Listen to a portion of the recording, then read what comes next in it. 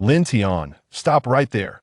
Hearing the girl's breathless pursuit behind him, Lin Tian, as usual, kept glancing back in admiration while continuing to run, maintaining a safe distance.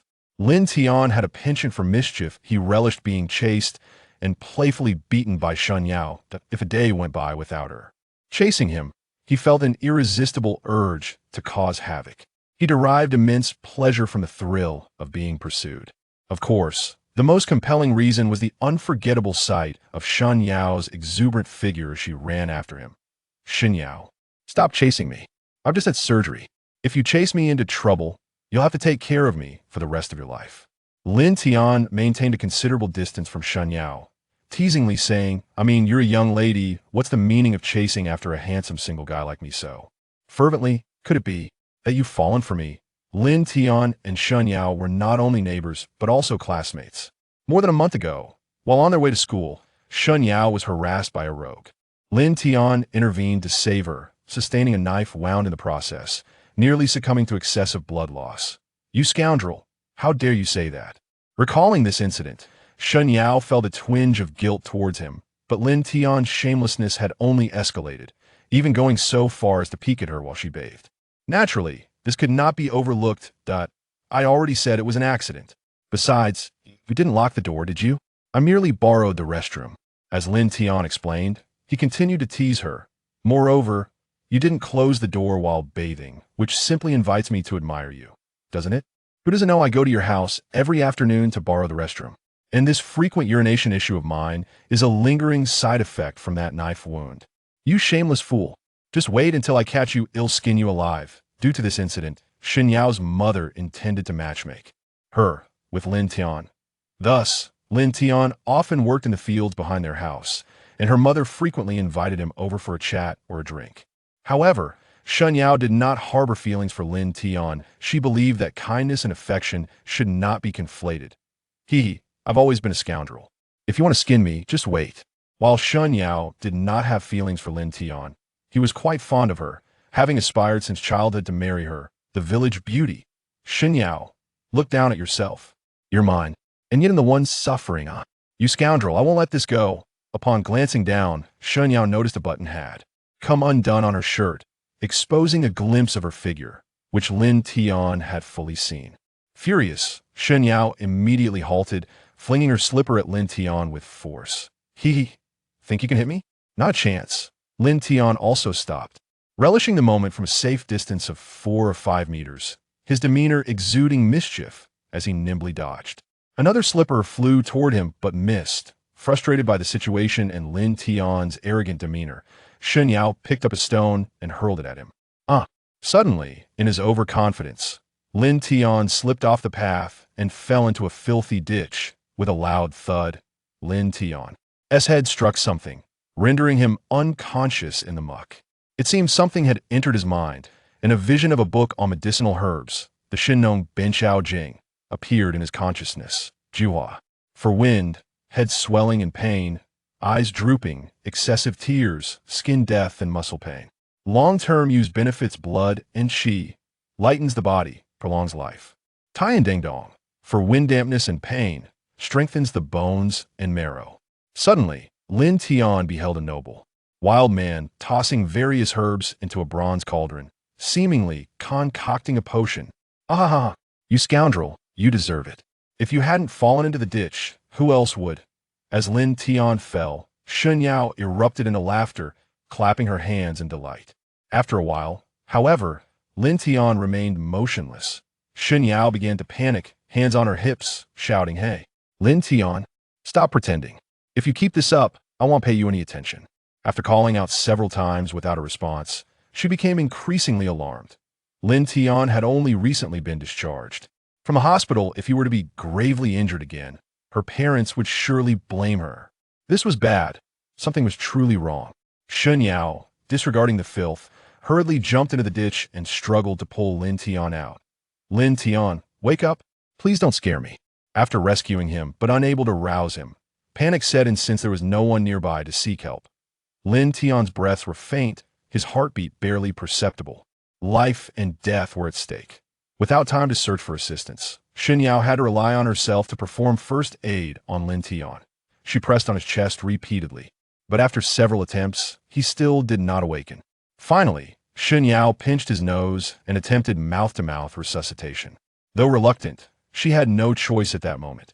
Her first kiss was thus unwittingly bestowed upon Lin Tian. Hoo-hoo, after several deep breaths. Lin Tian suddenly opened his eyes, the sight before him nearly causing him to lose his composure. So beautiful, so fragrant. Xun Yao was leaning over him, administering artificial respiration, while Lin Tian's dark, sparkling eyes narrowed in excitement at the view. Xun Yao wore a shirt that, although buttoned up, had come undone slightly with movement. Hee, this girl has a foul temper, and is fierce, but she's actually quite kind to me, truly a sharp tongue, but soft heart. As Lin Tian reveled in his thoughts, his throat betrayed him, producing a loud, gulping sound as he swallowed. You scoundrel. You woke up early? Xun Yao finally noticed his change, kicking him in anger. Simultaneously, she wiped her mouth, looking disgusted, casting a disdainful glance at Lin Tian. Ouch. That hurts, you're killing me. The kick landed squarely on Lin Tian's backside. While it wasn't overly painful, he instinctively yelped. Indeed, in response to his act, Xun Yao, feeling soft-hearted, couldn't help but ask, are you really hurt? Of course. You don't even know your own strength. Lin Tian chuckled to himself, grimacing playfully, in the patient here, hurry and rub it for me. Just as Xun Yao was about to extend her hand, she suddenly sensed something was amiss, her face cooling. Scoundrel, why don't you just go die? You're tricking me again. To ask her to massage his backside was utterly outrageous, a clear case of overstepping. Hee. I say, Xun Yao, do you have feelings for me? Don't deny it, we're adults. There's no need to be shy. Having been exposed, Lin Tian grinned and sat up, staring at her intently, even mockingly touching his lips. Next time you want to kiss me, just say, so no need to be sneaky. Shameless. Who's being sneaky? I was just. Xun Yao stammered at a loss for words. Pushing his luck was Lin Tian's specialty. In rural parlance, Lin Tian was the quintessential trickster. What's that? Don't tell me you didn't kiss me? Lin Tian declared confidently. Since you did, you must take responsibility. Rogue. I was just using it as a last resort. Xun Yao was furious, and Lin Tian's tone made it seem as if he was the aggrieved party. Get lost. Just go away. With a fierce glare, Xun Yao stormed off in a huff. Seeing her anger, Lin Tian wisely refrained from provoking her further, secretly smiling as he returned home. Upon arriving home, he was surprised to find several people gathered in the yard of their modest three-room house. Distantly, Lin Tian faintly heard jubilant remarks, such as, congratulations and phrases celebrating a heavenly match. As he approached, he discerned a red-draped sedan chair in the courtyard, and he immediately understood the situation. Wading through the crowd, he bellowed, Hao Jian, you audacious frog, dreaming of swan meat. With your piggish appearance, how dare you aspire to marry my sister? Begone! Lin Tian was genuinely infuriated. The man surnamed Hao had been harboring intentions towards his sister for a day or two, and today he shamelessly came to propose. Hao Jian, the son of the village secretary, was aptly named, for he was utterly despicable, indolent, and unambitious. He was not only portly, with a bulbous head and large ears, but also a notorious bully in the village, wreaking havoc everywhere. How could such a man ever be worthy of his sister, Lin Yi, who was as radiant as a blooming flower? Lin Tian, stop your incessant chatter. I have already provided 30,000 as a betrothal gift, and your parents have consented. A hefty man with a tuft of yellow hair approached. It was Hao Jian. From this moment forth, I shall be your brother-in-law. Come now. Call me brother-in-law, and let me hear it. Little Tian, you should feel fortunate that Xiao Yi is marrying into the Hao family. From now on, there will be no worries about food and clothing. We, who are envious, cannot even compare. The matchmaker, Widow Zhang, quickly joined in with the crowd's agreement. Though Hao Jian was unattractive and lacked capability, his family was wealthy and influential, making him a desirable match for many families in the village. However, Lin Tian was unwilling. Noticing 3 large red envelopes on the table, he immediately turned to his parents. Mom, Dad, you truly agreed? Lin Tian's parents wore expressions of discontent, nodding helplessly. What? Lin Tian exclaimed in disbelief. I do not consent. In Wutong Village, Lin Tian's sister, Lin Yi, and Shun Yao were recognized as the most beautiful women. Lin Yi had sacrificed her education to support Lin Tian's university aspirations, contributing immensely to their family. Lin Tian was deeply grateful and could not bear to see her future squandered on someone like Hao Jian. Lin Tian's parents, too, were reluctant but felt they had no choice, sighing heavily. Haha, marriage is arranged by parents and matchmakers. Your descent means nothing. Hao Jian boasted. Old father-in-law, please call Lin Yi back as soon as possible. Get lost. Lin Tian retorted defiantly, grabbing a nearby pole. How? Take your filthy money and leave. I assure you. My sister will never marry a swine like you. Lin Tian's fierce demeanor startled Hao Jian, who, although reluctant, found himself at a loss for words. Before he could finish, Lin Tian swung the pole at him. Are you leaving or not? Fine, Lin Tian, you are quite bold. If it comes to blows, I shall take my money and depart, Hao Jian said as he turned to leave. Mark my words, you will come to beg me. I will never beg you. With Lin Tian's explosive temperament, the villagers quickly dispersed.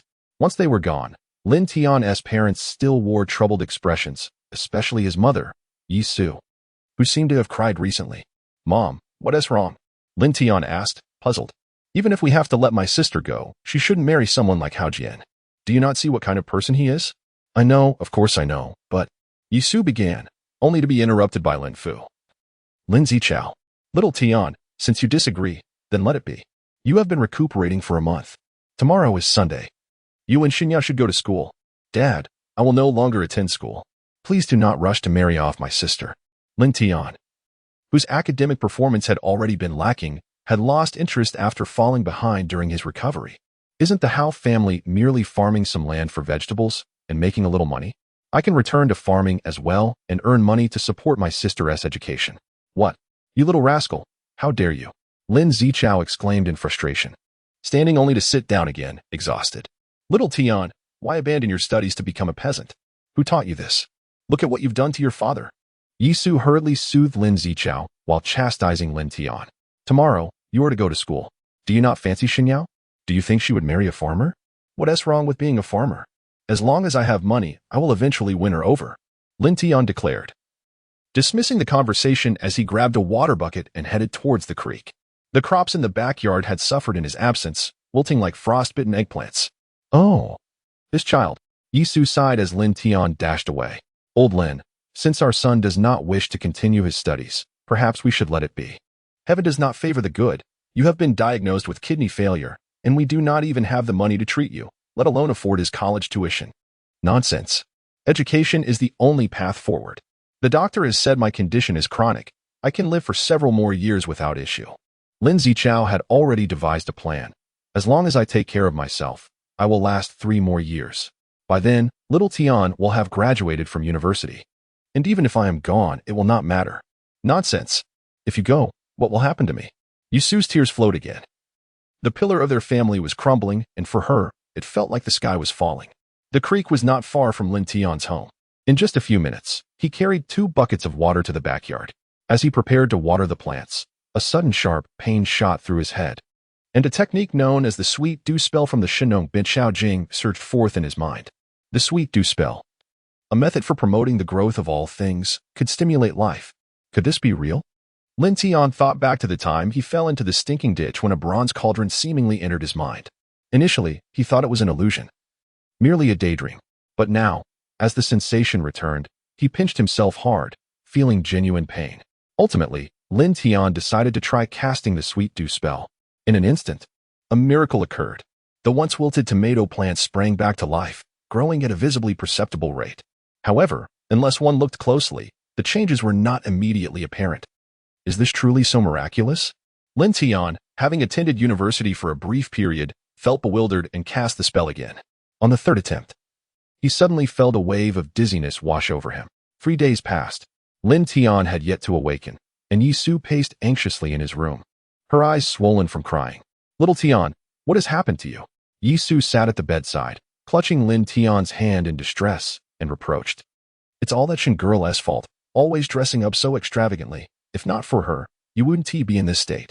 Your father has gone to the neighboring village for remedies and has yet to return. I am so worried. Shortly after, Lin Tian opened his eyes to see his mother crying and quickly said, Mom, what is wrong? Ah, Little Tian, you are finally awake, Yisu exclaimed, wrapping her arms around him. You frightened me to death. You have been unconscious for 3 days. What, 3 days? Lin Tian recalled casting the sweet dew spell in the garden and then losing consciousness. Alarmed at this realization, he pushed his mother away and rushed towards the garden, eager to confirm his suspicions. Upon arriving, Lin Tian was stunned by the sight before him, and Yisu, who followed closely, was equally astonished. Due to Lin Tian's 3-day coma, Yisu had not visited the garden. The 3 rows of tomatoes, once only knee-high and far from bearing fruit, had now grown to towering heights, robust and large. The ripe, red fruits hung like radiant suns, plump and vibrant. Mom, am I dreaming? Son, am I dreaming? They looked at each other, incredulous, and finally pinched each other, feeling genuine pain. This is not a dream. Lin Tian was certain that this was reality. Everything was indeed true. The sweet dew spell could indeed promote plant growth. A bright path unfolded before Lin Tian's eyes. With this thought, he couldn't resist plucking one of the tomatoes and taking a bite. His action startled Yisu, who hurriedly tried to stop him. Regrettably, it seems that Lin Tian was a moment too late. He bit into the tomato, and his expression instantly transformed into one of exaggerated delight. Mom, this is so delicious. Absolutely exquisite. Is this from our garden? You child, how could you dare to eat something like this? Yisu exclaimed anxiously. These mutated tomatoes could be deadly. Mom, it truly is delicious. Lin Tian was unconvinced that it could be poisonous. Really? You should try it. It's genuinely wonderful. Is that so? Observing her son's exaggerated expression and realizing that he had eaten it without issue, Yisu began to believe, especially since it was from her own garden. Once she tasted it, her reaction was even more dramatic, more incredulous. After decades of farming, she had never encountered such pure and fragrant tomatoes. As Lin Tian continued to eat, he excitedly proclaimed, Mom, our family is going to strike it rich. With this miraculous dew spell, I can envision a future where we become the foremost vegetable farmers, counting money until our hands ache. Suddenly, a commotion arose. Sister-in-law, something's wrong. Chinsa, from the village shop, rushed in, her face pale with urgency. Upon seeing the towering tomato vines in the garden, she was left speechless. How could there be tomato plants this tall in the countryside? And at this time of year, when the seedlings were only just planted. Chinjie, what happened? Yisu inquired. After catching her breath, Chinsa replied, Sister-in-law, your husband has collapsed on his way back.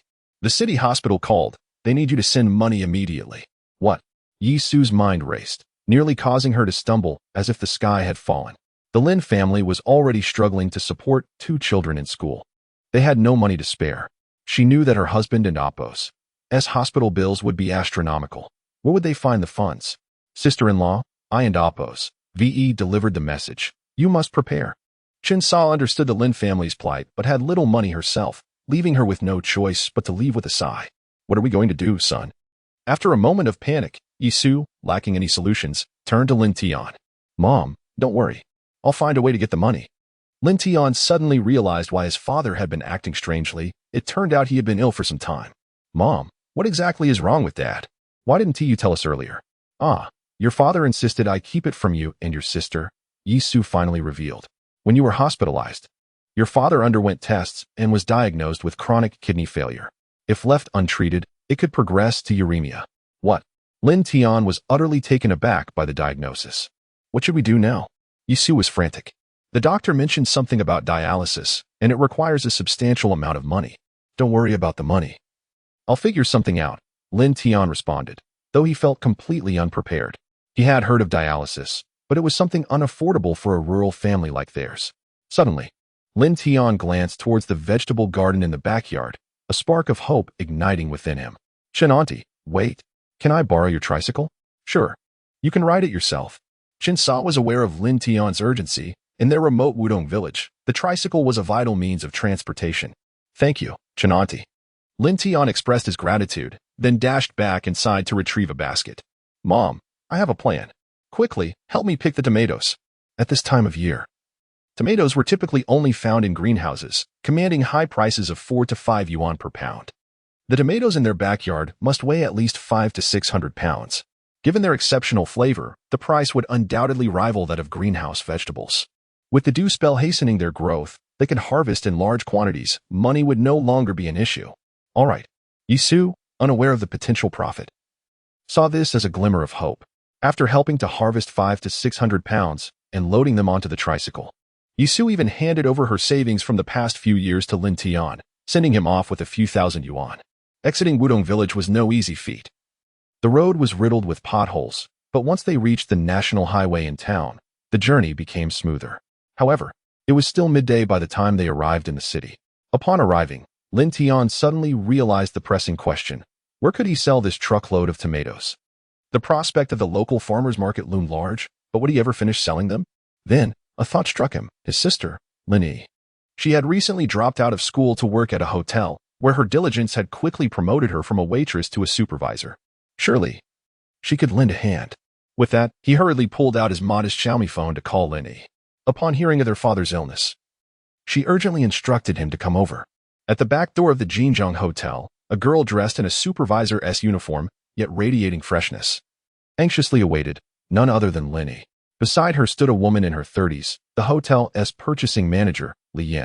Hearing the sound of the tricycle, Lin Yi dashed out. Upon seeing the truckload of tomatoes, she was taken aback. "Xiao Tian, where did you get all these tomatoes?" Lin Yi quickly inquired, concern etched on her face regarding their origin. "These are from our backyard, the tomatoes we grew ourselves," Lin Tian replied as he dismounted and turned to Lin Yi. "Sister, this is the purchasing manager you mentioned, right?" "Exactly." Lin Yi nodded. "Jinjiang, this is my brother Lin Tian, a bit of a troublemaker." With a grin, Lin Tian said, "Jinjiang, you must take a look at these goods. They are pure, naturally grown tomatoes from our family. You won't find such high-quality tomatoes anywhere else." "Huh, you're quite the charmer. Just as your sister said, you really know how to boast," Lin Yi teased. "This season, only greenhouse tomatoes are available, so don't exaggerate." Lin Yi, well acquainted with Lin Yi, approached the truck and was indeed astonished. As the hotel's purchasing manager, she was well versed in the quality of food products, and Lin Tian's tomatoes were evidently superior to those available in the market. "Jinjiang, their appearance speaks for itself, but you should taste them to appreciate their essence." Lin Tian confidently tossed one to her. "You little rascal. You dare offer me something that's been treated with pesticides and ripening agents without even washing it?" Lin Yi joked, her demeanor warm and playful. "All right, enough boasting. Based on market prices, I can offer you 4 yuan per pound. That's my maximum authority. Plus, with this quantity, I'll need my colleagues from the branch to assist in purchasing." "Thank you, Jinjiang. I really appreciate it." Lin Yi expressed her heartfelt gratitude. Lin Yi was loyal and didn't mind helping friends. "We've known each other for quite some time. Your father is ill. How could I not lend a hand? Xiao Tian, come, help us unload the goods and weigh them." "Wait." Just as they were about to unload, Lin Tian suddenly declared, "Jinjiang, I want to sell." "What?" Both women were taken aback, and Lin Yi immediately grasped Lin Tian's ear in disbelief. "Xiao Tian, what are you thinking?" "Sister, I'm not crazy." Lin Tian calculated quickly. At 4 yuan per pound, the tomatoes would only fetch a little over 2,000 yuan, barely enough to make a difference. "If you weren't doing this for my sister's sake, would you even consider buying such subpar vegetables?" Lin Yi was exasperated, still unable to believe that these vegetables were grown at home. "Do you think that just anyone's vegetables could be sold at such a hotel?" she exclaimed. "Thank you, Sister Yin." Lin Tian recognized that Lin Yi was trying to help, but he remained reluctant. "Sister Yin, I assure you, these tomatoes have not been treated with pesticides or ripening agents. They are entirely organic, grown in my own garden. If you do not believe me, taste one for yourself." "Don't be ridiculous. How much land do we have at home? I would know." Lin Yi quickly pulled Lin Tian aside, signaling him to refrain from causing trouble and offending anyone. "All right, I will give it a try." Seeing Lin Tian's serious antics, Lin Yi couldn't help but chuckle. She picked up a tomato, wiped it on her clothes, and took a big bite. "Ah, what is this?" As the juice burst forth, Lin Yi and Appo's expression turned exaggerated, filled with disbelief. She quickly finished the tomato, still craving more. Without wiping her mouth, she immediately asked Xiao Tian, "How much do you want for a pound? This exquisite ingredient is rare in the world. If we import it in large quantities, the business of the Jinjiang Hotel will undoubtedly reach unprecedented heights." Lin Tian was unsure of the price to set and tentatively raised a finger. 10 yuan a pound. That should be acceptable. After some consideration, Lin Yi readily agreed. She was currently competing with another colleague for the position of procurement department manager, and she had the authority to make decisions. Moreover, introducing this dish would undoubtedly earn her great credit. What nonsense! 10 yuan a pound for tomatoes? Just then, A sharply dressed young man approached, casting a cold glance at Li Yan. Li Yan, are you out of your mind? It's just tomatoes. And you want to charge 10 yuan a pound? That's not how you exploit your position. Ridiculous. This man was Wang Qiao, another procurement supervisor competing with Li Yan. Li Yan, I do not agree with your overpriced acquisition.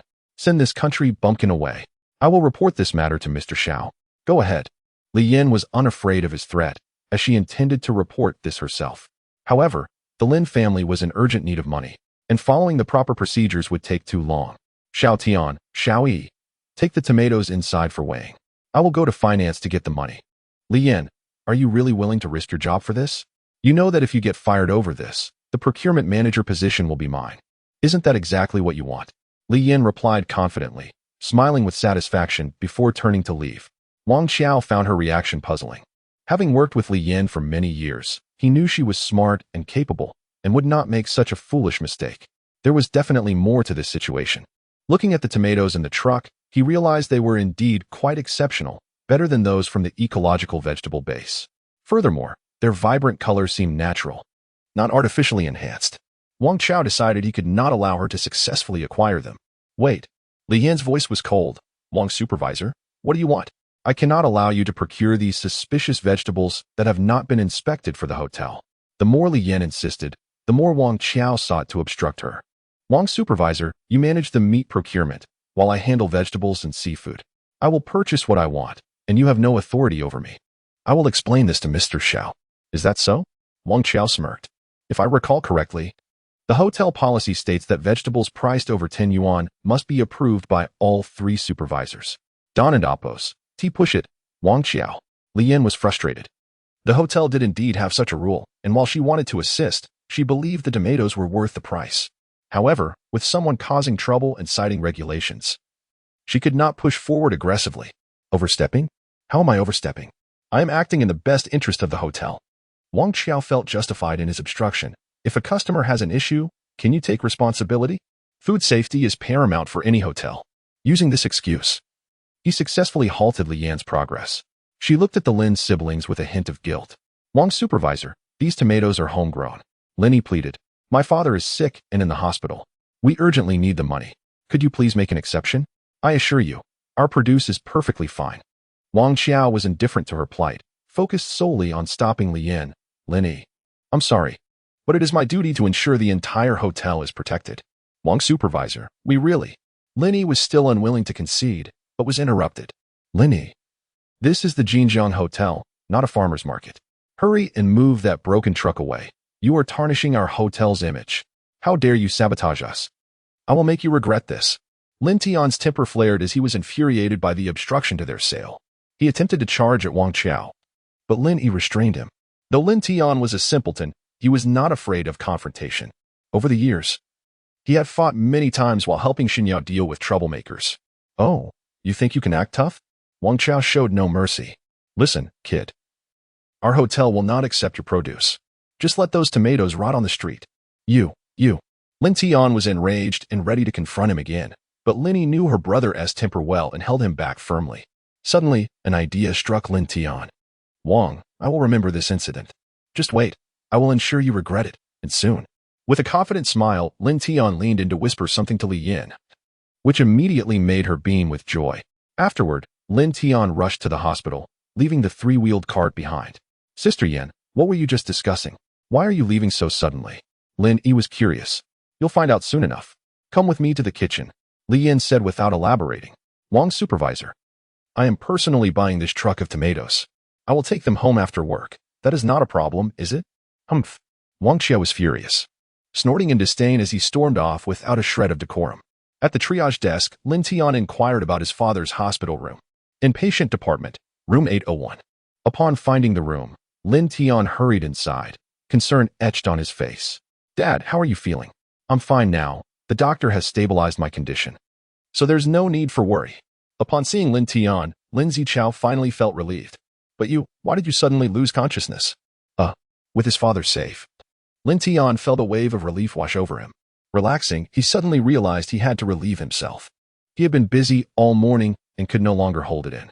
With a comical urgency, he rushed to the restroom, but just as he grasped the door handle, Lin Zichao abruptly shouted, "Wait." However, it was too late. A shrill scream echoed through the air. Lin Tian never expected to find a beautiful nurse sitting on the toilet, looking just as startled. The nurse was strikingly lovely, with a round face, fair skin, and long, elegant legs. Their eyes met, and an awkward silence ensued. Fortunately, he had not yet exposed himself. Otherwise, it would have been truly embarrassing. "Get out." The most awkward moment came from the young nurse, Su Bingbing. Last night, she indulged in hot pot and ended up with a stomach upset, almost unable to hold it in. In her haste, she forgot to lock the door. When she yelled, Lin Tian lost all urge to urinate and hurriedly retreated. Closed the door. Though he exited, the bathroom door remained ajar, nearly driving Su Bingbing to madness. Oh. I'm sorry, my apologies. It was only then Lin Tian realized he had forgotten to close the door for her. He quickly turned to shut it, only to catch another glimpse of her. At that moment, Su Bingbing truly lost her composure, wishing she could vanish into the toilet. Fortunately, Lin Tian, though a rogue, was still a gentleman at heart. He merely cast a glance before promptly securing the door. His heart raced wildly. Upon returning to the hospital bed, the father and son exchanged helpless glances, the embarrassment palpable. Soon, Su Bingbing emerged, shooting a fierce glare at Lin Tian before storming off in a huff. "You brat. Can you not be so reckless?" Lin Zichao was at a loss on how to chastise his son. In ancient times, such behavior could lead to dire consequences. He refrained from finishing the thought. If his foolish son were to marry a beauty like that nurse, it would surely bring honor to the Lin family. "Dad, are you hungry? I'll go get you lunch." Despite the unexpected and somewhat scandalous incident, Lin Tian was not so perverse as to dwell on it. He stood up, only to inadvertently bump into Lin Zichao. A snippet of knowledge from the Shinong Bin Xiaojing suddenly flowed through his mind. Chronic labor can lead to illness. Irreversible decline in kidney function, resulting in cardiovascular complications, and a life expectancy that is not long. Medicinal herbs such as Bajishan and Baying could be used for treatment. It was a prescription seemingly aimed at restoring kidney function. Could it be that the knowledge in my mind not only cultivates plants but also heals people? Having witnessed the wonders of the Guanlu spell, he found it unsurprising that treatment methods and prescriptions would manifest. Kidney failure ultimately leads to uremia, which is nearly incurable without a transplant. Yet, the knowledge in Lin Tian's mind suggested a possibility of healing? Truly miraculous, beyond comprehension. "Kid, what are you daydreaming about? Didn't you go to get lunch?" Lin Zichao inquired. "By the way, call that nurse to change the dressing." "Ah." Lin Tian was taken aback. That little nurse must be furious with him now. Wasn't that akin to courting disaster? "Ah, what nonsense. Can't you even muster an apology?" Lin Zichao could have pressed the call button, but merely sought to teach his son a lesson. "Yes, as you say." Understanding his father's intent, Lin Tian, not daring to provoke his ire after such a humiliating incident, made his way to the nurse's station. Rogue. Upon seeing Lin Tian, Su Bingbing immediately turned her head away, muttering a curse, clearly still incensed. With his father's request hanging over him, Lin Tian could only comply. With an awkward smile, he leaned closer to her and said, Ahem, beautiful lady, I sincerely apologize. The first incident was an accident, but the second time, I truly didn't mean to look." Su Bingbing was unwilling to forgive and ignored Lin Tian's repeated apologies. Nearby nurses stifled their laughter, fully aware of Su Bingbing's embarrassing predicament. Room 801 was not far from the nurse's station, and the unfolding drama was quite amusing and bizarre. "Hey, at least give me a response. Whether you forgive me or not, say something." This silence is unbearable. As he continued to speak, Lin Tian felt less awkward and leaned in closer, whispering, "Beautiful angel." "Oh no, beautiful lady, auntie, please say something. If you don't forgive me, the old man inside will have my skin." With a laugh, Su Bingbing could no longer contain herself. As she turned back, she unexpectedly planted a kiss on Lin Tian's cheek. Neither of them had anticipated such proximity, leading to a moment of shock. "You." After a brief pause, Su Bingbing regained her composure, raising her hand in anger. But Lin Tian had already fled. Time to change the dressing in room 801. Su Bingbing was infuriated, stomping her feet as her round face turned crimson. Ice, congratulations. You've finally given away your first kiss," exclaimed the nurses, teasing her. "Ugh, I won't talk to you anymore, how annoying." Embarrassed by their teasing, Su Bingbing hastily left, seething with resentment towards Lin Tian. She silently vowed to make him pay the next time they met. He was utterly detestable. Before long, Lin Tian returned with lunch. As he opened the takeout box, he said, "Dad, I just went to pay the bill, but someone had already covered it. Where did you get the money?" "I have no money. It was the person who saved me who paid in advance." "Such kind souls are rare in today's society," Lin Zichao replied, appearing more revitalized as he handed Lin Tian a business card. "This Mr. Feng saved my life. Once we gather the money, we'll repay him immediately. Though we are farmers, we must uphold our integrity. He didn't and oppose. He treat me like a scammer and even took me to the hospital. We must remember this kindness." "What scammer?" Lin Tian looked at the card, which bore only a name and a number. Feng Jun, likely a woman of some standing. "On my way back, I fainted on the road, and Mr. Feng nearly ran into me," Lin Zichao recounted, still shaken. "Fortunately, she was in a luxury car with good brakes. Otherwise, I would have ended up in a hospital or worse, a funeral home." "Is that so? Let's eat first," Lin Tian replied, still feeling the weight of the earlier scare. It was indeed fortunate that this woman, Feng Jun, had not run him over and instead helped him to the hospital, covering the medical expenses, a genuinely good person. Just as they finished their meal, the attending physician, Feng Jingxin, arrived at the ward. "Lin Zichao, the results are in. Your condition is quite severe and has affected your cardiovascular health, which caused the fainting. You must undergo dialysis. Otherwise, your condition will worsen, and your life will be in jeopardy." "Is it that serious?" Lin Zichao exclaimed, but he had no intention of undergoing the procedure. "Dr. Feng, how long can I survive without dialysis?" "Family members, is this your stance as well?" Dr. Feng, being an expert, immediately turned to Lin Tian. "Yes, we must proceed with the dialysis. However, will it cure him?" Lin Tian was more concerned about understanding than the financial implications. Dr. Feng did not wish to make a definitive statement in front of the patient and slightly shook his head. "Dr. Feng, is there a possibility that traditional Chinese medicine could restore kidney function?" It seemed that Lin Tian's suspicion was confirmed. This ailment could not be completely cured. Now, all hope rested on the knowledge from the Shinong Ben Chao Jing. Yet, he was reluctant to gamble with his father's life. "Absolutely impossible." Dr. Feng, though knowledgeable about some aspects of traditional medicine, responded emphatically. Those 4 words left Lin Tian at a loss, caught in a turmoil of uncertainty. The extraordinary knowledge within his mind had indeed defied conventional understanding. However, the doctor's words compelled Lin Tian to believe. Ultimately, under the strong insistence of Lin Zichao, they opted for conservative treatment. His sentiment was to economize wherever possible. Were it not for the hospital's refusal to discharge him, he would have left the moment he regained consciousness. This reflects the mindset of rural individuals and the harsh reality they face. At 2 in the afternoon, Lin Yi called, requesting Lin Tian to visit the Jinjiang Grand Hotel.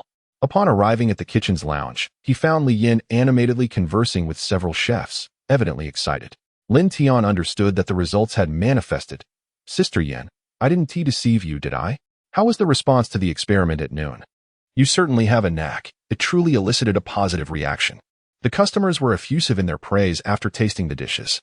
Previously, Lin Tian had asked her to find chefs to prepare several dishes using tomatoes and serve them to a few regulars for tasting, which yielded unexpected results. Chef Jiang.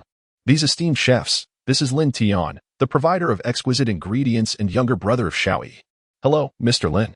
After the introductions, the tall and robust head chef, Jiang Bowen, eagerly took hold of Lin Tian's hand. "Mr. Lin, your ingredients are simply exquisite. There are no words to describe their quality. You must supply these exceptional ingredients to our hotel. It is imperative." Another head chef excitedly chimed in. "Mr. Lin, with such premium ingredients, our hotel will undoubtedly become the premier establishment in Sanjiang City." The chef's enthusiastic reactions surprised Li Yin. It seemed she had underestimated the potential profit and reputation Lin Tian's ingredients could bring to the hotel. "Apologies, esteemed chefs," Lin Tian responded, unfazed. "Delivering a shocking revelation, I do not wish to sell these ingredients to your hotel." "What?" The chefs tensed, and even Li Yin and Lin Yi appeared bewildered, unsure of Lin Tian's intentions. "Mr. Lin, please reconsider. We want all your ingredients. The price is not an issue," Chef Jiang Bowen implored, anxiety palpable in his voice. "Xiao Yi, quickly persuade your brother. Only our hotel can truly harness the value of such ingredients." As Lin Yi turned to Lin Tian, ready to speak, she suddenly comprehended his meaning. "Chef Jiang, it is not that we refuse to sell, but rather that the Jinjiang Hotel does not accept our ingredients." claiming they are only fit for the streets. Lin Yi finally grasped the situation and immediately whispered to Jiang Bowen. Upon hearing this, Jiang Bowen was furious and promptly dispatched someone to summon the instigator, Wang Qiao. As the head chef and executive chef, Jiang Bowen held significant authority within the hotel. Although Wang Qiao was the purchasing supervisor, he dared not offend Jiang Bowen and hurriedly arrived. Upon seeing Lin Tian still present, he sneered, "Country bumpkin, you're still here? If you don't leave, I'll have security smash your dilapidated vehicle." "Very well, everyone, farewell." Lin Tian smiled faintly and turned to depart. But Jiang Bowen was unwilling to let him go, hastily grasping Lin Tian's arm. "Brother Lin, please don't be upset. Leave this to me. I will ensure you are satisfied." Lin Tian then resumed his seat. Today's events had already validated the worth of his vegetables. Jinjiang City was not limited to this one hotel, and he was the sole distributor, leaving him unconcerned about sales. The previous grievances could not remain unaddressed. Chef Jiang, what is this? Wang Qiao, only aware of blocking Li Yan's acquisition, knew nothing else. As soon as he opened his mouth, Jiang Bowen's expression shifted. Wang Qiao. Do not call me brother. Refer to me as Chef Jiang. Chef Jiang, Wang Qiao, still bewildered, was swiftly interrupted. What do you mean? You foolish, short-sighted individual. Wang Qiao, if you wish to keep your job, immediately apologize to Mr. Lin and ensure his satisfaction. Mr. Lin? Which Mr. Lin? Wang Qiao glanced around. Seeing no one else named Lin aside from Lin Yi and her brother, thus finding no one to apologize to. Moreover, he could not recall offending anyone. Haha, this supervisor Wang is indeed a talent. Lin Tian could hardly contain his laughter at Wang Qiao's panicked and innocent demeanor. Supervisor Wang, aside from myself. Who else bears the surname Lin and is addressed as Mr. You? Wang Qiao scoffed, but Jiang Bowen was on the verge of tears. The news of Lin Tian's exceptional ingredients would undoubtedly spread, prompting hotels and restaurants throughout Jinjiang City to clamor for them. Wang Qiao, having rejected an opportunity presented to him, remained oblivious to his folly. Wang Qiao, it appears you have lingered too long in your position as purchasing supervisor. There is no longer a need for you to continue. Go and submit your resignation to General Manager Xiao. Jiang Bowen was not being unfeeling. Rather, he had missed the chance himself. Mr. Lin, Brother Lin, are you satisfied with this course of action? Have you lost your mind, Jiang Bowen? Jiang Bowen, an elder statesman, and Wang Qiao, a longtime hotel employee, found Jiang Bowen's attitude displeasing. He is merely a country bumpkin, and yet you fawn over him? Furthermore, you wish to dismiss me. Do you have the authority to do so? Ordinarily, Wang Qiao respected Jiang Bowen. However, when it came to his interests and future, he would not allow himself to be manipulated, willing to sacrifice his promising career for just a single statement. Goodness! Lin Tian lamented for Wang Qiao's ignorance. He could not be bothered to waste further words and coldly stated, Chef Jiang, Sister Yan, if you wish to discuss business, please have your general manager come personally. Xiao Tian, is it necessary to involve our general manager? Li Yan interjected hastily. You think you merit the attention of our general manager? Do you believe you are the mayor's son? Before Lin Tian could respond, Wang Qiao interjected once more. Li Yan, Chef Jiang, do not be deceived by this boy. A mere farmer selling vegetables on a tricycle truly believes he is someone of significance? All right, I am indeed a farmer, Lin Tian retorted. Wang Qiao was hopeless. Since it had come to this, Lin Tian felt compelled to eliminate him entirely. Otherwise, he would continue to be bullied.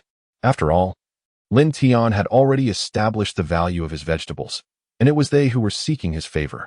With a sense of pride, Lin Tian prepared to leave once more. Jiang Bowen, unwilling to let him go, quickly stood and detained him.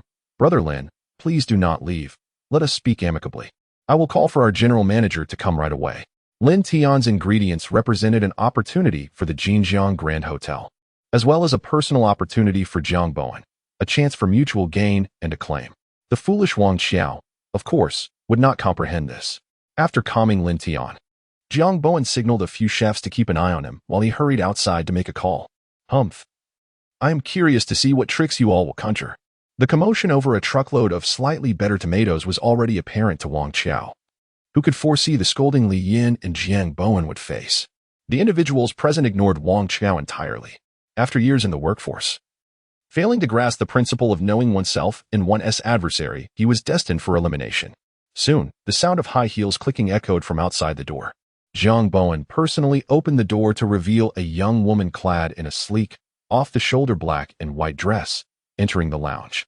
She was stunning, perfect. Her mere presence eclipsed all others, possessing a flawless figure, a beautiful visage, complemented by an air of nobility that left Lin Yi feeling overshadowed. A goddess, truly a goddess. General Manager Xiao, this is Lin Tian, Mr. Lin, whom I just mentioned to you. He is the brother of our hotel supervisor, Lin Yi, Jiang Bowen promptly introduced. Lin Tian was still somewhat dazed, and Wang Xiao quickly stepped forward. General Manager, why have you come personally? The man, he is simply Manager Wang. Feel free to collect 3 months of salary from the finance department. Xiao Yunshi exuded an air of cold elegance. Ah, President Xiao, what do you mean by this? Wang Xiao appeared somewhat incredulous. However, Xiao Yunshi had no time to entertain him and coldly remarked, "Did you not comprehend my words?" Lin Tian could no longer bear it and bluntly stated, "Manager Wang, have you not heard clearly? You have been dismissed. Do you still not understand?" President Xiao, why is this happening? Wang Xiao still felt unwilling to accept it, primarily because he could not fathom the reason. Lin Tian, in an effort to enlighten him while also relishing the moment, explained, "It is quite simple. You nearly jeopardized an opportunity for the Jinjiang Grand Hotel to ascend to new heights, potentially reaching a national audience. Do you require further clarification? You scoundrel?" At last, Wang Xiao comprehended that his dismissal stemmed from Lin Tian's actions. Very well, just you wait. His pride could not bear the slight, and he feigned indifference as he departed. Manager Wang, allow me to impart one final piece of advice. Do not underestimate the youth of the impoverished. Lin Tian replied with a faint smile. Well said, Mr. Lin. You do not resemble a humble farmer. Rather, you appear to be a shrewd businessman. Lin Tian's words piqued Xiao Yunshi's curiosity. Your insight is quite sharp, and your methods ruthless. Following your counsel, I have dismissed a manager. Can we now discuss a partnership? No. I am merely a farmer, a genuine, down-to-earth farmer. Lin Tian took pride in his humble origins. President Xiao, you are the real businessman. I'm not worthy of such a title. Dismissing him does not benefit me either. Lin Tian's statement held truth. Had it not been for Wang Xiao's disruptions, Lin Tian would not have had the opportunity to recognize the value of his produce, nor would he have been able to set a reasonable price for his first foray into the market. Ironically, it was Wang Xiao's obstructions that prompted Lin Tian to consider a tasting method. Indeed, Wang Xiao lacked a broader perspective, was envious of talent, and was overly concerned with petty gains. He was undoubtedly unfit for a prominent position at the hotel. Xiao Yunshi smiled lightly. Mr. Lin, I have just tasted the ingredients you provided and have also reviewed customer feedback. They are truly exquisite and beyond reproach. My family has been in the hotel industry for decades, and I have never encountered such exceptional produce. May I inquire if you can supply this top-quality ingredient in bulk and over a long term? Certainly, grant me a little time, and I can provide as much as you require. Seasonal ingredients for your hotel will not be an issue. Lin Tian calculated discreetly, ensuring he retained some room for growth. Excellent. Although Xiao Yunshi was coldly beautiful, she could not help but smile at Lin Tian's response. Mr. Lin, can you assure me that the produce will maintain today's flavor? Of course, that is not a concern. Lin Tian smiled. President Xiao, you need not worry about quality or safety.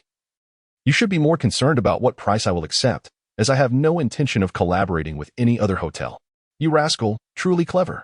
Though the boss was personally involved, employees should not interject. Yet, Li Yin could not resist. Your sister still works here. Who else would you choose but us at Jinjiang? This is different. Lin Tian had at least attended a few days of university, understanding the distinction between personal and professional matters. Indeed, we have underestimated you, farmer. Astute and observant. Xiao Yunshi pondered for a moment before stating, Mr. Lin, what price do you seek? As long as it is not excessive, we can accommodate. Lin Tian remained silent, extending 2 fingers. 20 yuan per jean? That is impossible. Xiao Yunshi immediately countered, and even Li Yin was taken aback. In an instant, the price had doubled. President Xiao, do not deceive me. In business, haggling is entirely normal, Lin Tian replied with a smirk. The new dishes you promoted for tasting were priced at 68 yuan each. One serving contains merely a tomato, weighing less than half a jean. Oh, Lin Tian. Did you even calculate for your sister? Li Yin exploded, realizing Lin Tian had been inquiring about the tasting to gauge the pricing of his vegetables. His sister Yin. There is no calculation between us siblings. This is business. Lin Tian felt somewhat awkward. He was unsure why, but today he felt exceptionally clear-headed, able to comprehend everything he needed to. His approach to matters had become much more thorough than before. Managerly, it seems we have encountered a formidable opponent. This one is far more cunning than his sister, Jiang Bowen chuckled. Brother Lin, 20 is too high. Even imported tomatoes do not cost this much. Chef Jiang, imported ones lack this flavor. Lin Tian teased. How about this?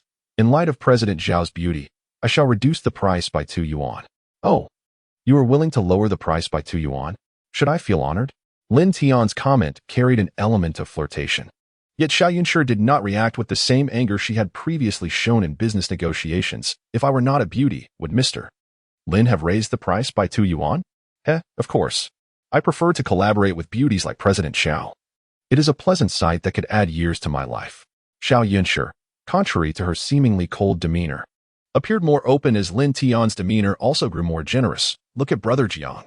Surrounded by beautiful women, his belly grows round and ample. Haha. How did this conversation turn to me? My girth is due to my love for good food, and has nothing to do with beautiful women. Jiang Bowen found himself in a comical predicament. What a diversion. However, the effect was delightful. The typically stoic Xiao Yunshi revealed charming dimples. Enough joking. Let us discuss serious matters. Lin Yi felt that her brother had undergone a transformation, becoming increasingly confident. Previously, Lin Tian had been mischievous and unafraid of trouble. But deep down, he still harbored insecurities when in the presence of the affluent. Now, he could engage in light-hearted banter with a prominent figure like Xiao Yunshi and a senior talent like Jiang Bowen. Mr. Lin, for your sake, I suggest you reconsider your pricing. Xiao Yunshi smiled and raised her hand. 12 yuan, that is the highest price we can offer. 16 yuan, it cannot go any lower. Gazing at her smile, Lin Tian further lowered his price. Otherwise, I would rather live a few years less. Money-minded. Deal. Xiao Yunshi rejoiced, promptly sealing the agreement. However, I have one condition. Speak. These with which she agreed left Lin Tian feeling as if he had fallen for a beautiful trap. In truth, Xiao Yunshi had already calculated that 20 yuan was her bottom line for Lin Tian's exceptional ingredients. Simply put, her condition was that Mr. Lin's produce should exclusively supply the Jinjiang group. To monopolize the advantage, Xiao Yunshi's stipulation was entirely reasonable. That is impossible. Lin Tian immediately rejected. President Xiao, your hotel requires development, and I, as a farmer, also need to grow. Do you not understand this principle? The Jinjiang Grand Hotel is vast, and ultimately, the consumption of vegetables is not substantial. Mr. Lin, you may not fully grasp the scale of our Jinjiang Grand Hotel. This is merely one of our establishments. Although Xiao Yunshi was not much older than Lin Tian, she had already ascended to the ranks of business magnates and naturally understood his implications. Within Sanjiang City, we have 6 branches, and in major cities throughout Tianan province, we have numerous locations. Is that so? Lin Tian had indeed underestimated the influence of the Jinjiang Grand Hotel. After a moment of contemplation, he proposed, in that case, how about this? After fulfilling your entire Jinjiang Grand Hotel supply needs, I may then sell to others? This. Xiao Yunshi pondered for a moment, finding little reason to refuse. Very well, I agree. Li Yin, prepare the contract. Wait. Lin Tian immediately stopped her, saying, President Xiao, I do not wish to sign a contract. Furthermore, my business is still in its nascent stages, and the daily output remains uncertain. Thus, rigid stipulations cannot be enforced. Xiao Tian, conducting business in this manner is unwise. Without a contract, if someone offers a higher price for our goods, wouldn't we be merely dressing someone else's bride? Li Yin interjected promptly. Indeed, Sister Yin, a verbal agreement is not ideal. However, I, Lin Tian, am a man of my word, and you can rest assured on this matter. Lin Tian had witnessed numerous instances of breach of contract, often resulting in severe losses. In business, trust is paramount. Moreover, I have my own difficulties, and I hope for your understanding. Grant me some time, and a contract will certainly be signed. Very well. I believe you. Given the gravity of the situation, Xiao Yunshi had no choice but to acquiesce. She was also quite curious about how Lin Tian cultivated such exquisite produce. Haha, President Xiao, you are indeed forthright. Lin Tian laughed as he extended his hand. To a pleasant cooperation. To a pleasant cooperation. Though Xiao Yunshi was not fond of shaking hands, she did not refuse this time. Their hands clasped together. A soft warmth surged through Lin Tian's heart, making him reluctant to let go. How soft, how comforting. Why can a woman's hand feel so delightful? Rogue. Indeed, all men seemed the same, and Xiao Yunshi, feeling somewhat displeased, withdrew her hand. Mr. Lin, the remaining matters will be handled by supervisorly. With that, Xiao Yunshi departed. You rascal. How audacious to hold on to President Zhao's hand. Once she left, Li Yin finally dared to speak.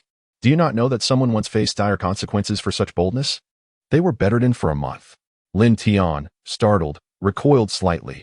It was indeed a thorny rose, perilously dangerous. It seemed he would have to be more cautious in future encounters with her. After a preliminary discussion regarding their collaboration, they unloaded the tomatoes from the truck for weighing. At noon, after the hotel used some, there were still 568 pounds remaining, priced at 16 yuan per pound, totaling 9,088 yuan. After rounding down, it came to 9,000 yuan. Lin Tian handed it all to Lin Yi to take care of their father. He then mounted his tricycle and returned to Wutong Village to embark on his agricultural venture. A truckload of tomatoes nearly fetched 10,000 yuan. Where could one find a faster way to earn money? Upon returning home, Lin Tian rushed straight to the vegetable garden. At this season, besides tomatoes, the garden only bore cabbage, cucumbers, eggplants, potatoes, and other common vegetables. Yi Su was diligent, having cultivated an entire acre in the backyard. Lin Tian first applied the dew spell on the cabbage, then began to observe. He wished to ascertain how extensive the coverage of a single incantation could be and what growth speed could be achieved. After casting the and oppos, dew spell and oppos, for the third time, Lin Tian felt noticeably fatigued. It appeared that his previous fainting spell was indeed due to the exhausting nature of the spell. After resting, Lin Tian cast the spell twice more, barely managing to irrigate the entire acre before hesitating to cast it again, fearing another bout of fainting. While the dew spell was indeed powerful, it consumed considerable mental energy. Given the current circumstances, Lin Tian would require 3 days to recuperate before he could irrigate another acre. As Lin Tian exited the garden, Yi Su returned from the fields and hurried over. Xiao Tian, what's wrong? Why do you look so exhausted? Come, sit down and rest. Mom, I'm fine. Just need a moment to recuperate. Lin Tian waved his hand, and with Yi Su's support, he sat down in the courtyard to rest. Thank goodness. By the way, how is your father? Is his condition serious? He's fine now. You need not worry. My sister is at the hospital taking care of him. I returned to tend to the garden. Lin Tian could not suppress his excitement as he mysteriously asked, Mom, can you guess how much I sold that truckload of tomatoes for? Little rascal, don't play games with me. How much? Yi Su was not in the mood for guessing. Hee, our family is about to strike it rich. Lin Tian gestured with his hands. Our tomatoes sold for nearly 10,000 yuan. What do you think? Ah, how is that possible? As a farmer, Yi Su understood market trends and was momentarily speechless. After a while, she exclaimed, You little brat, are you trying to fool your mother? You need not worry me with such excuses. Do you really think your mother is illiterate? Mom, the money is with my sister. Why are you so distrustful of your own son? Lin Tian was exasperated. Besides, it was sold to the hotel where my sister works. If you don't believe me, just call her. Really? At this point, Yi Su began to believe, realizing her daughter would not conspire to deceive her. Suddenly, she remarked, Son, how did our tomatoes grow so well all of a sudden? Here it comes. The question Lin Tian had been anticipating but did not know how to explain. Once the news spread, it would be even harder to clarify. Such a growth rate was something even scientists could not achieve. After pondering, Lin Tian had a sudden inspiration. Mom, I'll tell you. But you must not share this with anyone, all right? Do you know? Yi Su was intrigued. Of course I know. It was I who made it happen. Lin Tian needed to craft a plausible explanation. A senior of mine is a graduate student at an agricultural university. Recently, they developed a nutrient that stimulates vegetable growth. And I decided to give it a try, with remarkable results. Well, Lin Tian. Still at home? Just then, a plump figure appeared at the entrance. Hao Jian had arrived. You look quite unwell. Have you encountered difficulties? Hao Jian. Seeing this fellow made Lin Tian irate. What do you want, you glutton? You think you can be my brother-in-law? A toad wishing to eat a swan's meat. Take a good look at yourself. Lin Tian. I warn you to treat me with respect. Hao Jian was more arrogant than ever, brimming with confidence. I heard your father is hospitalized. That must cost a pretty penny. Does your family have the means to cover the medical expenses? What do you mean? Lin Tian grasped his implications, suspecting he was trying to coerce a marriage. Unfortunately, his calculations were off. The income from just this acre of vegetable garden could make the Lin family the richest in Wutong Village. Haha, I've told you before.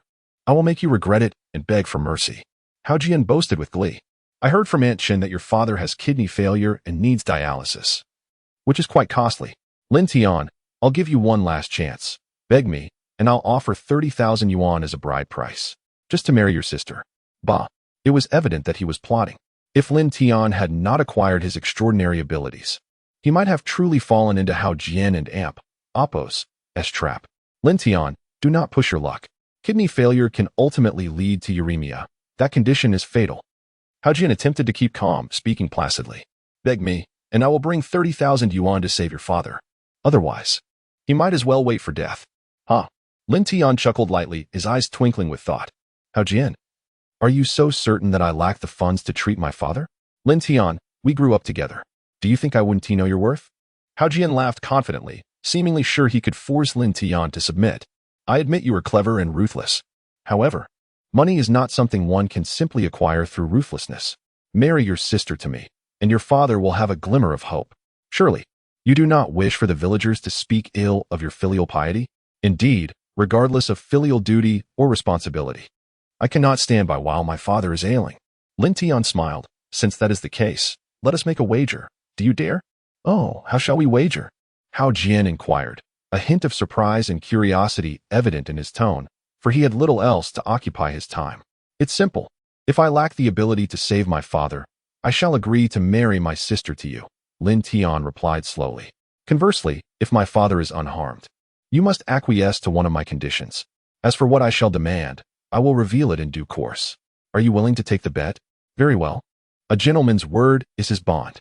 Hao Jian unhesitatingly concurred, and after exchanging a firm handshake with Lin Tian, he added, however, do not expect a bride price of 30,000 when the time comes.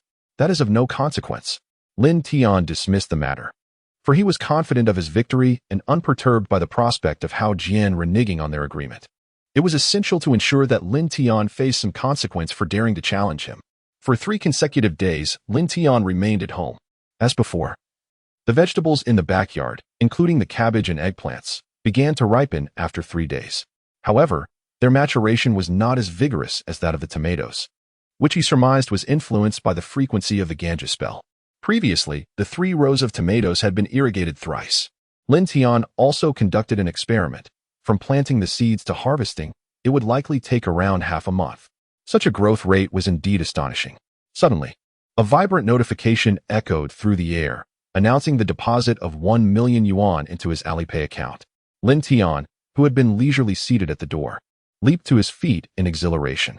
What the? Just as he was about to retrieve his phone, he remembered that it was merely his ringtone, a lively sound crafted by that mischievous girl Xinyao from her online escapades.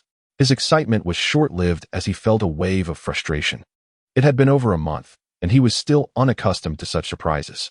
With a sigh, he answered the call. Hello, who is this? A familiar voice, tinged with a hint of reproach, replied, Little one, your temper seems rather volatile today. Who has provoked your ire? It's you, Sister Yan. Lin Tian recognized the voice of Li Yan, the purchasing department manager at Jinjiang Hotel. Sister Yan, what brings you to me? Have you forgotten the matter at hand? It has been 3 days. When shall the second batch of vegetables be delivered? Or have you run out of those exquisite ingredients? You guessed correctly. Lin Tian decided to tease her. The last batch of ingredients is indeed gone. My apologies. What? Could you repeat that? Li Yan nearly erupted, her voice nearly shattering the phone's earpiece, akin to a fierce lioness. How could she not be furious? Relying on Lin Tian's ingredients, she had finally ascended to her managerial role, and the developmental bottlenecks of Jinjiang Hotel were now surmountable. To hear that the supply had run dry sent her into a frenzy. Hey. Calm down, it was merely a jest. Lin Tian held the phone at a distance, switching to speaker mode. I do have the ingredients. They will be delivered this afternoon. Is that satisfactory? You little rascal, forget it. Li Yan was incensed, but before Lin Tian could react further, she continued, I have arrived at your village entrance with President Xiao. Come out and greet us. What? You say you're at the village entrance? Lin Tian nearly bit his tongue in disbelief. The stunning beauty, with a visage as captivating as a blooming peach and a figure as graceful as willow fluff, had come to the rural Wutong Village? Could she even traverse the muddy terrain in her high heels? Enough chatter, hurry.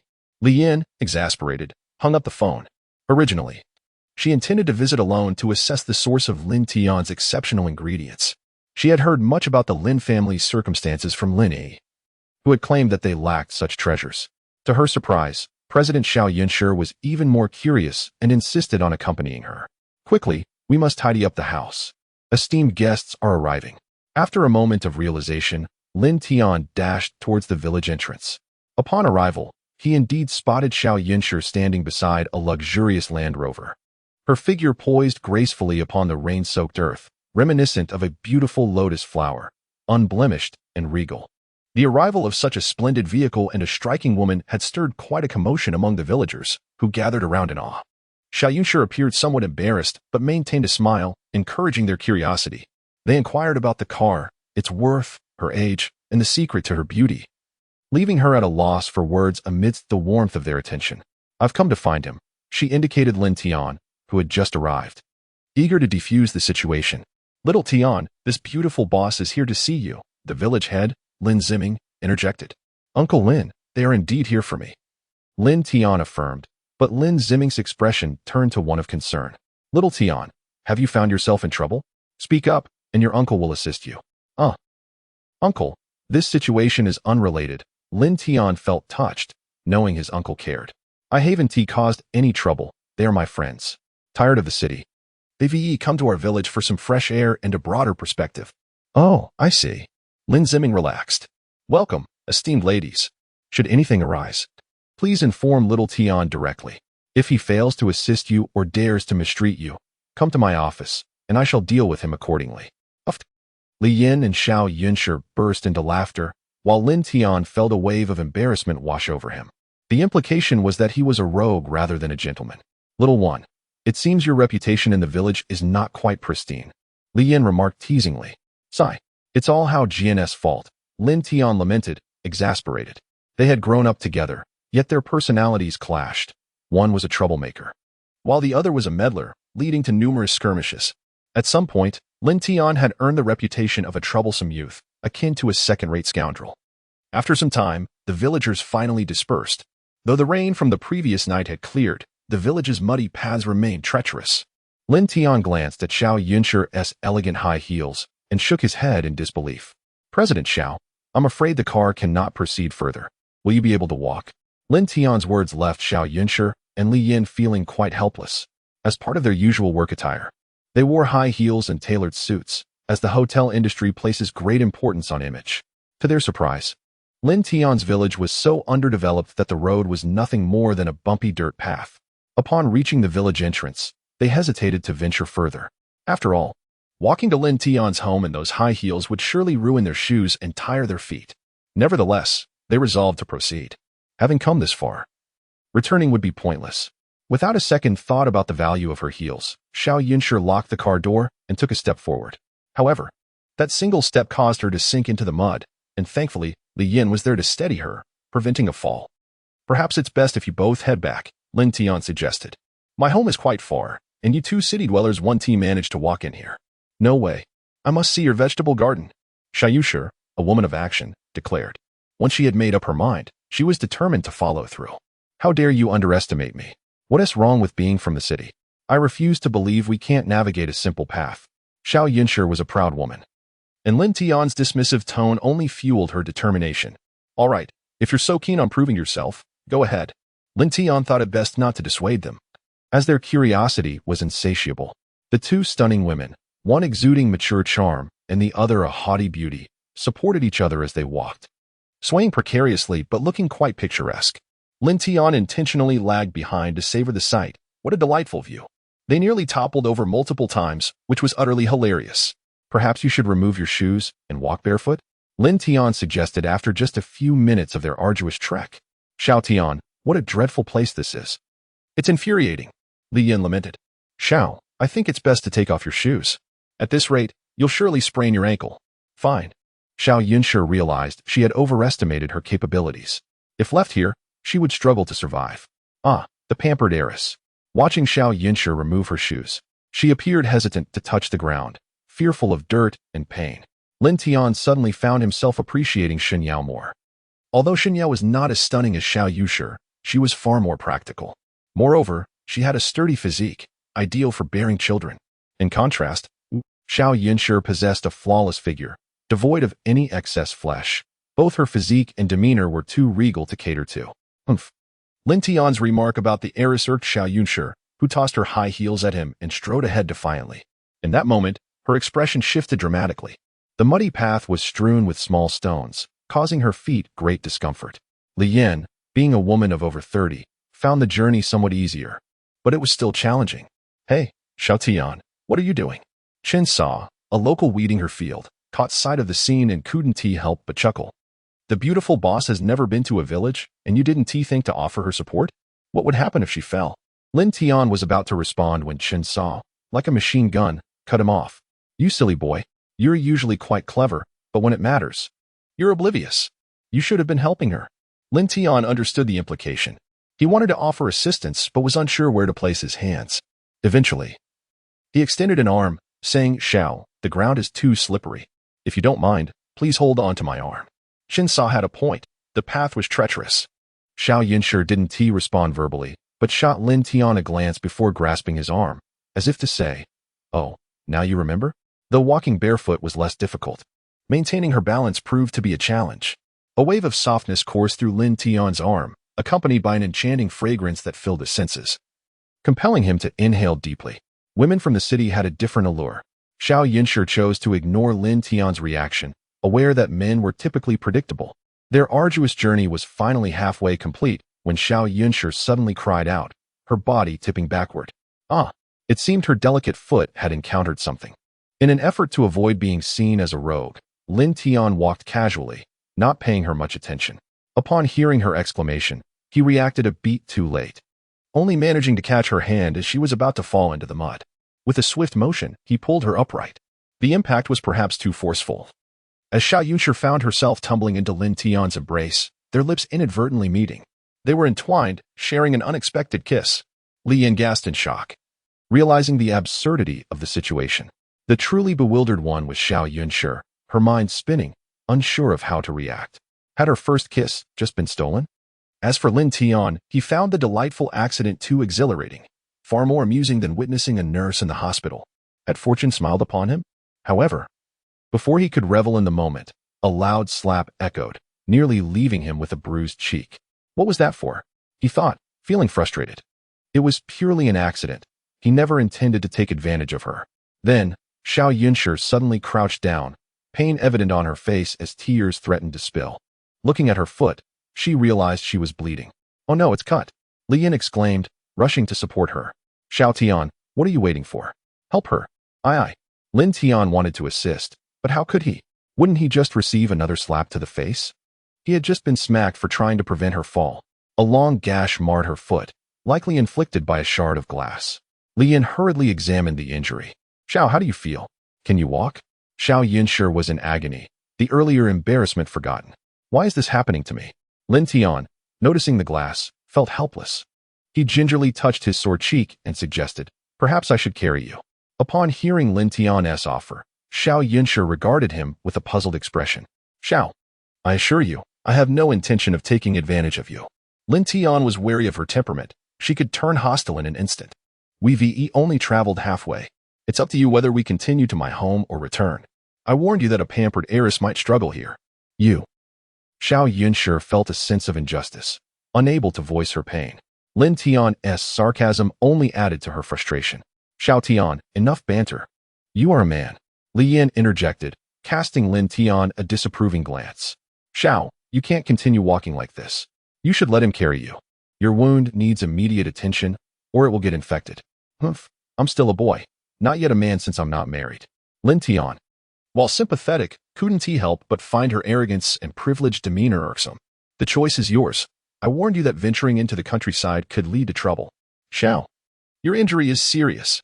Xiao Yunshi is renowned in Sanjiang City for her purity and grace.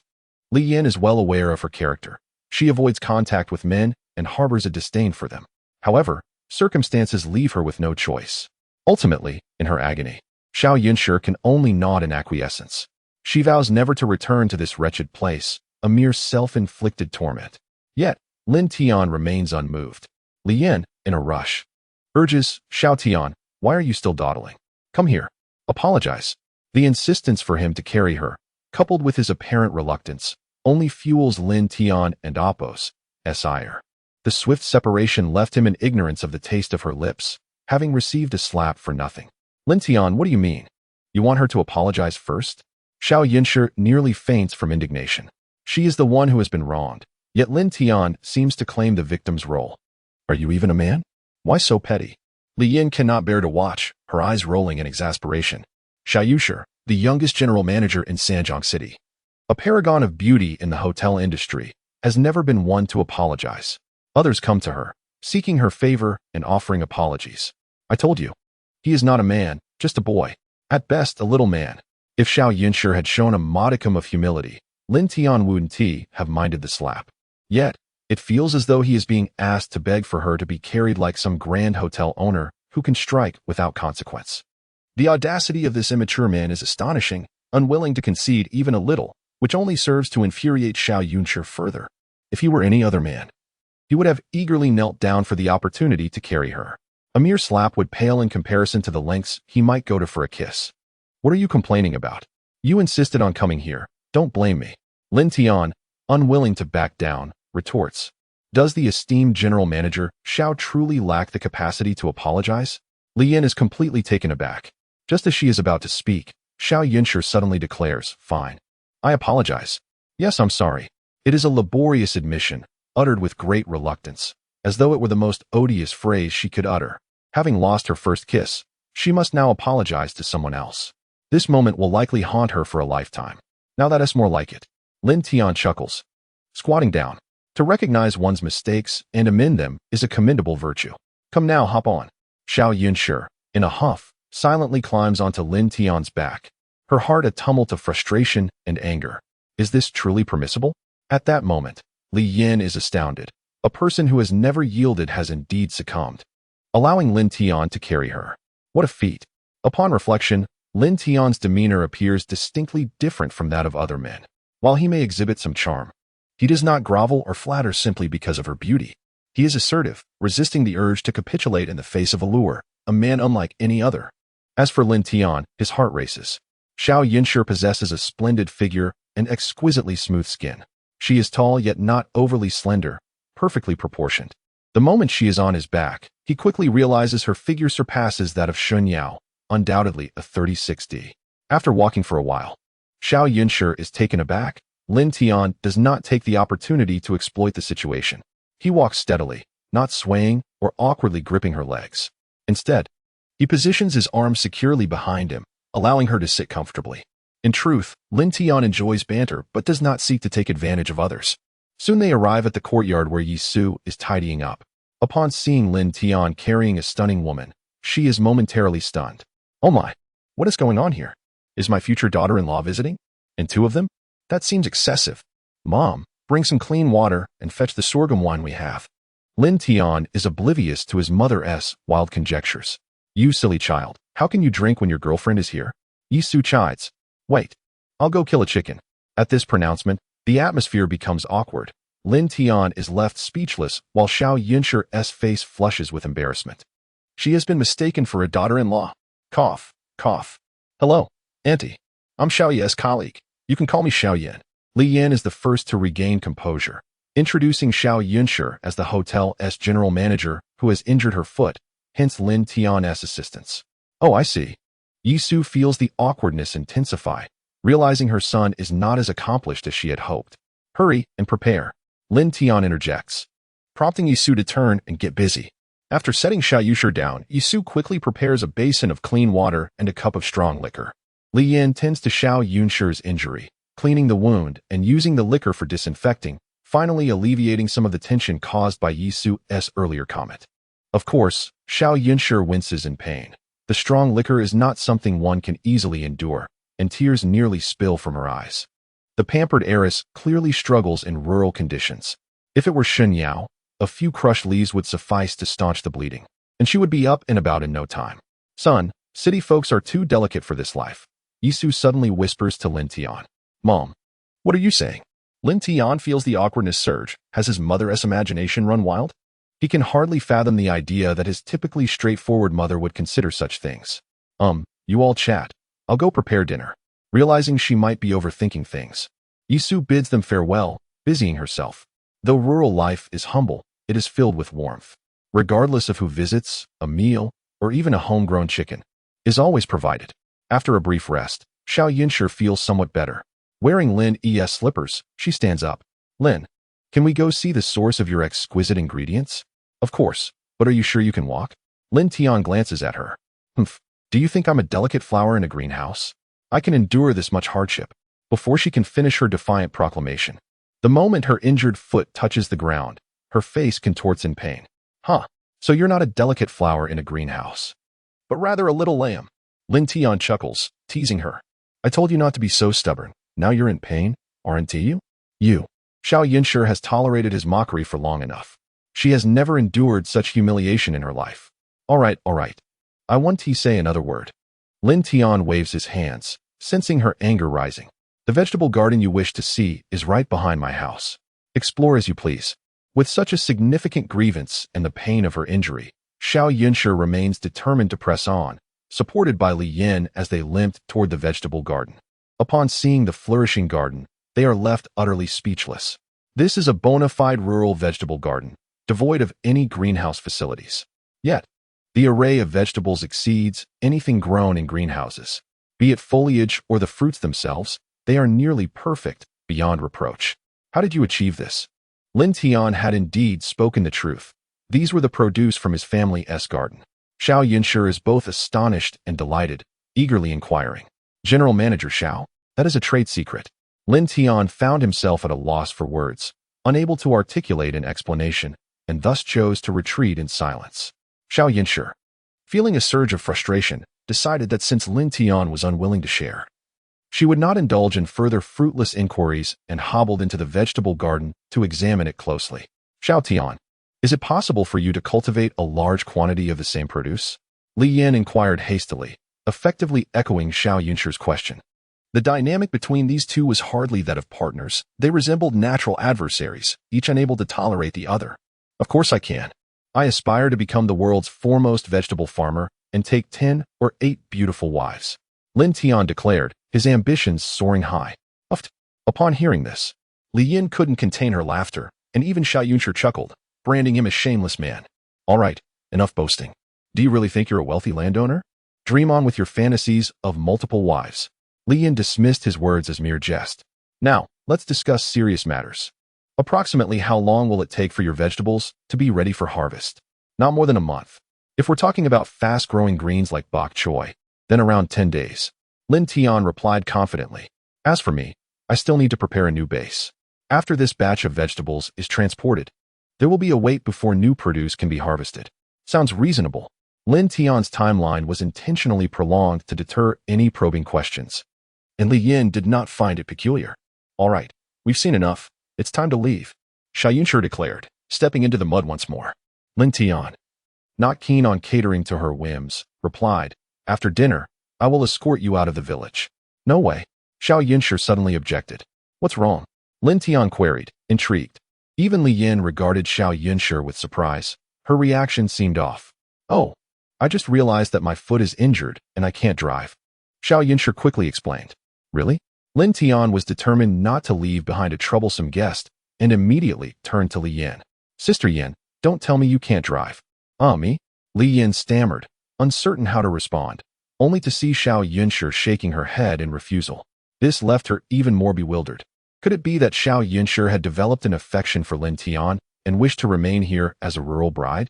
Nevertheless, she hurriedly replied, Well, Xiao Tian, I do have a driver's license, but I've never driven on the road. The roads here are too poor, and I'm afraid I wouldn't manage. So, you also intend to stay, don't you? In terms of cunning, no one could rival Lin Tian.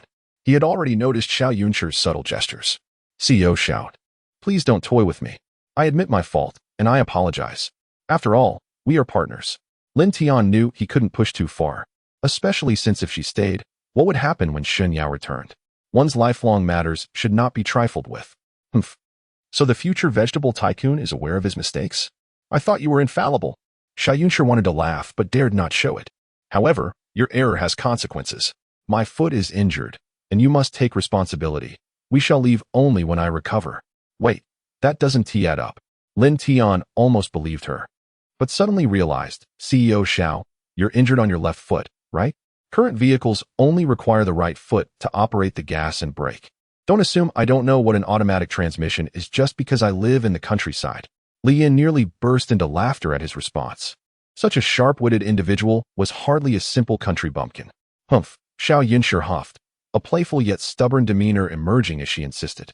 I'm accustomed to using one foot for the gas and the other for the brake. It won't do. Come on, why not just admit you're bi-curious and enjoy both genders? Lin Tian thought to himself, convinced her reasoning was merely an excuse. Lin Tian, you scoundrel. This remark completely infuriated Xiao Yunshi, extinguishing her remaining patience and temper. She scooped up some mud from the ground and hurled it at him. Having endured for so long, she could no longer contain herself. Ouch, I can't believe this. Lin Tian, skilled in mud fights since childhood, quickly forgot all gentlemanly decorum and bent down to retaliate.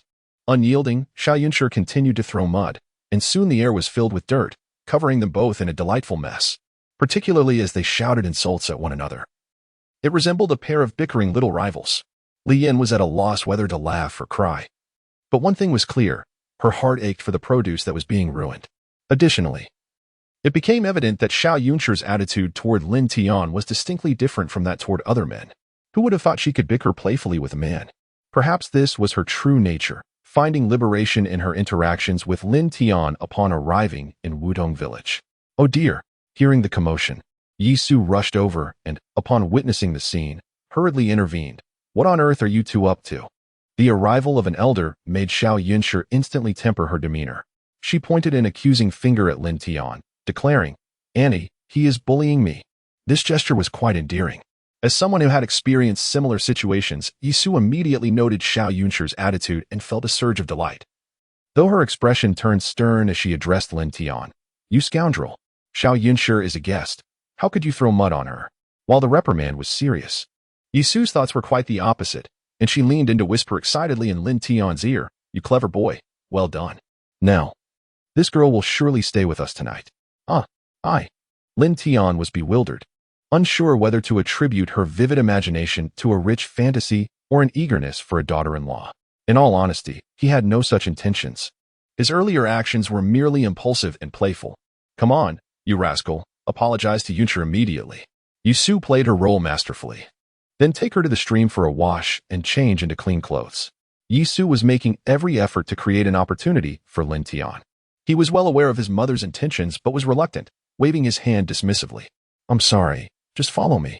Auntie, I didn't bring any extra clothes. Xiao Yunshi had initially planned to stay and uncover Lin Tian's planting secrets, but with things having escalated to this point, leaving was now imperative. Perhaps we should head back first? That sounds great. I'll take you both right now. Lin Tian was eager to see them off as quickly as possible. What kind of nonsense is this? Leaving like this in such a filthy state? Yi Su was exasperated, unsure whether her son was genuinely foolish or merely pretending. Well, Yunshi, not having clothes is no issue. Xiaoyi has some outfits that should fit you. Our rural clothing may not be the best, but please make do. Mom, she is a big boss. How could she wear our country clothes?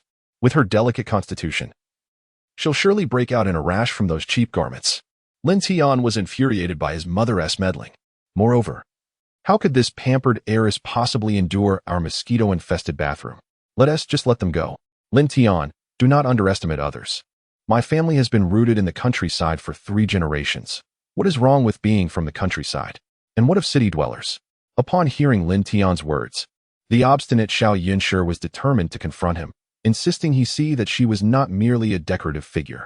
Auntie, I apologize for the trouble. Not at all. It is no trouble whatsoever. Yi Su was elated, for it confirmed her instinct that the Lin family must be quite remarkable to attract a city bride.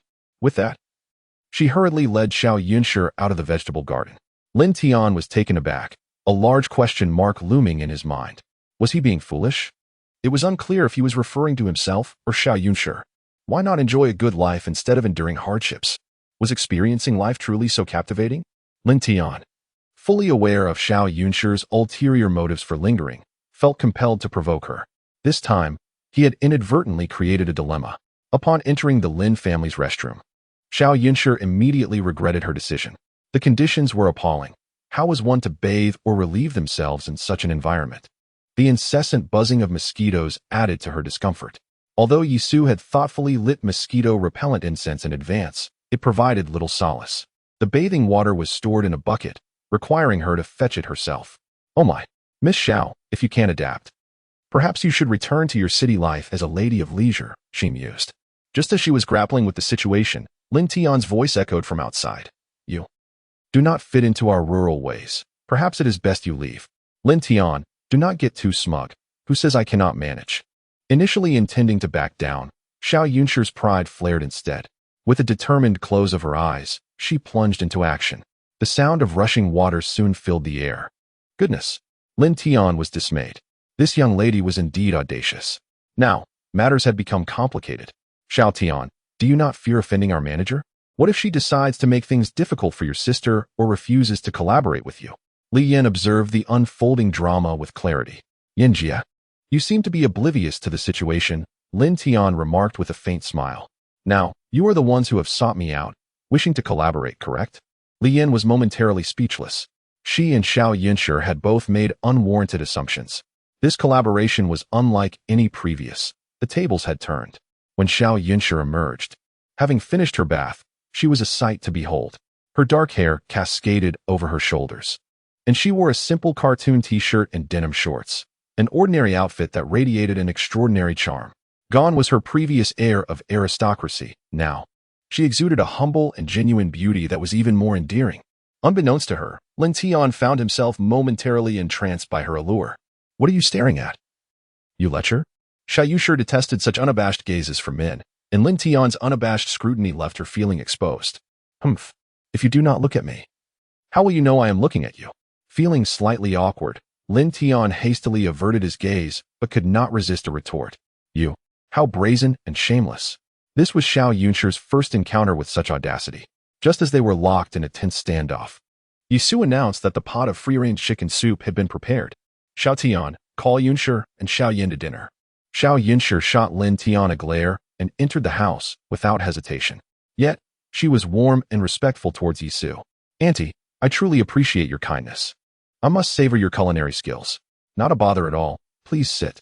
As she spoke, Yisu personally handed utensils to Xiao Yunshi. Yunshi, as long as you enjoy it, feel free to visit often. Auntie will cook for you without hesitation. You cannot find authentic free-range chicken in the city. Thank you, Auntie. Xiao Yunshi sat down and began to eat eagerly. It was indeed rare to encounter such authentic free-range chicken in the city. The difference between free-range and farm-raised chickens was stark, and as she savored the chicken, she couldn't help but exclaim, Auntie, this is exquisite. So flavorful. It seemed that this particular chicken had a taste unlike any she had experienced before, more aromatic and pure, with an indescribable essence. However, her true aim lay in the vegetables from the Lin family's backyard.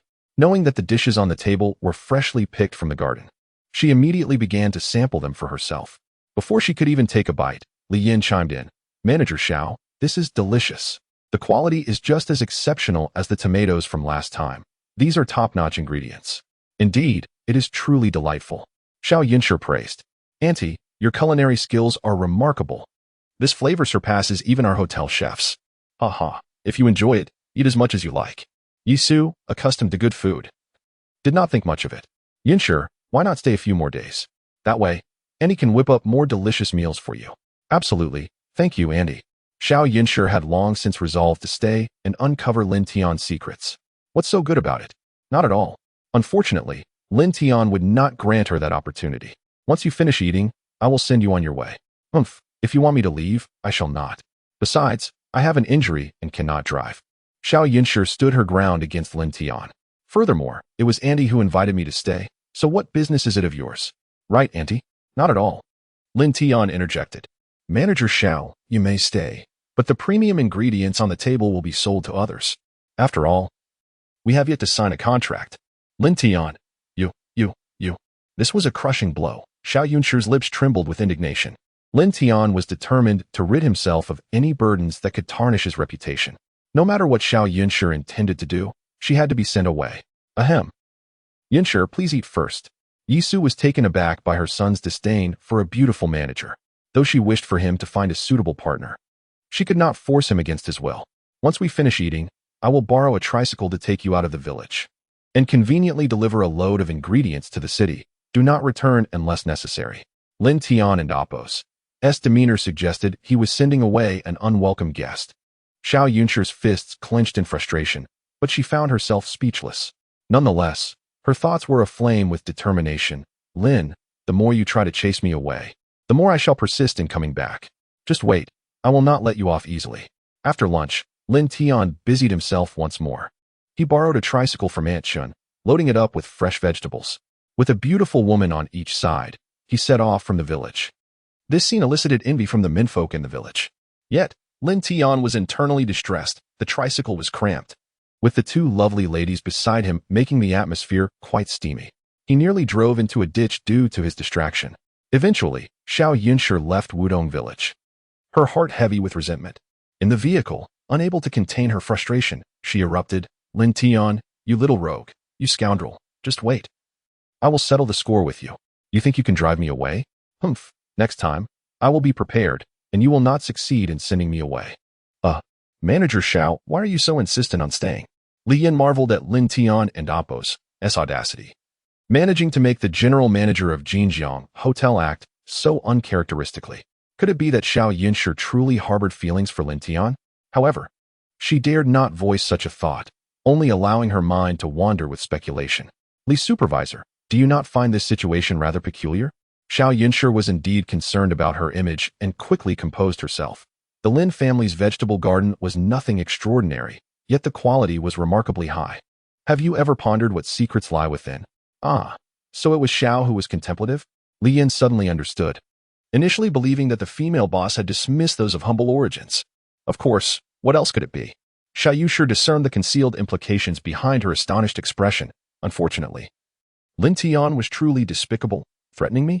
Did he think that by driving me away, I would have no recourse? Li Yin refrained from continuing the conversation. After all, as partners, it was not proper to pry into each other's secrets. Yet, she understood Xiao Yunshi's curiosity was innocent and devoid of ulterior motives. The rickshaw was no match for a Land Rover. Slowly, as the afternoon sun began to set, they finally arrived at the Jinjiang Grand Hotel. It was partly due to the dilapidated rickshaw from Aunt Chen's family that they encountered a breakdown along the way, nearly causing them distress. My brother Lin. You've finally arrived. Upon Lin Tian's arrival, Jiang Bowen, who had been waiting for him, immediately welcomed him. Many guests are eagerly awaiting your exquisite ingredients. Had you not come, I would have been flayed alive by them. The vehicle had some issues. I almost couldn't make it. It was evident that his produce had gained traction among the upper echelons of society thanks to the promotion by Jinjiang Grand Hotel. Henceforth, expanding cultivation would no longer be a matter of concern for sales. Jiang Bowen glanced at the rickshaw. Brother Lin, I heard your home is quite far. You should really consider changing vehicles. That's indeed the plan. Lin Tian was contemplating a change of vehicle, yet he lacked a driver's license, not even possessing a rickshaw permit. Fortunately, they hadn't encountered any traffic police, or it would have been disastrous. Jiang Bowen personally assisted in unloading the goods, and the hotel staff worked diligently, swiftly completing the unloading and weighing. This time, they transported 800 pounds of vegetables, each priced at 16 yuan per pound, totaling 12,800 yuan. Combined with previous earnings, it had surpassed 20,000 yuan. Being a farmer at this level was far superior to being any type of boss. This sum, nearly pure profit, would surely astonish anyone who heard it. In rural terms, Lin Tian was now a wealthy man. After settling the payment with the hotel's finance department and preparing to leave, Lin Tian suddenly heard a commotion. It seemed he could even hear Lin Yi's voice. His sister was actually on duty, who was taking care of their father. Lin Tian hurried over to investigate. The ruckus emanated from a luxurious private room, where a crowd of guests had gathered. Squeezing inside, Lin Tian indeed saw his sister. She appeared to be in distress, surrounded by several imposing men. Nearby, an elderly gentleman lay on the ground, convulsing and frothing at the mouth. Was it poisoning or some ailment? Sir, please remain calm. We have already called for help. Lin Yi, the head waitress, spoke up, glancing anxiously at a burly middle-aged man beside the afflicted elder. Trust that the ambulance will arrive promptly. As they awaited the ambulance, the situation was growing dire. The burly man was furious and anxious. Do you know who he is? Food from a star-rated hotel is supposedly poisoned? If anything happens to the old gentleman, Jinjiang Grand Hotel is finished. What? Poisoned? The burly man's statement shocked everyone present. And the sight of the elder's frothing mouth certainly suggested poisoning. This was a serious incident for Jinjiang Grand Hotel. Lin Yi and the other staff members turned pale with fear. If a poisoning incident occurred at the hotel, their reputation would be shattered, and their jobs would be in jeopardy. Sir, our hotel's food safety is absolutely assured. A poisoning incident is impossible, Lin Yi insisted, needing to protect the hotel's reputation despite the unclear situation. The condition of the elder resembles what we in the countryside call epilepsy. May I inquire if there is a doctor present? However, no doctor was in sight among the onlookers. Ridiculous. Does Lin Laozi have epilepsy? I would know that. The burly man was infuriated, pulling Lin Yi toward the round table and pointing to a new dish. It's your hotel's new dish, tomato sauce braised meatballs. Lin Laozi collapsed after eating this. If it's not poisoning, what is it? That's impossible.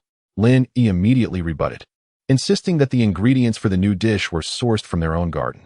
Impossible? If it's not poisonous, why don't you try it yourself? Humph. The burly man was furious. Had it not been for the fact that Lin Yi was a woman, he might have already resorted to violence. Stop. A powerful shout interrupted as Lin Tian squeezed through the crowd. What kind of man assaults a woman? He had initially thought it was a trivial matter, but now it had escalated to involve him.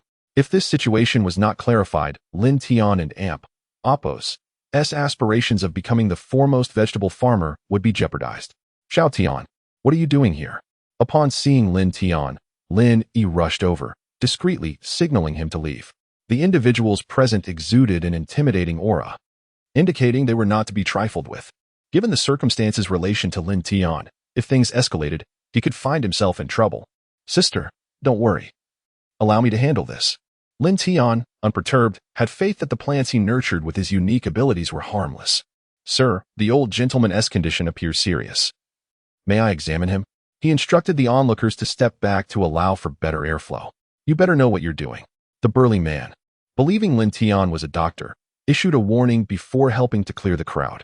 Lin Tian crouched down, silently praying. The last time he encountered his father, knowledge from the Shinong Benchaojing surfaced in his mind, revealing symptoms and treatments. The elderly gentleman's condition resembled epilepsy, but also seemed like poisoning. Without being a doctor, he could neither diagnose nor provide first aid. Heaven help us. The stakes were high, and Lin Tian had no choice but to try. With a dramatic flourish, he took the elderly gentleman's pulse. At this, Lin Yi was taken aback. When did her younger brother learn medical skills? Although uncertain of Lin Tian's intentions, she trusted he would not act recklessly. Kid, are you capable? As the ambulance took its time, Lin Tian remained motionless, causing the burly man to grow increasingly anxious about the elderly gentleman's condition. Now was not the time for jokes. Just when Lin Tian was feeling nervous, clarity struck him. Intracranial hematoma, localized brain tissue softening, hemorrhagic epilepsy. A blood-dissolving needle could disperse the clot and provide a cure. Subsequently, diagrams of acupoints and needling techniques began to flood his mind. Remarkably, Lin Tian stood up. Sir, the old gentleman is suffering from symptoms of intracranial hematoma leading to epilepsy. It is not poisoning. That's impossible. Lin Laozi is healthier than any of us, robust even. He hasn't sustained any injuries recently. How could he have an intracranial hematoma? The burly man, Zhao Feng, immediately countered. Moreover, Lin Laozi has never exhibited symptoms of epilepsy. It must be poisoning. Undoubtedly so. Do not attempt to evade responsibility. Fool. Lin Tian felt anger rising, tempted to strike him, yet the man's imposing figure deterred him. Cursing under his breath, Lin Tian suddenly focused on the dish of tomato sauce braised meatballs, and without hesitation, devoured the entire plate. His action startled the onlookers. However, after consuming it, he experienced no adverse effects, confirming that the dishes at Jinjiang Grand Hotel were indeed safe. Brother, I implore you, save Lin Laozi. At this moment, the burly man Zhao Feng recognized his error and approached Lin Tian with sincerity. As long as you can save Lin Laozi, you will be my benefactor, Zhao Feng. Zhao Feng. Upon hearing the name, many were taken aback, swallowing hard before hastily departing. It seemed that this name instilled a profound fear in them. Lin Tian was unaware of the individual's identity, and although he disapproved of their demeanor, he promptly returned. There was no need to speak of great favors. It sufficed to assert that the ingredients he provided were not toxic. Lacking silver needles at hand, He could not perform the blood transformation needle technique from the Shinong Benchao. However, there was a segment on acupressure emergency techniques. Lin Tian promptly followed the procedure, deeming it the safest course of action, as long as the old gentleman regained consciousness. Once the ambulance arrived, he would bear no further responsibilities. Cough, cough. Moments later, indeed, Lin Laozi awakened, albeit still somewhat dazed. Lin Tian and Lin Yi both breathed a sigh of relief. Zhao Feng, too, felt a heavy burden lifted from his heart. Just as he intended to converse with Lin Tian, the ambulance arrived. Zhao Feng, disregarding their conversation, handed Lin Tian a business card, stating he could be approached for any matters, before hurriedly following the paramedics. With the situation resolved, the onlookers dispersed. Lin Yi immediately expressed, Xiao Tian, you nearly frightened me to death. You were utterly reckless today. Sister, how was I reckless? Lin Tian retorted. If not for the pressing situation, he would not have placed his hopes on such esoteric matters. The outcome proved that everything was indeed real. Therefore, his father's renal failure could also be treated. Reckless indeed. Impersonating a physician? Lin Yi admonished. Fortunately, that old gentleman woke up.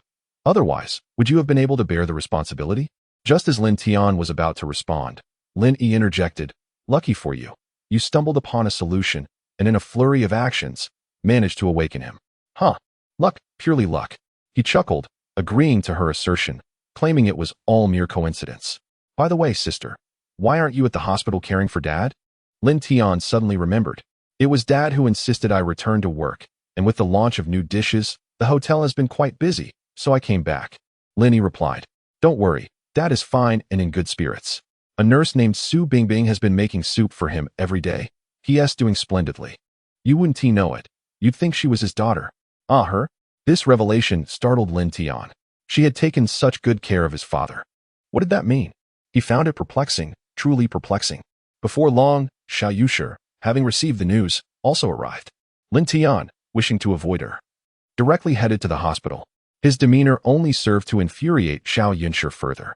At the People's Hospital, his father remained on the bed receiving intravenous fluids. But a fresh face, a charming young nurse, had taken a position by his side. Upon closer inspection, it was indeed Su Bingbing, the nurse Lin Yi had mentioned. She was serving soup to his father. Cough, cough. As Lin Tian approached, he was unsure how to initiate conversation, so he deliberately cleared his throat. Ah, you? Su Bingbing's face turned as red as an apple upon seeing Lin Tian, appearing shy and awkward.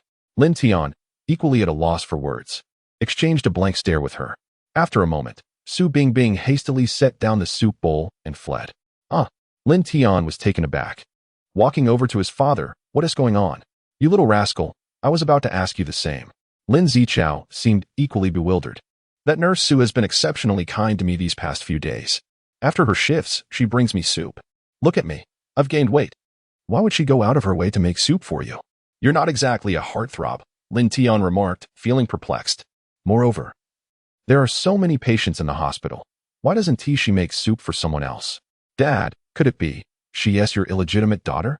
Brat, what nonsense are you spouting? Lin Zichao retorted angrily, then suddenly paused. I may not be a heartthrob, but my son is.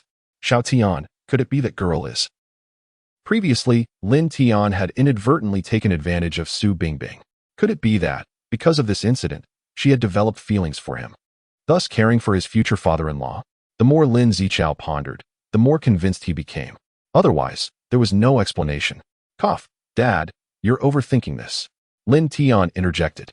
He understood the implication of his father's words. He and Su Bingbing had only met once. How could she possibly harbor feelings for him, a mere commoner? Love at first sight does not work that way. Enough. This is a matter for the younger generation. I don't wish to meddle. However, Su Bingbing seems quite lovely, gentle, charming, and she has a stable job. Lin Zichao concluded, she has indeed been attentive to me these past few days. Regardless, you must express your gratitude. Understood, I will. Lin Tian nodded. Now that you're here, you should stay the night, and in the morning, handle the discharge formalities, then return home. Dad, we should stay at the hospital for a few more days. Lin Tian argued, pulling out the newly settled payment. We're not short on money. This much? Lin Zichao, having lived for many years, had never seen such a small at once. Xiao Tian, is this truly your earnings from selling vegetables? Our garden's produce was only planted recently. You're not trying to pull my leg, are you? Lin Yi had already informed him of the vegetable selling. However, Lin Zichao found it hard to believe. How could this be possible? Dad, I wouldn't dare deceive you. Whether it's true or not, we'll see when we return home. Lin Tian could not elaborate further. By the way, Dad, I'm planning to use the 3 acres of land on the dam for vegetables. This year, we want to plant rice. We'll dedicate it all to vegetables. Planting vegetables? The seedlings are almost ready. Now you want to plant vegetables? Lin Zichao was furious, kicking out again. Tomorrow, you'll be discharged, and you'll obediently return to school. Dad, I want to go. Lin Tian replied defiantly. His father was stubborn, and so was he. Since reasoning was futile, he preferred to let actions speak. After Lin Zichao consumed his soup, Lin Tian was promptly ushered out to return the thermos to Su Bingbing. Upon seeing Lin Tian, Su Bingbing turned and dashed away from the elevator.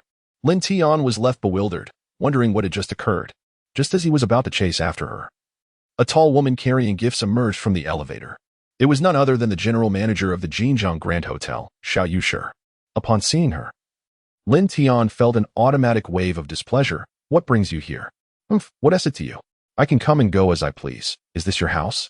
Intending to have a civil conversation, Lin Tian's rude demeanor only served to irritate Xiao Yunshi, who huffed in annoyance and headed toward room 801. After placing the gifts down, Xiao Yunshi addressed Lin Zichao. Hello, Lin Uncle. I am Xiao Yunshi, Lin Yi's supervisor. Please call me Yunshi. I heard you were unwell, and I came to visit on behalf of the hotel. Oh, so you're the esteemed manager Xiao that Lin Yi mentioned. She said that you are very kind-hearted, caring for your employees, and quite beautiful as well. Lin Zichao immediately urged, Manager Xiao, please, take a seat. Xiao Tian, quickly, fetch a glass of water for Manager Xiao. It's rather hot. If she wants water, she can fetch it herself, Lin Tian muttered, skeptical of her intentions. Would a boss truly visit the family of a mere employee out of goodwill? Regardless, Lin Tian harbored significant mistrust and discontent towards this woman. You little rascal. What are you saying? Lin Zichao exclaimed, suddenly sitting up straight, nearly dislodging the intravenous needle. Is this how I teach you manners? Although we rural folk are poor, we must not lose our decorum. He then hurriedly turned to Xiao Yunshi, saying, Boss Xiao, please don't be angry. My son has been spoiled. I will discipline him. Uncle Lin, please don't be upset. It's really nothing. I'm used to it. Lin Tian interjected quickly. Xiao Yunshi cast a triumphant glance at Lin Tian and remarked, who asked me to seek Mr. Lin and Appos as assistants? Offending him would jeopardize our business at the Jinjiang Hotel in Sanjiang City. Ah, seek his help? Lin Zichao appeared incredulous. Boss Xiao, please don't jest. How could you need anything from this little brat? Uncle, just call me Yunshi. That's what everyone else calls me. Besides, I truly enjoy the dishes made by Andy. Xiao Yunshi's bright eyes sparkled as she continued, Uncle Lin may not be aware, but the vegetables produced by your family are incredibly popular at our hotel. If Mr. Lin were to be displeased and sell to my competitors, our Jinjiang Hotel would be in jeopardy. Do you think I would dare to offend him? Oh, is that so? That is impossible. Lin Zichao's disbelief only deepened. We don't. Dad, just rest and don't worry about anything else, Lin Tian quickly interrupted, recognizing his father's intent to speak the truth. He then pulled Xiao Yunshi out of the room. Lin Tian could surmise Xiao Yunshi's intentions. She was undoubtedly curious about why the vegetables from his family were so delectable. To avoid complications, he must not allow her to learn too much. Otherwise, her inquisitive nature would compel her to uncover the truth. Once in the corridor, Lin Tian immediately issued an eviction order. General Manager Xiao, thank you for visiting my father, but given your foot injury, it would be best for you to return. You needn't thank me. I came because of Lin Yi, Xiao Yunshi countered, unwilling to leave as her objectives had not yet been fulfilled. It is my duty to comfort the families of employees. I have not yet discussed matters with Uncle Lin, so you have no right to send me away. With that, she made her way back toward the hospital room. What exactly do you want, Xiao? Lin Tian urgently blocked her path, anxious to prevent her from continuing the conversation with his father. If his father disclosed that their vegetables were merely seedlings recently planted, it would be months before harvest. You have secrets indeed. Xiao Yunshi, perceptive as she was, immediately noticed Lin Zichao's unusual expression and understood Lin Tian's deliberate obstruction. Everyone has secrets. It's perfectly normal.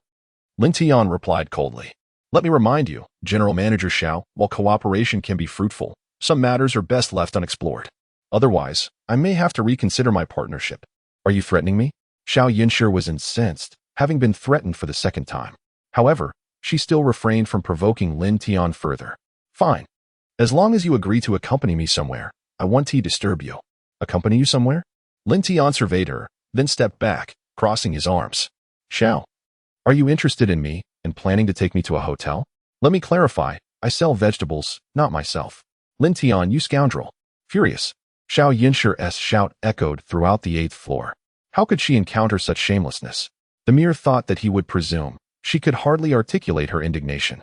Xiao Yunshi began to doubt whether she and Lin Yi were truly siblings, given how vastly different their temperaments were. With that outburst, numerous heads turned to witness the scene. After all, Xiao Yunshi was a renowned figure in Zhanjiang. How could she allow herself to be the subject of ridicule? Fuming, she stormed away, but just as she turned, Lin Tian wore a sly, triumphant smile. He was indeed winning this duel. However, as Lin Tian prepared to re-enter the hospital room, Xiao Yunshi's voice rang out again. Very well. Lin Tian, you dare to play me for a fool? Only upon reaching the elevator did Xiao Yunshi realize that she had been outmaneuvered by Lin Tian. Ah. Play? Play what? Play friends? Lin Tian, feeling somewhat guilty, turned around innocently. General Manager Xiao, you are the big boss. Who would dare to play tricks on you? Is that so? Xiao Yunshi attempted to maintain her composure. Others may not, but you certainly would. Enough with the nonsense. Come with me. Without waiting for Lin Tian's consent, she grabbed his arm and led him towards the neurology department on the 9th floor. This time, Xiao Yunshi was genuinely infuriated, dragging him along as if she were intent on taking him to a hotel. All semblance of dignity and grace seemed to vanish. Goodness, you little vixen. This is harassment. Harassment. Lin Tian seized the opportunity to mock her, his voice rising. Humph. Scream all you want. No one will pay you any mind. Xiao Yunshi appeared either dazed or entirely unfazed, adopting a reckless demeanor. If anyone were to witness this spectacle, they would undoubtedly be taken aback. Lin Tian was deeply curious about what could possibly compel Xiao Yunshi to lower her guard so completely, neglecting her image and her injured foot. Upon reaching the 9th floor, Xiao Yunshi ceased her playful banter, adopting a serious tone. All right, enough of the theatrics. Accompany me to meet someone, and I promise not to bother you again. You're not joking, are you? Lin Tian paused, momentarily bewildered, thinking she had been jesting earlier. He couldn't fathom why she would need his company for a meeting. What could he possibly contribute? He was but a humble farmer. How could he be of any assistance to Xiao Yunshi? Do you think I'm here just to vent my frustrations? If I didn't need your help, I wouldn't want to deal with you at all. Stop with the gender assumptions. I'm not a man. Lin Tian replied shamelessly, infuriating Xiao Yunshi to the point where she nearly fainted. So shameless, so brazen, she had never encountered anyone like him before. All right, I was just joking. Noticing her distress, Lin Tian's heart softened. I can help you, but you must improve your attitude. At the very least, you should tell me why I need to accompany you. Xiao Yunshi wished to articulate her thoughts, but did he ever afford her that opportunity? Do you realize who the elderly gentleman causing trouble at the hotel tonight is? Oh, I see. Upon hearing this, Lin Tian immediately grasped her intentions. She sought to leverage his connection to the old man. He swiftly turned away. I want to go. It seemed that the old man held significant status. Xiao Yunshi's desperate pursuit of Lin Tian indicated he was someone of considerable consequence, a figure whom the Jinjiang Hotel could not afford to offend. Lin Tian, you? Once again employing this tactic, Xiao Yunshi found herself seething. Previously, in Wutong Village, when she was injured, Lin Tian had similarly turned the tables on her, demanding an apology. Now, he was doing the same, refusing her outright. His unpredictability was exasperating. Not only was he rejecting her, but his tone was infuriating as well. Why should I? I'm not your subordinate. I have every right to refuse. Lin Tian replied with a nonchalant smile. General Manager Xiao, perhaps you should set aside your princess complex and not assume everything is your due. Apologies, I admit my fault. Xiao Yunshi conceded, acknowledging her manipulation of Lin Tian in this matter. Now that I've apologized, will you accompany me? Oh, such promptness. This is your apology? Last time, it took you ages to apologize after causing me considerable pain, Lin Tian remarked, somewhat surprised. Fine, in light of our partnership, I shall assist you this once. This woman was quick to learn. Her ability to endure and swallow her pride had evidently improved. Lin Tian found himself perplexed. He often relished provoking her, enjoying the sight of her stamping her foot in frustration. Upon reaching the hospital corridor, they encountered a few bodyguards in black, while numerous doctors in white coats stood in discussion. Excuse me, I am Xiao Yunshi, the general manager of the Jinjiang Hotel, here to visit old Master Lin. Please inform him of my arrival. Xiao Yunshi altered her usual demeanor, displaying courtesy to the bodyguards. However, they remained unyielding, their cold response indicating, sorry. Old Master Lin's condition is critical, and he is not accepting visitors. Please leave. Taken aback, Xiao Yunshi felt both embarrassed and helpless. Fully aware that Lin Tian would undoubtedly tease her about this. Surprisingly, Lin Tian did not ridicule her. Instead, he stepped forward. Excuse me, do you remember me? I saved old Master Lin at the Jinjiang Hotel. Mr. Zhao Feng even gave me his business card, saying I could reach out to him for anything. Do you recall? Oh, you are Brother Lin. I remember now, the bodyguard replied, recalling the incident. One moment, I will inform Third Master. Shortly thereafter, Zhao Feng emerged, his demeanor exceedingly amiable. Brother Lin, what brings you here? Mr. Zhao, my father is also in this hospital. I heard old Master Lin was here, so I came to check on his condition. Lin Tian replied with a smile. Haha, no need to call me Mr. Zhao. Just call me Brother Zhao. Old Master Lin was just lamenting how he hadn't even asked for the phone number of his lifesaver. Zhao Feng exclaimed, jovially placing a hand on Lin Tian's shoulder. Come, old master wishes to thank you in person. Then I shall call you Brother Zhao. It was evident that Zhao Feng possessed a fiery temperament. Yet he was also warm-hearted and straightforward. Indeed, that's the spirit.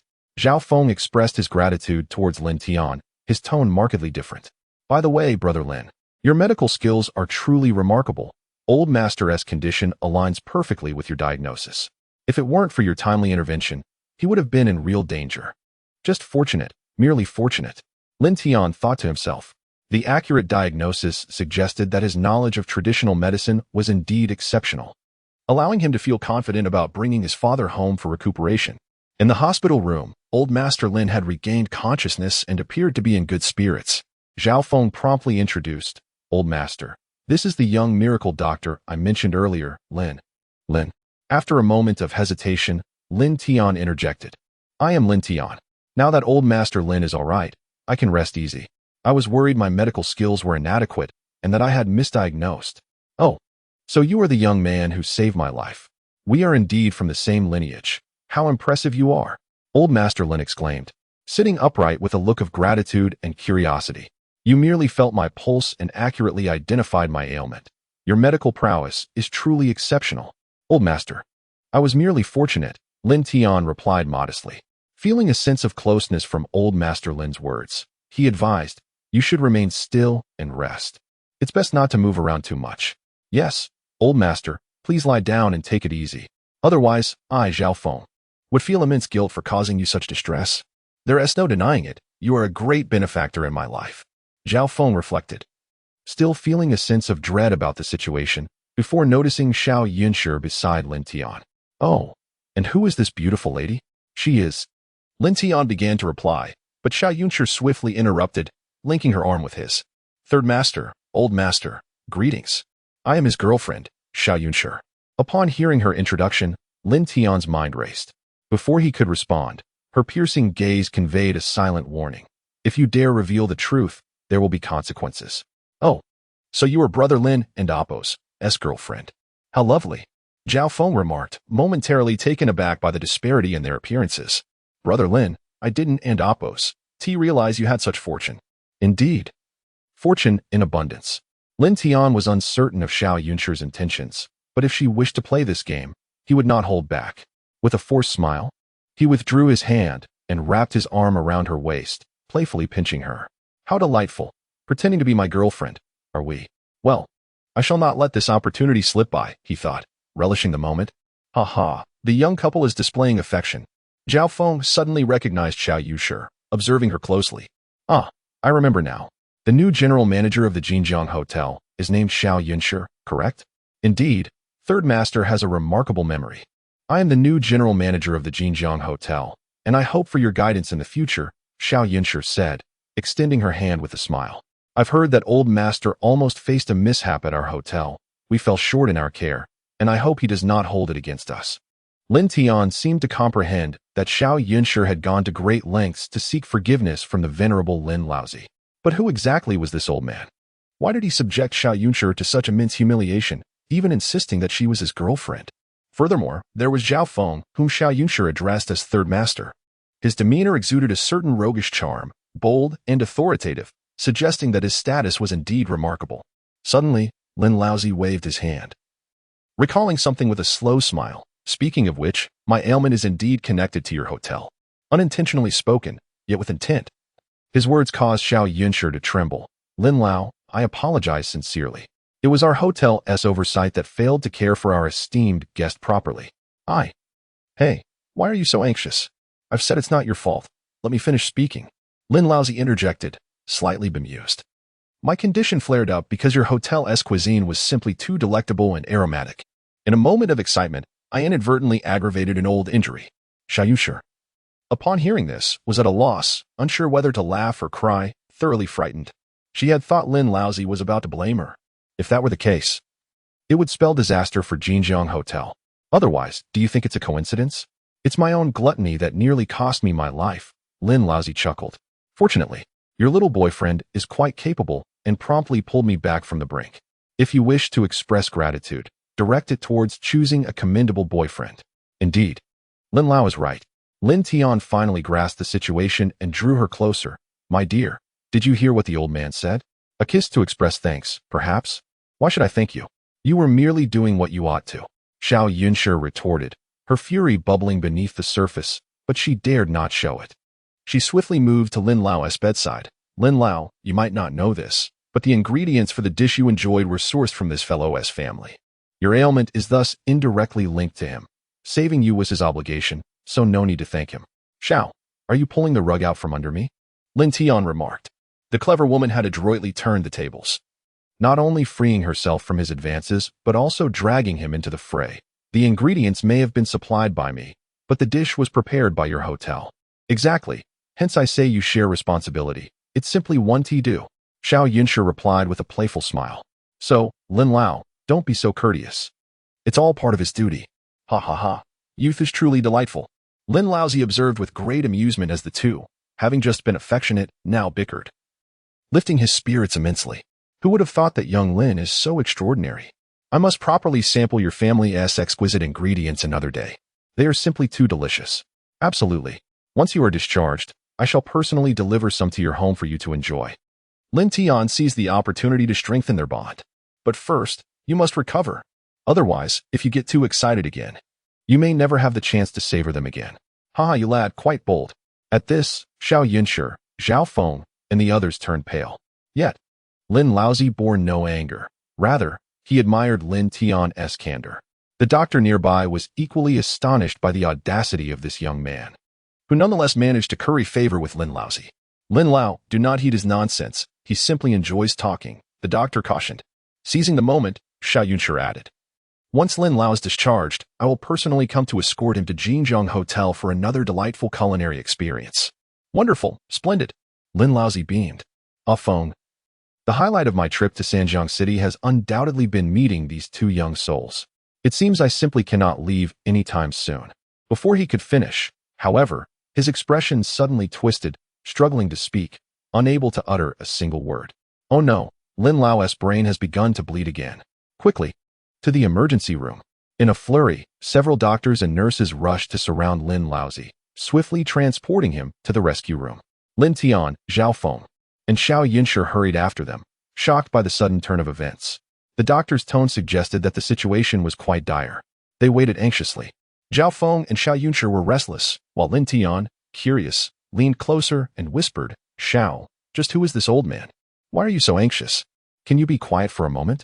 Xiao Yunshi, now fraught with worry, snapped back. In any case, Lin Lao must not come to harm. Please refrain from prying. Fine. If you want to say, I shall not ask, Lin Tian conceded, recognizing that life and death are matters of fate, and if one is destined to die, can they truly contest with the king of hell? Not long after, the emergency room door swung open. Zhao Feng rushed forward, anxious. Dr. Du. How is Lin Lao's condition? Not good, sighed Dr. Du Yi, the head of neurology, shaking his head in resignation. The hematoma in Lin Lao's brain has been present for some time, nearly calcified. Now it has ruptured, causing massive bleeding. Immediate surgery is necessary. Then let us proceed with the surgery at once. Zhao Feng nearly collapsed. But you must guarantee Lin Lao's safety. Otherwise, you know the consequences. None of us can bear that. Third master, I understand, Dr. Du replied, looking defeated. However, given Lin Lao's advanced age, we cannot assure success. Not even a 30% chance. What? At this, Zhao Feng truly faltered, his legs giving way as he sank to the floor. Third master, please urgently notify Yinjing. Dr. Du was equally apprehensive. If the situation is precarious, we must consult them, otherwise none of us can shoulder this responsibility. Zhao Feng wished to make the call, yet felt paralyzed. He couldn't bring himself to make that call. Excuse me, may I enter and take a look? Seeing Zhao Feng in such a fluster, Lin Tian stepped forward, puzzled about the necessity of surgery. You? Dr. Du, having heard of the previous events, found it hard to believe that such a young man could possess any knowledge of traditional medicine. Yes, Lin brother and Lin brother. Zhao Feng recalled Lin Tian, pleading. Lin brother, I beg you, save Lin Lao. I believe you must have a way, right? Zhao Gu, I will do my utmost, Lin Tian replied, steeling himself for the challenge. I require a set of silver needles. Are you sure? Dr. Du looked at Zhao Feng in disbelief. Can he truly manage? What if something goes wrong with Lin Lao? I believe in him. Zhao Feng had no other option. He trusted that someone who could discern another's condition through pulse diagnosis must possess genuine skill. We must take this chance. Lin brother, I implore you please. Zhao Feng grasped Lin Tian's arms, his demeanor earnest and almost pleading. I will do my best. Lin Tian felt the weight of Lin Lao's extraordinary status. And though he hesitated, he could not stand by while Lin Lao faced peril. It was a matter of fortune or misfortune, and he had to take the risk. Upon entering the emergency room, sterilized silver needles awaited Lin Tian's deft hands. As before, he first assessed the pulse of the venerable old Lin. The Shinong Benchao Jing swiftly revealed the symptoms and corresponding treatment methods. Alas, the condition of old Lin appeared even more precarious than the last time. In addition to the blood transformation needle technique, a new prescription had been added to the treatment regimen. After confirming the accuracy of his findings, Lin Tian commenced the acupuncture procedure. Though it was his inaugural attempt, his technique was surprisingly adept, belied by the fact that he had never previously engaged in acupuncture. After a series of 7 or 8 needles, the corners of old Lin's mouth began to regain their normal form, leaving Dr. Du Yi and his esteemed colleagues in Western medicine astonished. Lin Tian's acupuncture was remarkably effective, pulling an elderly man back from the brink of death. A feat that could only be described as miraculous. Once Lin Tian completed the acupuncture and conducted a CT scan of the brain, Du Yi and others were utterly convinced. The bleeding ceased, and the accumulated blood began to dissipate. Outside the ward, Zhao Feng was overwhelmed with gratitude towards Lin Tian, bowing deeply and kneeling before him. However, Lin Tian could not allow such an act. Brother Zhao, what are you doing? Please get up. Since I call you brother, there's no need for such formality. It was a jest. Lin Tian would never dare to have someone like Zhao, who even the formidable Xiao Yunshi feared, kneel before him. Haha, well said, my good brother.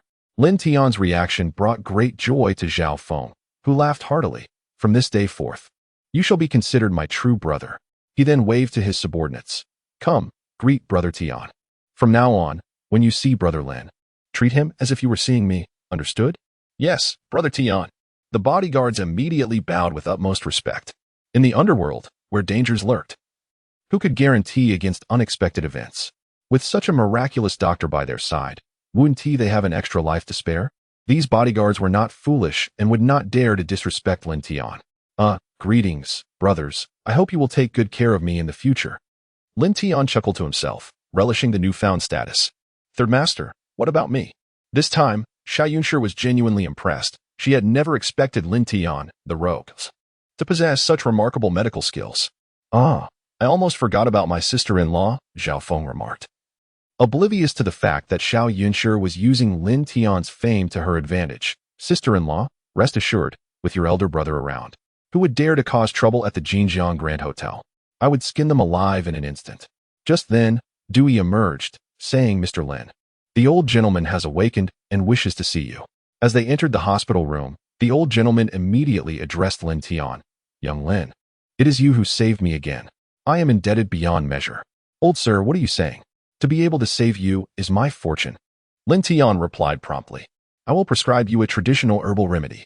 After taking it for half a month, you will be in perfect health, free to eat and move as you wish. Excellent. Excellent. The old gentleman could only keep his gratitude close to his heart.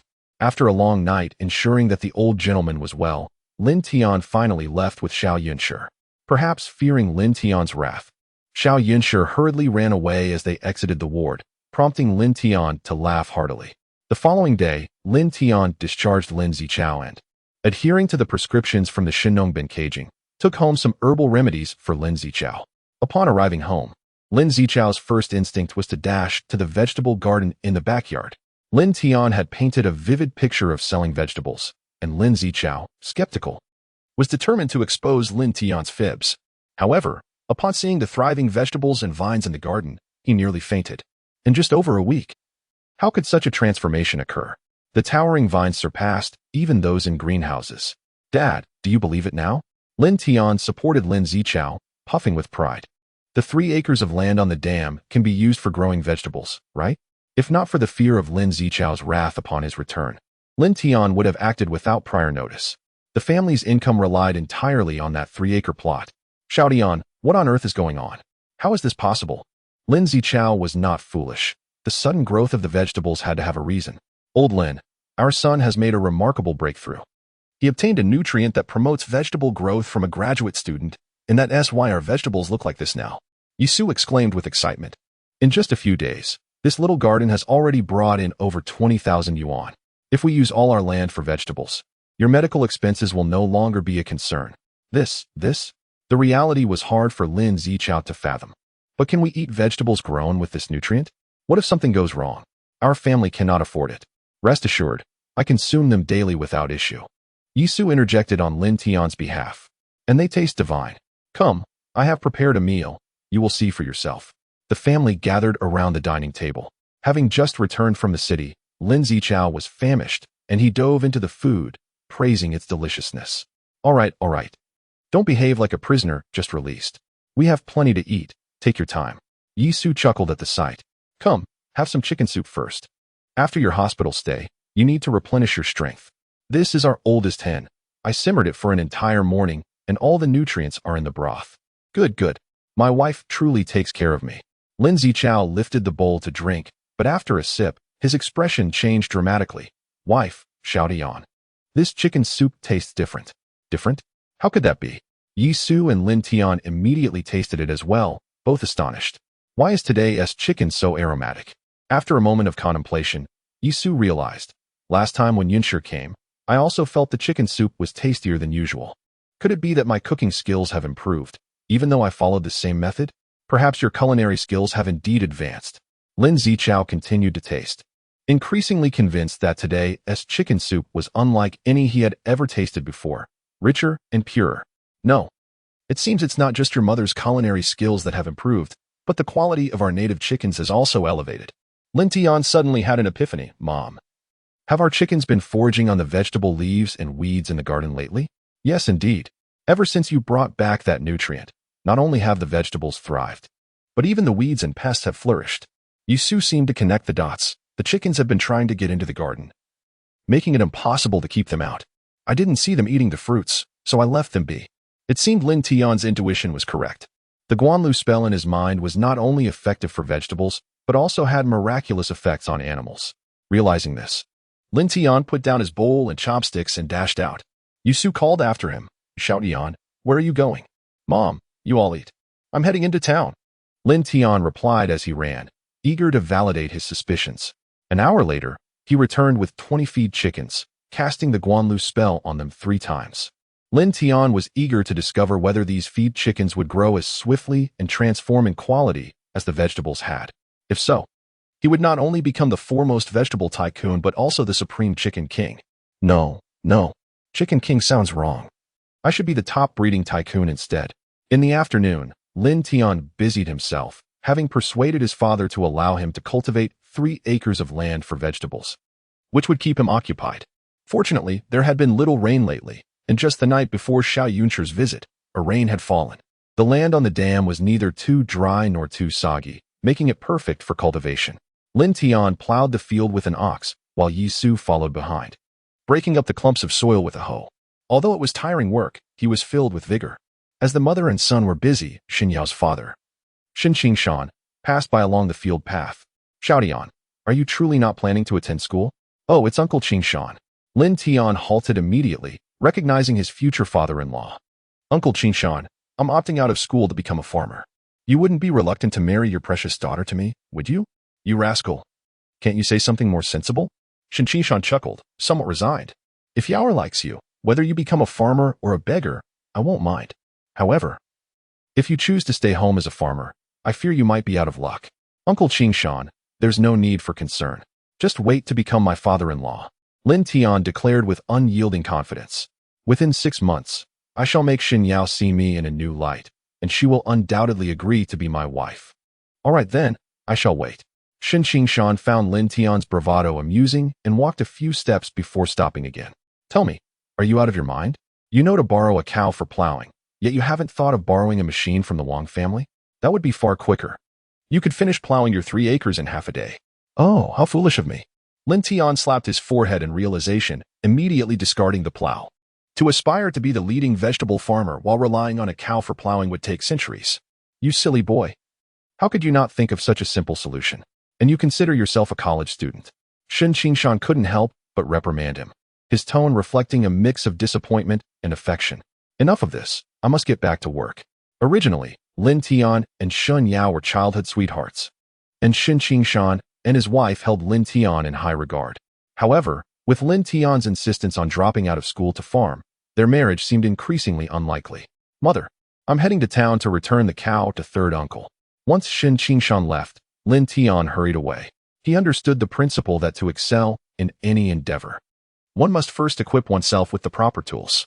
The path to becoming the leading vegetable farmer was not as straightforward as it seemed, and relying on outdated methods would surely lead to failure. Having earned over 20,000 from selling vegetables, Lin Tian accounted for the medical expenses for Lin Zichao, which totaled a little over 5,000. The female owner, Feng Jun, had fronted 10,000 for medical costs. With the remaining amount and some extra from Yi Su's private stash, Lin Tian now had nearly 30,000 on hand. With money in his pocket, it was time to make significant purchases. He planned to acquire a tricycle, a farming machine, and a water pump, all essential for saving considerable labor, albeit at a substantial cost. Reaching the village entrance, Lin Tian spotted a rotund man harassing a mature woman. He raised his voice. Hao Jian, you scoundrel. Are you bullying Sister Lanzi again? Hao Jian was notorious for his lewd behavior towards attractive women, regardless of their situation. The woman in question, Du Lanzi, was well known for her beauty, having maintained her appearance well while her husband worked away from home. At only 30, she was the object of many village men's affections. Lin Tian, are you meddling in my affairs again? Every time something good happens, you jump in, Hao Jian grumbled. I'm simply offering Lanzi a ride to town on my motorcycle. Stay out of it. Well, you must consider whether Sister Lanzi is willing, Lin Tian retorted. Hearing this, Du Lanzi quickly interjected, Xiao Dian, I don't want to ride with him. She hurried over to Lin Tian's side. Did you hear that? Sister Lanzi doesn't wish to ride your broken motorcycle. Lin Tian had previously come to Du Lanzi's defense. Hao Jian, I warn you once more. We're all from the same village. Don't take things too far. So you want to go against me? Hao Jian's animosity towards Lin Tian had reached its peak. Frustrated by his inability to win over Lin Tian's sister and now being thwarted in his advances towards another woman, he felt he could no longer endure. Do you really think I'm afraid of you? Despite Hao Jian's intimidating appearance, Lin Tian stepped forward confidently. I'll make you pay for this. Infuriated, Hao Jian swung a hefty fist at Lin Tian. But Lin Tian was no pushover. He swiftly kicked out his leg, striking Hao Jian perfectly. With a loud thud, Hao Jian was sent sprawling. Wow, when did I become this strong? Lin Tian was taken aback by the power of his kick. Previously, he could barely knock Hao Jian down, yet now he had sent him flying. Although it was only a few steps, it felt monumental. Lin Tian, I'll get you for this. Hao Jian, humiliated, quickly regained his footing and charged at Lin Tian, tackling him to the ground. They grappled, rolling about, each gaining and losing the upper hand. Du Lanzi attempted to separate them but was powerless. Suddenly, she noticed a scattering of 100 yuan bills on the ground. Stop fighting. There's money everywhere.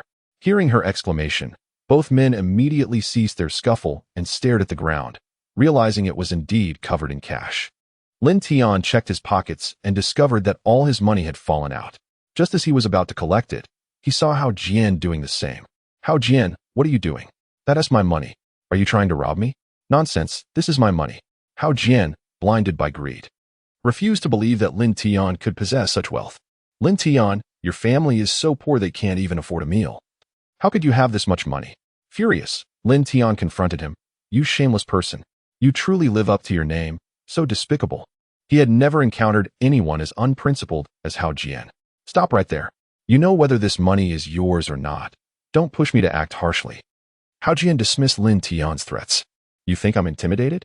If you claim this is your money, prove it. Otherwise, it's mine. Xiao Tian, what should we do? Lin Yi realized that without proof, the tens of thousands of yuan could easily fall into Hao Jian's hands. Don't worry, Sister Lin Yi. Lin Tian remained composed. Hao Jian, there's a total of 28,600 yuan here. If you don't believe me, count it yourself. Fine, I will. Hao Jian, skeptical, gathered the bills and began counting. To his shock, the total was indeed 28,600 yuan. No more, no less. Nearly causing him to faint from disbelief. Huh, how does that feel? Hao Jian. Lin Tian, having proven his point, snatched the money back. Thanks, you fool. Sister Lin Yi, let us go. With a flourish, Lin Tian led Lin Yi away. Hao Jian was left seething, having gained nothing but embarrassment while inadvertently helping Lin Tian count his money. In a fit of rage, he muttered, just wait, Lin. If I don't make you pay for this, I won't carry the Hao name. Meanwhile, Lin Tian remained blissfully unaware of the brewing storm as he and Lin Yi strolled towards town, engaged in light-hearted conversation. Xiao Tian, why are you carrying so much money? Lin Yi inquired with curiosity. Oh, I'm heading to town to purchase a tricycle and also buy a tiller, Lin Tian replied with a forced smile, feeling troubled. I never expected Hao Jian to be so shameless as to attempt to rob me. By the way, Sister Lin Yi, what brings you to town with a bag in hand? I'm not going to town. I'm going to the city, Lin Yi explained. A few days ago, I received a call from your brother Sheng. He said he has returned to work in the city. So, I thought I would take a look since it's not far. Ouch, it hurts. Just as Lin Yi finished speaking, she suddenly cried out and collapsed to the ground. Lin Tian rushed over, realizing that the heel of her shoe had broken and her ankle was swollen and red. Sister Lin Yi, how are you feeling? Can you walk? It hurts. I twisted my ankle. With Lin Tian's support, Lin Yi managed to stand, but as soon as she put weight on her foot, the pain was unbearable, rendering her unable to walk. What should we do now? Lin Tian muttered, looking around anxiously. We're halfway there, but there is no vehicle in sight. What now? This. What about this? Lin Yi, feeling helpless, leaned against Lin Tian for support. After a moment of thought, she suddenly said, Xiao Tian, could you carry me for a bit? Lin Tian hesitated, not out of unwillingness, but because it felt inappropriate. In such a secluded area, a lone man and woman together could easily attract unwanted attention. What, are you shy? Lin Yi teased, noticing Lin Tian's flushed face. Come on, I'm a woman and I don't mind. Why should you? All right then, let's do it. With her encouragement, Lin Tian had no choice but to squat down. He couldn't help but think how foolish it was for Lin Xing to keep such a beautiful wife at home instead of taking her to work. Lin Yi, though not as stunning as Shen Yao or Lin Yi, was still a great beauty for a woman in her 30s, comparable to Li Yan. As he lifted Lin Yi onto his back, a wave of softness enveloped him, and a fragrant scent wafted into his nostrils, causing his heart to race unexpectedly. This feeling was peculiar. He had never experienced such a rapid heartbeat when carrying Xiao Yunshi. Could it be that Lin Yi was more alluring than Xiao Yunshi? That seemed implausible. It soon became clear why he felt this way. The desolate surroundings, combined with the fact that he was a young man carrying a woman, inevitably stirred emotions within him. Moreover, Lin Yi was not shy at all. Unlike Xiao Yunshi, who merely sat on his back, Lin Yi leaned against him, creating a completely different sensation. Xiao Tian, what's wrong? Lin Yi soon sensed Lin Tian's unease. Nothing at all, he stammered, finding the situation too uncomfortable. Lin Tian hastily sought to change the topic. Sister Lin Yi, you've been married to Brother Sheng for many years. Why don't you have any children? As soon as the words left his mouth, Lin Tian regretted asking. This was a sensitive issue for Lin Yi. Why had he brought it up? Instantly, her mood shifted. She seemed despondent and helpless. Perhaps Lin Tian's mention of her sorrowful situation caused her to rest her head on his back. I'm sorry, Sister Lin Yi. I didn't mean it. It was just a moment of panic, Lin Tian quickly apologized. It was a thoughtless remark to bring up someone else's pain. It's fine. I don't blame you, Lin Yi responded weakly, not wishing to elaborate further. and Lin Tian fell silent. Suddenly, a thought from the Shinong Benchao Jing resurfaced in Lin Tian's mind: congenital infertility. Unfortunately, it only indicated the issue without offering any solutions. After a long and arduous journey, they finally reached the town. Du Lanji's foot seemed to hurt less now, and Lin Tian bought her a tube of Yunnan Baiyao before helping her onto a vehicle. After wandering around town, Lin Tian ultimately purchased a diesel-powered agricultural tricycle.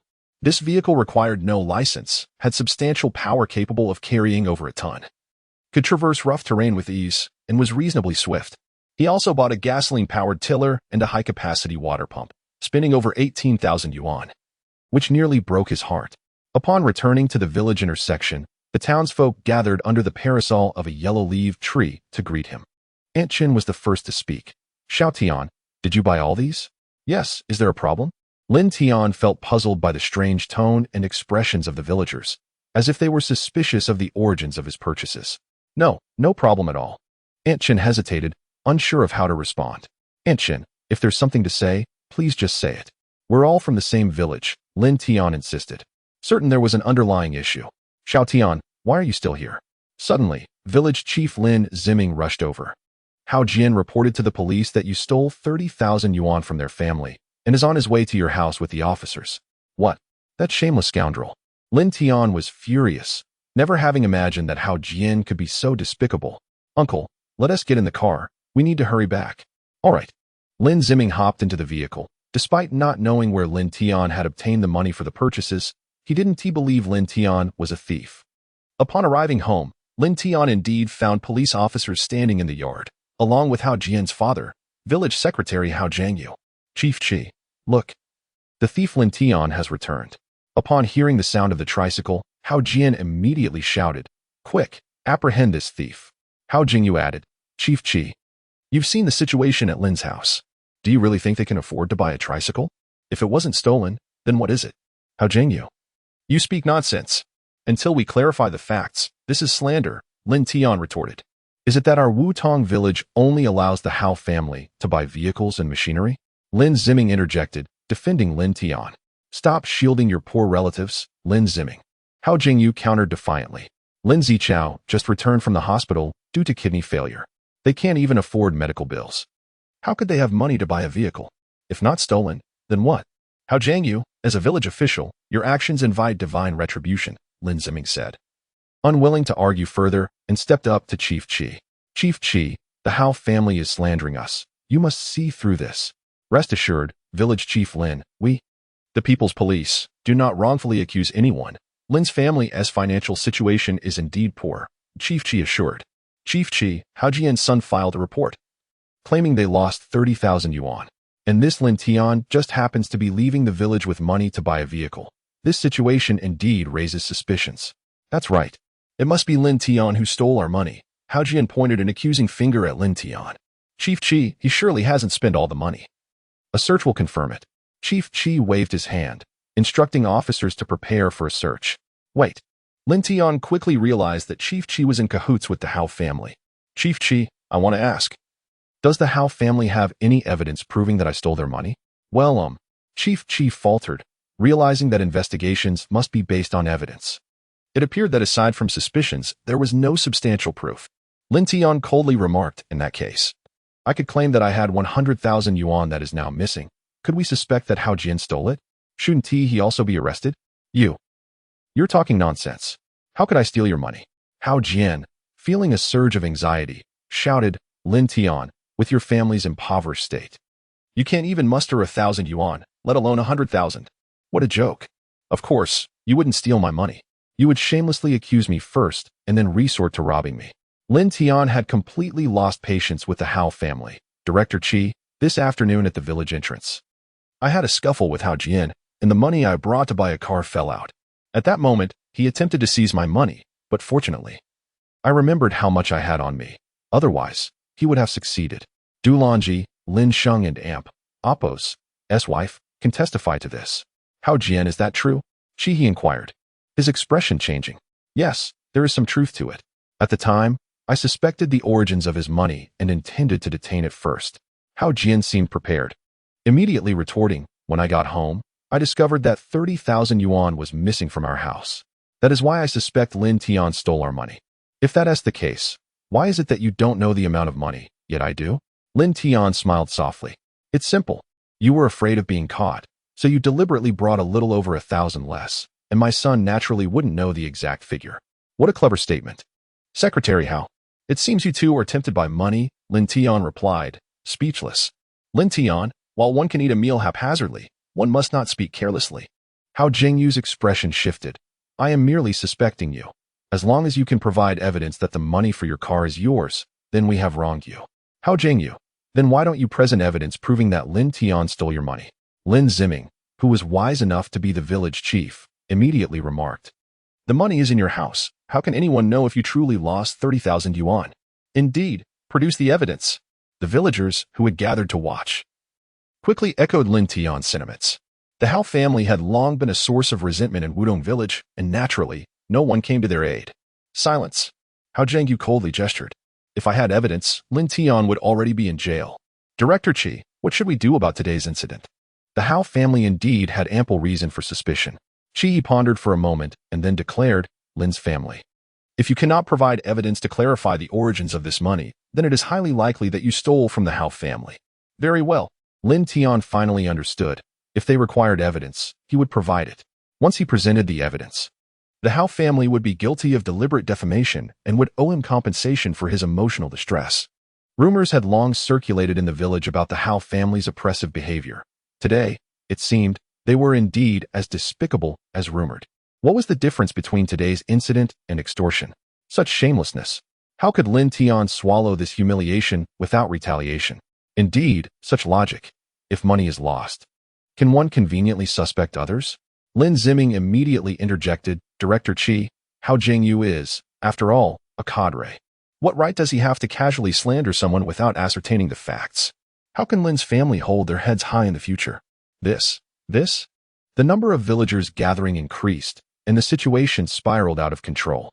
Qi was taken aback by how little support Hao Jingyu had among the villagers. No one believed that Lin Tian had stolen their money. If it were someone else, being suspected would be one thing. Confronting me openly would be inconsequential. Lin Tian's demeanor was resolute and unyielding. However, I refused to accept Hao Jingyu's actions.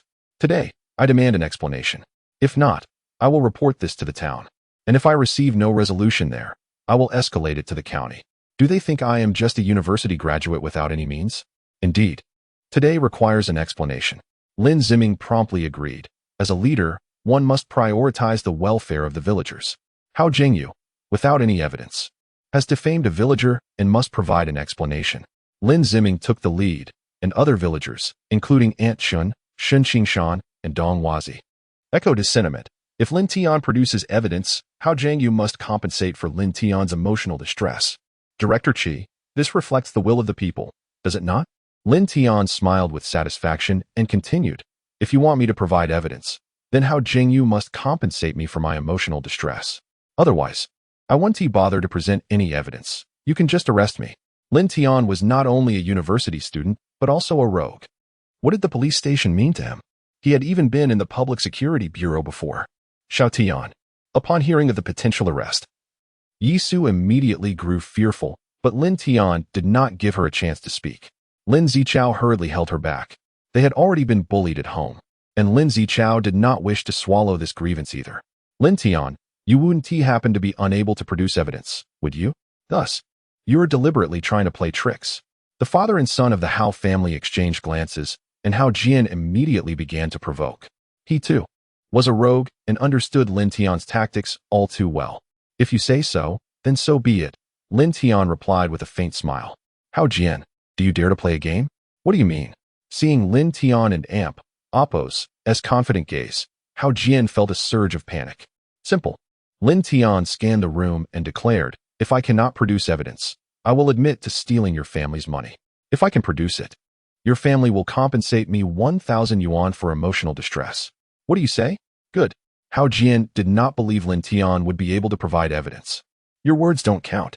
Lin Tian waved his finger. Hao Jingyu, what is your stance? Very well. In front of a crowd. Hao Jingyu had no choice but to agree. Otherwise, it would be tantamount to indirectly admitting he was slandering Lin Tian. After agreeing, Hao Jingyu immediately added, Lin Tian, we are all from the same village. I do not wish to escalate this matter too far. Just return the money, and it will suffice. Otherwise, if you cannot produce evidence, you may end up in jail. Think carefully. Nonsense. If I cannot produce evidence, I would rather go to jail. Lin Tian recognized Hao Jingyu's unease, but it was too late. He promptly took out the payment receipt from Jinjiang Hotel. Director Qi, you hold the highest authority here. Please have a look. Good. Upon examining it, Qi's expression changed. It clearly recorded the amount and the unit that made the payment. Then, Lin Tian took out his father's hospital bills. Director Qi, this is merely part of it. The other part was covered by a woman named Feng Jun, who paid for my father's medical expenses when he was admitted to the hospital. A simple inquiry will clarify that it totals nearly 30,000 yuan. What? This is impossible. The existence of actual proof left Hao Jingyu in disbelief, and he hurriedly stepped forward to take a look. Upon seeing it, his expression shifted drastically, and he slapped Hao Jian across the face, nearly knocking him over. This is serious. The failure to catch the chicken resulted in losing the rice. Impossible. This is absolutely impossible. A penniless individual could not possibly possess such a sum. Hao Jian, having been slapped, still refused to relent and, in disbelief, snatched the evidence to examine it. Look here, Director Qi, this is fake. It must be fake. Look, it says here, tomatoes weighing 568 jinth, totaling 9,000 yuan. Yes, indeed. Upon hearing this, Hao Jingyu suddenly realized. Just tomatoes, how could they possibly sell for such a high price? This is certainly fake. It must be fake. Fake. Lin Tian scoffed. You ought to inquire about the relationship between our family and Jinjiang Hotel. Lin Tian was about to speak when Yisu suddenly shouted, the general manager of the Jinjiang Grand Hotel is my daughter-in-law from the Lin family. She is willing to make a high-priced acquisition. Is that unacceptable? Upon hearing this, Lin Tian could only smile helplessly. He secretly admired his mother's cleverness. This explanation was quite good and saved a lot of trouble. Oh, I just remembered. Lin Ziming suddenly slapped his forehead. Sister-in-law?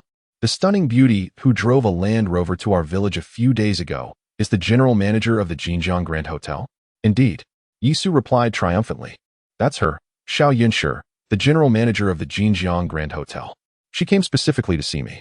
Right, I recall now. A beautiful woman did come to the village a few days ago, and it was this rascal, Xiao Jian, who brought her in. As this topic arose, many people remembered it. Only Shun Qingshan's expression darkened.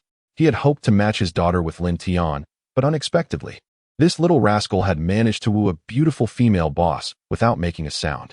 All right. Lin Tian quickly noticed Shun Qingshan's expression, realizing the gravity of the situation. He raised his hand in frustration. Director Qi, the matter is now clear.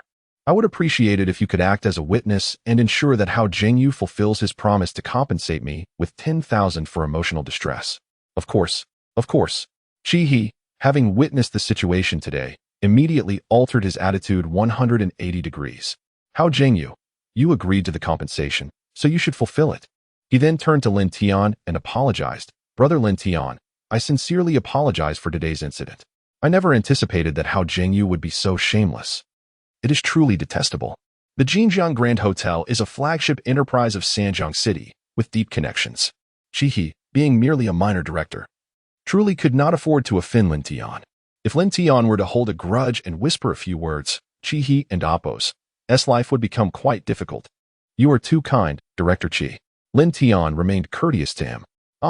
Brother Lin, Village Chief Lin, fellow villagers, since the matter is clear, we shall disband. After casting a resentful glance at the Hao father and son, Qi He promptly led his team away. In response, the Hao father and son could only lower their heads in defeat. Who could have imagined that a mere rascal managed to handle the female boss of the Jinjiang Grand Hotel? The farcical scene finally came to an end, with Lin Tian emerging as the greatest victor. Observing the expressions on their faces, he couldn't help but feel both amused and exasperated. Hao Jingyu, I expect to see 10,000 tonight. Otherwise, do not blame me for being merciless. Lin Tian, how dare you threaten me? What if I refuse to give you anything? Hao Jian retorted loudly, intending to counter. Refusing is fine. It doesn't matter to me. Lin Tian smiled faintly. However, I fear your father's position will become quite precarious. Lin Tian was not threatening him, but merely stating a fact. After today's uproar, he had already resolved to ensure that Hao Jingyu would be dismissed. This father and son pair had no shame. Fine, I'll pay. Lin Tian's words indeed frightened Hao Jian. The current Lin Tian was no longer one to be trifled with. Dad, we can't give in to him. Hao Jian was still unwilling. He's just a rascal. What is there to be afraid of?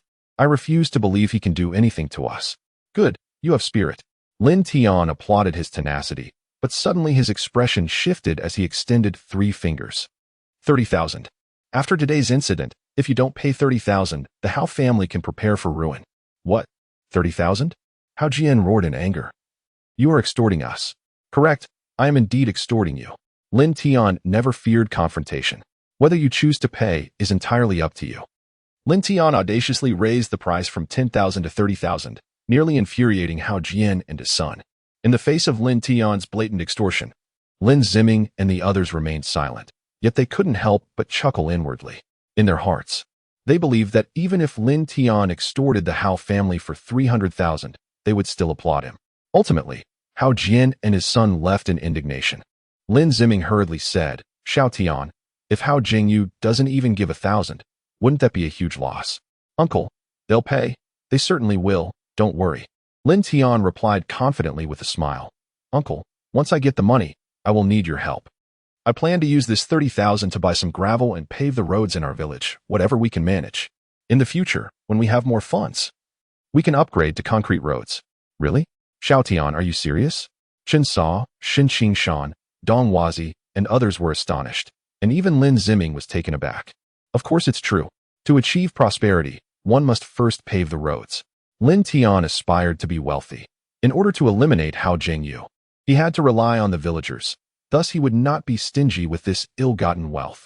Dear uncles and brothers, if I, Lin Tian, ever become prosperous, I will ensure that the roads in Wutong Village reach every household. Haha, splendid.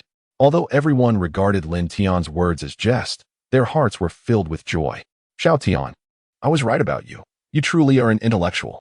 Lin Ziming was especially delighted, recognizing that the Lin family had a promising future to achieve wealth. One must first pave the roads. Our primary task in Wutong Village is to establish roads, and I believe that day is not far off. After bidding farewell to the villagers, Lin Tian immediately pushed the machinery to begin digging. Within 3 days, he successfully excavated the land, creating a suitable foundation and drainage ditch. Eagerly awaiting the seedlings to plant vegetables.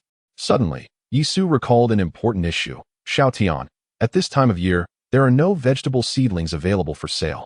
Lin Tian had not anticipated this dilemma, but after pondering, he replied, Mom, don't worry, I will find a solution. If it comes to it, we can only buy seeds. As long as they can take root and sprout, with the miraculous Guanlu spell, I am confident they will bear fruit. Of course, if we had seedlings, the process would be significantly faster. Lin Tian was not anxious. He merely feared that Xiao Yunshi, the shrewish woman, might become impatient. Just a few days had passed, and she had already called to urge for ingredients again. Upon returning home, Lin Tian rushed to the backyard to check on the 20 feed chickens he had purchased a few days prior. He wondered how much they had changed after receiving the Guanlu spell. After observing, it seemed there were no remarkable changes. Their feathers appeared shinier, and they seemed more spirited, each brimming with vigor. However, there was no noticeable difference in weight. Mom, tonight let's try one of the feed chickens. Since we can't see any changes, we must test the flavor. All right. Yusu was generous when it came to food. After finishing her tasks, she began to prepare the chicken. Soon, a pot of aromatic chicken soup was ready. It smells so good. As Lin Zichao sat at the dining table, he couldn't help but exclaim, Wife, it seems your culinary skills have truly improved. This feed chicken is delicious. Oh, let me taste it first. After tasting, Yisu was momentarily stunned, seemingly unable to believe it. Lin Tian quickly sampled it as well, and he too was astonished, confirming his earlier suspicions. The Guanlu spell was not only effective for plants, but also for animals. In just 3 days, the meat quality of the feed chickens had transformed. Although it was not as good as the free-range chickens previously consumed, it was tender and flavorful. This type of chicken was certainly unavailable in the market. This presented yet another lucrative opportunity. Purchasing chickens from the market, applying the Guanlu spell, raising them for a period, and then selling them at a high price would be akin to picking up money. However, finding a market was another issue. One must take things step by step. You cannot become a glutton in one bite. Lin Tian reminded himself, remaining patient. A gentle breeze swept by, carrying petals along with it. one of which fell into Lin Tian's bowl. Peaches. Gazing at the petal, Lin Tian's mind sparked with an idea for generating wealth. If the Guanlu spell could enhance the quality and accelerate the growth of vegetables and animals, it must surely have miraculous effects on fruit trees as well. With this thought, Lin Tian dashed into the yard. Rural folk often plant fruit trees around their homes for convenience and to beautify the environment during flowering and fruiting seasons. Surrounding Lin Tian's home were cherry trees, peach trees, plum trees, orange trees, and grapes, quite a variety. At this time of year, the peach trees had only recently begun to blossom, while the cherry trees had already borne fruit, with a few clusters turning red. Knowing the Guanlu spell was extraordinary, Lin Tian couldn't resist testing it. He applied the Guanlu spell 3 times directly on the cherry tree. The next morning, Lin Tian was still enjoying a deep slumber when his mother awoke him. It turned out that the cherry tree, upon which he had cast the spell, had ripened overnight. And the cherries were impressively large, almost the size of cherries. Moreover, they were exceptionally sweet and juicy. 1 million received via Alipay. 1 million received. At that moment, Lin Tian's Xiaomi phone rang, the ringtone eliciting laughter from Lin Zichao and his wife, who genuinely thought a fortune had fallen from the sky. Lin Tian couldn't help but grin foolishly. If it weren't for fearing that Shun Yao might be upset, he would have replaced it long ago. It was quite vexing. Hello, who is this? Brother Lin, it's me, Zhao Feng. A familiar voice rang through the phone. Ah, Zhao Gu, I forgot to save your number. Lin Tian was taken aback and quickly added, Zhao Gu, has there been any change in the old man's condition? No, Lin Lao is doing well. Zhao Feng replied. It's just that Lin Lao wishes to be discharged and recuperate at home. We're a bit concerned and would like to ask you to check if he is fit for discharge. I see.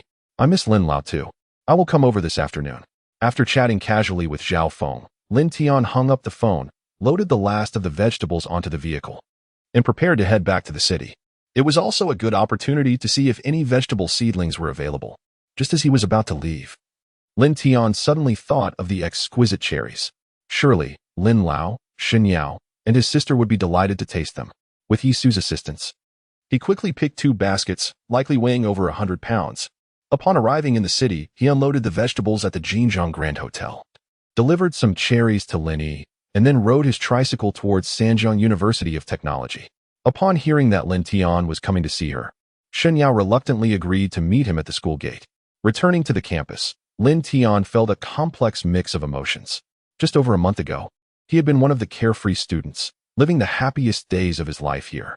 Now, he had transformed into a farmer from Wutong Village, a muddy-footed rustic with shoes caked in dirt. Excuse me, how much are the cherries per pound? As Lin Tian stood by the basket, a clear voice suddenly rang in his ear. Looking up, he saw a beautiful university student with long hair cascading to her waist, dressed in a black skirt and white blouse, holding a few books in her hands. This beauty was none other than Han Yuzhu, the campus belle of Sanjiang University of Technology. Experiencing close proximity to his goddess for the first time, Lin Tian was struck by her beauty. Her figure and features rivaling even Xiao Yunshi, surpassing Shen Yao by a good margin. Excuse me, how much are the cherries per pound? Han Yuzhu was unfazed by Lin Tian's reaction and inquired again. Oh, I'm sorry, I'm not selling them. Lin Tian found himself in the company of a few good friends, but he had no intention of selling anything, as the quantity was trivial. Shen Yao, on the other hand, was surrounded by numerous sisters, all of whom were food enthusiasts. Lin Tian. At that moment, Shen Yao approached, arm in arm with a dashing young man, impeccably dressed and exuding an extraordinary charm. Lin Tian recognized him, Xie Yi, the renowned heartthrob of Sanjiang University, one of Shen Yao's admirers. A pang of discomfort surged within Lin Tian, yet he managed to maintain a smile. Shen Yao, you've arrived. Look, these are cherries from my home. They are delicious, and I brought them specially for you to try. Thank you, Lin Tian. Shen Yao responded, though her nose wrinkled slightly in discomfort. After a brief pause, she articulated the words she had rehearsed. However, I cannot accept them. Upon hearing this, Lin Tian felt a sudden sting in his heart. The situation was painfully clear to anyone observing. Yet, Lin Tian was unwilling to acquiesce. Had he not yet made a name for himself, only to be thwarted by another? Was this the end of 20 years of deep affection? Shen Yao, I came all this way just to offer you some fruit. Surely, there is no need to decline. Lin Tian endeavored to remain composed. Besides, given our relationship, is there truly a need to distinguish between you and me? Why not try them? I assure you, These cherries are unlike any you've ever tasted. Lin Tian. What was in the past is no longer relevant. Now, I have Xie, Xin Yao declared, gesturing towards her companion. Lin Tian longed to shout, I don't understand. I don't understand. Yet, at that moment, his voice failed him, as if his throat were constricted. It was not fear of Xie that silenced him, but the dread of hurting Xin Yao, not wanting to inflict even the slightest pain. The depth of their bond, cultivated over years, was something he could scarcely fathom. You must be Lin Tian, Xin Yao's classmate from her hometown. We met before at school. Xie stepped forward, extending his hand with gentlemanly grace. Allow me to introduce myself properly. I am Xie, Xin Yao's boyfriend. He was indeed a gentleman. Lin Tian wished to reciprocate with similar decorum. Yet in that moment, he found himself unable to maintain such composure. The fact that he refrained from physically confronting Xie was testament enough to his restraint. We should be going. Xin Yao, aware of Lin Tian's temperament, sensed the tension and hastily tugged Xie away. Wait. Observing their retreating figures, Lin Tian hesitated, grappling with inner turmoil, before finally speaking up. Upon hearing his voice, they paused.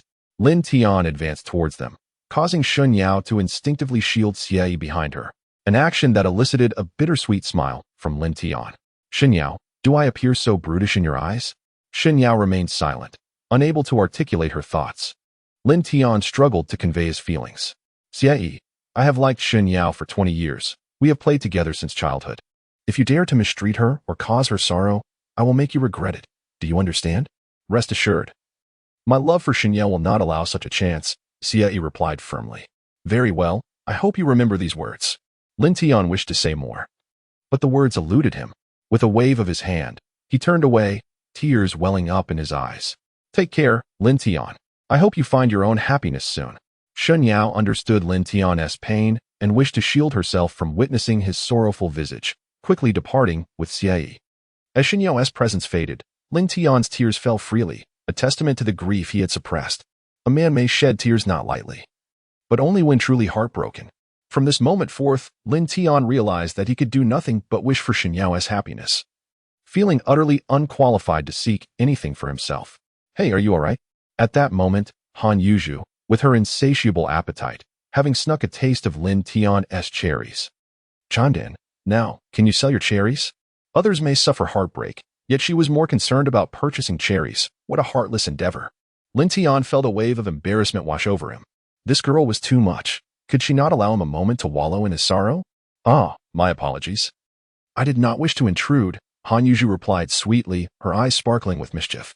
However, your cherries are truly delightful. I have never tasted anything so exquisite.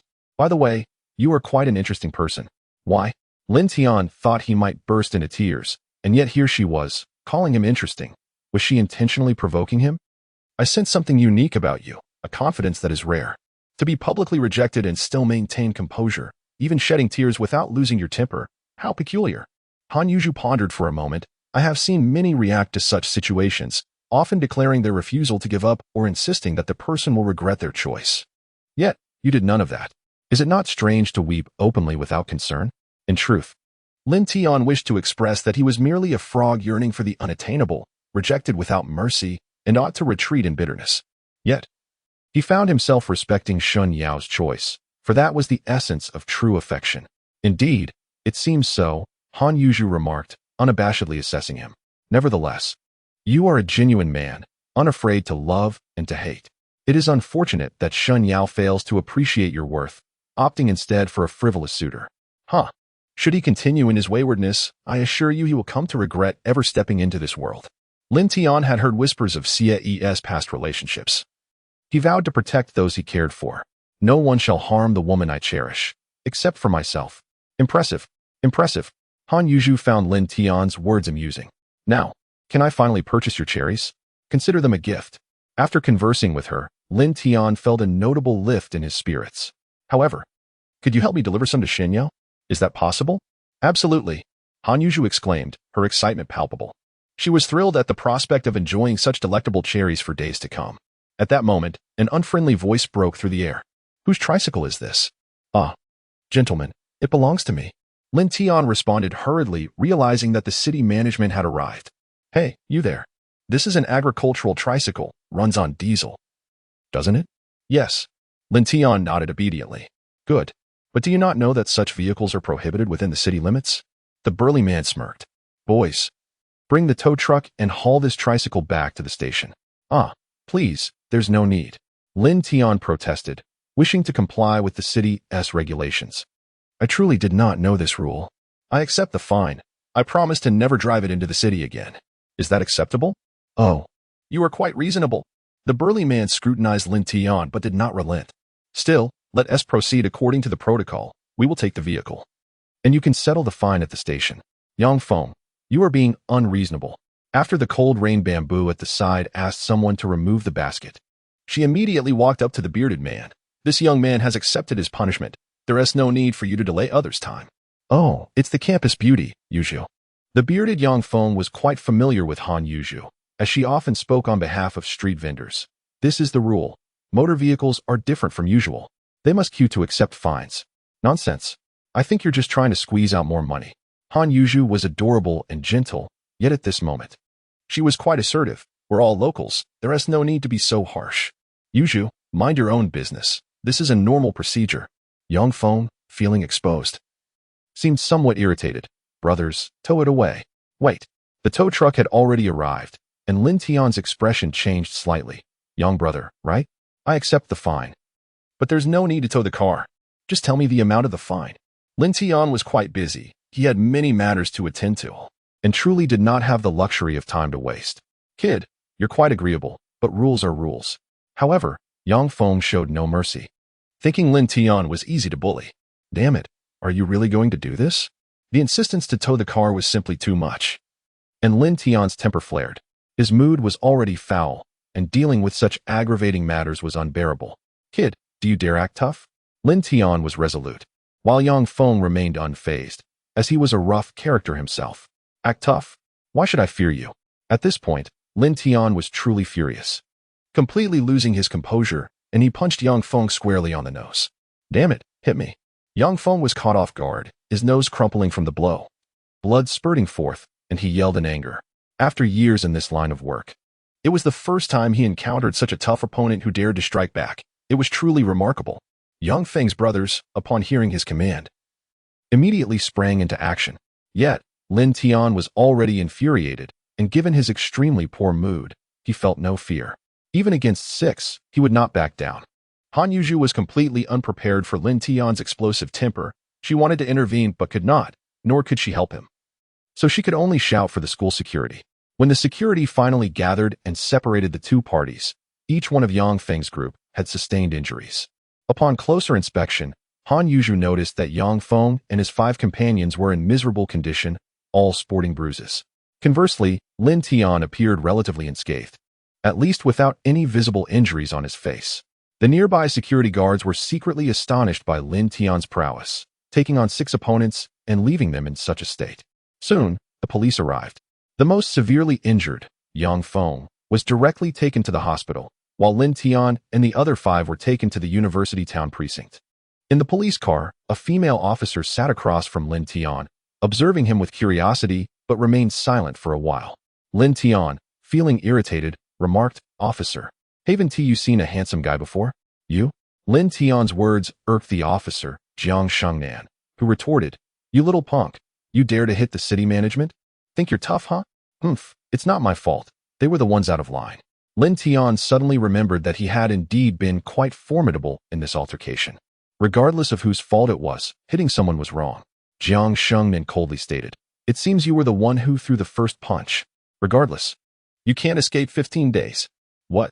I'm actually going to be detained? Lin Tian immediately lost his composure. How much can I earn in 15 days? Roughly calculating, he realized that earning 50 to 60,000 was feasible. If he had that much money, he could upgrade his appearance and perhaps avoid losing Shen Yao to someone else. A notification of 1 million arrived on Alipay. At that moment, Lin Tian and Apos' phone rang, causing Jiang Shengnan to pause. So he and Apos' a wealthy guy. No wonder he's so arrogant. For someone like you, 15 days is merely a light sentence. Humph. She genuinely believed that he had received 1 million, which made Lin Tian feel embarrassed and helpless. If he had 1 million, would he need to drive a dilapidated 3-wheeler? Would he need to get into this fight? After several rings, Lin Tian finally took out his phone and Jiang Shengnan burst into laughter. This guy was amusing. Ignoring her mockery, Lin Tian answered, "Hello, Brother Zhao? I'm currently." On the other end, Zhao Feng seemed quite anxious. Without waiting for Lin Tian to finish, he immediately asked, "Brother Lin, where are you?" Old Lin can't hold on any longer. "Hurry up, Brother Zhao, I might not be able to make it." The beautiful female officer beside him had mentioned that he would be detained for 15 days. "I'm sorry, I'm dealing with some issues." Dealing with issues? Zhao Feng was sharp, recognizing from Lin Tian's tone that he was in trouble. He also heard police sirens in the background and immediately asked, "Brother Lin, where are you? What happened? Tell me." Well, Lin Tian was aware of their stature, but did not wish to disclose such an embarrassing matter. "Brother Zhao, it's nothing serious. I can handle it. Just tell him that as long as I rest in bed for half a month, and once the bruising subsides, everything will be fine. Handle it? Speak plainly. What exactly happened?" Zhao Feng, being impatient, had already caught on to the sirens. "Brother Lin, I can't promise anything else, but in Sanjiang City, there is nothing I can't resolve. If you don't speak up, then we're no longer brothers." All right. Fine. Lin Tian forced a smile, reluctantly saying, "Brother Zhao, the thing is, I hit someone, and now I'm in the police car." Indeed, Zhao Feng had guessed correctly and immediately asked, "Which police station?" "The University Town Precinct." As soon as Lin Tian replied, Zhao Feng quickly stated, "Brother Lin, you don't need to say anything. I'll send a professional lawyer to the University Town Precinct immediately, and I'll rush over from the hospital as well. Don't worry, it's just hitting someone. At worst, it's just a matter of compensation." "All right, thank you, Brother Zhao. Truly a person of influence." His tone was so commanding that Lin Tian felt a weight lift off his shoulders. Upon seeing Lin Tian hang up, Jiang Shengnan couldn't help but utter two words, "Show off." Upon arrival, as soon as Lin Tian stepped out of the car, a young lawyer in his late 20s, impeccably dressed, approached him. "Mr. Lin, hello. I am your attorney, Zhua Fuan, sent by San Yi." Hearing this name, Jiang Shengnan glanced at Lin Tian in surprise, initially thinking Lin Tian was just a show-off punk. She was astonished to find out he had actually summoned one of the top 10 lawyers in Sanjiang City for assistance. It appeared that the conversation on the phone was not a mere show-off. He truly possessed remarkable connections. "Attorney Zhua, nice to meet you." Lin Tian did not know him and was unaware of his reputation. However, he was impressed that he arrived so quickly. Zhao Feng's influence was greater than he had imagined. "Mr. Lin, don't worry, San Yi will arrive shortly." Attorney Zhua thought he was here to defend a notable figure. Yet the person before him seemed more like a farmer. He truly did not understand the significance of this individual who could summon Zhao Feng to come in person. Though surprised, he did not forget his duty and immediately turned to a middle-aged police officer. "Captain Chen, I need to understand the situation with my client first. May I?" Of course. Attorney Zhua was indeed a formidable character, and San Yi was even more renowned. Captain Chen, though a squad leader, had to show respect. He understood that today's case was anything but simple. On the campus of the Polytechnic University, beneath a banyan tree, two stunning beauties stood facing each other, the renowned campus queen, Han Yuzhu, and Shen Yao. Shen Yao glanced at her, somewhat perplexed, and inquired, "Han Yuzhu, did you seek me out?" "Indeed."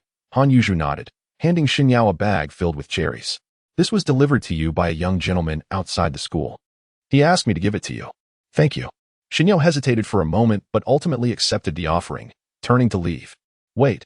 Han Yuzhu, slightly disappointed by her reaction, urged, "Shen Yao, you should at least taste these cherries and discover their exquisite flavor." Shen Yao, caught off guard and unsure of Han Yuzhu's intent, decided to try one. Instantly, her expression shifted dramatically. The cherries were rich and delectable, a taste she had never experienced before. "Delicious, isn't it?" Han Yuzhu continued. "I tried to purchase them from him, but he refused to sell, wanting only for you to enjoy them. These fruits are highly valuable, far superior to imported ones. I estimate that his entire basket is worth at least 1,000 or 2,000 yuan. What? So expensive? Shen Yao could hardly fathom it, having grown up in the countryside. She had never tasted such fine fruit. Of course, this is merely my conservative estimate, but it shows how much he truly cares for you, Han Yuzhu said slowly. Yet you have squandered his feelings and even openly hurt him. This is my own affair. Shen Yao felt a pang of discomfort from her words and, not wishing to delve further into the topic, turned to leave. Don't you want to know how he fared after you left hand in hand? Han Yuzhu called out, her voice rising. However, Shen Yao did not pause. It wasn't that she did not wish to know. Rather, She feared that learning the truth would soften her heart, prompting her to turn back. Oh, that foolish brother. Observing Xin Yao's retreating figure, Han Yuzhu suddenly felt pity for Lin Tian, who had gone to such lengths to bring her such a delightful gift only to end up heartbroken and in tears, facing detention. Before long, Han Yuzhu made a phone call, adopting a sweet tone. Dad, how are you feeling today? On the other end, a stern yet indulgent man responded. You little rascal, you never call unless you need something. Speak your mind. Exactly why you're my father. Han Yuzhu giggled before continuing. A friend of mine named Lin Tian had a run-in with the city management while delivering fruit outside school and has been taken to the campus police station. Could you lend a hand? At the campus police station, the deputy director Yao Tianming was startled by an incoming call from a familiar number, the municipal office. Steadying himself, he answered, Secretary's son, what can I do for you? I've heard there's been a rather unfortunate incident in your jurisdiction, and leadership is quite concerned, Secretary's son replied slowly. The individual involved is a young man named Lin Tian. Although he was at fault, he accepted the punishment, yet it escalated into a case of injury. Are you aware of this? Yao Tianming found himself at a loss for words, realizing that the matter had not yet been reported to him. Aye. Well, it seems this Lin Tian is the victim. Please handle it accordingly, Secretary's son concluded before hanging up. The simple statement struck Yao Tianming like thunder. He quickly grasped the implication. It appeared his subordinates had apprehended the wrong individual. A chill ran down his spine as he hurried out of his office. Soon, he arrived to find that Xin Yu had indeed taken someone into custody, with the renowned lawyer Zhuo Fuwen standing nearby. This young man is Lin Tian, correct? Yao Tianming quickly deduced, approaching with a respectful gesture. I am. And you are? Lin Tian responded, somewhat confused by the officer and Oppo's rank. Greetings, Lin. I am Deputy Director Yao Tianming of the precinct. This is all a misunderstanding. Yao Tianming exclaimed urgently. Captain Chun, release the handcuffs immediately. Yes, sir. Xin Yu, taken aback, hurriedly retrieved his keys to unlock the cuffs, realizing the significance of the individual before him. Thank goodness he hadn't been taken to the interrogation room. Once freed, Yao Tianming addressed Lin Tian. I have clarified the situation. I sincerely apologize for this incident occurring in my jurisdiction. I will ensure that appropriate measures are taken to rectify this. Yet, Yao Tianming was still unaware of the full details of what had transpired. He merely speculated based on Secretary Sun's tone. Thank you, Director Yao, Lin Tian replied, believing that Zhao Feng had intervened on his behalf. There's no need for thanks. It's my duty, Yao Tianming said, relieved to see Lin Tian harboring no resentment. Shengnan, please escort Lin Tian to the hospital for an examination. All expenses will be covered by the other party. Go quickly. Director Yao, that's unnecessary. I plan to visit old Lin at the hospital shortly. It and Oppos. Merely a few superficial injuries, Lin Tian interjected. By the way, I have cherries on my tricycle for old Lin. If possible, could you send someone to deliver them to the people's hospital? Old Lin. Yao Tianming suddenly recalled who Lin Tian was referring to, a cold sweat breaking out. Of course. Rest assured, I will personally see to it. Then we shall take our leave. Lin Tian, not wishing to linger in such a place, preferred to depart swiftly. Fortunately, he knew Zhao Feng. Otherwise, a detention of a month and a half would have been a light sentence. As they exited, Jiang Shengnan immediately questioned, Director Yao, are we just letting him go? What actually happened? Yao Tianming was still sweating profusely, realizing that in all of Tianan province, there was only one individual known as Old Lin. He felt unworthy even to meet him. Director, it's like this. Captain Qinyu, unlike Jiang Shinan, who was driven by a sense of justice, quickly explained the situation. Upon hearing this, Yao Tianming's fury ignited. No wonder the municipal office had called. Lin Tian had made mistakes, but he was also under immense pressure. Moreover, he had connections. What harm was there in defending oneself? Attempting to treat someone as a pushover was sheer folly. Outside the precinct, after a few minutes, Zhao Feng arrived with his team. Seeing that Lin Tian was unharmed relieved him greatly. Otherwise, old Lin would have had his head. He hurriedly approached, asking, Lin, are you all right? Did you sustain any injuries? Zhao Feng had already gathered information on the way, discovering that Lin Tian had single-handedly taken down 6 individuals. Quite impressive indeed, especially considering he appeared largely unscathed. I'm fine. Just took a few kicks, Lin Tian replied, though he felt aches in various places. Zhao Ge, thank you for your help today. If it weren't for your call, Director Yao wouldn't have released me so promptly. Director Yao? Yao Tianming? Zhao Feng expressed surprise at how quickly Lin Tian had been released. I only know him casually. I didn't make any calls. What? Not you, Zhao? Lin Tian was taken aback, as was the lawyer Zhao Fuwen nearby. The severity of Lin Tian's case depended largely on the perspective of those above. Clearly, Yao Tianming held a significant apprehension towards Lin Tian, effectively halting all proceedings. Haha. It appears that Brother Lin possesses quite an extensive network behind him. If it is not Zhao Feng, then it certainly cannot be Old Lin. Such matters are beyond Old Lin's direct involvement. To have Yao Tianming personally intervene is no small feat. Brother Zhao, please do not mock me. I am merely a humble farmer. Lin Tian was perplexed. Aside from you and Old Lin, I truly do not know any significant figures. Well, regardless of who it is. As long as everything is fine. Let us head back to the hospital. Old Lin is waiting for you. Zhao Feng did not linger on the matter and waved his hand, saying, Lawyer Zhua, I appreciate your assistance today. I shall treat you to a meal another day. You are too kind, third master. I shall take my leave now. Zhua Fuwen courteously nodded towards Lin Tian and drove away. Meanwhile, Lin Tian climbed into Zhao Feng's luxurious Mercedes. Having lived for 20 years, this was his first experience riding in such an extravagant vehicle. The sensation was genuinely delightful and comfortable. Once he is wealthy, he must acquire one for himself. Upon arriving at the hospital room, Old Lin immediately sat up. As if a nail were embedded in the bed. Little brother Lin, how are you? Are you all right? Old sir, I am fine. Thank you for your concern. Lin Tian suddenly realized that the address felt inappropriate. Old sir, please just call me by my name, or Little Tian. Referring to me as brother feels a bit too much. Ha, you rascal, truly clever. All right, I shall call you Little Tian. Old Lin appeared quite anxious. Since you are fine, then quickly check my pulse. I do not wish to linger here any longer. Fine. Lin Tian, lacking any medical knowledge, could only rely on the amp, opos, Shenong bin Chao Jing and amp, opos, in his mind, and reluctantly sat down to feign taking the pulse. Fortunately, the ancient text did not disappoint him, yielding surprisingly good results. The bruising had nearly vanished. Haha, splendid. Receiving Lin Tian's affirmative response, Old Lin sprang up from the bed, landing on the floor, and then reached for Zhao Feng's shoulder. A foam, come. Let us spar a few moves. Ah, Old Lin, no. This scene nearly frightened Zhao Feng to death, yet as a martial artist, he could not help but respond when challenged. Moreover, with Old Lin pressing forward, he had no choice but to defend himself. In an instant, fists and palms clashed, creating a wind-like whistle.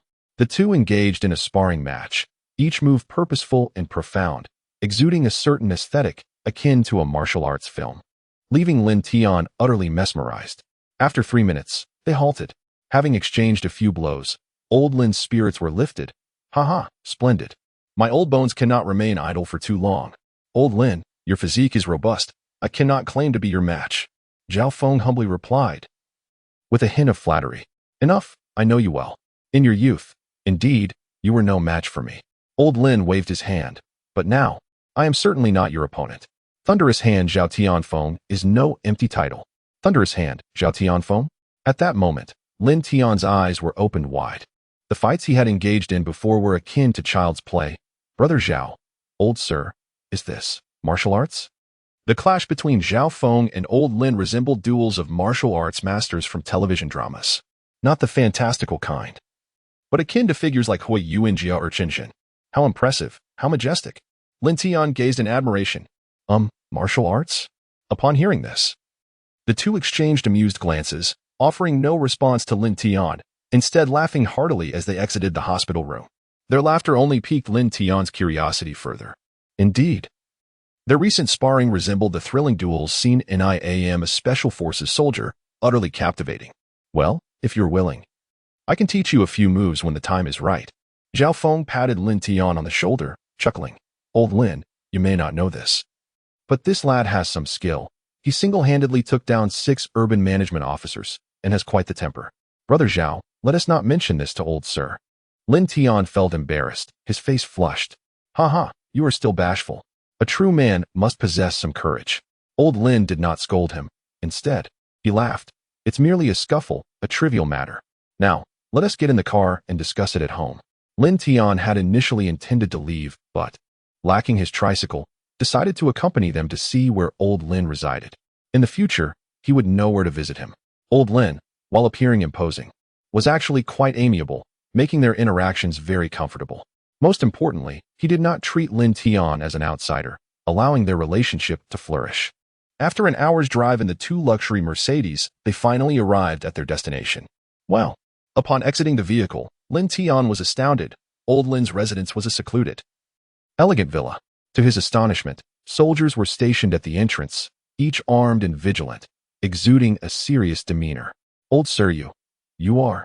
Lin Tian was genuinely taken aback. No wonder Xiao Feng appeared so tense. This was serious business. Come, let us go inside first. Old Lin chuckled, placing a hand on Lin Tian's shoulder as they entered, leaving the soldiers utterly astonished.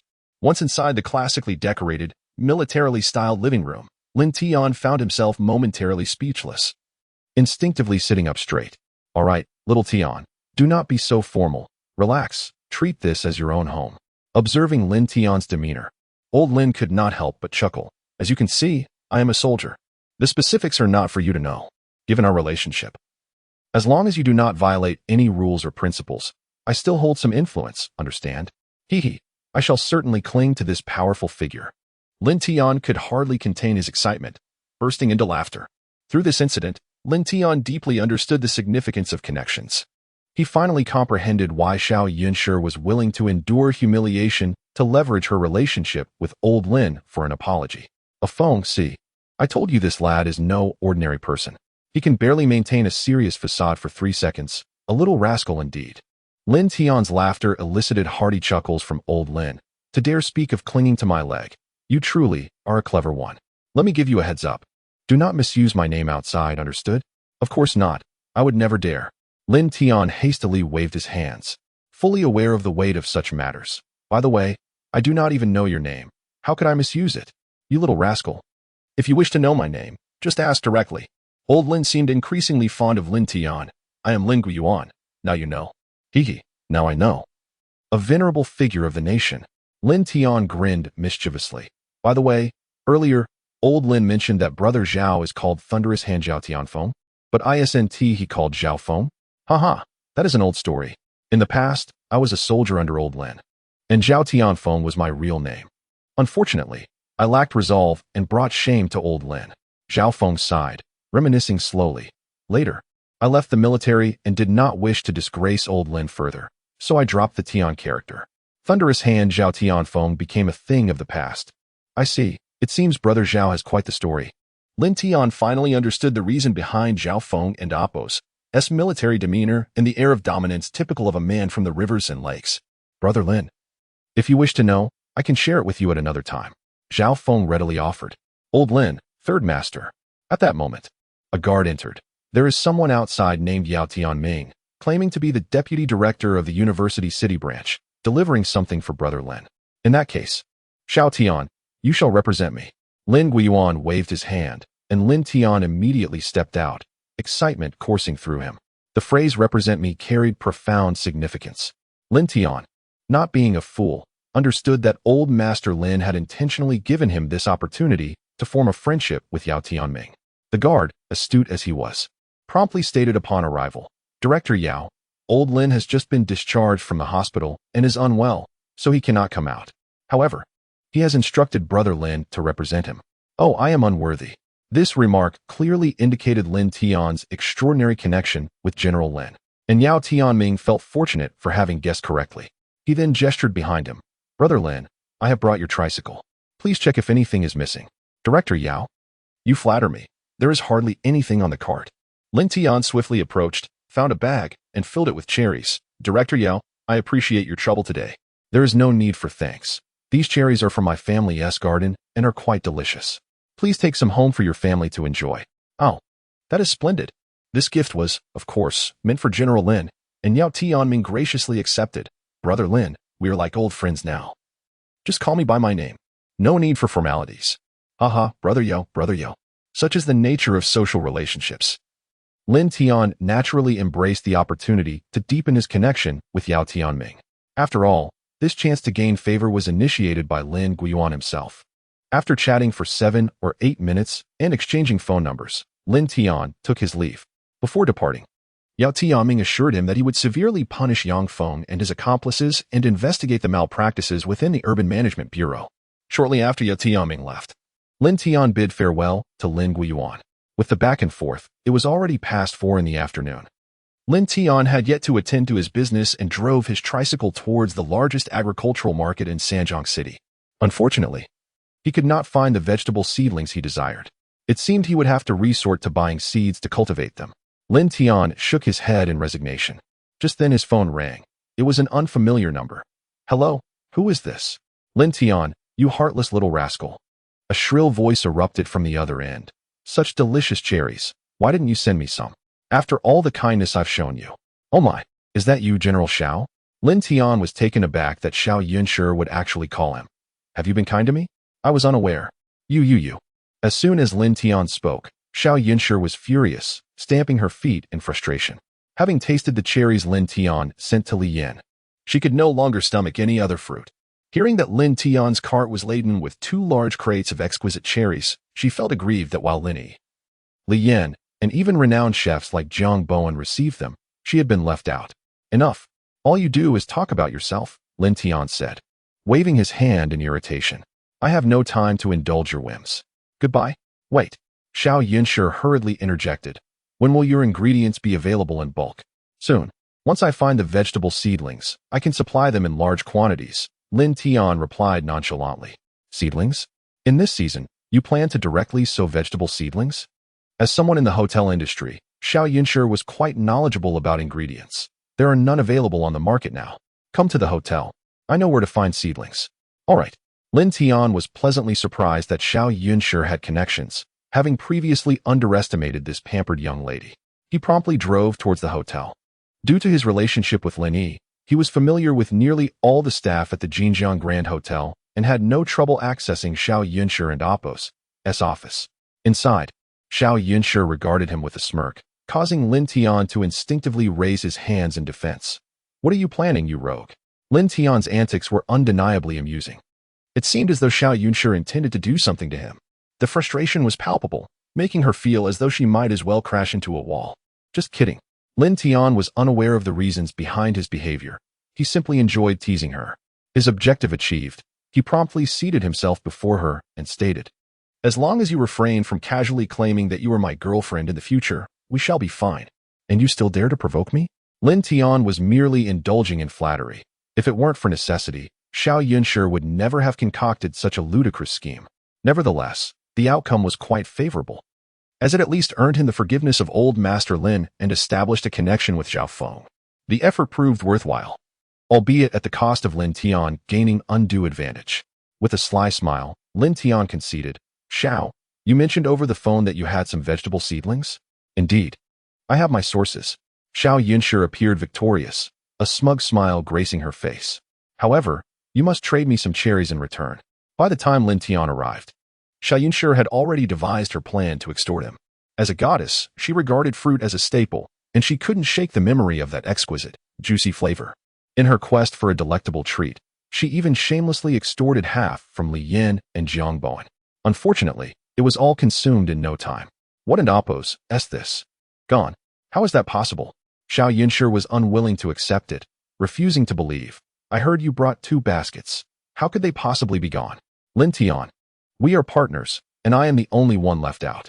You are being unfair. Xiao, I genuinely have none left.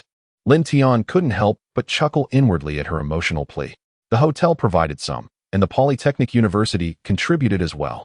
The rest went to old Master Lin and Brother Zhao. I truly have none left.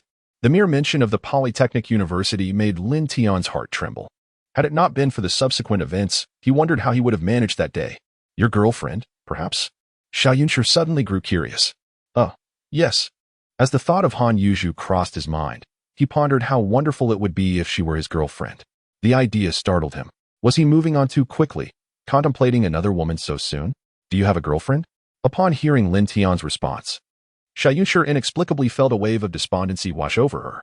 For a moment, both were lost in their own thoughts, each feeling a sense of melancholy. Very well. I shall let you off this time. After a brief silence, it was Xiao Yunshi who regained her composure first, declaring, next time, if you acquire such delightful items, you must share some with me. Otherwise, I shall go directly to your home and ask your uncle and aunt for some. All right. Lin Tian. not wanting to give her an excuse to visit Wutong Village, assured her, in the future, there shall certainly be a portion for you, Xiao, the illustrious beauty. Humph. At least you are sensible. Xiao Yunshi beamed, her small fist playfully shaking in triumph.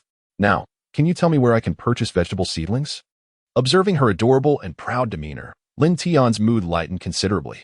Cultivating from seeds is far too time-consuming, and you wouldn't want the hotel's ingredients to run out.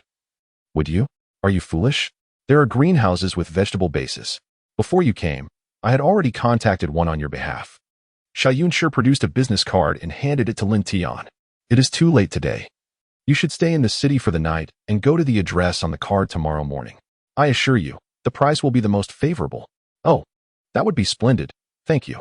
Lin Tian accepted the card and prepared to leave, but Xiao Yunshi immediately called after him. Lin Tian, after I have done you such a significant favor, is thank you all you can muster? What do you suggest? Lin Tian turned back, playfully asking. How about I dedicate myself to you? Go to hell. Xiao Yunshi exploded in indignation, seizing the documents on her desk and hurling them at Lin Tian. As he fled in mock terror, she couldn't help but laugh. It seemed that every interaction with Lin Tian left her exasperated yet filled with laughter. At times, she even felt a genuine sense of happiness. Having exchanged banter with Xiao Yunshi, Lin Tian felt quite content as he strolled away, remarking, "It appears I shall have to make do at home tonight." After wandering about the dining department for a while, he still could not locate his elder sister. Just as he was about to make a phone call, someone unexpectedly called out to him from behind. Turning around, he was pleasantly surprised to find an old classmate from middle school, someone with whom he had shared a close bond. Ding Junlang, is that you? Lin Tian. It really is you. I thought I had mistaken you for someone else. Ding Junlang, true to his name, was strikingly handsome and appeared to be doing quite well for himself, dressed impeccably. Long time no see. How have you been? Not bad, judging by your appearance. It seems you are thriving. Despite their long time apart, Lin Tian occasionally kept in touch through QQ and WeChat. Are you dining here? Yes. Look at me. I almost forgot the main point. Deng Junlang immediately placed a hand on Lin Tian's shoulder and led him inside. Come on. A few of our middle school classmates are gathering here. Li Yu, Zhang Dongyang, and the others are all present. It's rare to see you. Let us share a few drinks. Oh, Li Yu and Dongyang are here. Those two are also Lin Tian's friends from middle school. Since everyone is here, I should catch up with them. I miss them quite a bit. Initially, Lin Tian had intended to retrieve the keys from his elder sister and return the 10,000 yuan medical fee he owed to Feng Jun. Before coming, Lin Zichao had specifically instructed Lin Tian to ensure he returned the money. Guess who I brought? As they entered the private room, Deng Junlang playfully blocked Lin Tian from entering, teasingly building suspense. Oh, who could it be? At the dining table, Zhang Dongyang, dressed sharply and flanked by two stunning women, immediately expressed interest.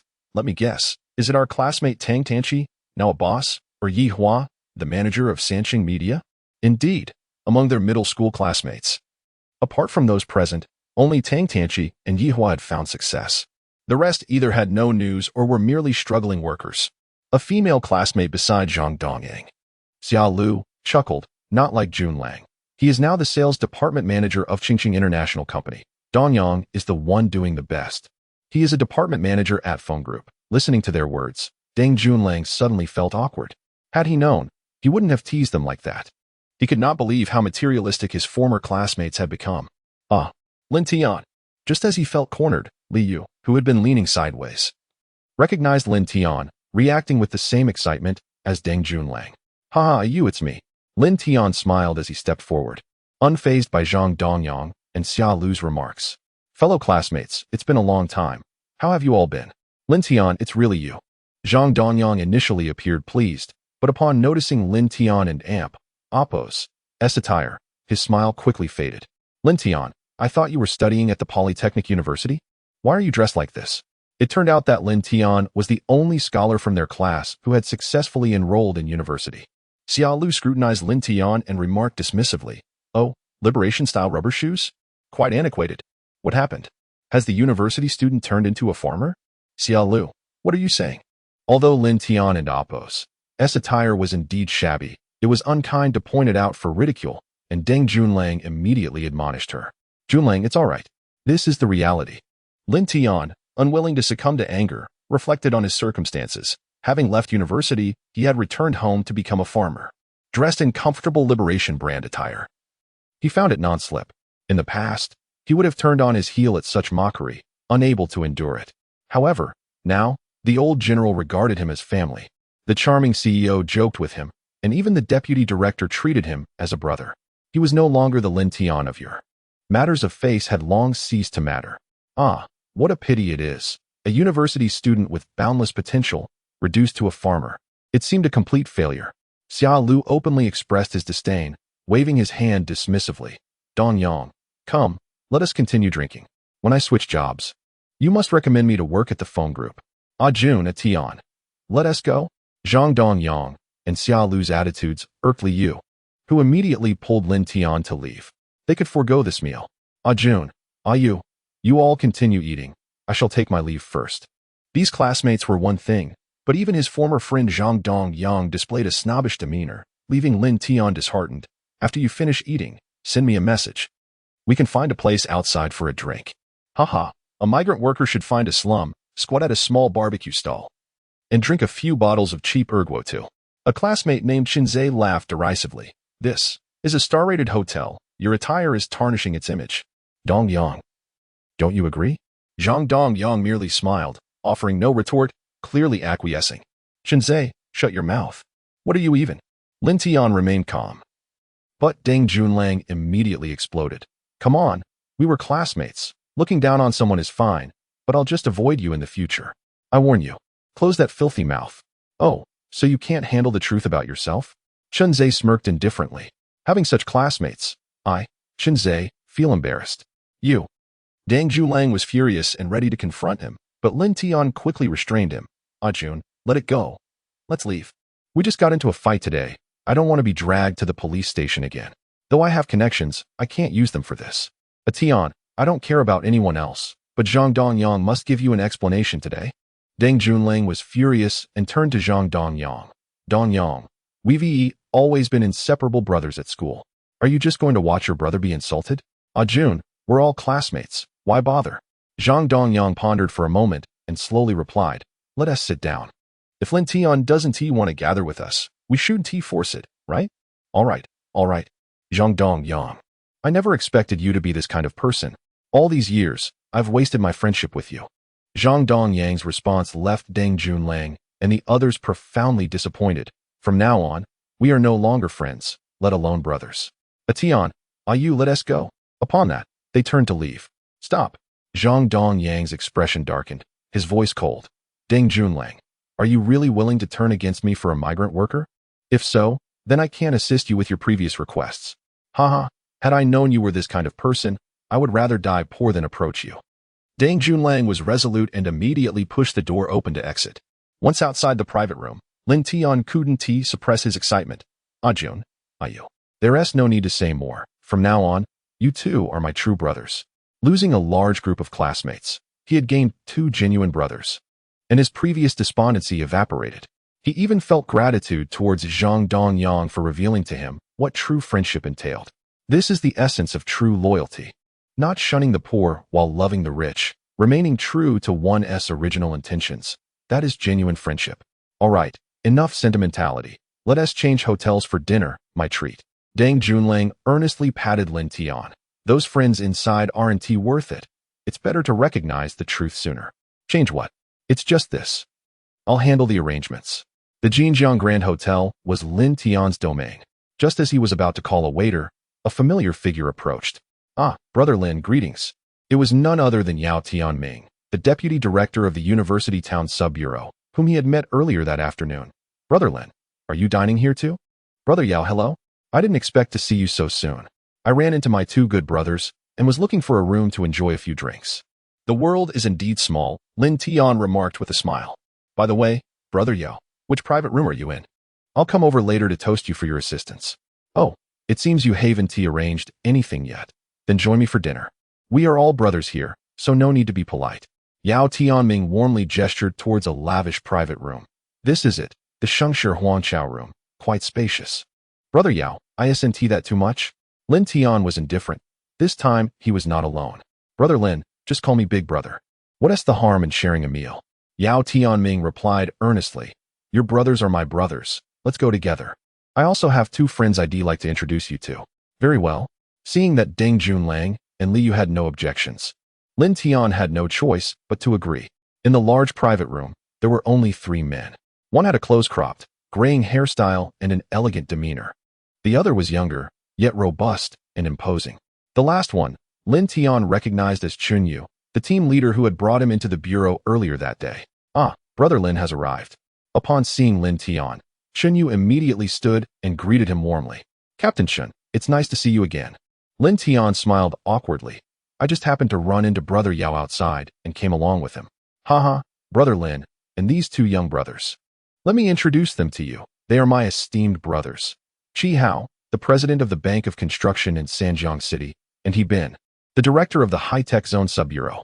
Yao Tianming waved his hand and introduced. Old Chi, Brother He, this is my good brother Lin Tian. The other 2 are Lin Tian's younger brothers. We are all family. Upon hearing Yao Tianming's introduction, Deng Junlang and Li Yu felt a jolt in their hearts, nearly losing their balance. They looked at Lin Tian with strange eyes. Such prominent figures. These 2 had never encountered anyone like them, not even their parents in their lifetime. President Chi, Director He, greetings. Lin Tian, having already met the old general, was no longer intimidated by such occasions. I apologize for the interruption. Please don't take offense. Haha, Brother Lin, you're being too modest.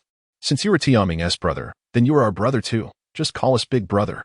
Chi Hao, though somewhat aloof, was accommodating. However, He Bin seemed to have gleaned something from Yao Tianming's expression and immediately stepped forward to shake Lin Tian's hand. Come, Brother Lin. Please take a seat. You 2 young brothers should sit as well. We are all family. No need for formality. All right.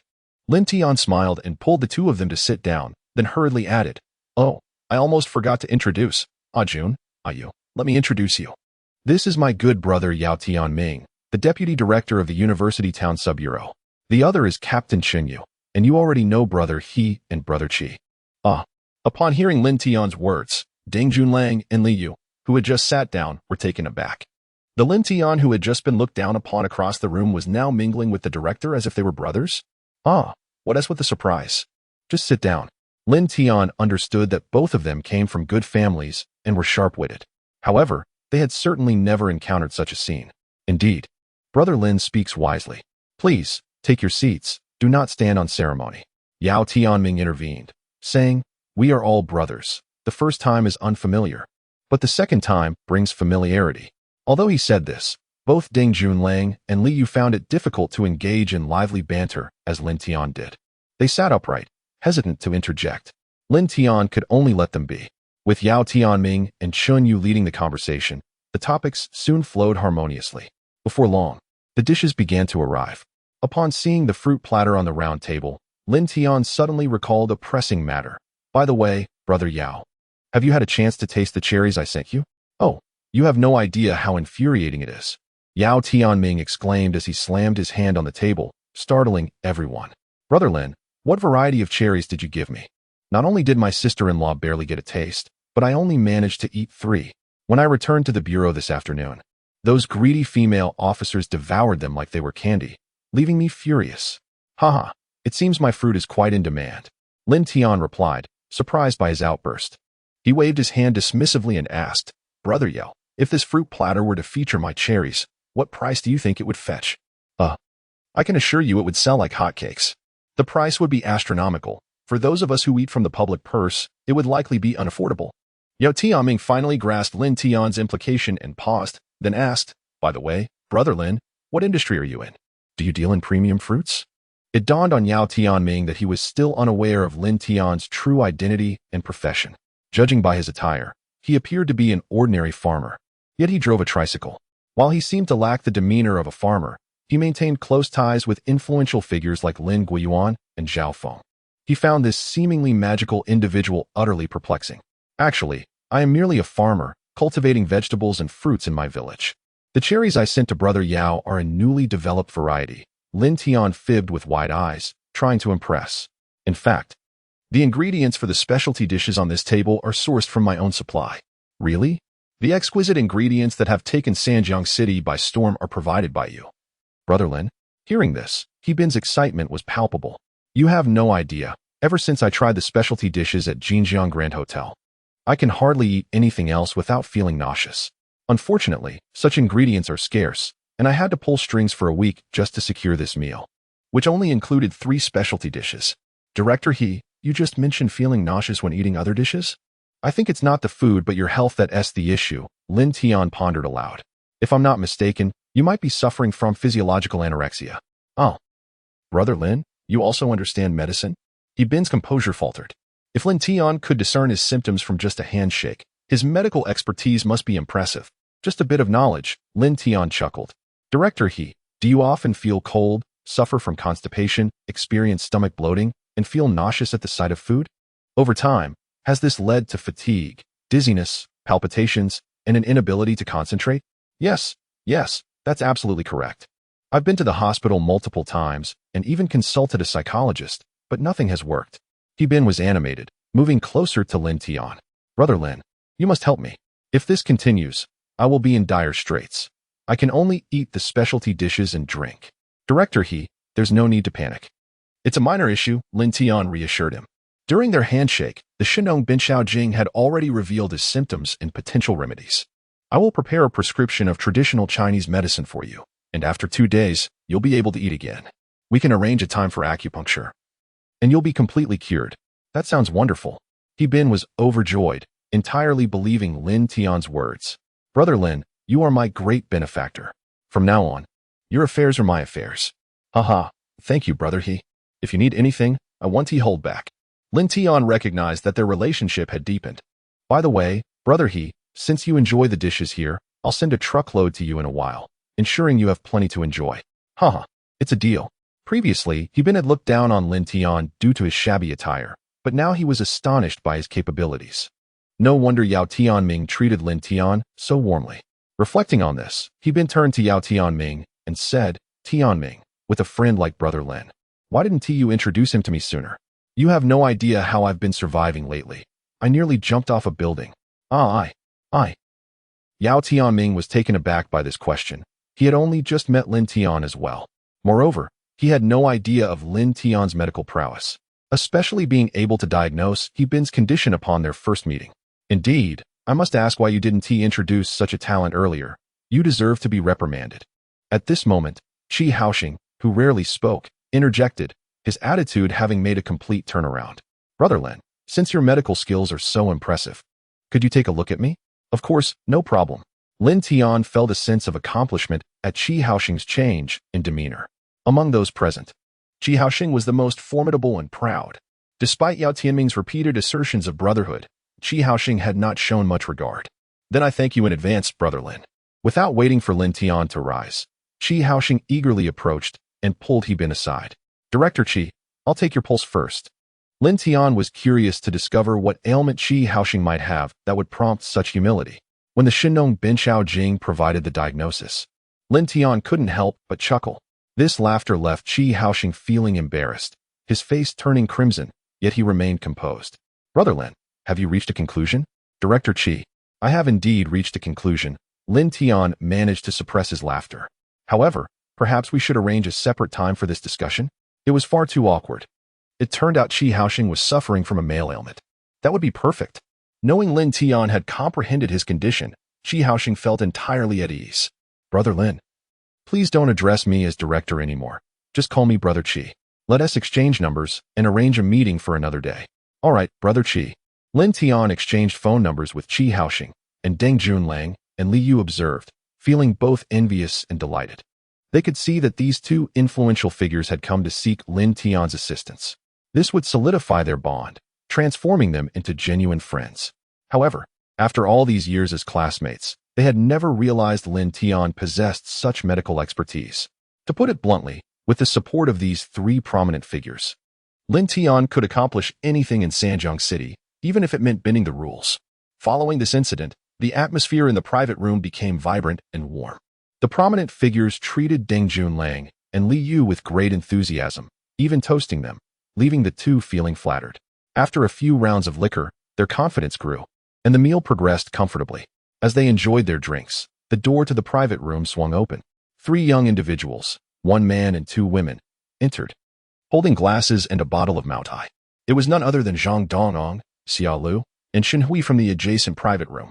Zhang Dongyang greeted them with a smile and quickly approached Qi Haoxing, pouring him a drink. Director Qi, it's a pleasure to see you here. However, Qi Hao did not recognize him and did not accept his offer of wine. President Qi doesn't remember me. I am Zhang Dongyang, the brother of Zhang Yume from the high-tech zone branch. Zhang Dongyang was not angry and slowly explained, we met at a wine party last time. And we even had a drink together. Oh, now I remember. You're Yume's little brother.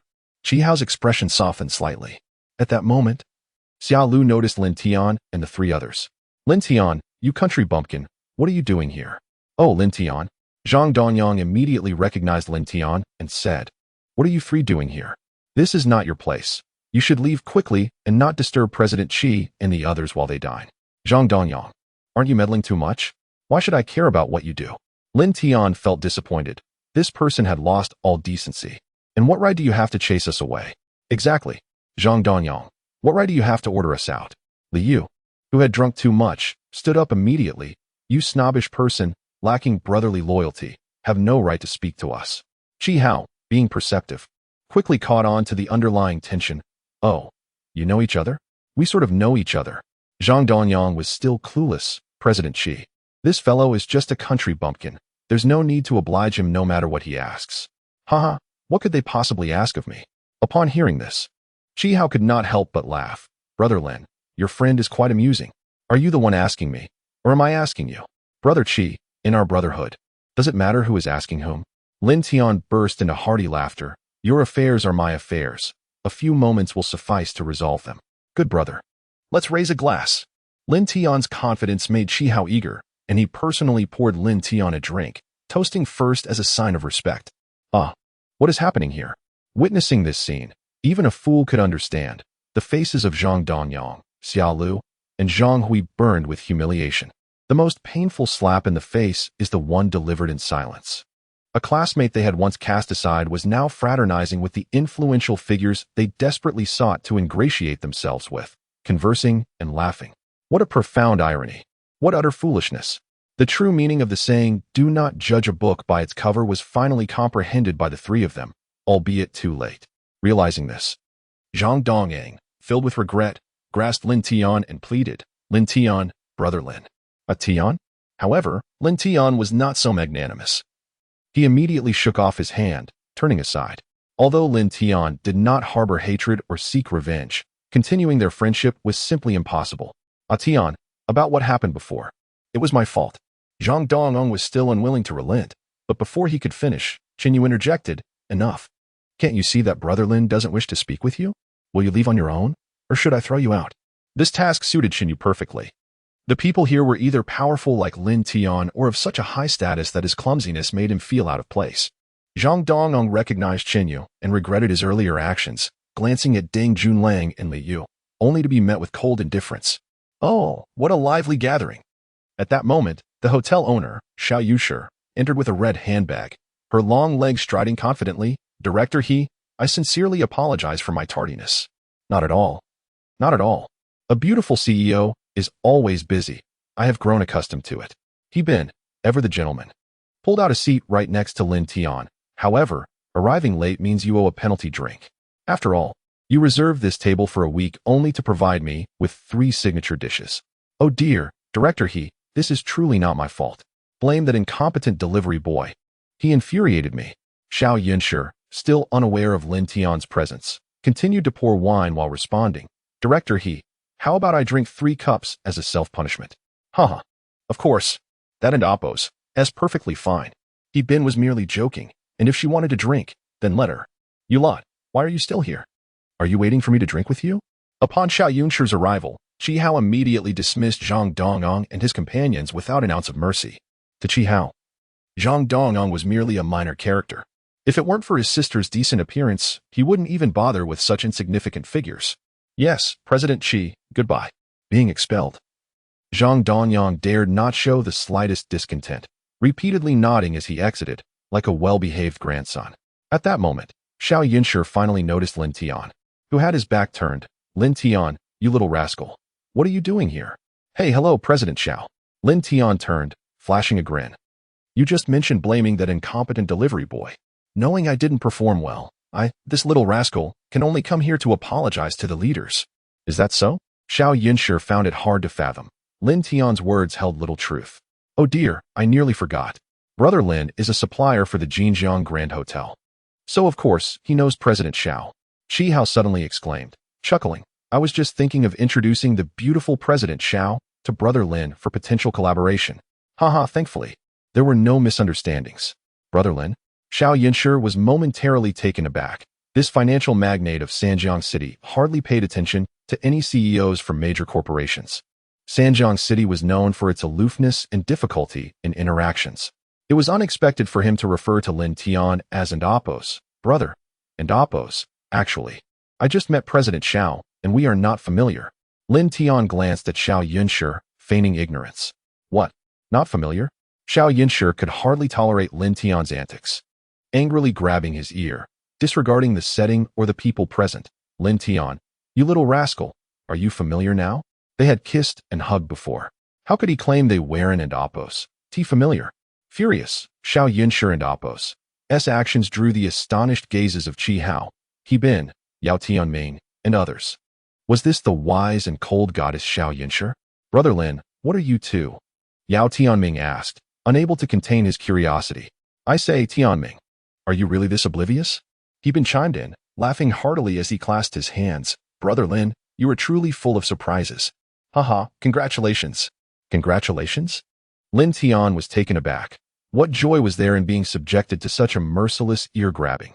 Xiao Yunshi had become increasingly bold, treating Lin Tian with a mix of scolding and playful aggression.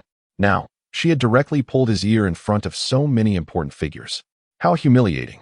Haha, Tian. You really are quite the concealed gem. He Bin remarked, and Deng Junlang immediately added, looks like we should start calling you sister-in-law. Ah, sister-in-law? Hearing this, Xiao Yunshi hurriedly released her grip, realizing her actions were excessive and had been misinterpreted. She awkwardly glanced at Lin Tian, her face flushing with embarrassment, lowering her head to avoid his gaze. Although she had once pretended to be his girlfriend, their relationship was still new and not at the stage where she could pull his ear. She was unsure why she had acted so impulsively, but it seemed to have been quite satisfying, releasing all the pent-up frustration towards Lin Tian. Oh dear. I feel quite embarrassed. He Bin could not help but jest. It seems that, dear sister-in-law, after these 3 cups of wine, I dare not impose any penalties. Several elder brothers exchanged knowing glances, and Lin Tian, though somewhat emotionally oblivious, realized they had misunderstood him. Just as he was about to clarify, Xiao Yunshi unexpectedly took his arm, blushingly remarking, my dear, you have concealed your connection so well? You have known Director He and President Qi all along? How about a brief introduction? Never mind, I shall introduce myself instead. As Xiao Yunshi's words fell, she immediately continued, not allowing Lin Tian a moment to speak. Director Qi, Director He, Director Yao, Captain Chun. Allow me to formally introduce my boyfriend, Lin Tian. Indeed, this is my girlfriend. Unexpectedly resorting to this tactic again, having just tugged at his ear. Lin Tian could not let it go without a bit of interest. With a swift motion, his hand landed upon her shapely rear. Following that, with a flick of his wrist, he encircled her slender waist. A gentle yet firm pull caused her to involuntarily lean back, resulting in a princess carry that left her feet barely touching the ground. Thump, thump. Their gazes locked, and in that moment, the exquisite beauty of Xiao Yunshi struck Lin Tian with a sudden, racing heartbeat.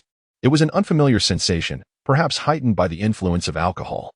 Lin Tian found himself parched, gradually lowering his head, leaning in to kiss Xiao Yunshi's lips. Yet, in that instant, Xiao Yunshi seemed to sense Lin Tian's intentions. Her heart racing even faster than his, her charming face flushed a deep crimson. For a fleeting few seconds, she contemplated closing her eyes.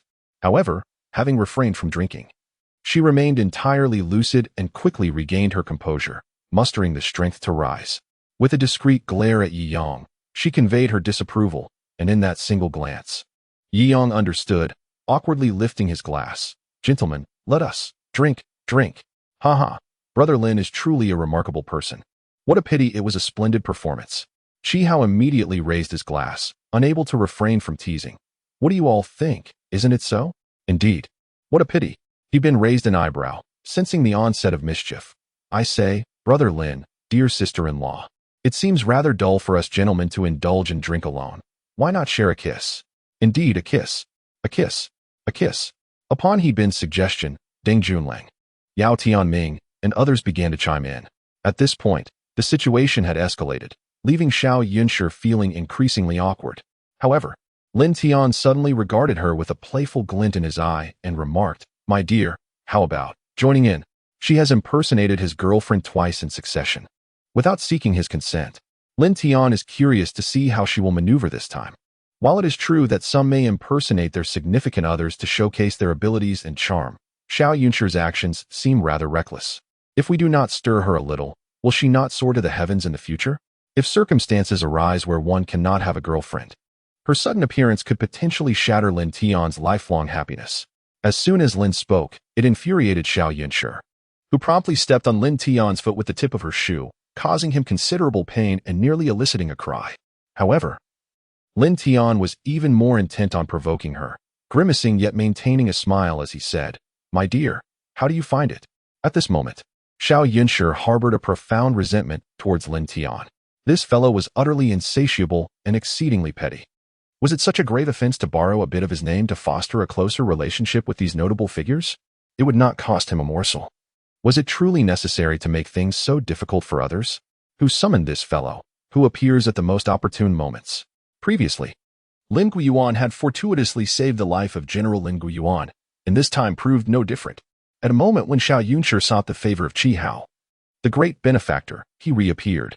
Furthermore, he shared a table with Qi Hao, He Bin, Yao Tianming, and the others, referring to one another as brothers, their camaraderie evident. "Oh dear sister-in-law, how embarrassing. Feeling shy, haha. It appears that the two have not been together for long, and are still quite shy." Qi Hao, oblivious to Xiao Yunshi's sentiments, chuckled and said, "Well, let me enlighten you a bit.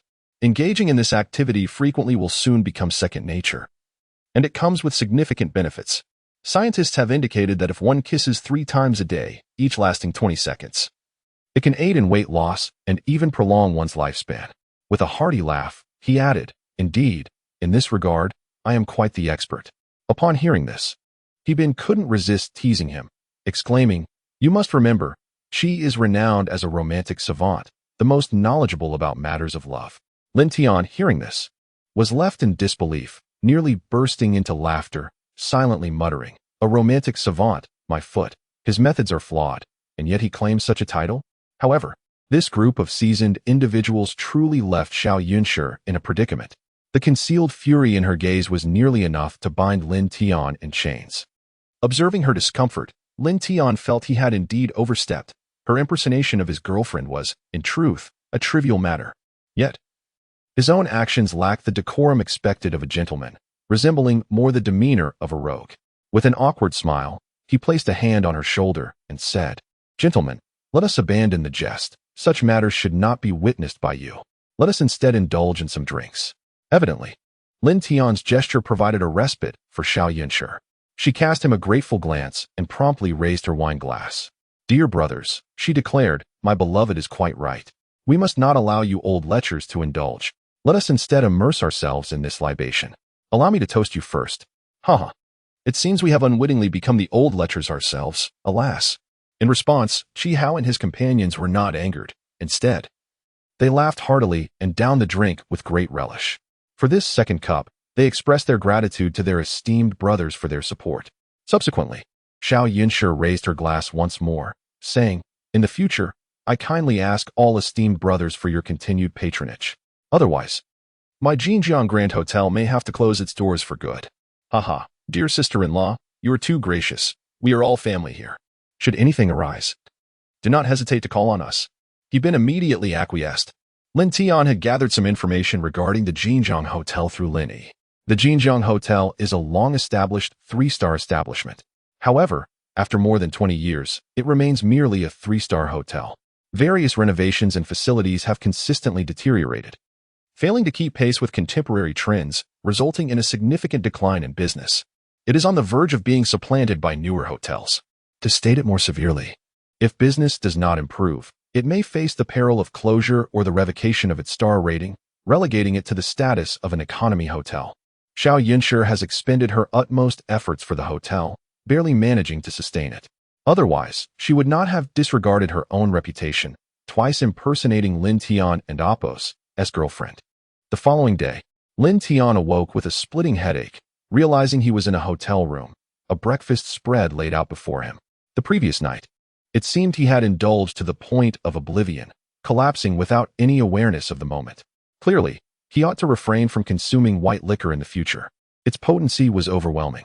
After finishing his breakfast and departing the hotel, he encountered Xiao Yunshi on her way to work. However, she disregarded him, casting a furious glance his way before stamping her foot and briskly circumventing him.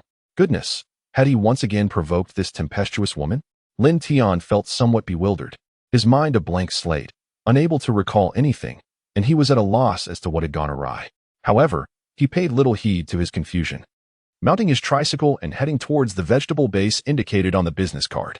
Upon arrival, Lin Tian discovered the true essence of a vegetable base, which stretched endlessly before him. The mere 3 acres he had painstakingly cultivated paled in comparison. "Hello, Brother Lin. Greetings to you." After waiting for a while at the entrance of the vegetable base, a man in his 30s hurriedly approached. He is the owner of this vegetable base, Mr. Chao Ming, who has been a longtime partner of the Jinjiang Grand Hotel. "Brother Chao, I appreciate your assistance." Lin Tian had already spoken with him. Whether in person or over the phone, his demeanor had always been commendable. "Brother Lin, you are being too modest. You are a client introduced by General Xiao, so there's no need to mention any trouble. Come, let me take you to see the seedlings," Chao Ming said as they walked. "Brother Lin, I wonder how large your base is and how many seedlings you require? My base currently only cultivates tomatoes, cucumbers, loofahs, bitter melons, winter melons, pumpkins, green peppers, and chili peppers. Brother Chao, that and apples is quite sufficient. The variety is ample." Lin Tian felt a bit embarrassed, but replied honestly, "Brother Chao, I only have 3 acres at the moment. However, I am in the process of expanding. I just need a bit more time. 3 acres won't require too many seedlings. When I started my business, I also began with just a few acres. Take your time." Chao Ming did not ridicule Lin Tian. "However, Brother Lin, as the weather gradually warms, you must manage the temperature in the greenhouse carefully. Otherwise, the plants can easily wilt. This is something you must remember." All right. Thank you, Brother Chao." Lin Tian felt another wave of embarrassment. He did not possess any greenhouse, just a few barren fields. However, with the miraculous Guan Lu spell at his disposal, Lin Tian felt no worry. If the plants truly failed to thrive, he could invest a bit to create a greenhouse. For now, he planned to take each step as it came. The most pressing issue was funding. He needed to rely on the income from his 3 acres to lease more land from the villagers, expand his cultivation, and achieve scale. Currently, everything was in the experimental phase. Ultimately, Lin Tian selected 4 types of seedlings: tomatoes, loofahs, bitter melons, and green peppers that would yield substantial weight upon maturity, regardless of the variety. His collaboration with Xiao Yunshi would yield 16 yuan per pound. By the time the clock struck 2 in the afternoon, Lin Tian disregarded the sun and apples' intensity and promptly transported the seedlings to the fields to begin planting. Soon, news of Lin Tian and apples' vegetable cultivation spread throughout the village. Chen Sa, Shen Qingshan, Lin Ziming, Dong Wazi, Li Ergu, and others rushed to the scene. "Xiao Tian, what are you doing?" Shen Qingshan immediately inquired. Lin Saozi, "Xiao Tian is being ridiculous. Are you all following his lead? Haven and apples, you already planted your seedlings? Are you planning to grow vegetables instead? Do you wish to skip meals this year?" Subsequently, the villagers began to persuade him, leaving Yi Su unable to interject. "Uncle Qingshan, I am not being ridiculous. I am improving my family's economic situation. Planting grains yields only a few hundred yuan a year. If I earn 3,000, I will consider it a blessing." Lin Tian was well aware that eventually his actions would stir the entire Wutong Village. He had already prepared his explanation. "The vegetables I am planting are new varieties, growing faster than those in a greenhouse. I could easily earn tens of thousands from an acre." "Xiao Tian, keep dreaming." Shen Qingshan and the others were skeptical. "Even though the owner of Jinjiang Hotel is your girlfriend and will buy your vegetables at a high price, you cannot be so reckless." Lin Tian felt frustrated. He had thought the villagers would forget about Yi Su's offhand remark, but it seemed they had remembered it well. Suddenly, he recalled Shen Yao. Had she accepted CAE because Shen Qingshan mentioned his relationship with Xiao Yunshi from Jinjiang Hotel? If that were the case, it would indeed be a great injustice. The thought of Shen Yao soured Lin Tian's mood, causing him to disregard the villagers' advice, prompting them to leave. In the evening, Lin Tian secretly invoked the Guan Lu spell and returned home, where he found Hao Jian speaking with Lin Zichao in the courtyard. So, Secretary Hao has finally come to his senses? Lin Tian had never feared the pair, and now he felt even bolder. Lin Tian, I accept the gamble. I will compensate you with 10,000 yuan. Lin Zichao had already stated that matters concerning the Lin family would be decided by Lin Tian. Hao Jian begrudgingly replied, You want 30,000? That is impossible in this lifetime. Hao Jian was no pushover, having been schemed against by Yi Yang. His willingness to offer 10,000 yuan as compensation for emotional distress was already a concession given due to Qi He's influence. If Qi He had not spoken up, he would not have offered even a single yuan. Are you certain? Lin Tian thought to himself that even the disreputable Hao Jian would not stand a chance against him now. Just a phone call to the city could turn the tables. You were threatening me?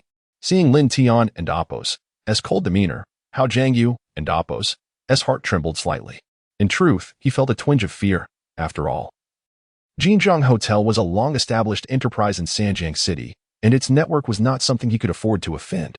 Yes, I am indeed threatening you. You may refuse if you wish. In Lin Tian's eyes, Hao Jian had once been a significant figure, but now he was hardly worth mentioning. All right, Lin Tian, you win. 10,000 yuan, take it or leave it. I have no more. With that, Hao Jian tossed down the money and stormed away. Wait. Lin Tian glanced at the fruit trees in the courtyard that had been nurtured by the Guan Lu spell and suddenly raised an eyebrow, calling out to Hao Jian. Lin Tian, do not go too far. Hao Jian had already backed down but did not want to incur further losses, so he attempted to play it cool. We are from the same village. We see each other every day. Do not push it too far. Do not try to intimidate me.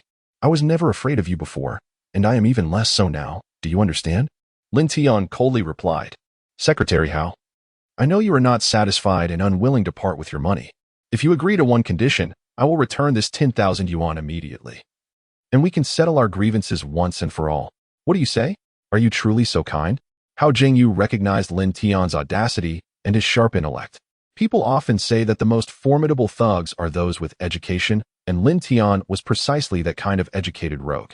Of course, as you said, we see each other every day. Lin Tian's expression shifted, and he smiled mischievously. Secretary Hao, you have contracted Baimen Mountain for several years and planted numerous fruit trees. Yet, you have not seen a single cent in return. Every year, you lose money on the contract. Am I right? What do you mean? Hao Jian was taken aback, and Appo's, Baimen Mountain and Appo's, was a piece of land he had contracted years ago, intending to turn it into an orchard, occupying 300 acres. It was vast and had cost him a fortune to cultivate. However, the soil there was poor. The fruit trees had been planted for years without yielding any produce. Even when they did bear fruit, it was so scarce that it could hardly feed the village and Appo's children. Consequently, the land lay fallow, and he lost money yearly. To be frank, I am interested in your orchard, Lin Tian stated outright.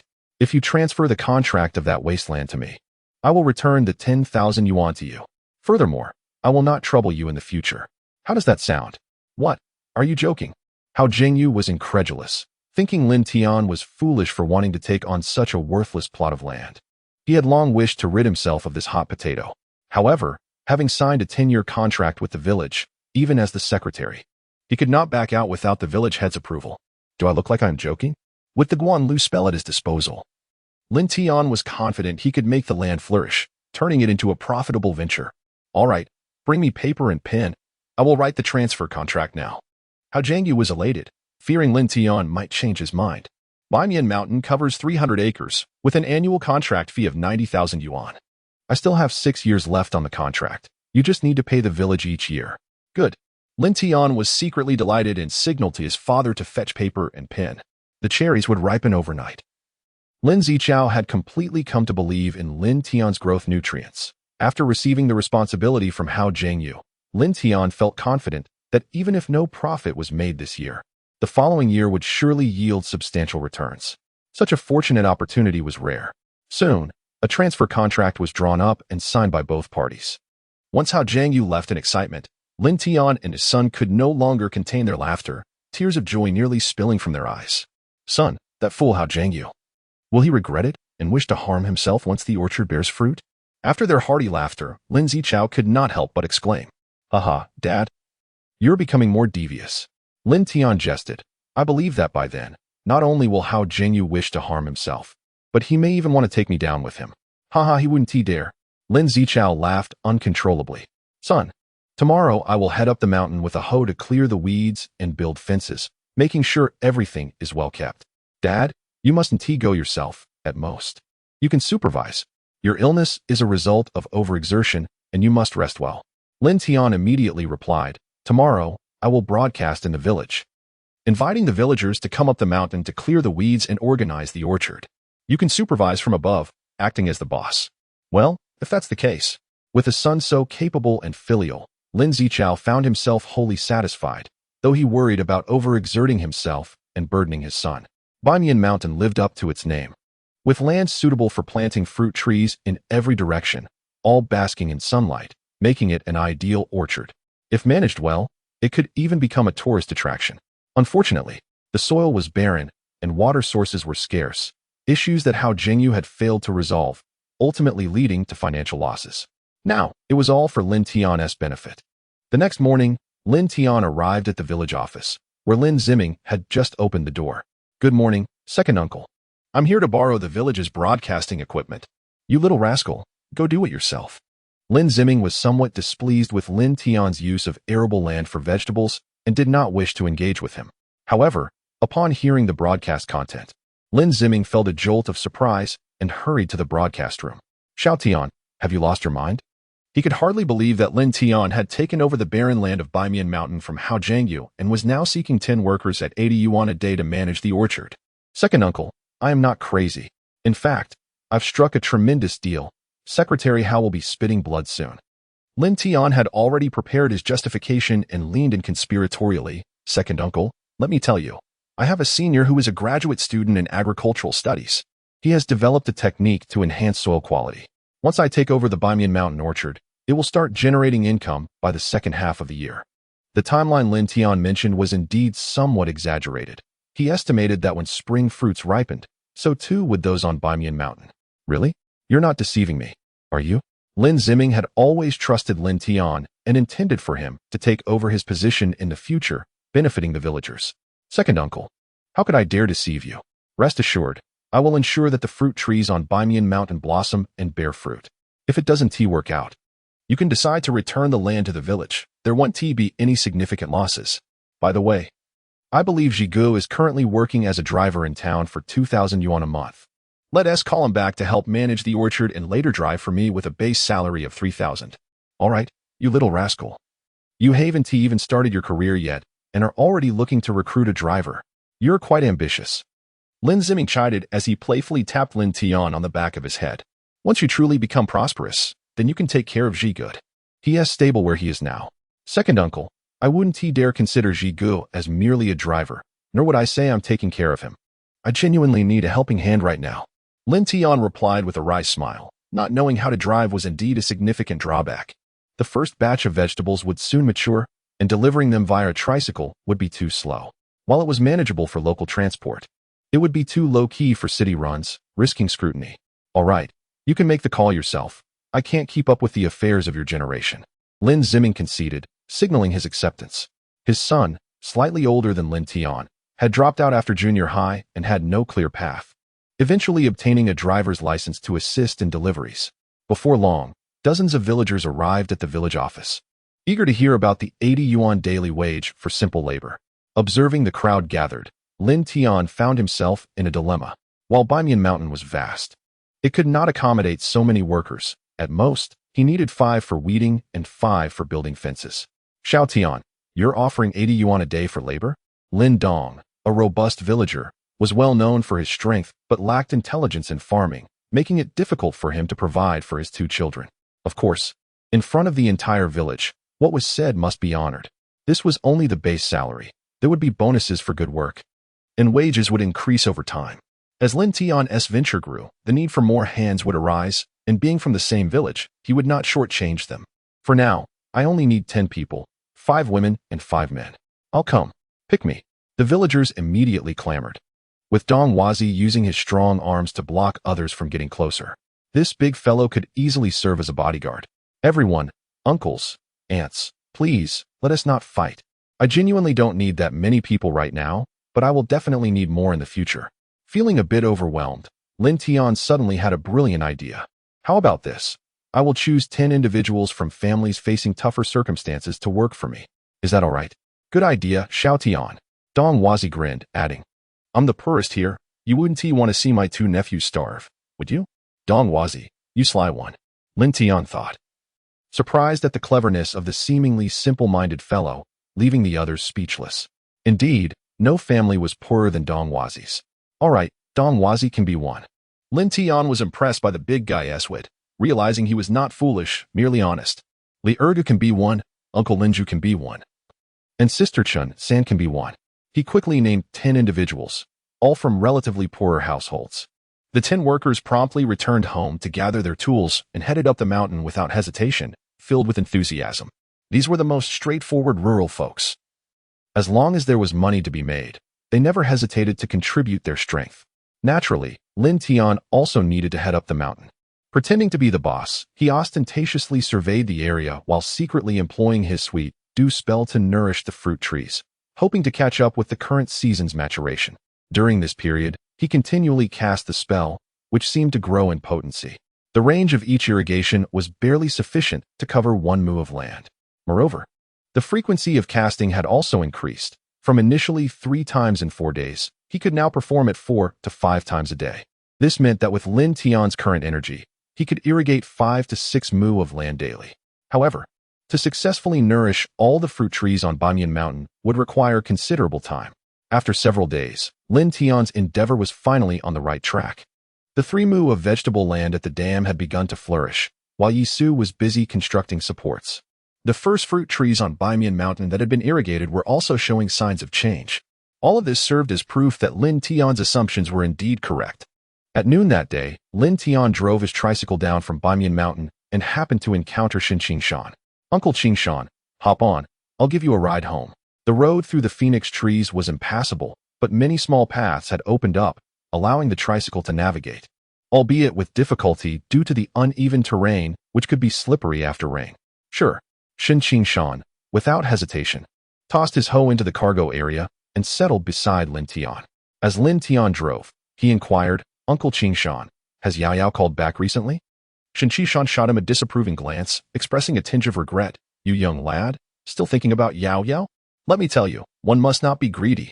If the female owner of Jinjiang Hotel has taken a liking to a muddy-footed fellow like you, then you should strive hard and not let anyone down. Uncle Qingshan, that's not even related. Lin Tian felt a bit frustrated. He actually wanted to ask if Xinyao was aware of his fake relationship with Xiao Yunshi. From Qingshan's tone, it seemed he was utterly convinced. Ultimately, Lin Tian refrained from voicing his thoughts, dropping Qingshan off at home before returning for lunch. Upon setting down his chopsticks, Lin Tian received a notification of 1 million from Alpay. His parents nearly spat out their food in laughter at the sound of his phone ringing. Dad, Mom, please don't laugh. In less than 6 months, I will definitely become a millionaire. Lin Tian chuckled awkwardly, only to find it was a call from the esteemed Lin Yuan. He promptly stepped into the yard. Old master, how may I assist you? You brat, finally answered the phone. It's been tough. Lin Yuan spoke with a tone of annoyance. What kind of lousy phone do you have? I've been trying to reach you for days, and today I finally got through. Lin Tian suddenly recalled that the signal in Wutong Village was poor, and his phone often had no reception. On Banyan Mountain, there was absolutely no signal. The last time Lin Zichao was hospitalized, it was because he couldn't reach Lin Tian and had to call Chinsa's landline to notify him. Enough of your excuses. Lin Yuan, straightforward as always, continued. Where are those cherries you sent last time? Give me some more. I feel unwell without them. Cherries? Lin Tian glanced at the cherry saplings, realizing there wasn't a single cherry left. The last few had been devoured by the village children. And although the other fruit trees had been nourished by the Gaolu charm, they still required time to mature. They had only just begun to bear pea-sized fruits. The ripening period for fruit trees seemed to be significantly longer than that for vegetables. What? Are you hesitating? Lin Yuan, displeased, urged. Hurry up and send me some. I'll pay you. Old master, I can't possibly take your money. The truth is, they've really run out, Lin Tian replied helplessly. In half a month. I promise to get you some equally good quality fruits, all right? Please, have mercy. I really have none left. Fine, I'll trust you not to deceive me. Lin Yuan chuckled, his tone softening. Xiao Tian, come to my villa for dinner tonight. I want to introduce you to someone. Old master, You're not thinking of introducing me to your granddaughter, are you? Lin Tian blurted out without thinking. Just to be clear, if she looks like you, then I. You little rascal, you're asking for it. That remark completely infuriated Lin Guiyuan, who hung up the phone in irritation. However, after hanging up, he burst into laughter.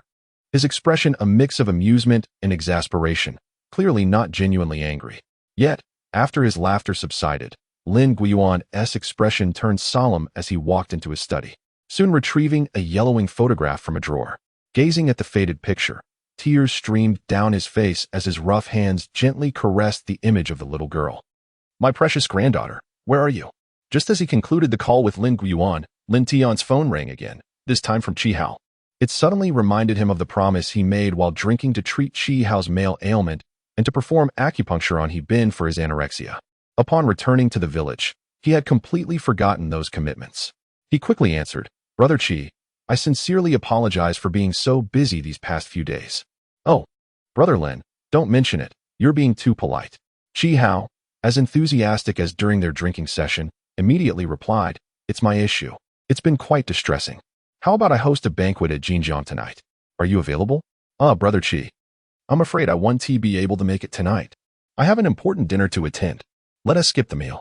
Lin Tian couldn't afford to offend Lin Guiyuan's invitation and thought for a moment, how about this? You find a place tonight, and I'll come directly to see you. All right, Brother Lin, I'll send the location to your phone shortly. As long as Lin Tian agreed. Everything else would naturally be arranged by Chi Hao. However, figuring out how to build a good relationship with Lin Tian and ensure he could treat his ailment was indeed a source of concern. Around 4 o'clock in the afternoon, Lin Tian arrived at Lin Guiyuan's villa carrying a few farm chickens. The guards, well aware of Lin Tian's close relationship with Lin Guiyuan, didn't check him and allowed him to enter without delay. However, Lin Tian hesitated at the entrance, unsure if the old master was still upset. He wondered what had compelled him to jokingly suggest that Lin Guiyuan introduce him to his granddaughter. You little rascal, what are you staring at? Get in here. Lin Guiyuan, engaged in conversation with a white-bearded elder in a Zhongshan suit, immediately spotted Lin Tian. Ha ha, old master, your voice is as booming as ever. It seems you're recovering well, and that eases my mind. Realizing Lin Guiyuan was not angry, Lin Tian cheerfully entered, holding up a burlap sack. Old master, while I have no fruits left, I've brought you 3 farm chickens to nourish your health. You brat, at least you have some filial piety. Otherwise, given your rudeness over the phone, I could have had you executed. Lin Guiyuan laughed heartily. Awan. Come, take these chickens and prepare one for dinner tonight. He added jokingly, if this rascal dared to deceive me with feed chickens, drag him out and execute him. Understood. The housekeeper, Fu Wan, emerged from the kitchen with a grin. Old master, these are indeed authentic farm chickens. If they weren't so large, they could easily pass for wild chickens. Haha, Aunt Fu Wan knows her stuff. I say, old master, you're hurting my feelings. Do you think I would use inferior products for you? Lin Tian laughed as he seated himself beside Lin Guiyuan, then turned to the elder. Is this the esteemed person you wanted to introduce me to? I thought you were really introducing me to your granddaughter. Are you looking for a beating? Lin Guiyuan, both amused and exasperated, raised his hand as if to scold him. But Lin Tian quickly jumped to the opposite seat. Sit down, you little monkey, always causing trouble. Lin Tian's lively demeanor brought Lin Guiyuan joy. And with a wave of his hand, he introduced, let me present to you, this is Master Gu Hongji, a prestigious figure in traditional Chinese medicine. Ah, so it is Master Gu, I apologize for my rudeness. Lin Tian had heard of his name, a renowned physician known both domestically and internationally. Moreover, he was unpretentious, truly embodying the benevolence of a healer.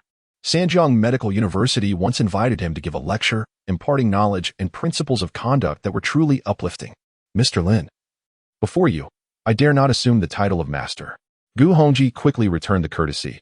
I wonder what miraculous method you employed, Mr. Lin, to bring about such a rapid improvement in Mr. Lin's condition? This is truly the skill of a master in traditional Chinese medicine. While Lin Tian is but a charlatan. After some contemplation, he said, Master Gu, are you familiar with the blood transformation needle? What? But that has been lost to the ages.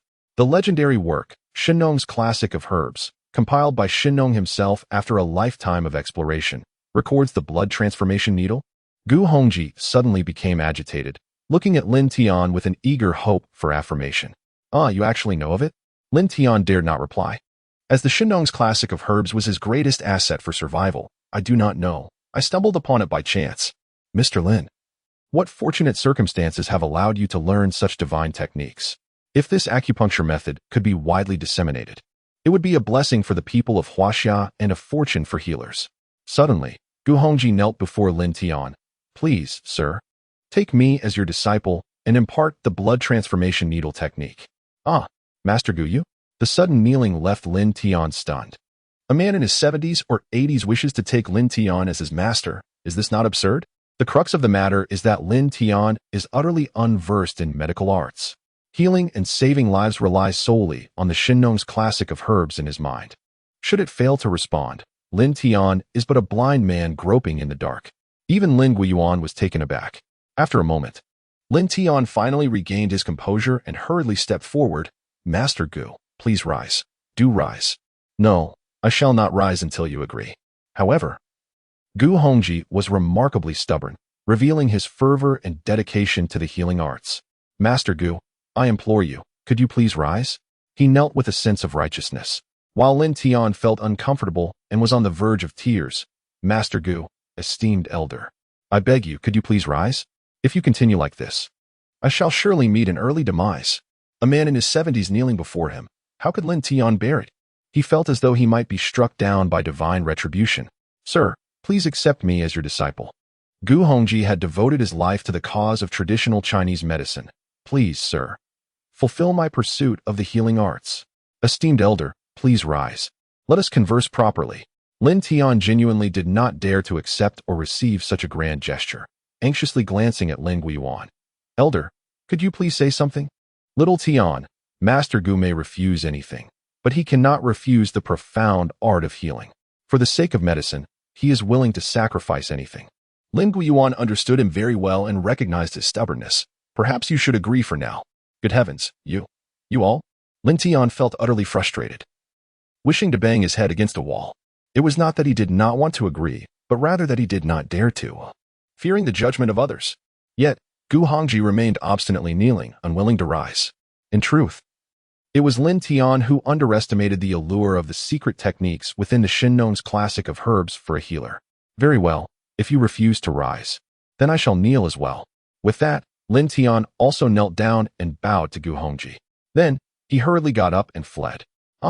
Lin Tian suddenly ran away, leaving Gu Hongji dumbfounded, staring blankly at Lin Guiyuan. This should have frightened that brat, right? Lin Guiyuan pondered, realizing that the request to take on a disciple was indeed abrupt. After all, he is just in his early 20s, while you are old enough to be his grandfather. In reality, Lin Tian was not frightened. He had deliberately fled, unable to even eat, for if he remained, he would surely be driven mad by that Gu lunatic. Such madness and abandon. After leaving, Lin Tian found himself with nowhere to go and no dinner in sight. Had he known, he would not have pushed Chi Hao away. He could have enjoyed a high-end feast, at least at a star-rated hotel. While reaching for his phone, he unexpectedly discovered Feng Jun's business card and decided to return her money first. The call connected swiftly, revealing a voice that was charming, magnetic, and enticing. Upon learning that Lin Tian was Lin Zichao's son and wished to repay her 10,000 yuan, Feng Jun was quite surprised. Ultimately, she provided Lin Tian with her home address. Feng Jun resided in the most prestigious villa area of Jinjiang City, the Pearl on the River Villa District, Building 88. This cluster of villas boasted a perfect view and location, allowing for a splendid sight of the confluence of the three rivers in Jinjiang City, truly beautiful and magnificent. Ding, ding, ding. It seemed Feng Jun had made arrangements with the security personnel, allowing Lin Tian easy access to the villa area. After pressing the doorbell, a middle-aged woman opened the door. This woman was quite polite. May I ask, are you Mr. Lin Tian? I am. Are you Miss Feng? Lin Tian was taken aback. Her attire resembled that of a maid, and her voice did not quite match. No. The middle-aged woman hurriedly waved her hand, smiling. I am Ms. Feng's maid. You may call me Aunt Fu. Ms. Feng is currently bathing. Please have a seat for a moment. Good. The first villa district in Jinjiang City lived up to its reputation, even more luxurious and resplendent than Lin Guiyuan's villa. The various decorations and styles were opulent and elegant, exuding a regal atmosphere. Mr. Lin, please wait a moment. We are out of jam at home, and I must go out to sell some. Ms. Feng will want to eat after her bath. With that, Aunt Fu hurriedly left, leaving Lin Tian alone in the house, unafraid of any ill intentions he might harbor. Bored, Lin Tian began to survey the villa. Suddenly, he heard someone calling from upstairs. Aunt Fu, please bring me the bath towel. The calls were urgent and persistent. Lin Tian stood in the villa's hall, his face filled with bitterness, unsure whether to go or stay. Delivering a bath towel was truly inappropriate for someone of his standing. Suddenly, a sharp scream echoed from upstairs, followed by silence. Lin Tian was bewildered by what transpired upstairs, pacing back and forth in confusion, unsure of how to proceed. He wanted to check, yet feared it might be rude. If he did not go and something were to happen, he would regret it too late. Forget it, I shall go take a look. Weighing the lesser of two evils, Lin Tian resolved to ascend the stairs. After all, Feng Jun was his father's lifesaver. If something truly went awry, he would feel guilty. After searching through several rooms, he finally found it. He pushed the door open and saw a long-haired woman with slightly flushed cheeks lounging in the bathtub. How beautiful! Even Lin Tian, accustomed to beautiful women, couldn't help but exclaim in awe. Surely, she was Feng Jun. Though she appeared to be of considerable age, her every gesture was captivating. A truly enchanting woman. However, her complexion seemed off, indicating some discomfort. Here. Lin Tian quickly regained his composure. Grabbing a bath towel from the cabinet and extending it toward Feng Jun, fortunately, the bathtub was filled with bubbles, obscuring everything but her beautiful and mature face. Who are you? To suddenly find a man in her room, even offering her a bath towel, nearly sent Feng Jun into a panic. Thankfully, she quickly calmed down. If someone like Xiao Yunshi, who has never experienced the affairs between men and women, were to suddenly encounter such a situation, wouldn't they be terrified? I am Lin Tian, we just spoke on the phone. Lin Tian hastily replied. Well, Mother Fu has gone out, and I heard you calling. I was worried something happened to you, so I came up. Oh, so you were the young man on the phone. Upon hearing Lin Tian introduce himself, Feng Jun immediately calmed down. You turn around. A simple farmer, thinking about repaying the 10,000 yuan owed, surely cannot be a bad person. Is that really all right? Lin Tian, having never encountered such a situation, felt anxious and shy, knowing she was bathing, yet he dared not look back. What are you thinking? Feng Jun suddenly changed her tone. I want you to see me clearly one last time. Remember my appearance, so that I can poke your eyes out. Well, I have already seen clearly. Goodbye. Goodness, this woman appears gentle but is so fierce. Lin Tian, frightened, fled in haste. Wait. Watching Lin Tian flee in panic, Feng Jun suddenly burst into laughter, finding it quite amusing. What a pure-hearted young man. Just teasing you. Lin Tian realized, Sister Feng Jun. So you were testing me? He understood at once, glanced back, and hurriedly turned away. You were testing me to see if I am a rogue? Whether I would harbor ill intentions towards you. Women, indeed, are capricious. Moreover, they are highly perceptive, able to judge in a single sentence whether they are in danger. Oh, how clever you are, not like a child from the countryside. Feng Jun indeed had this intention, and was quite satisfied. She slowly struggled to stand up. Wrapping a bath towel around herself, Lin Tian, come here. Help me a bit. Oh, all right. From the sound of her just standing up, Lin Tian could tell she must have twisted her ankle. She probably slipped when calling for Mother Fu earlier. Turning to assist her, Lin finally saw her clearly. Resembling a noble woman, elegant and refined, her skin so fair it seemed it could glisten with moisture. How could a woman of her age maintain herself so well? Her voluptuous long legs bore no hint of excess flesh, comparable to that of a young maiden. What, do you think I am beautiful? Although Lin Tian was mesmerized, Feng Jun did not appear angry. Instead, she laughed, seemingly accustomed to such gazes from men. Yes. Oh no, not at all. Lin Tian was taken aback, not knowing what to say, feeling quite flustered. His stubborn throat felt dry, occasionally making sounds as he swallowed. Is it true? Feng Jun's expression darkened, coldly stating, Yes, indeed, very beautiful. Lin Tian replied honestly, then hurriedly lowered his head, seemingly unable to withstand the allure of a mature and captivating woman like Feng Jun. If it were Xiao Yunshi, the situation would certainly have been different. Humph. At least you have some discernment. I just twisted my ankle. Help me sit on the bed, and then you can leave. Feng Jun smiled triumphantly, pointing toward the European-style big bed outside the bathroom. All right. Lin Tian dutifully helped her over, then went downstairs, preparing to leave when he suddenly remembered he had not yet completed his task. He returned to the living room to wait. A few minutes later, Mother Fu returned. immediately resuming her busy work in the kitchen. Shortly after, Feng Jun came downstairs wearing a refreshing blue lace nightgown, limping slightly.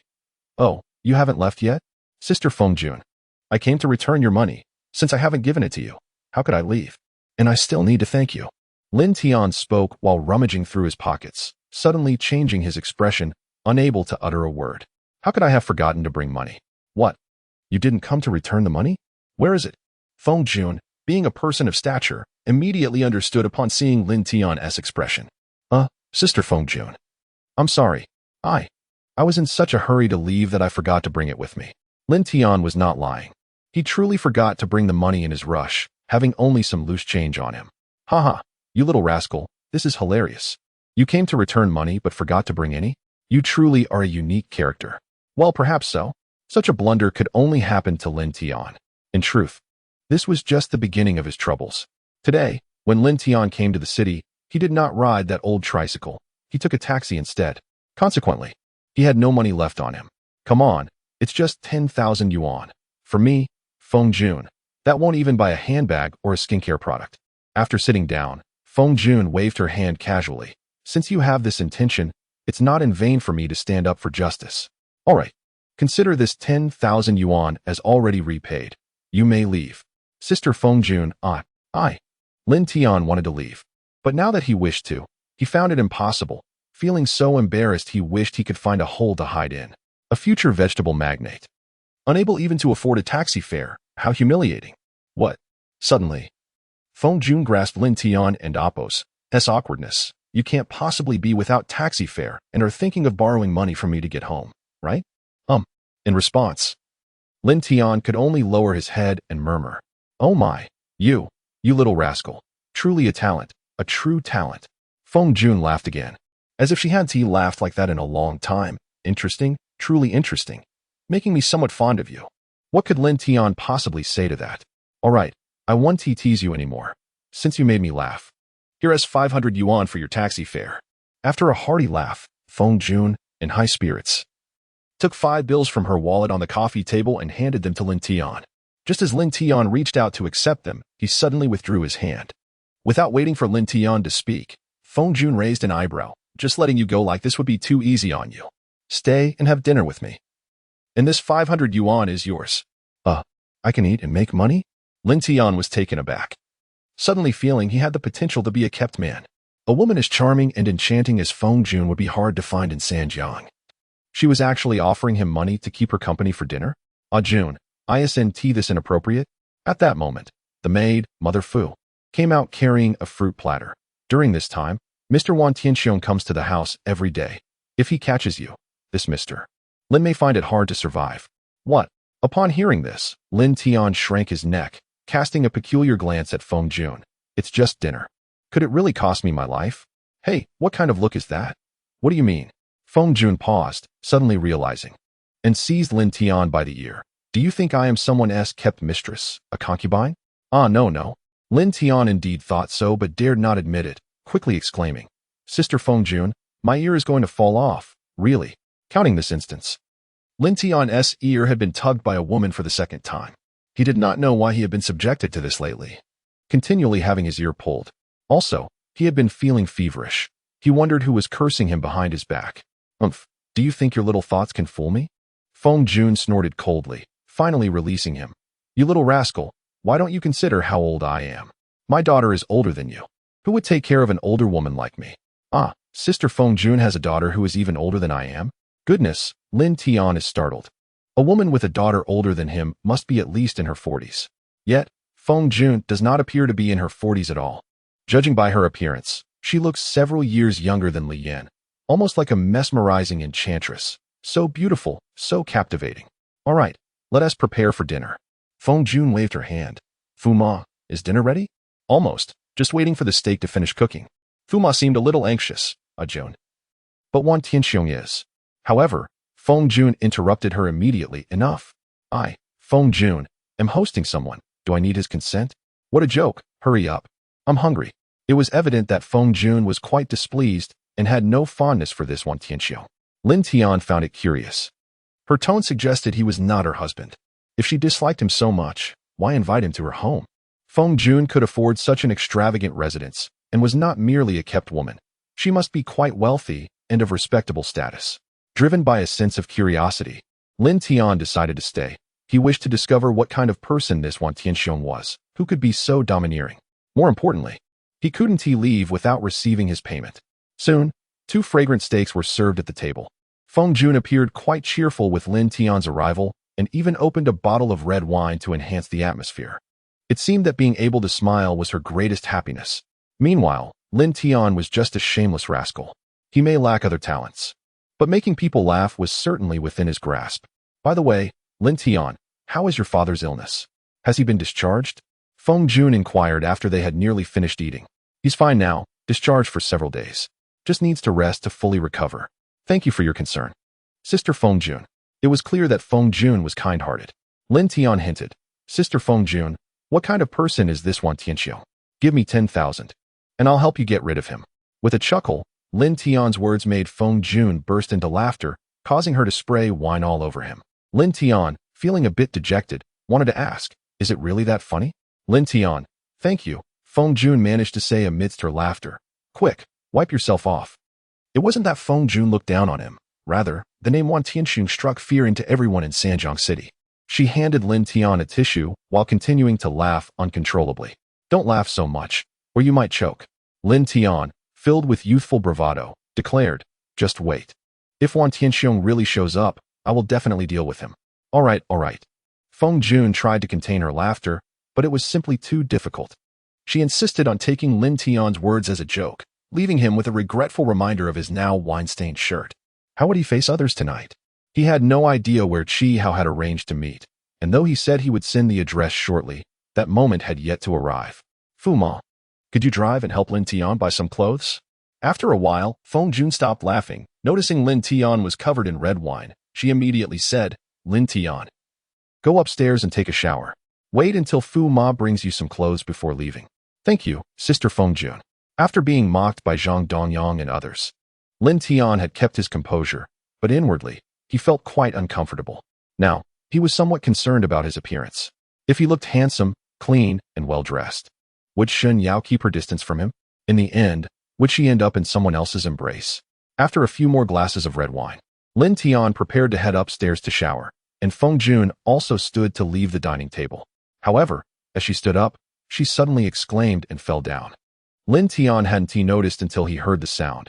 Upon looking, he saw her left foot was already swollen. Sister Jun, is it that serious? Didn't you think to treat it beforehand? Lin Tian hurriedly crouched down to check. How does it feel? Is it very? As he gently examined her, his gaze met hers, and he froze momentarily, his nose feeling suddenly warm. She, a woman in her 40s, was wearing cartoon-themed attire with a pink little mouse depicted on it. What are you looking at? Realizing Lin Tian had been staring, Feng Jun hurriedly tried to pull down her skirt. Oh no, I didn't see anything. Lin Tian truly hadn't expected her to be so innocent. And he struggled to suppress his laughter. You little rascal, you got lucky. Feng Jun was not angry, and it didn't seem to matter. Stop dawdling, help me up. I have ointment for sprains in my room. Okay, mature women are indeed different. They are so generous. If it were Xiao Yunshi, Lin Tian would have been in a dire situation. He quickly helped Feng Jun upstairs. However, in that moment of support, Lin Tian saw something he shouldn't have. And being a young man, he could hardly withstand such close proximity to a woman with such alluring charm. Before long, his body reacted uncontrollably, suddenly losing his footing. Lin Tian quickly caught Feng Jun to prevent them from tumbling down the stairs. Yet, Feng Jun noticed his unusual reaction.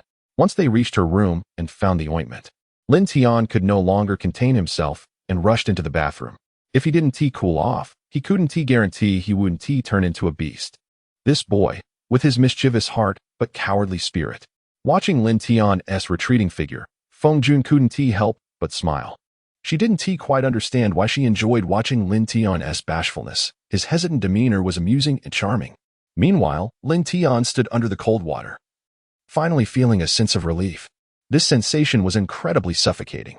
After a refreshing wash, Lin Tian suddenly heard a voice downstairs deliberately raised in volume. Mr. Wan, Mr. Wan. Miss Feng has already retired. Please do not disturb her. What? He is really here? The voice belonged to Fu Ma, who was deliberately raising her voice. Lin Tian suddenly felt as if he were caught in a compromising situation. If he was going to arrive, so be it. Lin Tian wasn't afraid of him. However, the timing was just too precise. He was still showering, and his new clothes hadn't even been brought up yet. You little rascal, this is bad. Get out, quick. The most panicked was Feng Jun. She understood Wan Tianxuang's power and temper all too well, and disregarding her foot injury, she rushed to knock on Lin Tian's door. Truly, it was a case of fearing something would come to pass, and it was indeed unfortunate. Sister June, I'm still getting dressed. Lin Tian felt a bit flustered, but was not frightened. He was backed by someone now. You little rascal. You don't know what you're talking about. Feng Jun heard Wan Tianxuang's footsteps approaching. If he sees you now, you're doomed. This is bad. There's no time. Wan Tianxiong was getting closer, and Feng Jun couldn't hide anyone in her room. In her panic, she rushed in. You little rascal. There's no time. Jump out the window. Ah, what? Thankfully, Lin Tian had already put on his pants. Turning around, he saw that the window was of a slanted type, making it impossible to jump out. Su Zuiyin wore a face of disdain, more overt than the man's threats, causing the man to involuntarily twitch his lips. At this moment, the 6 ancestral witches lacked even the ability to evade. Their chests instantly rendered a bloody mess as they were sent flying. The leader did not pursue, but stood before the human race. The moment this thought arose, it took deep root in his heart, impossible to shake off. Xuerengui's arrows possessed immense power. When he previously shot down the blood moon formed by human skin, Luo Gang had not felt particularly fearful. It was only when he faced the lethal arrow personally that he could distinctly sense the earth-shattering force emanating from it. In terms of vision, no one on the continent could compare to him, yet the individual before him defied all logic. Just when one felt they had reached their limit, the next moment revealed that it was not so. A voice abruptly echoed from a corner, capturing everyone's attention, and they immediately turned to the source of the sound. The immortal Jin Yuanzi had protected a portion of humanity during their great calamity, ensuring their safe passage through adversity, earning the love of the human race and a temple built in his honor, where he enjoyed the incense and fortune of humanity. However, his serene and lofty nature kept him aloof from the mundane world, and he would not attend such gatherings. Contemplating the task assigned to him by Lu Dongquan, Chen Ao felt a headache coming on. Setting aside the risks involved and the possibility of being silenced after the task's completion, the question remained whether he could even safely assume the position. The man glanced at the malevolent entity ensnared within the formation controlled by Qin Ling, furrowing his brow. Upon seeing the evil summoned before Qin Ling, his expression turned resolute. After speaking, he once again approached Yu, the fragrance emanating from her possessing a deadly allure, evoking a sense of inexplicable familiarity, as if he had encountered that scent before. Perhaps it was best to leave him be, as he was now a busy leader and should not be disturbed. Wu Jie had come here merely for leisure, with no intention of meeting Zhang Jiaoyang. But Li Lin thought otherwise. If he did not seize this opportunity to forge a connection with Zhang Jiaoyang, he did not know when he would find such a chance again. If they merely watched as Jing Lingting was destroyed, the burden of responsibility on their shoulders would be immense. Jing Lu Chunxue raised a hand to adjust the brim of his straw hat. His eyes, seemingly perpetually drowsy, gradually opened to reveal a startling brilliance. Despite Tom being his grandson, Yu never anticipated he could descend to such madness. Su Wen and the others hurriedly leaped down to protect him as they vanished into the darkness. Yun Jingtian remained exceedingly silent, almost submissively allowing her to dictate matters, expressing no opinions and seemingly too weary to speak much. Suddenly, she made a decision, a whimsical yet unassailable choice. She casually took a label, inscribed the name Lillian, and affixed it to Pandora's antidote. Over 3,000 candidates from various regions had arrived in the capital since the latter half of last year. By the eve of the imperial examination, all inns, monasteries, and residences within the city were filled to capacity, making it difficult to find accommodation. Clearly, the intelligence was obtained through Wu Yu, yet as his partner, he was completely oblivious. Naturally, when promoting a product, one must showcase its greatest advantages to the customers. Xinwan glanced at Wu Zhiong, then at Wu Mian, furrowing her brow. Why am I the villain again?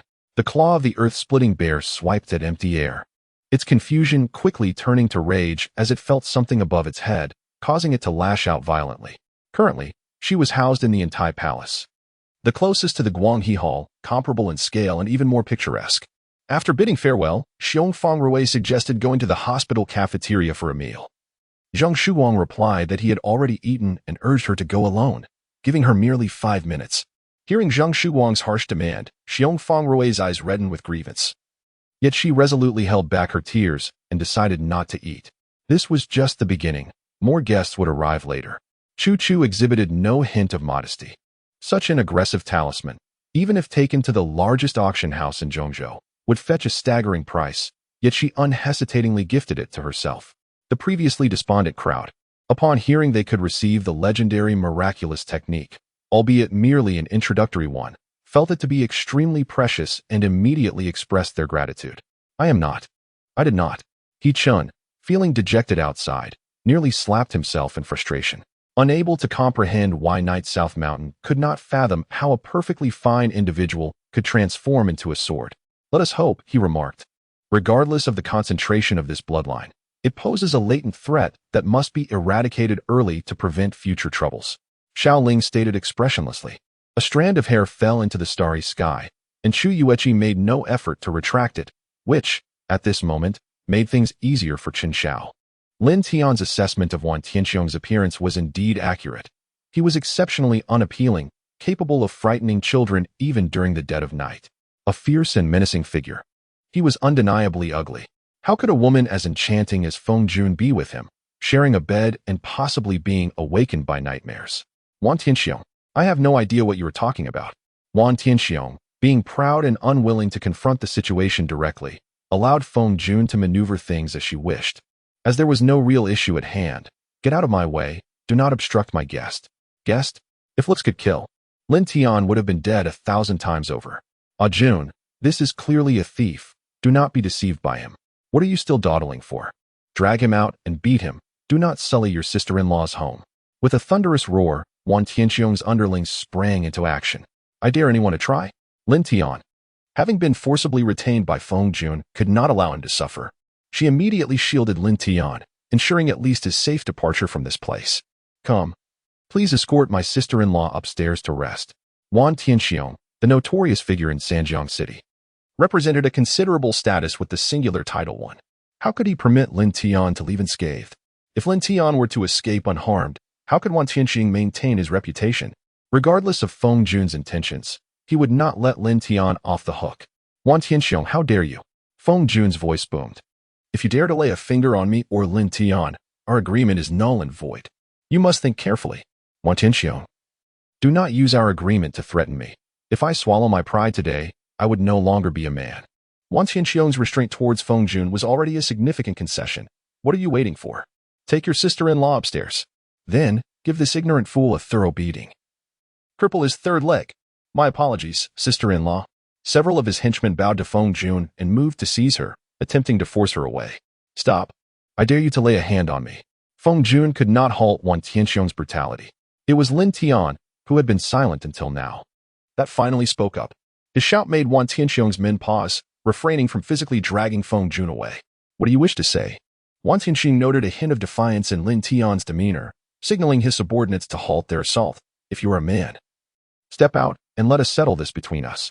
He still held Feng Jun in high regard and did not wish to create a bloody scene in front of her. Lin Tian, you cannot go with him. Feng Jun urged once more. Wan Tianxiong, Lin Tian is my guest, not what you think. If you dare to harm anyone, you will never have my favor. Enough, Feng Jun, this is a matter for men. Before Wan Tianxiong could respond, Lin Tian interjected. I previously stated I would deal with Wan Tianxiong. Today, however, it seems I cannot manage it. 2 fists cannot oppose 4 hands. His words elicited laughter from Wan Tianxiong and his crew, particularly the latter, who laughed until their bellies ached. This was a phrase he had not heard in 2 decades. And now, it was a mere youth who dared to utter it before him. What is so amusing? Is it permissible for you to deal with others, but not for others to deal with you? Today, I will not be bested. I will not concede. Lin Tian was no fool, unwilling to humiliate himself, yet he stood his ground. However, if you wish to confront me and cripple my third leg, that is out of the question. At this point, Feng Jun was utterly astounded, wishing she could strangle Lin Tian for his reckless bravado, as it would undoubtedly provoke Wan Tianxiong to take lethal action. Yet, Wan Tianxiong found himself intrigued, a smirk creeping across his face. Kid, It seems you have some backing? Huh. Without some capability or support, would I dare speak such words? Or do you genuinely think I am a fool? Lin Tian, not wanting to be beaten, had to bluff. I cannot say for certain, but at the very least. Yao Tianming from the university district would not let you off the hook if I were to come to harm. Yao Tianming? Wan Tianxiong paused, quickly recalling. Are you referring to the deputy chief of the university district? Indeed. Lin Tian, not wishing to directly involve Lin Yuan, kept his tone neutral, aware of the elder's influential status. Ah, I see, kid. No wonder you were so audacious. It turns out you have Yao Tianming backing you.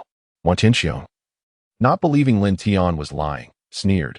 You need to understand, this is the high-tech zone, not the university district. I can still act against you, believe it or not. Oh, and what about He Bin? Lin Tian felt a jolt of surprise. Clearly, Wan Tianxiong was formidable enough not to be intimidated by Yao Tianming. Upon hearing He Bin's name, Wan Tianxiong's expression shifted, and even his underlings took a step back, clearly afraid of him. Kid, are you trying to scare me? Most of my operations are in the high-tech zone. I know who He Bin is. If he truly intends to intervene, I would not dare to act recklessly. Although Wan Tianxiong was known as the one of Sanjiang City, he was merely a figure on the fringes, and there were certain individuals he could not afford to offend. Huh? Am I trying to intimidate you? One phone call will clarify everything. It seemed necessary to repay the favor to He Bin today. As Lin Tian spoke, he pulled out his phone. Just then, a call came in. It was Chi Hao.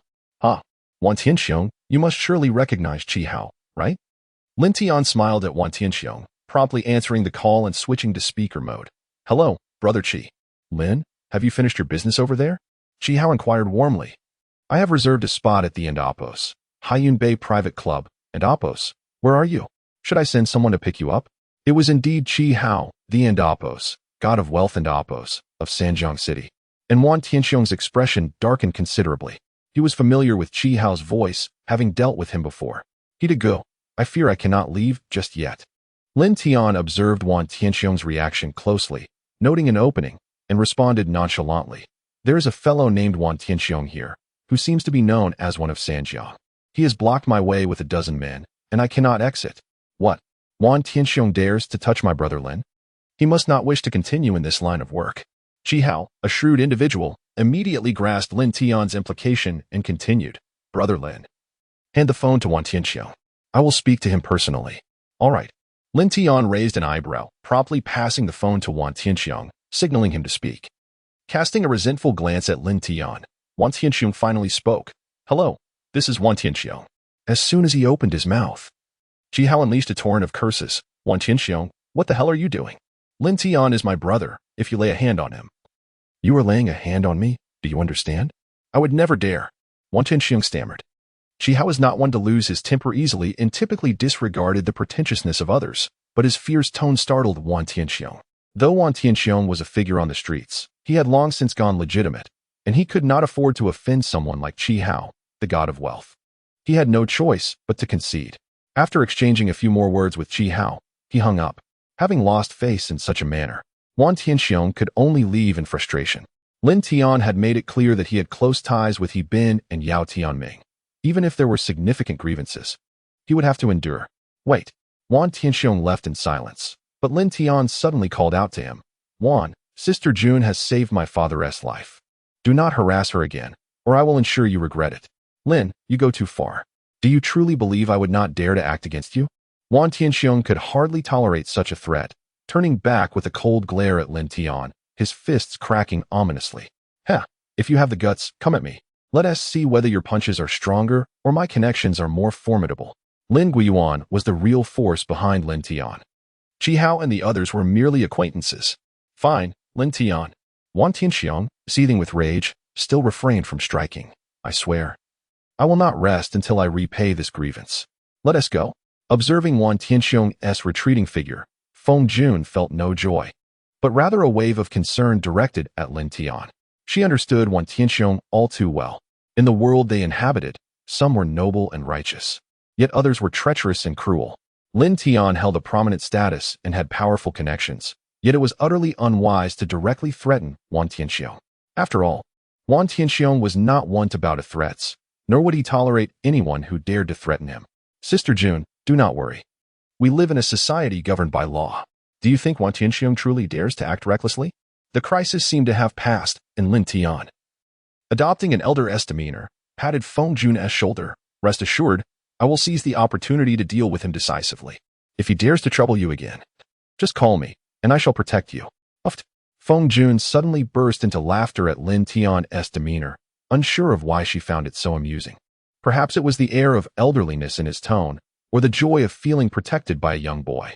It felt akin to inviting a wolf into her home, whether it was Lin Tian or Wan Tianxiong offering protection.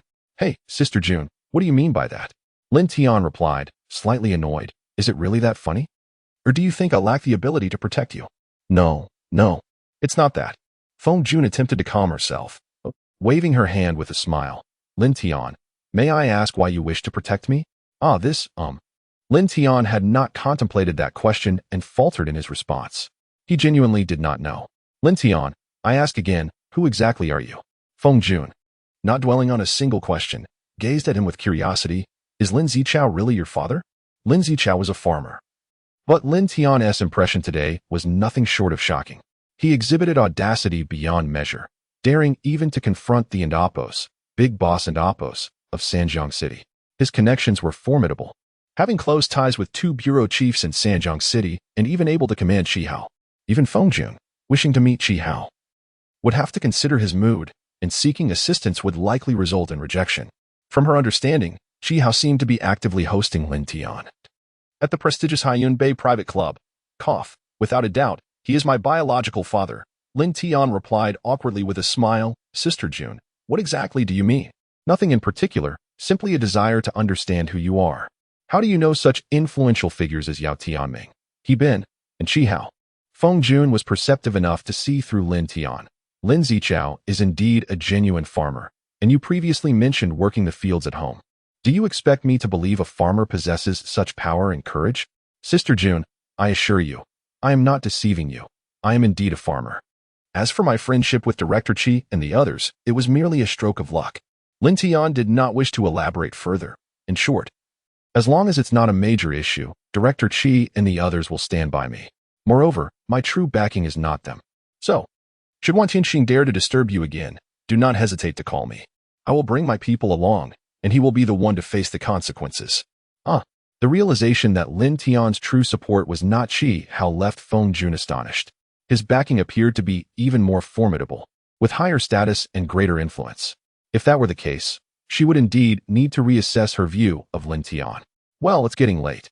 I must be on my way. Lin Tian glanced at the time, smiling as he prepared to leave. Just as he reached the door, he paused, recalling something, and slowly turned back to Feng Jun, leaning in to whisper softly in her ear. Earlier, you asked why I want to protect you. I believe it's because I have confirmed with my eyes that you are the one I wish to protect.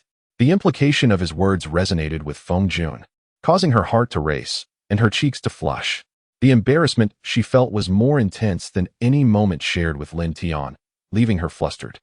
When she regained her composure, she realized she had just been teased by Lin Tian and wished to kick him, but he was already laughing and running away. Fuma, observing Feng Jun's expression, could not help but chuckle. Yet, when Feng Jun shot her a glare, she quickly composed herself. Jun, this Lin gentleman is truly enigmatic. Perhaps he can assist you in resolving the issues with the Feng group. Then you would no longer need to feign friendliness with Wan Tianxiong. Him? Feng Jun had not considered this possibility, but Fuma's words sparked a glimmer of hope, only for her to quickly feel disheartened. Will he truly help me? Indeed. He surely will. Fuma could not suppress a secret smile. Didn't Lin Tian just say he confirmed with his eyes? Fuma, are you mocking me too?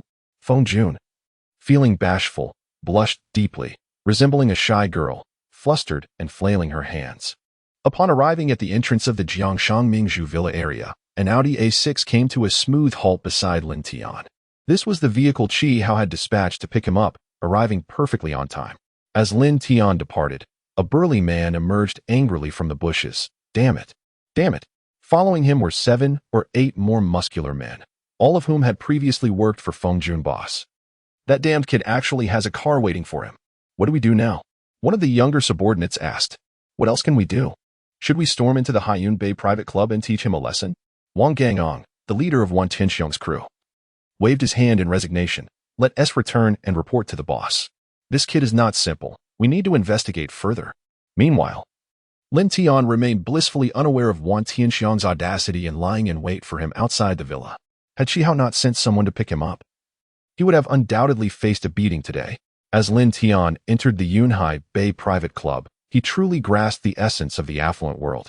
The club was tranquil and orderly. Though filled with guests, it was devoid of any raucousness. Everyone engaged in their own activities, occasionally exchanging greetings and toasting. The club boasted various amenities, and Lin Tian, glancing at the directory, realized it resembled paradise, a place abundant with entertainment and indulgence.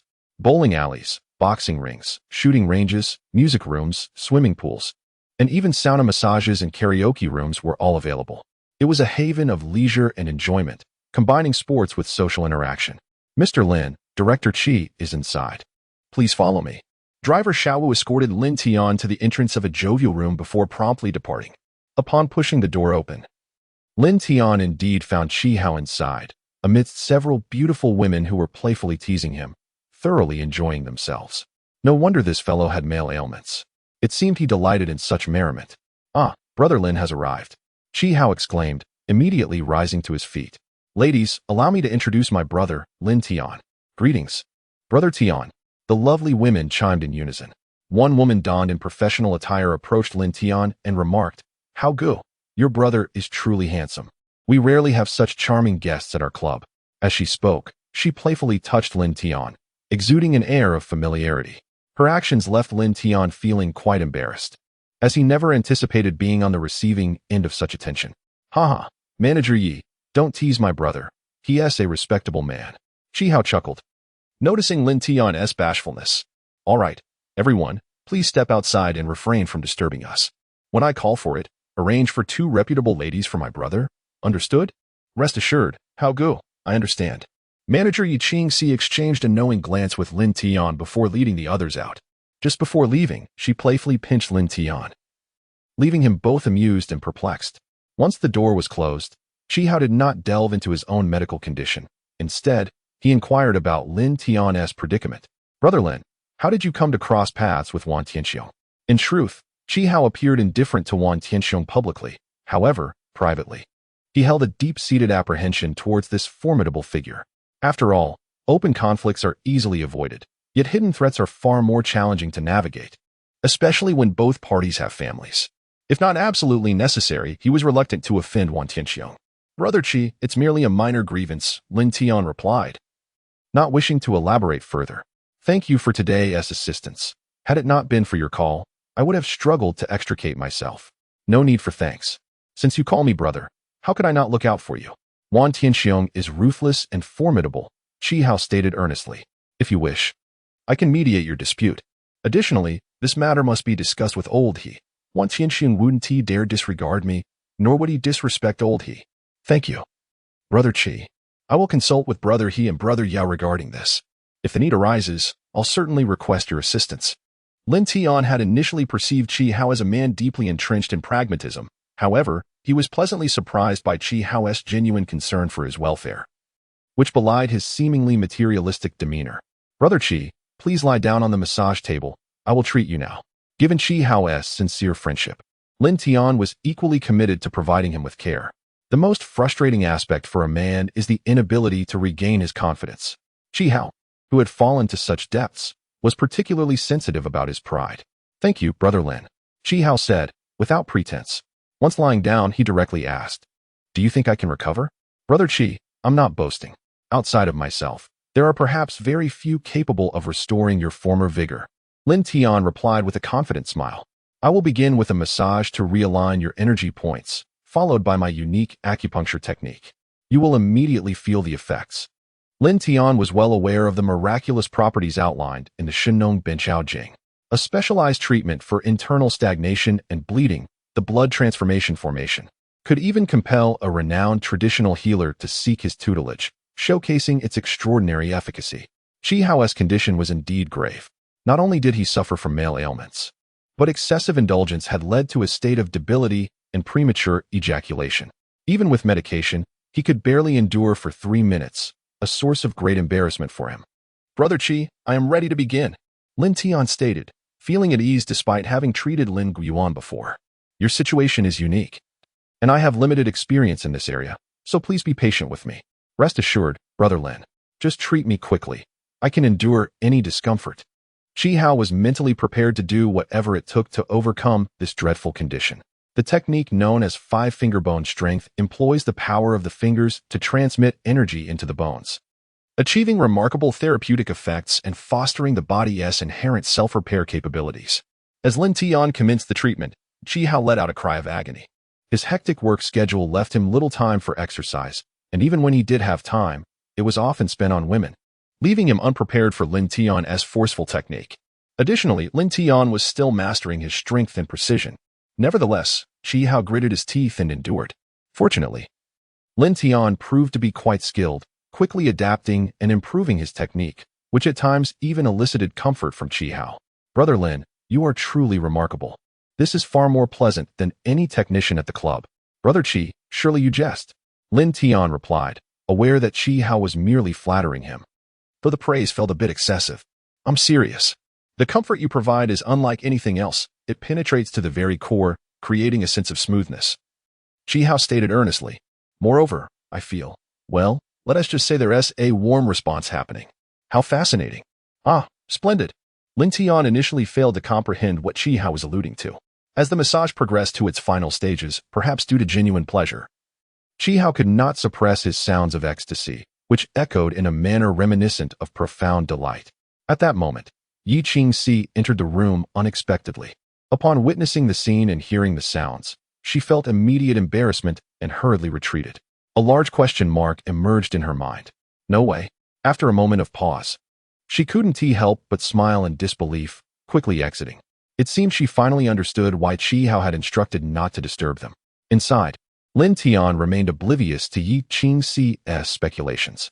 He retrieved the prepared silver needles and instructed, Brother Qi, remove your clothing. It's time for acupuncture. All right.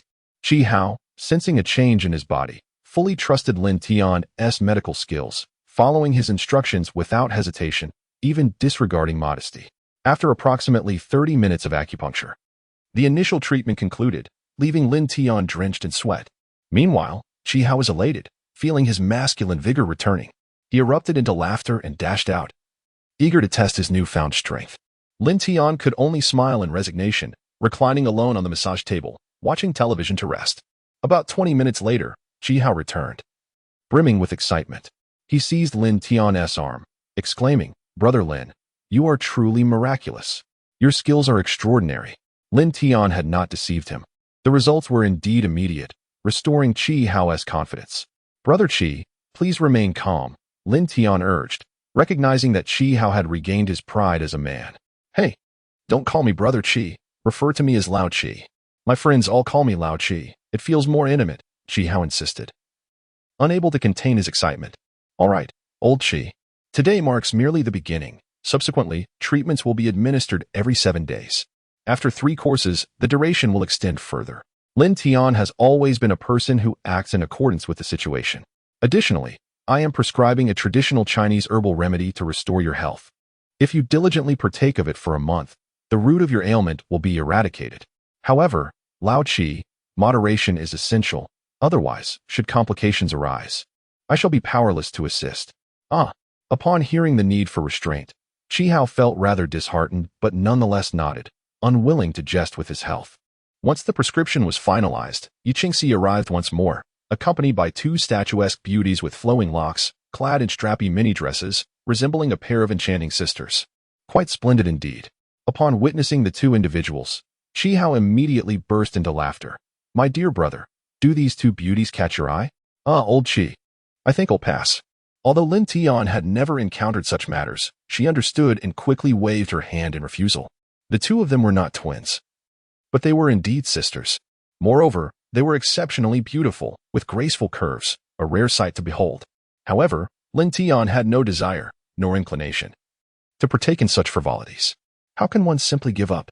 Men often indulge in fleeting pleasures and revelry. It is a commonplace aspect of life, and one must become accustomed to it rather than remain tethered solely to the confines of home. Hao felt unable to repay Lin Tian in any substantial way, so he chose to express himself in this manner. You 2 must ensure my younger brother is well entertained. All expenses will be charged to my account. Enjoy yourselves. Dear brother, I shall not intrude upon your merriment. With that, Hao cast Lin Tian a knowing glance before embracing Yi Qingxi and departing, leaving Lin Tian alone in the room. Faced with two enchanting beauties before him, Lin Tian felt an overwhelming sense of awkwardness, uncertain of where to place his hands and feet. After all, Lin Tian was still a virgin. How on earth was he supposed to navigate this situation? Puff. Giggle. Observing Lin Tian's awkward demeanor, the pair of sisters couldn't help but stifle their laughter, covering their faces. Mr. Lin, I am Ran, and this is Ning. Hello to both of you. To his astonishment, Lin Tian found himself the subject of ridicule, leaving him feeling utterly humiliated. Yet, he remained at a loss as to what course of action to take. Mr. Lin, perhaps you should lie down first while we provide you with a massage?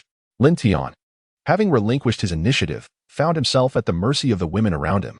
In that moment, he resembled a marionette, executing their every command like a fool, his body rigid and his gaze aimlessly wandering. Internally, he berated Hao with fervent disdain. To make matters worse, he was accompanied by two beautiful women, a situation that seemed absurdly ironic. After all, they were but a solitary man and two enchanting ladies. After Lin Tian reclined, he suddenly noticed them slowly sliding the straps down to their arms. To his astonishment, they were about to. He hurriedly interjected, Ahem, well, let an amp, oppos, skip the massage. Why don't an amp, oppos, you accompany me for a stroll around the club and engage in some other activities. So awkward, so flustered. Lin Tian, the notorious rogue, surprisingly experiences fear as well. All right then. Lin Tian's unexpected refusal took the siblings by surprise. However, this turn of events proved to be fortuitous. Were it not for the boss's unequivocal directive, they would hardly have been inclined to proceed. Since the guests have declined, one cannot blame them. She immediately took the initiative to link arms with Lin Tian and exited the room. Ahem. Surrounded by stunning beauties, Lin Tian felt quite awkward, for he had yet to experience even the simple act of holding a girl's hand. Simply breaking free and walking away feels more liberating. When I first entered, I noticed that your venue is bowling, an activity I have yet to experience. Great. Then we shall accompany Tian Gu to go bowling.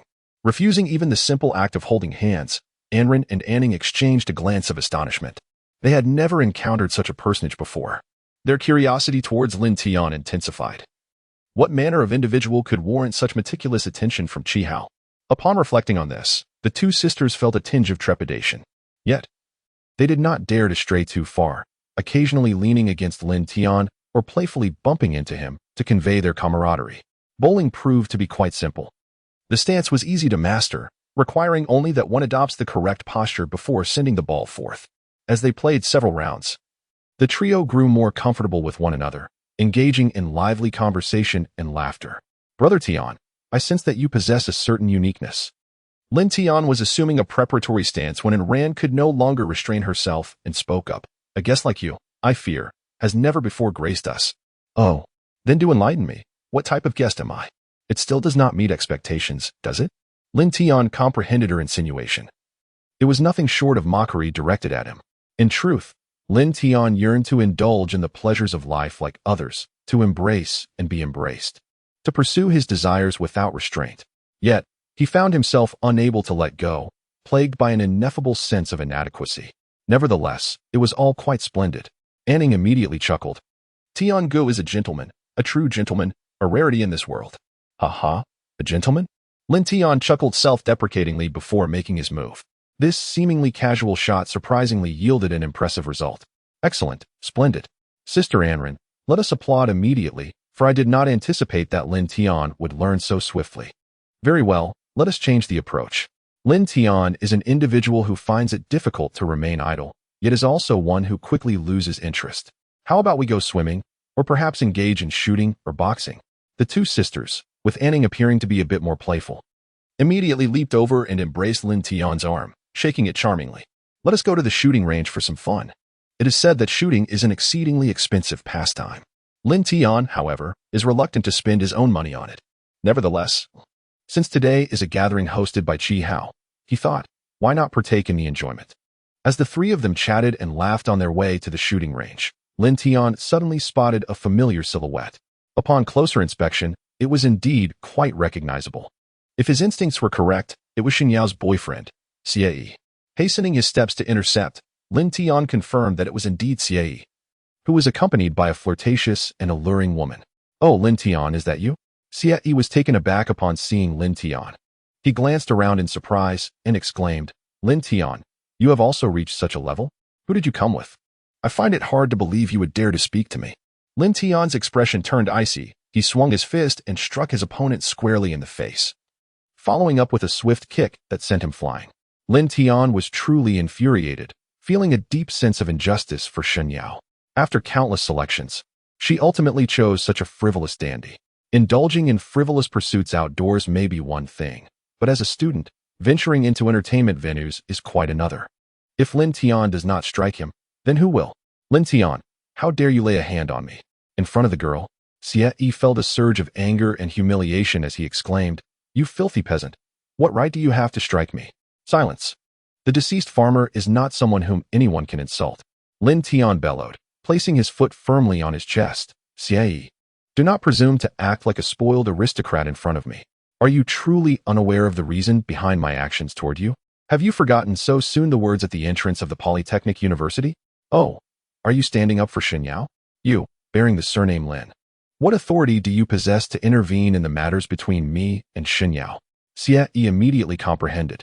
Speaking with a voice laced with disdain, "Our matters are not for you to meddle in. For Shen Yao's sake, leave at once. Otherwise, I shall make you regret ever getting involved in this affair. By heaven, do you still not repent?"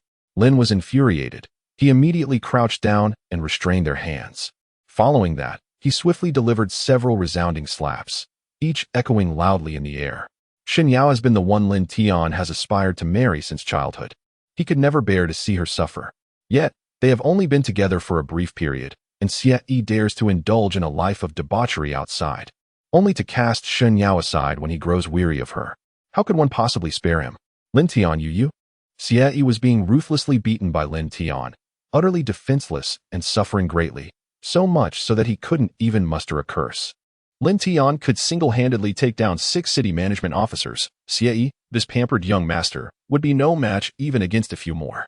As for Xie's female companions, Xiao Yunshi, and Ran, and Ning, they were all terrified by Lin Tian's brutality. The two sisters, and Ran and Ning, had thought Lin Tian to be a gentleman, courteous, and refined. They never expected that when angered, he could be so savage and intimidating. "Stop it. What are you doing?" At that moment, the security guards of the club, alerted by the commotion, finally arrived. 3 burly men quickly intervened and pulled Lin Tian away. The security manager, Yuan, upon seeing Xie being assaulted, rushed to assist him. "Young Master Xie, are you all right?" "Yuan manager, what is going on in your club? How dare you let such a ruffian in?" Xie's anger erupted instantly. "Arrest this thug immediately. I want to retaliate personally. Hurry up." Well, that..." Yuan hesitated. As a host, he couldn't justify allowing one guest to assault another without repercussions. It would ruin their business reputation. "Yuan manager, what are you afraid of? Others may not know who this brat is, but I certainly do." Xie understood the manager's predicament and quickly added, "This guy is just a country bumpkin with no identity or background. I don't know how he got in here. Just arrest him, and I will take full responsibility for any consequences." Yuan was taken aback. He indeed had never seen Lin Tian before. He wasn't a regular customer. But he couldn't afford to be careless. "Sir, our Haiyan Bay is a private club, membership only. I must ask you to present your membership credentials." "No need for that." Lin Tian replied calmly. "He is correct. I am merely a country farmer and cannot afford anything here. However, I was invited." Yuan manager, Lin Tian continued, "I advise you not to meddle in this matter. This is a private dispute between Xie and me." Having faced the infamous Wan Tianxiong of Sanjiang City, Lin Tian was not intimidated by the likes of Haiyan Bay. "Yuan manager, did you hear that? He admits to being a rustic. What kind of security are you running that allows such a thug to infiltrate?" Xie shouted, "You must apprehend him and give me an explanation, or this matter will not end today." "Sir, may I ask who you came with?" Yuan was still cautious, trying to clarify the situation. "Do you know who young Master Xie is?" "He is." "You need not explain who he is. I already know. He is merely the young heir of the Hao Jian Hotel group." Lin Tian interjected, unfazed. "Today, whether he is a wealthy second generation or not, even if his father, Xie Tingxing, were here, I would still not hesitate to confront him." "How outrageous. Do you think Haiyan Bay is your family's vegetable garden?" Lin Tian's defiance left Duan Gaoyuan no choice but to protect the safety of his guests. Seize this troublemaker. As the security guards prepared to act, and Ning suddenly stepped forward, placing herself in front of Lin Tian.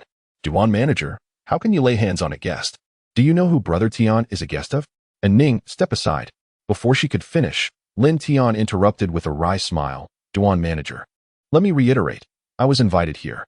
If you dare to touch me, consider the consequences. Xie Yi's arrogance was intolerable. Lin Tian felt compelled to teach him a memorable lesson.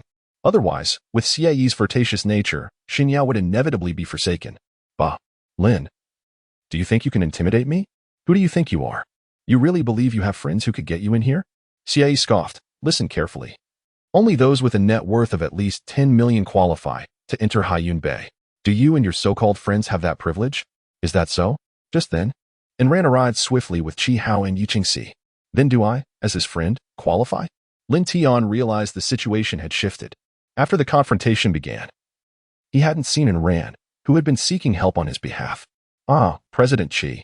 Upon seeing Qi Hao's furious approach, Duan Gaoyuan felt a pang of regret. However, Qi Hao dismissed him coldly with a wave of his hand. Don't call me that. I'm just a friend. Duan manager. Duan Gaoyuan regretted his earlier actions, now filled with hatred for Xie Yi. Who could have guessed that a poor kid was actually a friend of Qi Hao? At this moment, he turned to Yi Qingxi for assistance. Enough. Get your people to step aside immediately. You're utterly incompetent if you can't handle a minor issue. Yi Qingxi waved her hand dismissively before walking to Lin Tian's side. Hey, handsome, are you all right? Did you get hurt? It's my fault. I should have instructed my staff better. I sincerely apologize. Manager Yi, I'm fine. The problem is with him. Lin Tian replied with a slight smile, gesturing towards Xie Yi. This young master Xie is merely a student. No matter how affluent his family is, it's not his money. He himself stated that without 10 million, he isn't qualified to enter, right? Indeed. A net worth of 10 million is our threshold. Yi Qingxi, the manager of the club, understood Lin Tian's intent and commanded. Seize this young master Xie and throw him out. He will no longer be welcomed here. She then turned to Lin Tian. Handsome, does this resolution work for you? That works. Initially, Lin Tian had intended to deal with Xie Yi himself, but the fact that Haiyun Bei dared to expel him already showed considerable respect. It also indicated Qi Hao's influence. Lin Tian, you've got guts. Just wait. Xie Yi knew the background of Haiyun Bei better than anyone and understood that Qi Hao was not someone to offend. Even his father wouldn't dare cross Qi Hao. Today, being thrown out was something he would have to accept. He never imagined Lin Tian was a guest of Qi Hao. However, he would never swallow this humiliation quietly. The disgrace he felt today would not be forgotten, and he would seek revenge in the future. Without Qi Hao present, he refused to believe he couldn't deal with Lin Tian, a mere country bumpkin. Oh, these so-called young masters and second-generation rich kids always love to throw their weight around. Lin Tian could only smile helplessly. Old Qi, you enjoy yourself. I'll head back now. Ah, little brother, it's not even 10 yet, and you're leaving? Qi Hao exclaimed. Little brother. Did I not arrange things well enough? Are you upset? Should I arrange something else for you? Hey, old Qi, that's not it. Lin Tian replied with a troubled smile. And Ran and the others are wonderful and very welcoming. I have some matters to attend to, so. It was that Lin Tian didn't want to stay, but he didn't know how to continue. He was fully aware of the purpose behind Qi Hao's arrangement of Ran and her sisters, but he didn't wish to share his first experience with someone he didn't love. So, it was better to just decline. Lin Tian's reluctance was evident, and Qi Hao immediately sensed it, pulling Lin Tian aside. Little brother, are you worried about the sisters finding out? Don't worry, our confidentiality here is impeccable. No one dares to speak a word. Brother Qi, that's not the issue. Damn it, he has no connection with Xiao Yunshi. To be honest, I am truly unaccustomed to this. Next time, can we play again? Oh dear, brother, are you still? Qi Hao suddenly realized, grinning mischievously. You haven't taken advantage of such an exquisite woman as Yunshi, have you? Ahem, brother, I'm only 20. Lin Tian felt embarrassed, recalling that if he hadn't dropped out, he would still be in his sophomore year. Aha, I see. Well, I won't push you, brother. Qi Hao had to relent. He genuinely hadn't expected Lin Tian to still be a virgin. After a few more exchanges, he had the driver take Lin Tian back to the Jinjiang Hotel. Just as Lin Tian got out of the car, Lin Guiyuan called. As soon as Lin Tian answered, the old gentleman began to scold him. You rascal. It's late at night. Where have you been? Old man, I'm out and about. Lin Tian felt a shiver down his spine, recalling the old fellow Gu Hongji. You little rascal, skipping dinner is one thing, but it's already the middle of the night, and you still haven't come home to sleep? Lin Guiyuan admonished earnestly, treating Lin Tian as family. Old man, is old Master Gu still there? Lin Tian hadn't anticipated that Lin Guiyuan's call was to urge him to return home to sleep. Living in a villa is indeed splendid. However, if Gu Hongji is still present, Lin Tian would prefer to avoid returning, lest he be forced to apprentice himself. You little rascal. Is it necessary to run away just for the sake of taking an old man as a disciple? Lin Guiyuan waved dismissively, insisting, enough, regardless of your protests. He is my guest. How can you stay out? Come back immediately. Well, returning is fine, but about that apprenticeship. Lin Tian chuckled, beginning to negotiate terms. He didn't want to return only to find himself kneeling before the old man again. Although Lin Tian was a humble farmer, he understood the importance of respecting the elderly and cherishing the young. All right, I won't press you, but surely we can exchange some medical knowledge. Lin Guiyuan immediately promised. Hurry back. The two of us old fellows are waiting to share a drink with you. Very well. As long as I don't have to apprentice, anything is acceptable. Lin Tian could seize this opportunity to inquire about the genuine secrets of traditional Chinese medicine. After hanging up, he promptly headed towards Lin Guiyuan and Appo's villa. By the time Lin Yi brought out the keys, Lin Tian had already vanished. A phone call revealed that he had found accommodation and need not squeeze into her small abode. Upon arriving at the villa, Lin Guiyuan and Gu Hongji had indeed prepared some appetizers for drinking. You little rascal, you've finally returned. Come sit. Lin Guiyuan glanced at Lin Tian while pouring wine and inquired, So what breed of chicken did you bring today? It's delicious, truly exquisite. Neither of us old men has tasted such fragrant chicken before. Hee, it's from my own farm, raised using special methods. Naturally, the flavor is unlike any other chicken. Lin Tian observed a platter of boiled chicken and a bowl of poached chicken on the table, realizing, I see, you two old gentlemen called me back. Probably not just for a drink, but to extort my chicken. He recalled the first time he met Lin Guiyuan, who had nearly suffered a fit from the excitement over food. This old man was a seasoned gourmet and had a penchant for wine. Otherwise, how could they have laid out such a feast? You little rascal, what do you think? Do you dare to deny me? Lin Guiyuan boasted.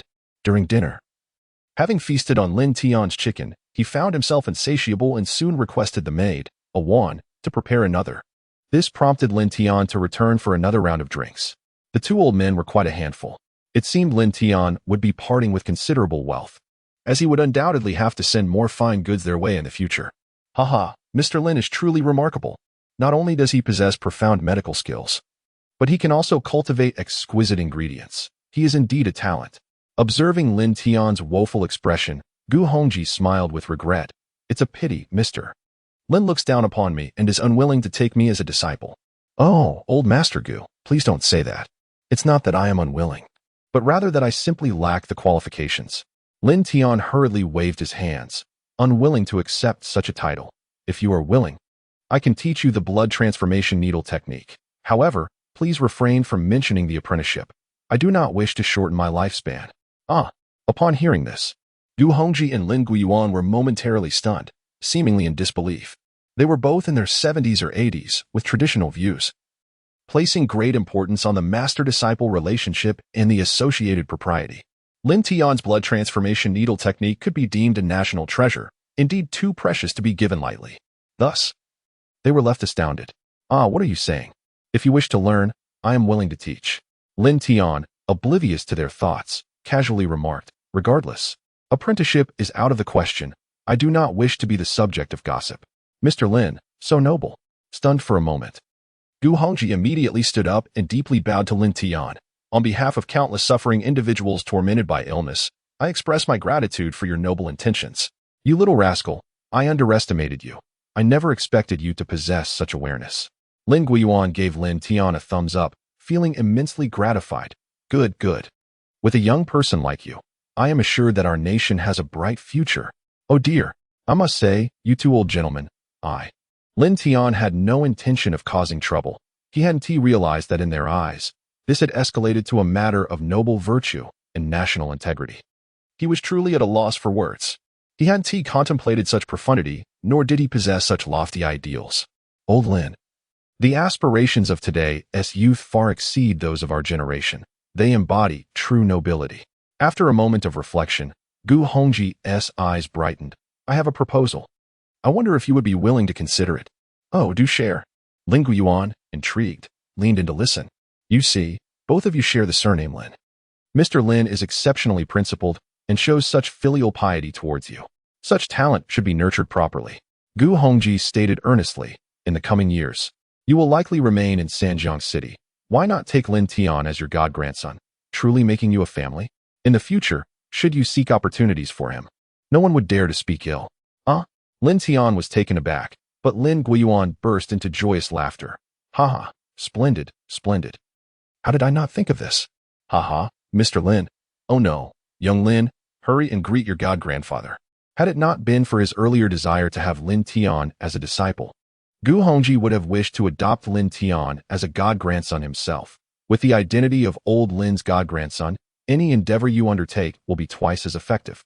And traversing Jinjiang City would pose no issue at all. Yes, grandson Lin Tian, I pay my respects to grandfather. After a moment of hesitation, Lin Tian quickly realized that refusing such a favorable opportunity would indeed be foolish. Kneeling down for a formal bow, he also offered a cup of wine. Good. Splendid. Lin Guiyuan was immensely pleased, accepting the cup and downing it in one go, then hurriedly helped Lin Tian up. Good grandson, rise. Lin Guiyuan, a retired general, found himself alone. His children held prominent positions and were often busy elsewhere. His grandchildren and younger relatives were either preoccupied with their studies or careers, leaving him with little companionship. To put it plainly, Lin Guiyuan was a lonely old man, quite pitiful indeed. He and Lin Tian felt an instant camaraderie, an indescribable warmth blossoming between them. Deep in his heart, he had already regarded Lin Tian as his own grandson, merely lacking the formal recognition. Chuckling, Lin Tian promptly extended his hand towards Guo Yuanzhang after rising. What do you mean by this, you little rascal? Guo Yuanzhang was momentarily taken aback, unable to comprehend. Grandpa, don't you understand? Lin Tian replied with a playful grin. Isn't it customary to bring a little gift upon meeting? Just a casual sum of 1 or 200,000 will suffice. What? 1 or 200,000? Why don't you go rob a bank? Hearing this, Guo Yuanzhang nearly fainted. Coming from a military family, such wealth was simply unattainable. In frustration, he playfully swatted Lin Tian, then removed a jade pendant from around his neck and handed it to him. Here, you little brat, you're not an easy one to deal with. Thank you, Grandpa. Lin Tian beamed with joy, realizing the value of the old general's gift was undoubtedly substantial, perhaps even exceeding 1 or 200,000. Witnessing Guo Yuanzhang's generous token, Gu Hongji was taken aback, understanding that Guo Yuanzhang genuinely regarded Lin Tian as his grandson to bestow such a precious item.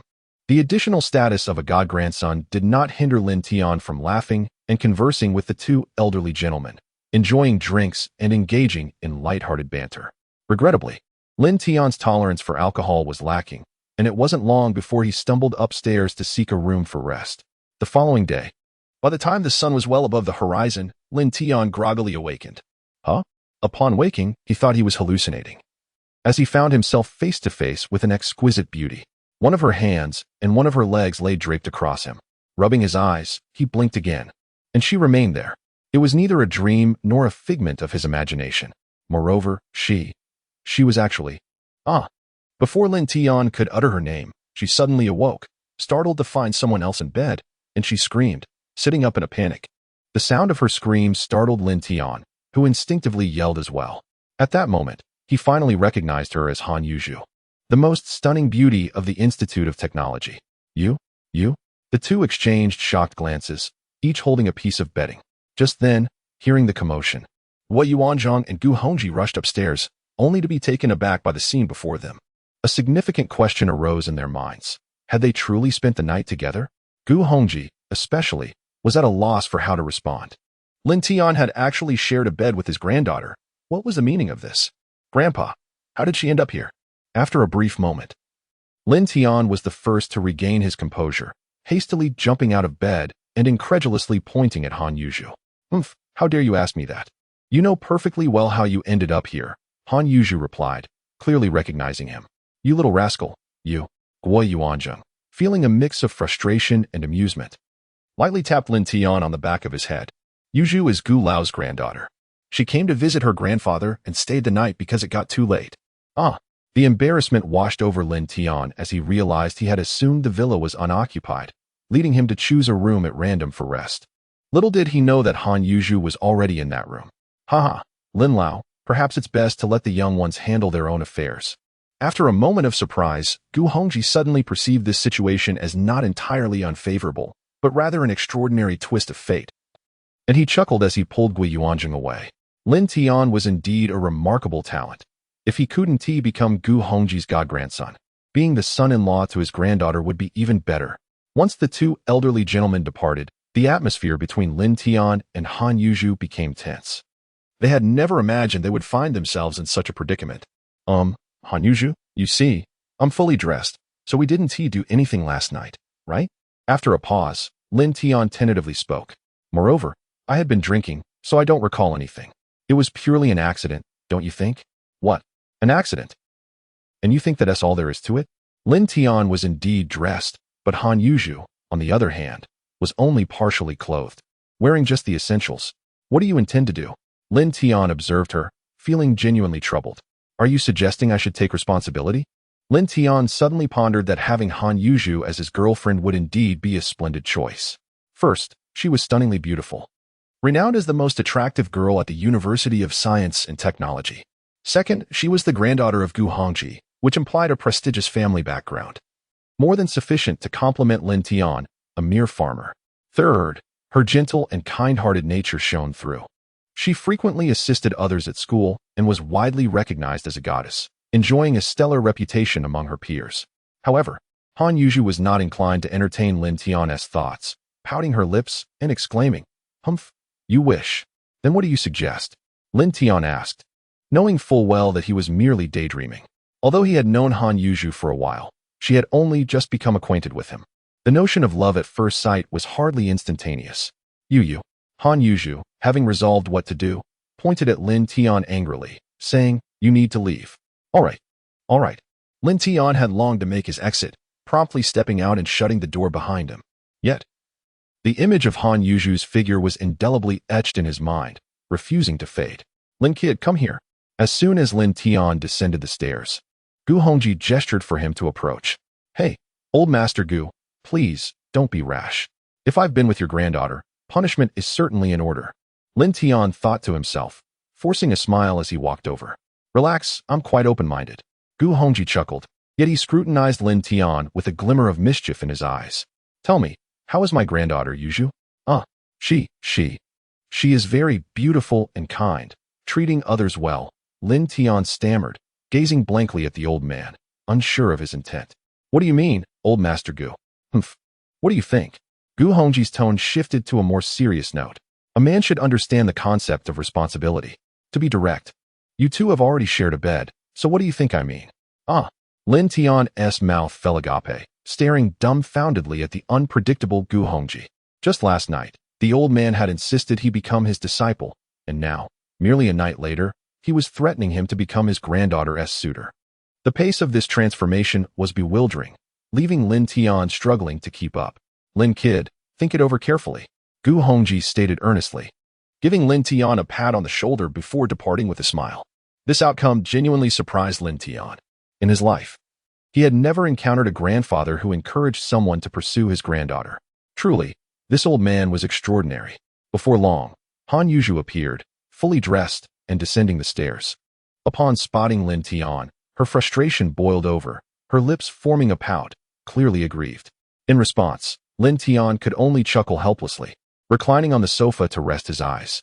Grandpa, look at this little rascal. He shows no sign of remorse."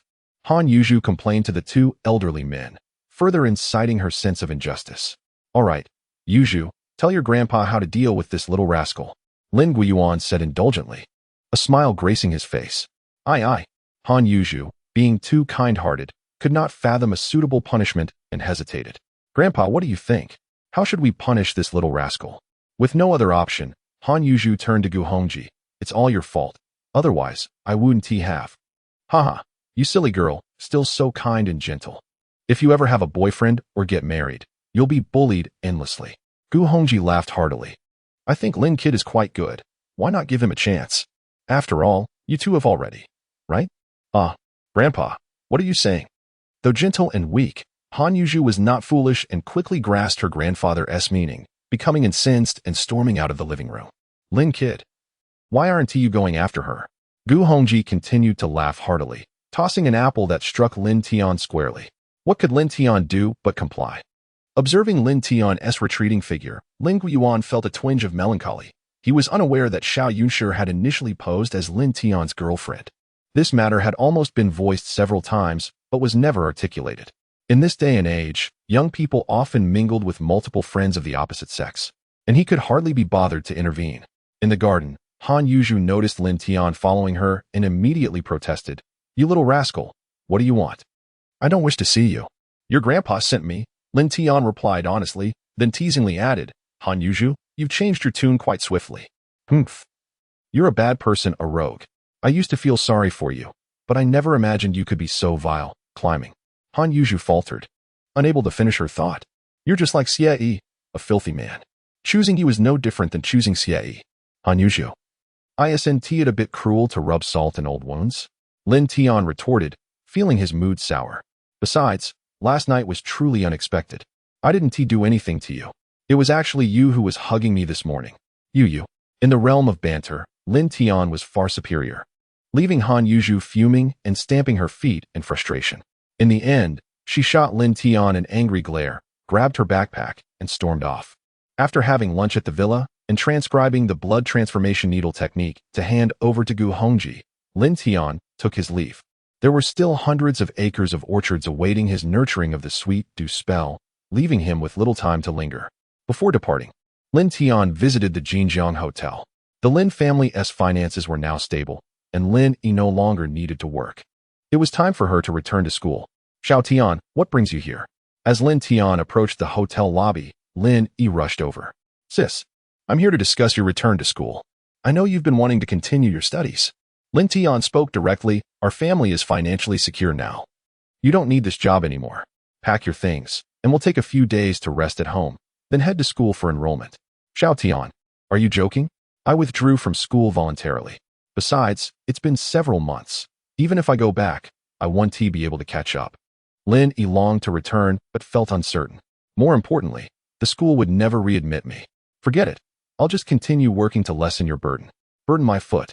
How can my sister, Lin Yi, work as a waitress? Lin Tian's tone had taken on a commanding air.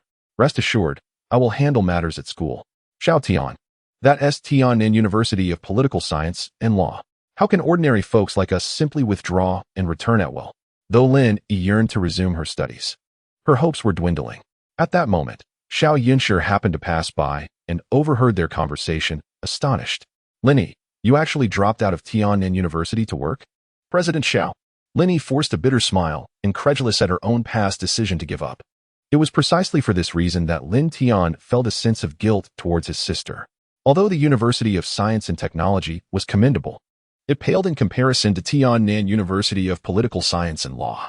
Initially, their parents had favored Lin Yi, allowing her to withdraw without consulting Lin Tian. Of course, they had been unable to bear the financial burden, which left them with no other choice. Lin Yi, go to the finance department to collect your salary. You possess such remarkable potential that it would be a disservice to allow it to languish. You must continue your further education. Xiao Yunshi glanced at Lin Tian with a half-smile, saying, you are still unaware of your younger brother and Oppo's prowess. He is now a prominent figure in Sanjiang City, commanding respect effortlessly.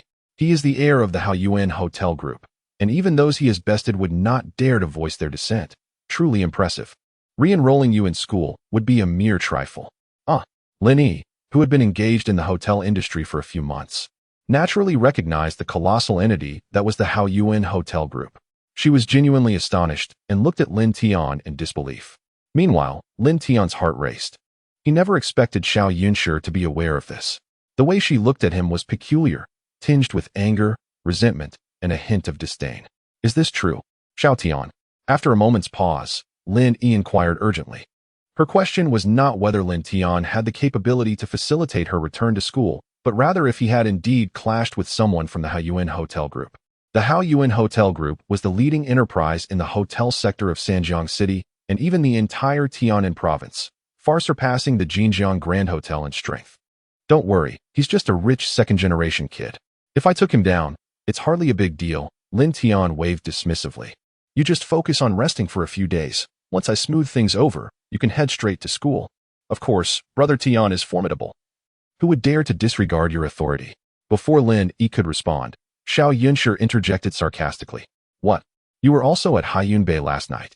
With such a tone, Lin Tian could hardly be oblivious to her implications, yet he genuinely did not see Xiao Yunshi there the previous night. This was quite the predicament. His first outing to a lavish hotel, and he was caught in the act. Suddenly, a thought struck him. He had no ties to Xiao Yunshi. And if he sought the company of another, why should he feel anxious? Someone who is surrounded by admirers surely wouldn't take notice of others. Xiao Yunshi's words dripped with bitterness and rising anger. Men are all scoundrels. As the saying goes, once a man comes into wealth, he becomes corrupt, and this one, even before gaining riches, was already a miscreant. Xiao Yunshi, enough? Lin Tian could no longer endure her accusations. It was not his choice. And he was involved in a myriad of endeavors. Why should I account for my actions to you? You. Xiao Yunshi found herself at a loss for words. Her mind a whirlwind. What was her relationship to Lin Tian?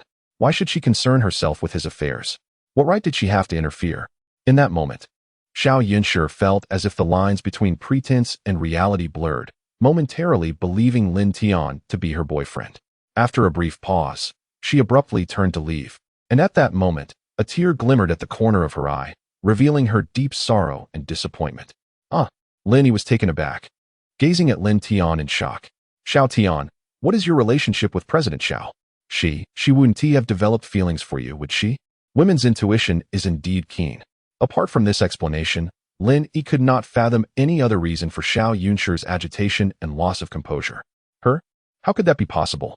Lin Tian immediately shook his head, utterly unconvinced. That fierce woman would rather see me dead than harbor any affection for me. All right, sister. Hurry and pack your things. We'll head home together shortly. Lin Tian dismissed Lin Yi's speculations without a second thought. The adage the bystander is often perplexed holds true. Sometimes, the essence of a situation is difficult to discern, obscured by the minutiae. Lin Yi busied herself for nearly 2 hours. By the time they returned to Wutong Village, night had fallen. Before their return, Lin Tian had already contacted Lin Yuan, his great-grandfather, knowing that he would lend a helping hand. Within an hour, Lin Yuan responded, assuring that arrangements were in place for her sister to report to school at her convenience. Truly, he is a formidable figure, and his efficiency is commendable. Of course, a few local chickens would surely be extorted from Lin Tian in the process.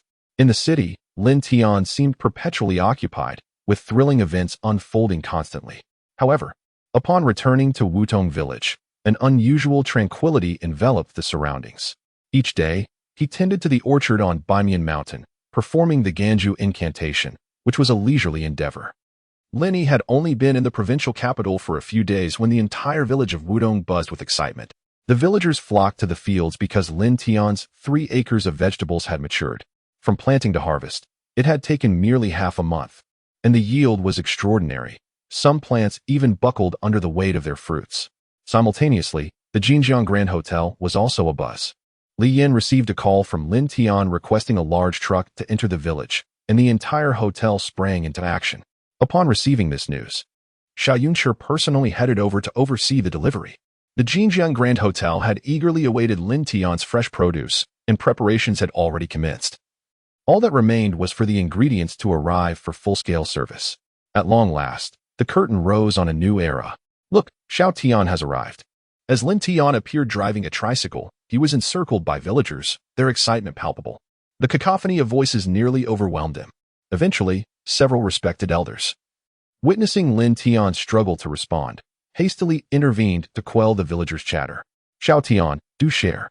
At last, the noise subsided, and Lin Ziming exclaimed with delight. Initially, even Lin Ziming had scolded Lin Tian, asserting that he should not squander his resources by using farmland for vegetable cultivation. Some had even mocked Lin Tian in secret, predicting that the Lin family would struggle to put food on the table this year. However, the truth was now evident. Those with knowledge could reap genuine rewards from their labor. Thus, the villagers had come seeking wisdom. Good. Standing atop the tricycle, Lin Tian surveyed the crowd. Dear villagers, as you can see, I am cultivating a new variety of vegetable. It grows rapidly, and its fruits are exceptionally delicious, truly organic. Xiao Tian, we are all aware of this. The villagers wish to know where they can procure such seeds, and if there are any special cultivation methods. Lin Yi interjected. We know that no pesticides or growth enhancers were applied to your land. Yet, the growth rate surpasses that of greenhouse vegetables. What is the reason? Second uncle. There are indeed methods involved. It is not simply a matter of planting seeds and hoping for the best, Lin Tian replied slowly. However, I cannot disclose where these seeds can be purchased. Even if I were to tell you, you would not be able to acquire them. Wait, you can't say? Xiao Tian. Are you thinking of keeping this all to yourself? Ah yes, you fear that we might all cultivate these vegetables and encroach upon your profit margins. As Lin Tian anticipated, discontent arose among some villagers, leading to murmurs of disapproval directed at him. Enough. Silence. Lin Yi, unable to tolerate the discontent any longer, bellowed, Xiao Tian. The villagers merely wish to earn a bit more. They do not intend to make things difficult for you. It must be said that Lin Yi, as village chief, was performing admirably. Now, Lin Tian, will you share the source of the seeds and the cultivation methods with the villagers? Among the crowd, Hao Jian was quick to stir the pot. Did you not often claim you would guide the villagers to prosperity? Now that there is a profitable opportunity, you hesitate to share? I see. You are merely seeking fame and reputation, as the villagers have said, haven't they? Hao Jian, it seems you are driven mad by your desire for wealth. Lin Tian immediately shouted, do you think that by acquiring my technology, you can achieve overnight riches in your greenhouse? Lin Tian, cease your baseless accusations. I am speaking on behalf of the villagers. Hao Jian, whose true intentions were exposed, quickly retorted, my family has plenty of money. Do I need your technology? I am simply advocating for the villagers. Enough. Silence yourself. Lin Tian responded bluntly to Hao Jian. Addressing the villagers, I understand your desire to earn money and improve your economic situation. However, some matters are not so easily resolved. Fortunes do not simply fall from the heavens. You fear the villagers will usurp your profits and thus choose to conceal the truth. Lin Tian, your words are more pleasing to hear than to believe. Hao Jian interjected sarcastically. If you truly had a conscience, you would not hide the truth. Let us test its profitability. If it fails, we will not hold you accountable, will we? Precisely, another voice chimed in. We are all from the same village, descendants of the same ancestors. How could you bear to see us remain in poverty? Should you truly have a conscience, speak out.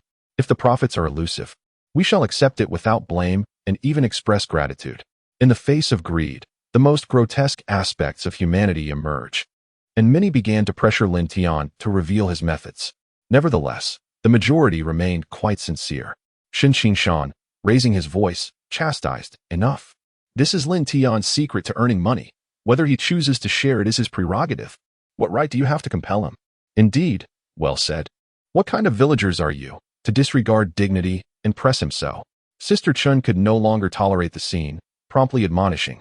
Lin Tian has stated that even if he shares his knowledge, you would still be unable to procure the seedlings. Every household has its own rules.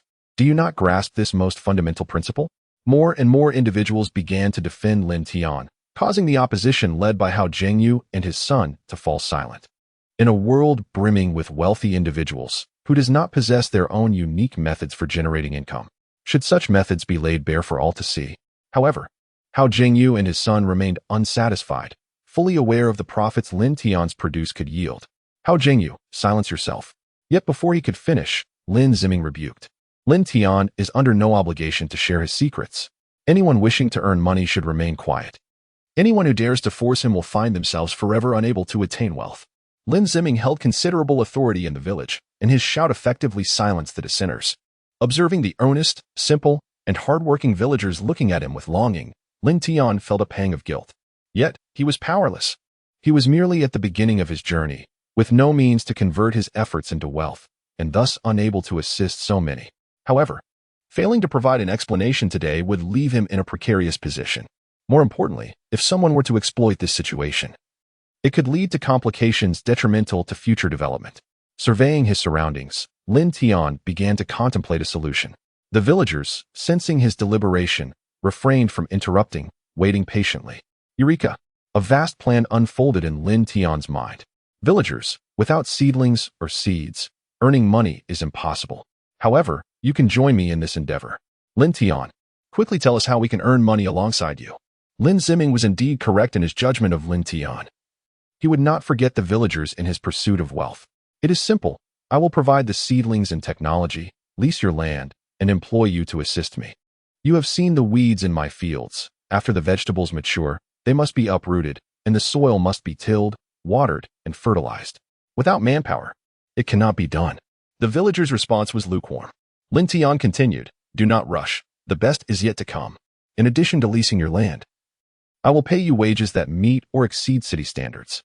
Furthermore, based on your yield, I will provide a share of the profits. How does that sound? Lin Tian, is this not merely a means for you to profit at our expense?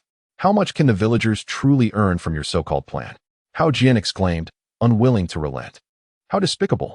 You are no different from those capitalists. Lin Tian's anger flared as he kicked Hao Jian, sending him tumbling into a mud-filled field. When Hao Jian rushed to intervene, he too was met with a swift kick. From that moment on, no one dared to speak out against Lin Tian or pressure him further. Hao Jian, do you even consider yourself human? You and your son are utterly clueless. Is this your form of leadership? Lin Tian acted with force, and Lin Ziming did not intervene, acknowledging that this was Lin Tian's path to wealth, and he had every right to pursue it as he saw fit. Then he turned to Lin Tian, do not be angered. It is merely the Hao family causing a ruckus. The villagers do not share their sentiments. Uncle, I am aware. Lin Tian waved dismissively, somewhat displeased. Villagers? Those willing to lease their land to me and assist in cultivating vegetables should first register with the village head.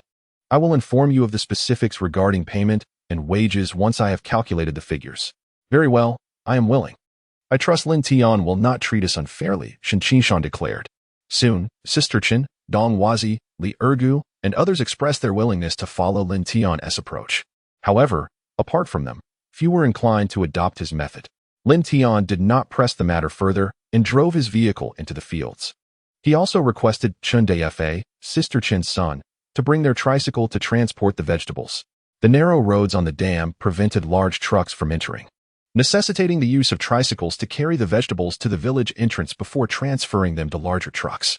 After harvesting 2 loads of vegetables, Xiao Yunshi and Li Yi finally arrived. Upon witnessing the flourishing fields, Xiao Yunshi was taken aback, swallowing hard and asking, Lin Tian, this couldn't possibly be from the seedlings we purchased last time, could it? Lin Tian paused, grinning as he deflected. Xiao, are you no longer angry with me? Xiao Yunshi was not easily deceived. You. Mentioning this matter brought her displeasure to the forefront, yet she prioritized her business. Quickly tell me, is it true? Indeed. The villagers were already aware and unable to conceal it from Xiao Yunshi. Lin Tian swiftly changed the subject. How long can you use these vegetables? After a rough estimate, Lin Tian calculated that the first batch of vegetables weighed over 10,000 pounds and was ready for harvest. In 3 days, those slightly less mature would also be ready, totaling around 7,000 to 8,000 pounds. Afterward, the seedlings would need to be uprooted and replanted. If he were to provide a comprehensive supply, it would be far from sufficient. The several Jinjiang Grand Hotels in Sanjiang City alone would consume it within a week. As Xiao Yunshi observed, she suddenly shot a glare at Lin Tian, angrily reaching out to pinch his ear. You, Lin, you cunning merchant. Lin Tian, startled, hurriedly jumped back. Hey, you woman. You're being violent again. You're the real merchant. I'm just a farmer. Oomph. If you're not the merchant, then who is? Xiao Yunshi angrily pointed at the field. Just look at what you've planted. Tomatoes, bitter melons, cucumbers. Everything is heavy-duty produce. A single bitter melon weighs over a pound. If you're not a merchant, then who is? Not just the bitter melons. Even the tomatoes and cucumbers are larger than those on the market. Oh, but what about the green peppers? Lin Tian chuckled awkwardly. In this matter, he was indeed taking advantage of Xiao Yunshi, for he was the impoverished one, while she was the businesswoman. Lin Tian was counting on these vegetables to make a profit and expand his scale. He was relying on these crops to pay the leasing fees for Banyan Mountain. How can you still say that? Do you think I'm blind? There are only 2 rows of green peppers. How much can that yield? Before coming, Xiao Yunshi had told herself to remain calm and composed when she met this scoundrel. However, she could not help it. This rascal was far too cunning. Well, what do you want then? After all, we are partners, and you and Apos requite the beauty. I don't want to argue with you, Lin Tian said. Wishing to avoid a confrontation, we must lower the price. Xiao Yunshi insisted immediately. With your tomatoes, bitter melons, and cucumbers, There's hardly any new dishes to be made. Purchasing at 16 yuan per pound is far too unfair. Lower the price? Lin Tian shook his head in refusal. This woman was indeed a shrewd businesswoman, always seeking opportunities. Lowering the price is out of the question. You should suggest something else. Lin Tian had already been quite accommodating by not raising the price. If she weren't such a stunning beauty, he might have considered increasing it. All right then, I want to stay for a few days. Xiao Yunshi shifted her tone, seemingly revealing her true intention. No way, that is impossible. Lin Tian nearly forgot that Xiao Yunshi had always wanted to stay to uncover his secrets. Humph. You have no authority over this matter. I will go find Auntie. Xiao Yunshi had made up her mind and immediately walked toward Yi Su, who was busy in the field. Lin Tian's place was neither a greenhouse nor a vegetable base, yet he was capable of growing exquisite produce, which surely concealed some secrets. Oh, Yunshi girl, you've come? Yi Su exclaimed joyfully upon seeing Xiao Yunshi, walking over from the field with delight. Previously, she had asked Lin Tian to invite Xiao Yunshi over, but Lin Tian adamantly refused, infuriating Yi Su. Auntie, I'm here to bother you again. It's been a while since I've had your delicious dishes and farm-fresh chicken. Xiao Yunshi greeted warmly. Yi Su, with dirt on her hands, eagerly took hold of her, saying sweetly, anyone mind at all if you stay for a few days. Oh, that's wonderful. Don't say just a few days. Even if it's for a lifetime, Annie wouldn't find it bothersome. This is truly fantastic. Yi Su was delighted to have a city girl as a daughter-in-law and proudly called out to the villagers, everyone. Let me introduce you to the beautiful boss of Jinjiang Hotel, Xiao Yunshi. Ah, so this is little Tian and Appo's girlfriend, your future daughter-in-law. Upon hearing this, Dong Wazi and Appo's wife envied. So beautiful, truly beautiful. Indeed, little Tian is so fortunate. Your family's ancestral grave must be well-placed. Wang Fugue at the village entrance remarked enviously. Yes. This situation became awkward. Yi Su had previously said this to scare Hao Jian and his son, but now that the real deal appeared, it was indeed embarrassing. Stealing a glance at Xiao Yunshi, Lin Tian noticed her expression was odd but not angry, and she didn't offer any explanation, maintaining her smile. Yi Su then felt relieved. It seemed her suspicion was correct. Xiao Yunshi indeed had feelings for her son. After all, why would such a beautiful CEO come all the way to this remote area and want to stay for several days? It could only mean she liked her son. Meanwhile, Lin Tian was utterly frustrated. He thought he had balanced the scales by borrowing her name. However, he was well aware that Xiao Yunshi would surely take advantage of this or use it as leverage to gain benefits. Sure enough, after chatting with Yi Su for a while, Xiao Yunshi approached Lin Tian, who attempted to escape but was caught by her. Their playful tugging led the villagers to mistakenly think they were showing affection. However, that was far from the truth. Xiao Yunshi, gripping Lin Tian, teasingly whispered, "Oh, Tian go. Care to explain what is going on here?" Realizing that everyone here regarded her as Lin Tian's girlfriend, Xiao Yunshi felt no anger. Instead, she secretly delighted in it. As for Lin Tian's past mischief, she had chosen to erase those memories. Otherwise, she wouldn't have come here to seek discomfort. What is there to explain? It's not like I said it, Lin Tian retorted, ever the rogue, easily deflecting blame. If you want to blame someone, blame yourself. Blame me? What kind of reasoning is that? Xiao Yunshi reached out, attempting to tug Lin Tian's ear. But recalling his earlier words, she hesitated and withdrew. Of course, it's your fault. Blame yourself for being too beautiful, which made my mom like you so much. And also blame yourself for insisting on staying in this rundown place. Lin Tian chuckled. If you hadn't done this, my mom wouldn't have said you're my girlfriend. Now look, everyone believes it. You sly merchant. It's clearly your fault, yet you shift the blame onto me? And he said it. So it's settled. I also pretended to be your girlfriend before.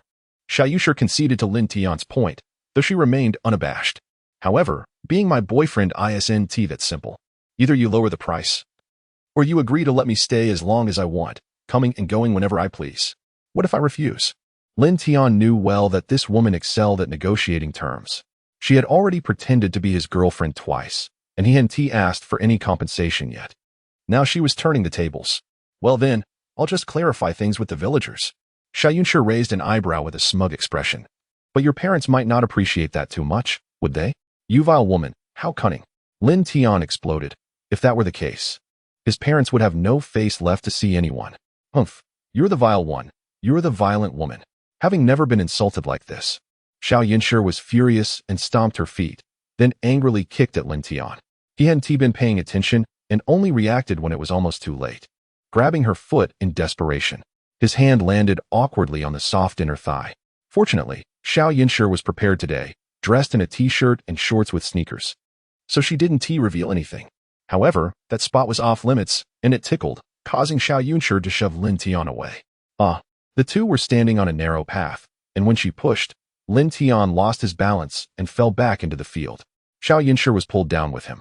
The two unfortunate souls tumbled into the mud, completely covered. Little Tian, you two are in quite a hurry, aren't you? If you want to be affectionate. It shouldn't be on the path. You could take your time at home.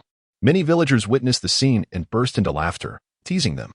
Even Yi Su couldn't help but laugh, thinking this little one was utterly careless about her image.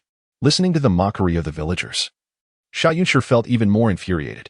Seizing a handful of mud, she hurled it at Lin Tian's face, transforming him into a veritable mud figure, obscuring his eyes and nose. At that moment, Xiao Yunshi burst into laughter, relishing the fact that she was far better off than Lin Tian. I will not let you off the hook, Xiao Yunshi, he thought, but before he could wipe the mud from his face, she had already dashed away, giggling. The pent-up resentment within Xiao Yunshi was finally released. Yet Lin Tian's anger was left unspent as he chased after her. Come now, we are both adults. Why act like children throwing mud? Yi Su interjected with a smile. Feeling pleased, Xiao Tian, take Yunshi home for a hot bath and change her dirty clothes to avoid catching a cold. With someone backing her, Xiao Yunshi became even more emboldened, playfully making faces at Lin Tian, who was so incensed that he felt an urge to strangle her. After all, Lin Tian's muddy appearance was quite comical. As they playfully returned home, Li Yin brought Xiao Yunshi's belongings. It turned out that she had come prepared. A Jeep Wrangler, with its high clearance and anti-slip features, boldly entered Lin Tian's yard, laden with an array of tools. It seemed that escaping her company would be quite impossible. By around 4 in the afternoon, all the ripe vegetables were loaded onto the vehicle, amounting to an impressive total of 200 pounds, a full load. Under Xiao Yunshi's insistence, the originally set price of 200 yuan was slashed to just 200,000, with payment deferred until after the vegetables were sold. Lin Tian was nearly driven to the brink of exasperation. As evening fell, the family of 3, now joined by Xiao Yunshi, gathered around the dinner table, eagerly awaiting Yi Su to serve the fragrant chicken soup. The chicken soup is ready, Yi Su announced cheerfully a few minutes later. Yunshi, dear, you worked hard today. Eat more. Mom, who is actually your real child? Lin Tian immediately protested. She didn't oppose. To do anything today, just cause trouble. Why should she eat so much? You little rascal. How can you speak like that? Lin Zichao chastised, giving Lin Tian a playful slap on the back of his head. Yunshi, ignore this little troublemaker. If you want to eat more, go ahead. Thank you, uncle. I don't care what he says, Xiao Yunshi replied, her pride shining through as she added. If he doesn't want me to eat, then I certainly will. What could Lin Tian say to that? This girl seemed to enjoy lingering at his home and purposely opposing him. Delicious, truly delicious. Though she was charming in appearance, Xiao Yunshi was also tired from their playful quarrels, immediately praising the food after her first taste. After a while, Xiao Yunshi began to feel something was amiss. Auntie, since all the ingredients are the same, why does the food prepared by the hotel chef not taste as good as yours? Oh, hearing this, Lin Tian suddenly had the same thought. It seemed his mother's cooking was indeed purer, more aromatic, and more delectable. Yunshi, your words are too sweet, Yi Su said, feeling a bit bashful. If you like it, eat more. Annie will cook for you every day. Thank you, Auntie. The thought of daily home-cooked meals made Xiao Yunshi uncontrollably nod, reflecting on her relationship with Lin Tian, even if it was a fade. This reaction delighted Yi Su, who had entirely forgotten about Shen Yao. In truth, she had never particularly liked Shen Yao, as Lin Tian had fought many battles for her, suffering numerous injuries. I figured it out. Suddenly, Lin Tian slammed the table in surprise, nearly knocking over their bowls. Yi Su, annoyed, slapped him again. You little brat. Must you always be so dramatic? Are you trying to scare us? Mom, can you not hit me? I'm an adult now, a boss. Stop treating me like a child. Lin Tian laughed in frustration, turning his gaze toward Xiao Yunshi, who was thoroughly amused by his predicament, her previous aloofness replaced by joy. All right, stop laughing. You might just lose your teeth and cease being a goddess, Lin Tian teased. Xiao, would you like to know why my mom's dishes are superior to those prepared by your chefs? Give me 10,000 yuan, and I shall reveal the secret. Auntie, look at this guy. He is bullying me again. Upon hearing about money, Xiao Yunshi immediately began to act coy. How can you be so money-minded, you little miser, when you're already a boss? Xiao Tian, stop picking on Yunshi all the time. Yisu defended her future daughter-in-law. Regardless, you two are, well, a partnership of sorts. Don't keep bringing up money. It's so crass. You're practically family now, right? Lin Tian understood the implication behind Yisu's words. She was hinting at a romantic relationship, but felt awkward saying it outright. Xiao Yunshi, I'll give you this one time as a favor to my mom. You see, my mom's dishes are mostly simply stir-fried.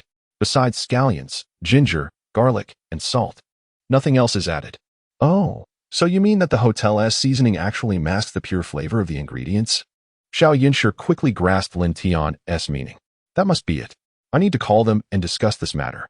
With that, she rushed out to make a phone call. Zhang Bowen and the others had exerted great effort to create at least 7 or 8 dishes from a single ingredient. It was unexpected that using too many ingredients would overshadow the natural flavor of the premium ingredients. This posed a significant problem, if not addressed, even with top-notch ingredients. The business at Jinjiang Hotel would struggle to improve over time. A few minutes later, Xiao Yunshi returned, visibly excited. Auntie, is the chicken we're eating tonight from the farm next door? Yes, why do you ask? Yisu replied. Quick, sit down and eat before this little rascal eats it all. Auntie, he won't eat much. No need to worry. I want to know how you raise your chickens to taste so good. Xiao Yunshi, spotting a business opportunity, lost her appetite for dinner. What I mean is, if we could raise them in large quantities and then promote them at my hotel, it would be a significant draw. This? Yisu was aware that these were all Lin Tian's doing. When they were bought, they were merely feed chickens. She had no idea how he had transformed their quality. It's not you again, is it? Xiao Yunshi showed no interest in discussing business with Lin Tian. But Yisu's expression indicated that only he knew the answer. If it's not me, could it be you? Lin Tian had previously considered mass breeding, but he had not found a market for it. However, it dawned on him that Jinjiang Hotel was a ready market. Speak. How do you want to cooperate regarding this native chicken? Xiao Yunshi had no choice but to negotiate with Lin Tian. Let me be clear, you can't be unreasonable this time. Then let us forget it. Lin Tian immediately shook his head. Given the current nature of their relationship, neither purely friendship nor merely a business partnership, it was a complex dynamic that made negotiations difficult. Moreover, he was aware that this woman would surely attempt to drive a hard bargain, even seeking help from her parents to negotiate a lower price. Auntie, look at this guy. He is raising prices arbitrarily and lacks any sincerity. Frustrated with the negotiations, Xiao Yunshi walked over to Yisu, playfully seeking her support. Auntie, I don't care. You must keep him in line. All right. Everything is settled by Auntie. The thoughts of women differ significantly from those of men. Yisu has completely taken to Xiao Yunshi's way of thinking. Yunshi, you determine the price that seems fair to you, and that will be the price. After all, we will be a family sooner or later. Whether you earn or I earn, it amounts to the same, wouldn't you agree? Yisu and Appo's words carried a different implication, causing Xiao Yunshi to lower her head in embarrassment, unsure of how to respond. If she were indeed Lin Tian and Appo's girlfriend, it would be a trivial matter. However, even if she were willing, Lin Tian might not reciprocate. This topic did not continue. After an awkward pause, they resumed their light-hearted banter over dinner. In the countryside, there was no internet. After dinner, aside from watching television, there was little else to do. Xiao Yunshi, disinterested in the television, fetched a lounge chair from the car and settled in the courtyard, enjoying the cool breeze and gazing at the starry sky. How delightful to savor life. Lin Tian, lacking a lounge chair, managed to bring out an old-fashioned armchair. Though it was rather outdated, he laid back beside her. Xiao Yunshi chose to ignore him. Thus, it was Lin Tian who initiated the conversation. I say, Xiao Zong, are you truly planning to stay for a few days? With the long night ahead, there's nothing to entertain you. Can you truly adapt? What is there to adapt to? I find it quite pleasant here. At the very least, there are no underhanded schemes to contend with, nor is there a mountain of paperwork to address. Xiao Yunshi glanced at Lin Tian and replied, in the city, I mostly stay in hotels, with little to do for entertainment. Each day, I face either a barrage of data on my computer or various documents. So it's rare to have a moment to relax. Well then, since you seem so pitiful, I shall indulge you and allow you to stay and unwind for a few days.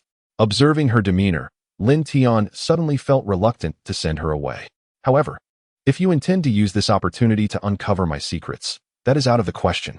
Every individual has their unique way of making a living, and one must not overstep boundaries. I shall. Xiao Yunshi was particularly irked by Lin Tian's warning and was quite displeased. Yet, she herself was unaware of the true reason for her extended stay. Was it truly Lin Tian as a person? Or was it his skills and secrets that drew her in? Xiao Tian, aren't you two heading to bed? What are you doing, attracting mosquitoes? At that moment, Yisu finished her household chores and called out. Lin Tian, upon hearing this, felt a sense of unease. Mom, where will she sleep? Of course, in your room. Yisu approached with a knowing smile, and upon hearing this, Xiao Yunshi quickly interjected, Auntie, there and Oppos. Es no need to trouble yourself. I and Oppos am perfectly fine. I'll sleep in the car. You foolish child, how can a guest come and not even have a bed to sleep in? If word gets out, how will the Lin family face the villagers of Wutong Village? As she spoke, Yisu pulled Xiao Yunshi towards the house. Don't worry. Auntie has tidied up this rascal's room and replaced the bedding. Though it may not compare to your city accommodations, it is certainly sufficient for a night's stay. Hey. Auntie, I didn't mean it that way. Xiao Yunshi, a pampered young lady, though somewhat trained, was no match for Yisu's strength and was easily pulled inside.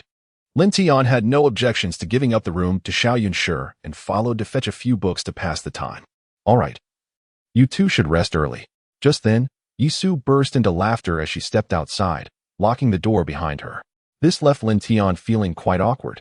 He glanced at Xiao Yunshi, who was blushing fiercely, her head bowed in shyness. Surprisingly, there was not a trace of anger on her face. This astonished Lin Tian. Had the roles been reversed, he would have certainly been enraged. However, Xiao Yunshi did not display any anger at all. With her hands tightly clasped, sitting on the edge of the bed, she resembled a bride awaiting her wedding night. Yet, Lin Tian did not wish to take advantage of her vulnerability. Nor did he want to be perceived as a scoundrel. He hurriedly knocked on the door. Mom, what are you doing? Open the door. Let me in. I need to use the restroom. I can't hold it much longer. Having resorted to such desperate excuses, Lin Tian found that Yisu still did not respond, seemingly oblivious to his plight. In fact, her silence even elicited a laugh from Xiao Yunshi. In the kitchen, Lin Zichao, hearing Lin Tian's exclamations, couldn't help but chuckle. This kid, as if he's been wronged? Your son is no different from you. Yisu shot him a glare. Back in the day, you were just as reluctant, always needing me to take the initiative. Cough. Back then I was pure-hearted, mind you. Why are we discussing me when we're talking about our son? Lin Zichao felt a bit embarrassed and waved his hand dismissively. Xiaozong and our son are merely pretending to be in a relationship. Is this really appropriate? If Xiaozong gets upset, who will we sell our vegetables to? You foolish man, you're just like your son, completely oblivious to matters of the heart. Did you not hear Yunshi call out? It was your foolish son making a ruckus. Yisu appeared quite certain, let me tell you. This Yunshi girl definitely has feelings for our son. Did you not notice how many times they bickered and fought today? Fighting is affection. Cursing is love. Do you not understand this? Really? Lin Zichao had not observed this, and in his heart, he still believed there was a considerable gap between Lin Tian and Xiao Yunshi. They were not suited for one another. What do you know? Today, they rolled around in the fields, getting themselves all muddy, and she, a young lady from a well-off family, did not leave. Is that not obvious? Yisu spoke with confidence. All right, go on and sleep without worry. I am merely creating an opportunity for Yunshi. She will surely thank me tomorrow. Who told our son to only have eyes for Xinyao? I am left with no choice. Fine, I'll head to bed then. I have to go up the mountain tomorrow. Lin Zichao had no desire to involve himself in such trivial matters. As long as his son was happy, that was sufficient. In the room, Lin Tian had shouted himself hoarse, and his mother still would not let him in. He turned to Xiao Yunshi with a helpless shrug. To his surprise, she was smiling. When she noticed Lin Tian looking back, she quickly turned her head to suppress her laughter. Lin Tian felt something was amiss and approached her, sitting down in front of Xiao Yunshi. I say, Xiaozong, could this be a conspiracy between you and my mother? What do you mean, Lin Tian? Xiao Yunshi's temper flared at once. Are you implying that I wish to sleep with you? I did not mean it that way. I apologize. She was certainly not that kind of woman. After all, she was the goddess of Sanjiang City, a prominent business owner, while Lin Tian was merely a rustic farmer. Yet, Lin Tian could not fathom her smile. Even if she were giving face to his mother, she would not yield on such a matter that could tarnish her reputation. Suddenly, Lin Tian recalled what his sister Lin Yi had once said, looking at her with astonishment and disbelief. What? What are you staring at? Hurry and think of a way out. Upon meeting Lin Tian's gaze, Xiao Yunshi's shyness deepened. Could it be that we are indeed expected to share a bed? Lin Tian's home was truly impoverished. In the room, aside from the bed, there was nothing else. It was impossible to lay out a sleeping mat or find anything else to use as a bed. Lin Tian did not answer her but studied her for a while before abruptly asking, "Do you have feelings for me?" "Oh, what did you say?" Xiao Yunshi seemed to catch his words, yet also appeared unsure, her face flushed with panic. "I asked if you have feelings for me, for reasons unknown." Lin Tian felt remarkably at ease in the presence of Xiao Yunshi, devoid of any shyness or embarrassment. When he spoke, he never concealed his thoughts. Nor did he concern himself with the consequences of his words. Upon hearing him clearly, Xiao Yunshi's eyes widened in astonishment, seemingly at a loss for how to react. After a lengthy pause, she suddenly regained her composure and, seizing a pillow, hurled it at him with great force, exclaiming, "Go to hell." Subsequently, whether out of a desire to mask her innermost secrets or to argue with her own heart, she began to shout and relentlessly strike Lin Tian. "Lin, you really think too highly of yourself. Do you honestly believe I would be interested in a rogue like you, a shameless scoundrel? How dare you flatter yourself so brazenly? All right. If I'm not your type, then why resort to violence?" Lin Tian protested, having lost count of how many times she had hit him that day. If she were not a woman, he would have kicked her away long ago. Humph. I and Oppos, V never encountered someone so self-deceived. Eventually, Xiao Yunshi relented, fuming. "Think of a solution quickly. I refuse to share a room with a rogue like you." "Well, I have no desire to share a room with a violent woman either."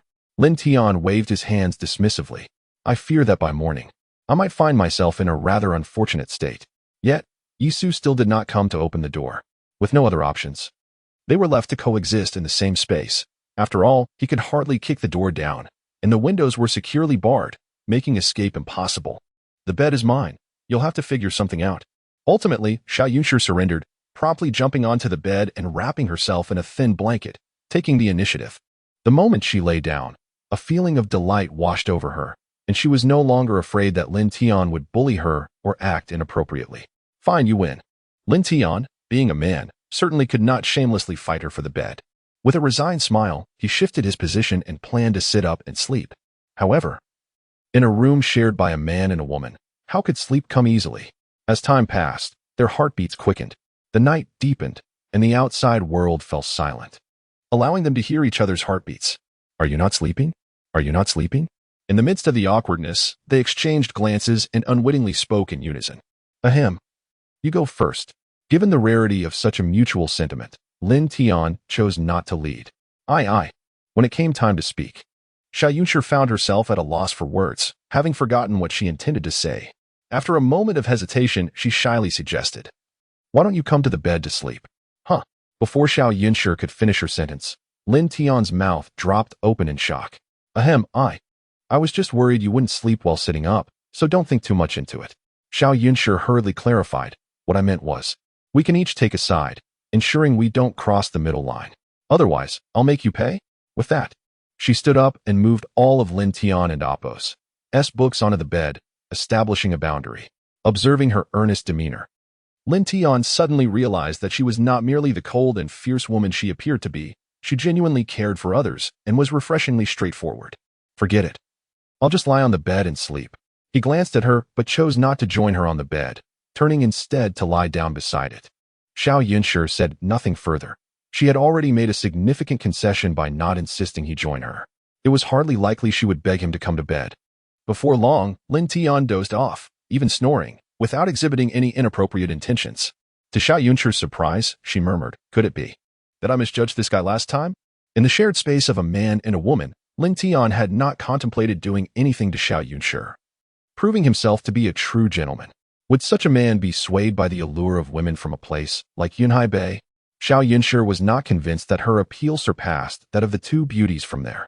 With this thought, she felt a sense of security, gazing at Lin Tian with a smile of contentment before drifting off to sleep.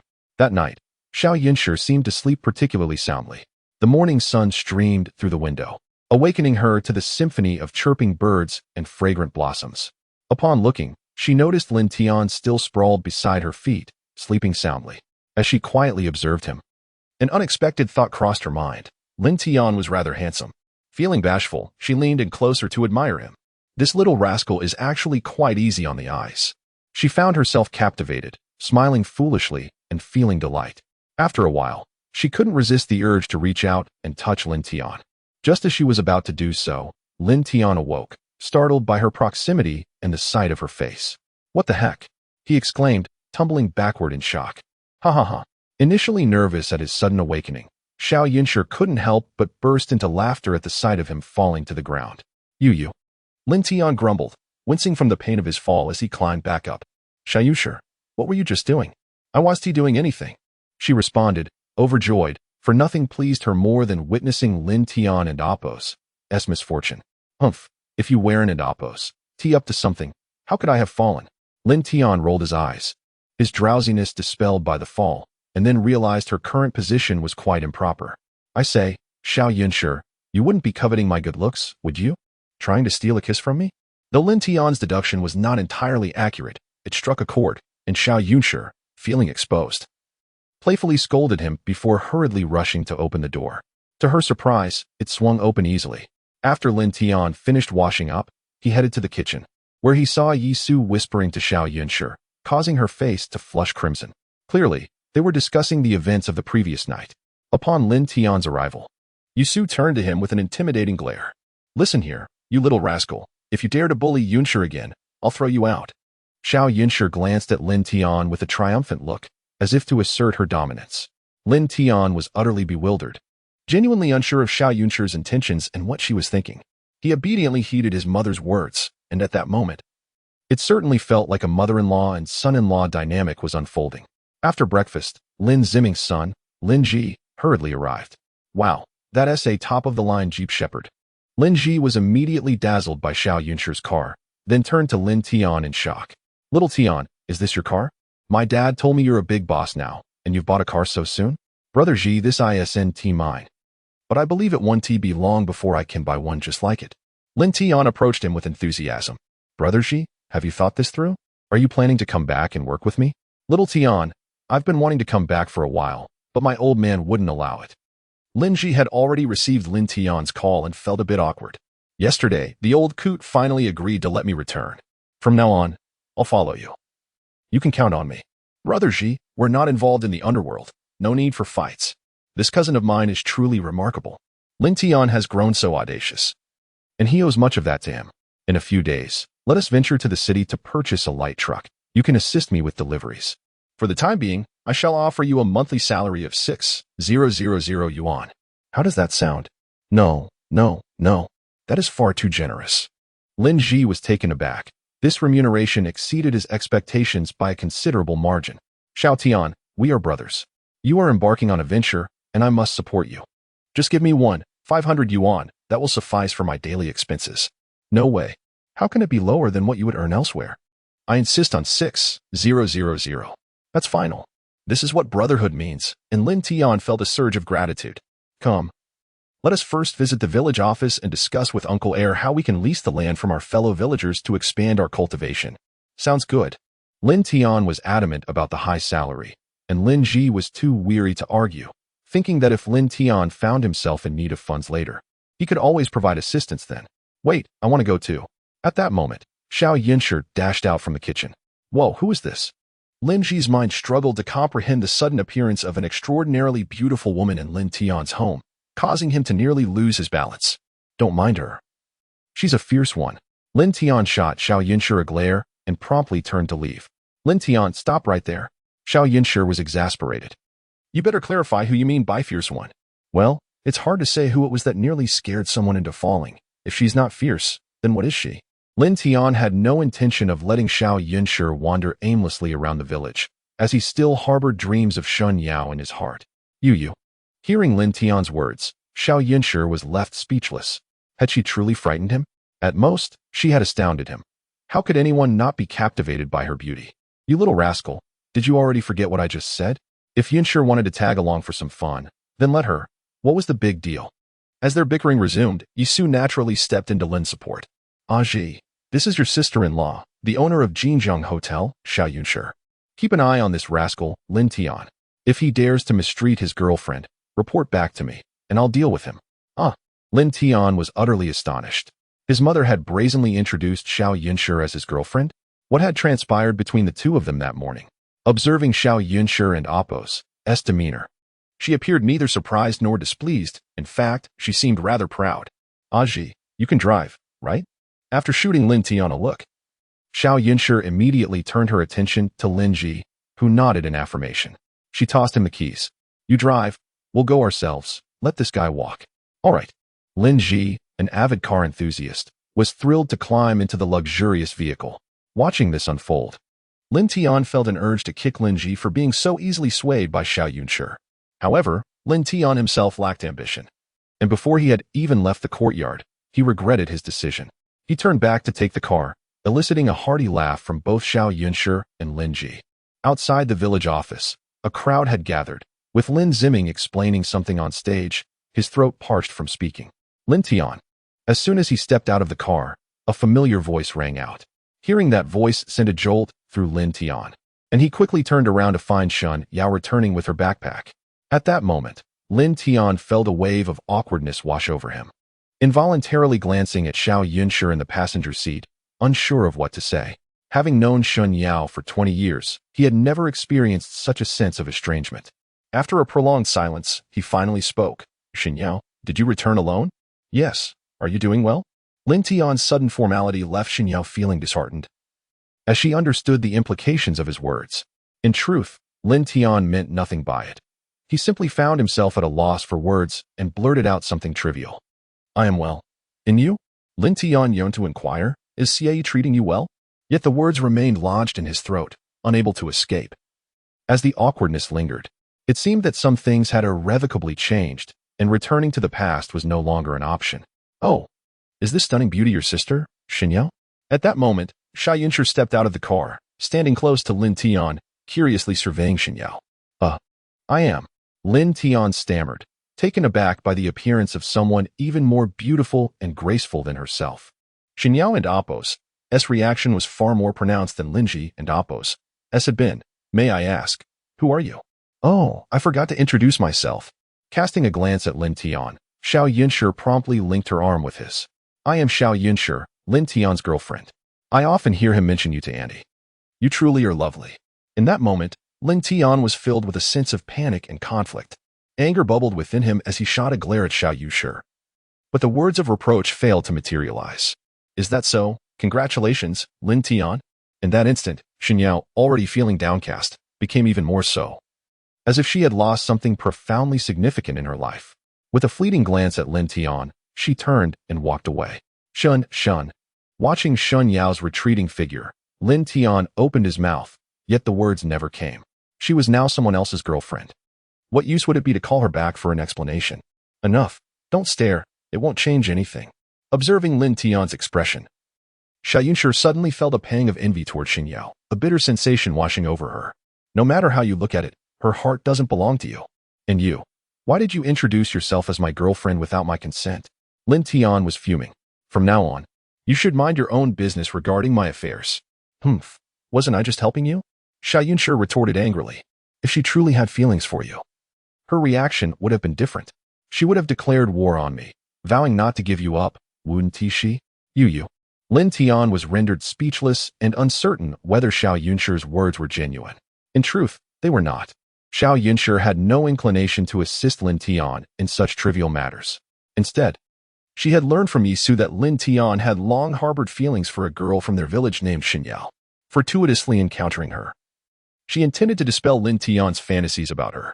As Yisu had said, when you like someone, taking the initiative is essential, and certain tactics are also necessary. Ahem.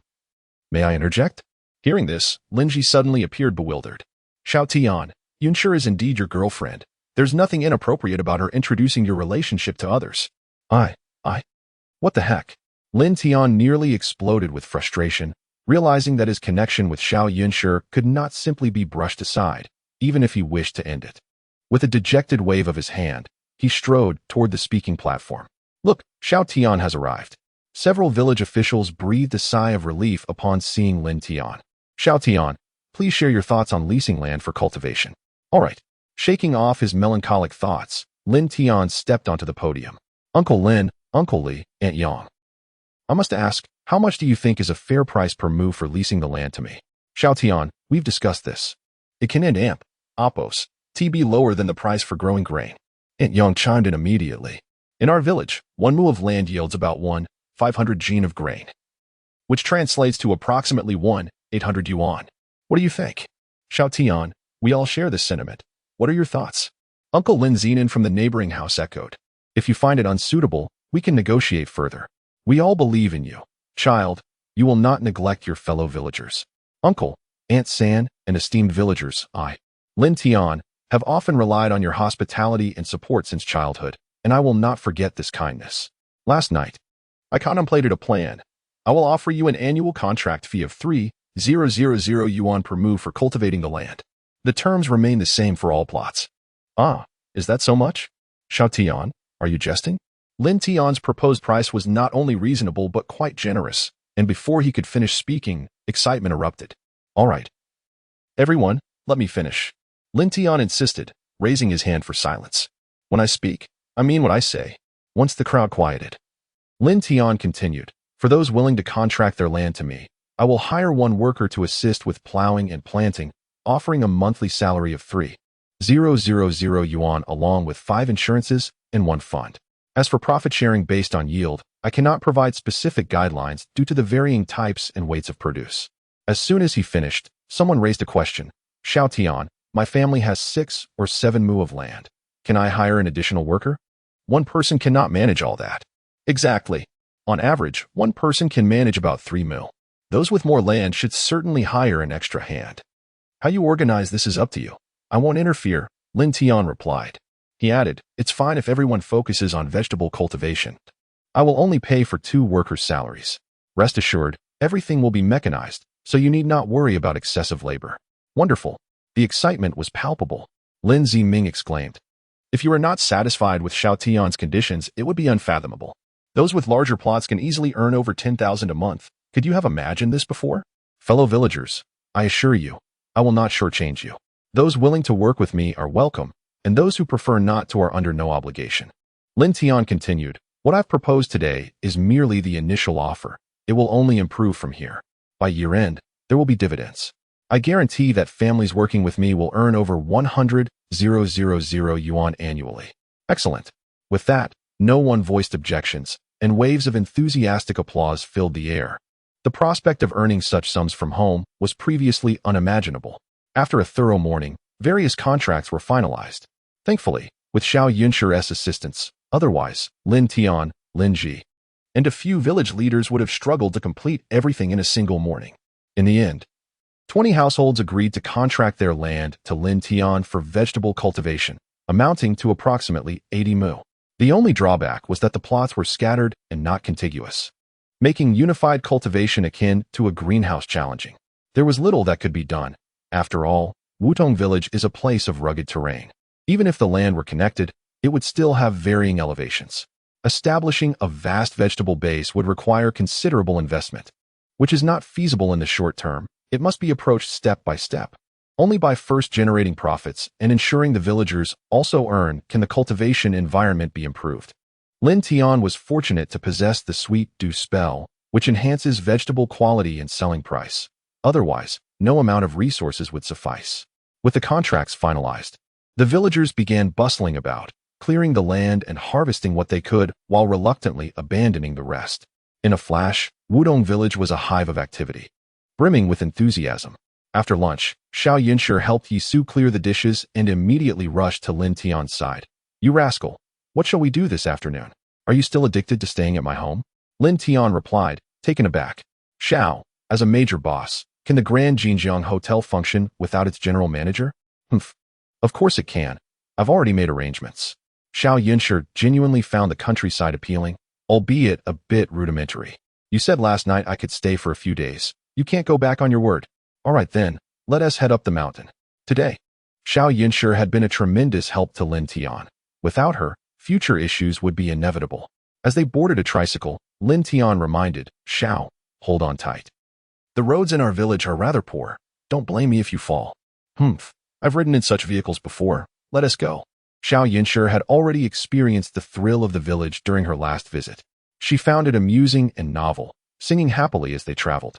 However, once they left the village and hit the mountain roads, her singing ceased as the jolting nearly dislodged her. Brace yourself. We're going uphill. Lin Tian chuckled at her delicate demeanor and warned as they approached the roughest section of the road, accelerating to conquer the incline. Upon feeling the sudden lurch, Xiao Yunshi gasped and instinctively clutched Lin Tian's waist. So high, so steep, and such a terrible road. She was convinced that without holding on to him, she would surely tumble off. Hey you. Lin Tian found it difficult to maneuver as her grip made him lose control, nearly crashing into a boulder. Fortunately, as an experienced driver, he managed to maintain control and reach the summit. To his astonishment, upon stopping, he spotted Xinyao tending sheep alongside Shan. The unkempt Bamian mountain was perfect for grazing, as the weeds thrived under Lin Tian's sweet dew spell, making the grass irresistible to livestock. Managing 300 mu of land was no easy task. Leading Lin Tian to leave Shan to oversee the orchard, he anticipated seeing Xinyao there, especially in the midst of the scene where Xiao Yunshi clung to him. Let go quickly. Lin Tian suddenly felt that his connection with Xinyao was fated yet unattainable. While his bond with Xiao Yunshi was a complicated entanglement, fraught with contradictions. Even without Xie Yi's interference, it seemed that with Xiao Yunshi's meddling, he would find it challenging to forge a relationship with Xinyao. At that moment, Xiao Yunshi followed Lin Tian's gaze and noticed Xinyao. Yet she refused to release him, her expression conveying a hint of provocation. Since her muddy tumble into the field alongside Lin Tian, and with Yisu's subtle encouragement, Xiao Yunshi was beginning to recognize her true feelings. If she weren't aware of her emotions for Lin Tian, she wouldn't have stayed in his room all night or stubbornly lingered at his home. Regrettably, her advances and signals of interest were perceived by Lin Tian as ulterior motives, leaving him not only indifferent, but also resentful. What do you truly want, Xiao Yunshi? As she clung to him tighter, Lin Tian sensed the shift in Xinyao demeanor. A palpable anger emanated from her. It dawned on Lin Tian that Xinyao had feelings for him, feelings that had always existed. However, Xiao Yunshi's fervent pursuit of Lin Tian had reached a near obsession, making it implausible for her to relinquish him for her rival. Feigning innocence, Xiao Yunshi gazed at Lin Tian as if oblivious to everything around her. Lin Tian was thoroughly exasperated by Xiao Yunshi's antics. If she sought revenge or provocation, this was hardly the moment to act. At that instance, Xinyao scoffed and turned to leave, prompting Lin Tian to anxiously attempt to pursue her. Perhaps in his haste, he exerted too much force, causing Xiao Yunshi to tumble from the tricycle with a yelp. At this moment, Lin Tian found himself in a quandary. Xiao Yunshi had fallen, seemingly injured, while Xinyao was fleeing further away. If he did not pursue her now, he feared he would lose her forever. Glancing back at Xiao Yunshi, Lin Tian felt a surge of reluctance and immediately took off after Xinyao, eager to uncover her true feelings and whether he had any place in her heart. Lin Tian. Watching his retreating figure, Xiao Yunshi felt an overwhelming sadness, a deep sorrow, and a fierce anger. Lin Tian preferred to chase after Xinyao rather than help her, the injured one, to her feet. Regrettably, when she called out to him in fury, he merely glanced back. This demonstrated that in Lin Tian's heart, Xinyao held far greater importance than she ever could. Lin Tian, you scoundrel, a heartless wretch. Indeed, Lin Tian did not halt his steps, and Xiao Yunshi's heart was utterly shattered. In her rage, she raged aloud. From now on, I will ignore you, I will. But she could not articulate what she would do. It seemed impossible to sever ties with Lin Tian, even if she wished to ignore him. She found it utterly unfeasible. Perhaps, despite his treatment of her, she still harbored illusions about him and was reluctant to give up. However, the proud Xiao Yunshi refused to demean herself any further. Rising, she huffed in indignation and stomped away down the mountain. Meanwhile, on the other side, Xinyao? Stop right there. Lin Tian chased her for quite a distance before finally catching up. What do you want from me, Lin Tian? You ought to be with your girlfriend. What am I to you? At that moment, Xinyao was perplexed by her own emotions, unable to fathom why she was so enraged. It seemed unbearable to witness Lin Tian's affection toward another woman, and she could not endure the sudden estrangement between them. None of these changes aligned with her desires. Xinyao, please listen. Lin Tian attempted to explain, but Xinyao, in her agitation, shook off his hand. Lin Tian, you have a girlfriend. And I have my own boyfriend now. Just go. Yes, you do have a boyfriend. Upon hearing her words, Lin Tian abruptly realized the gravity of the situation. Feeling a wave of despondency wash over him. Xinyao, Xie does not deserve you. He is nothing but a scoundrel, a libertine. Please, listen to me and leave him. Leave him. Xinyao paused, her tone laced with sadness. Why would I? Do you expect that after leaving him, I would be with you? Exactly. If you are willing, I would be too. Lin Tian did not intend to utter such words. Yet he could not suppress his feelings, unwilling to miss this final chance. Xinyao, you know I have loved you since childhood. If you grant me this opportunity, I will ensure your happiness. Then let me ask you, what about Xiao Yunshi, the esteemed CEO? Xinyao and Appo's tone shifted to one of melancholy. Would you truly abandon someone who is both talented and affluent for me? I actually. Lin Tian suddenly found himself unwilling to explain, as it seemed too arduous and hard to believe. Instead, he replied decisively, yes. As long as you are willing to leave Xie, I would do it. Even if it meant forsaking the entire world. Slap. The sound echoed sharply as Xinyao struck him, her slap ringing loudly. Lin Tian was taken aback, still reeling from the shock when Xinyao shouted angrily and ran off. Lin Tian, I misjudged you. I cannot believe you are this kind of person. By the time Lin Tian regained his composure, Xinyao had vanished. Confusion clouded his mind, filled with questions. Why had she struck him? Was it wrong to want to abandon everything for her? After a long while, Lin Tian's mood remained utterly wretched. He lacked the will to engage in any activities and drove his tricycle home. Upon returning, he found Xiao Yunshi's absence unsettling. Suddenly, it struck him, and he slapped his forehead in frustration. You foolish boy, are you really that dense? At that moment, Yi Su approached, gripping his ear in exasperation. How did I end up with such a dim-witted son? You were driving me to the brink. Mom, please don't scold me right now. Where is Xiao Yunshi? Lin Tian acknowledged that he had indeed erred today, but it was too late for regrets. How dare you ask? Do you not realize what you have done?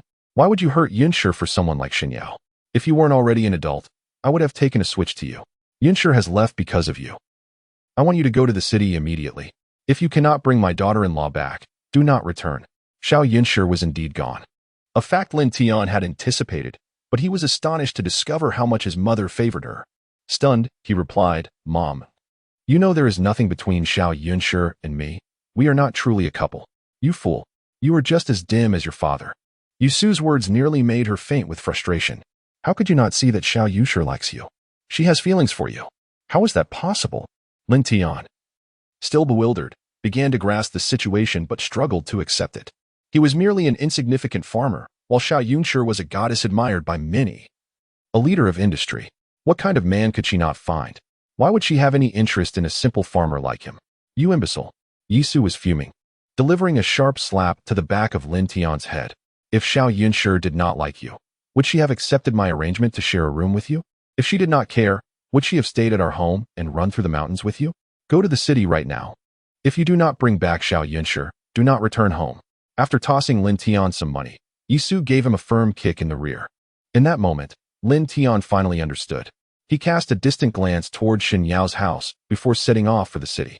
However, he was not merely acting on his mother's anger. He intended to apologize to Xiao Yunshi. No matter the circumstances, Lin Tian should never have abandoned the injured Xiao Yunshi to pursue Xinyao. When it came to matters of the heart, however, Lin Tian was utterly confused, seeing nothing clearly. By 6 in the afternoon, Lin Tian arrived at the Jinjiang Hotel. At that hour, the sun still blazed in the sky. Yet the establishment was bustling with patrons, with even the procurement department staff drafted as waiters. Jinjiang, where is your boss? Lin Tian approached Li Yin, who was busy in the lobby. Xiao Yunshi had ignored his calls, and he needed to inquire about her whereabouts. Oh my! Linda boss has graced us with his presence. Li Yin greeted him with a mocking tone. Upon hearing her sarcastic tone, Lin Tian realized Xiao Yunshi must have returned. Jinjiang, stop teasing me. Just tell me where she is. Little Tian, you are quite impressive. Li Yin waved her hand dismissively. You made our CEO fall into the mud, and she returned fuming, injured in both body and spirit. What exactly did you do to her? Please, Jinjiang, stop playing games with me. I need to know if Xiao Yunshi is all right, Lin Tian said, his urgency palpable. Fine. But you must promise not to say it was from me. Lin leaned closer to Lin Tian's ear and whispered, "Room 808 is Director Zhao's room." "Thank you," Lin Tian exclaimed with delight, rushing towards the elevator. Upon reaching the door of room 808, he pushed it open and found Xiao Yunshi sitting on the sofa, awkwardly applying medicine to her arm.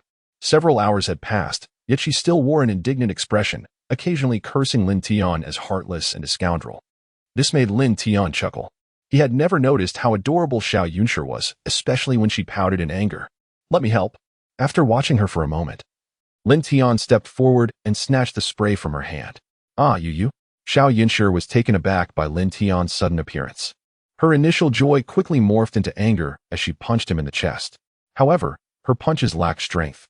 Merely a playful tap that left her own hand sore without causing him any pain. Observing her aggrieved expression, Lin Tian felt a pang of sympathy. In a moment of impulse, he embraced Xiao Yunshi tightly.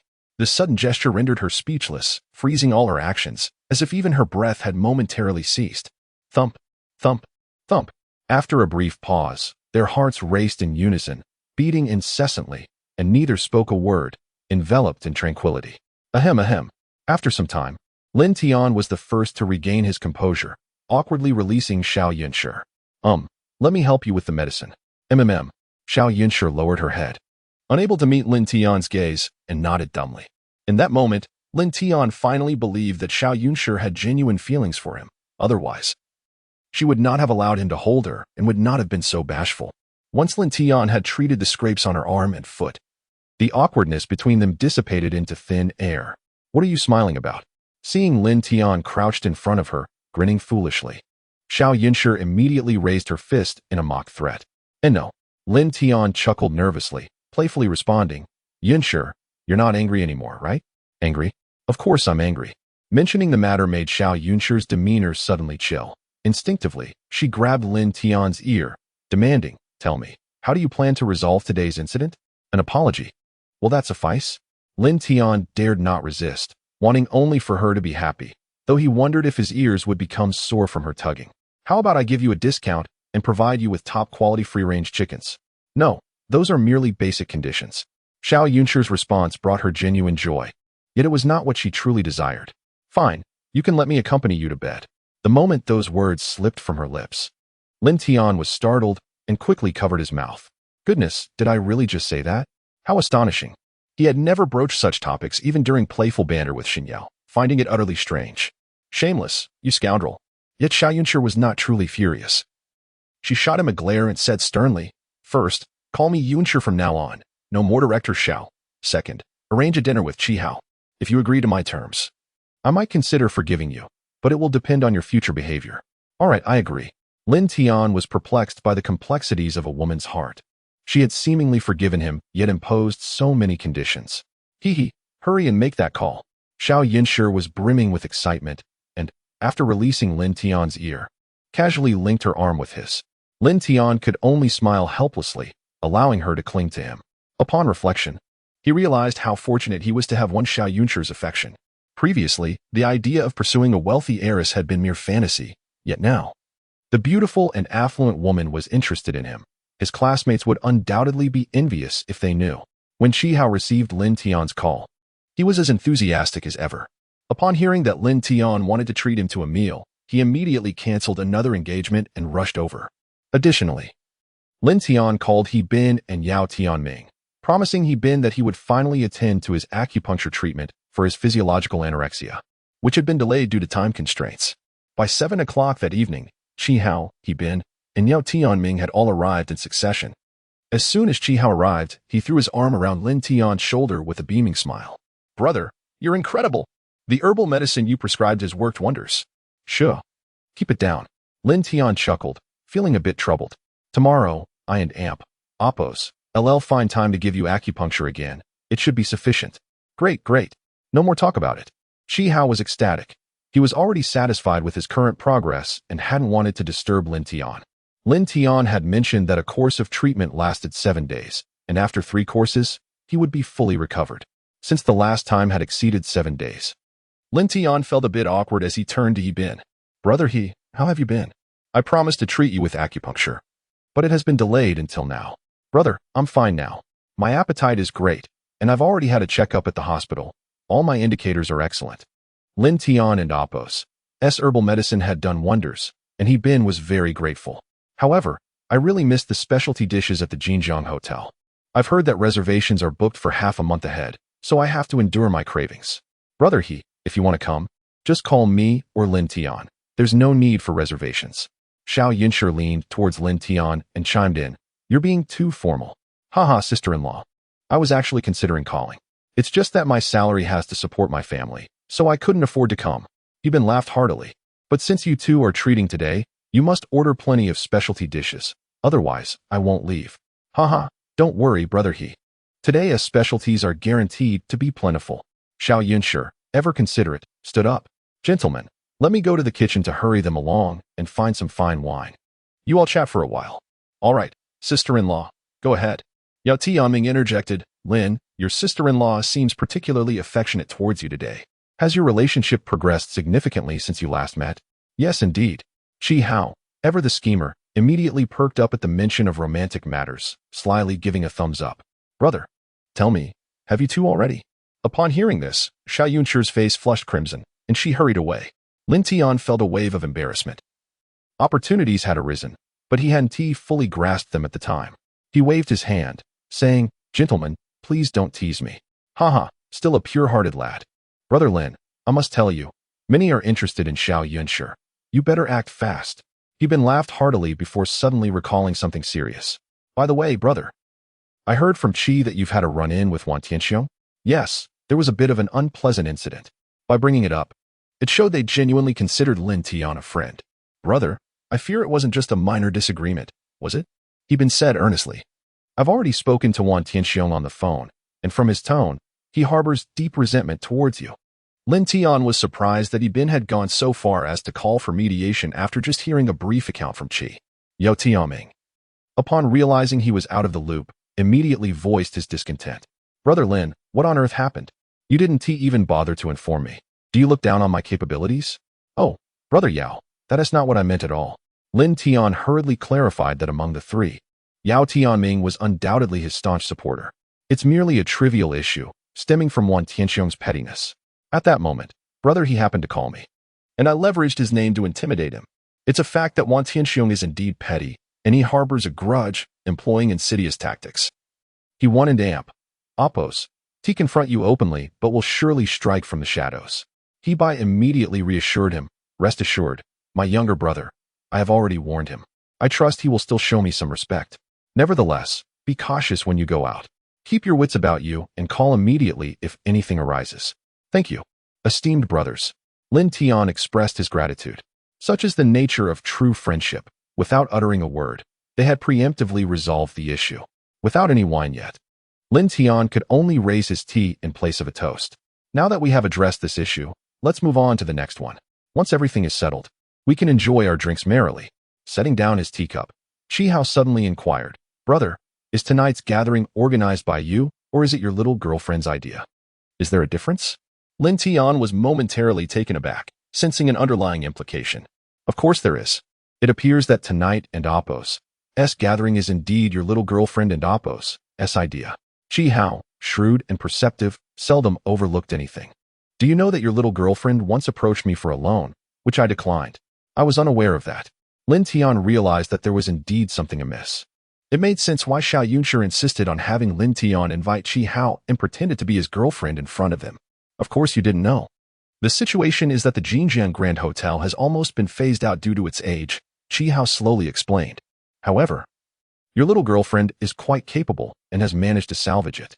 Unfortunately, it may not last long. Furthermore, she harbors grand ambitions, wanting to secure financing to construct a top-tier hotel.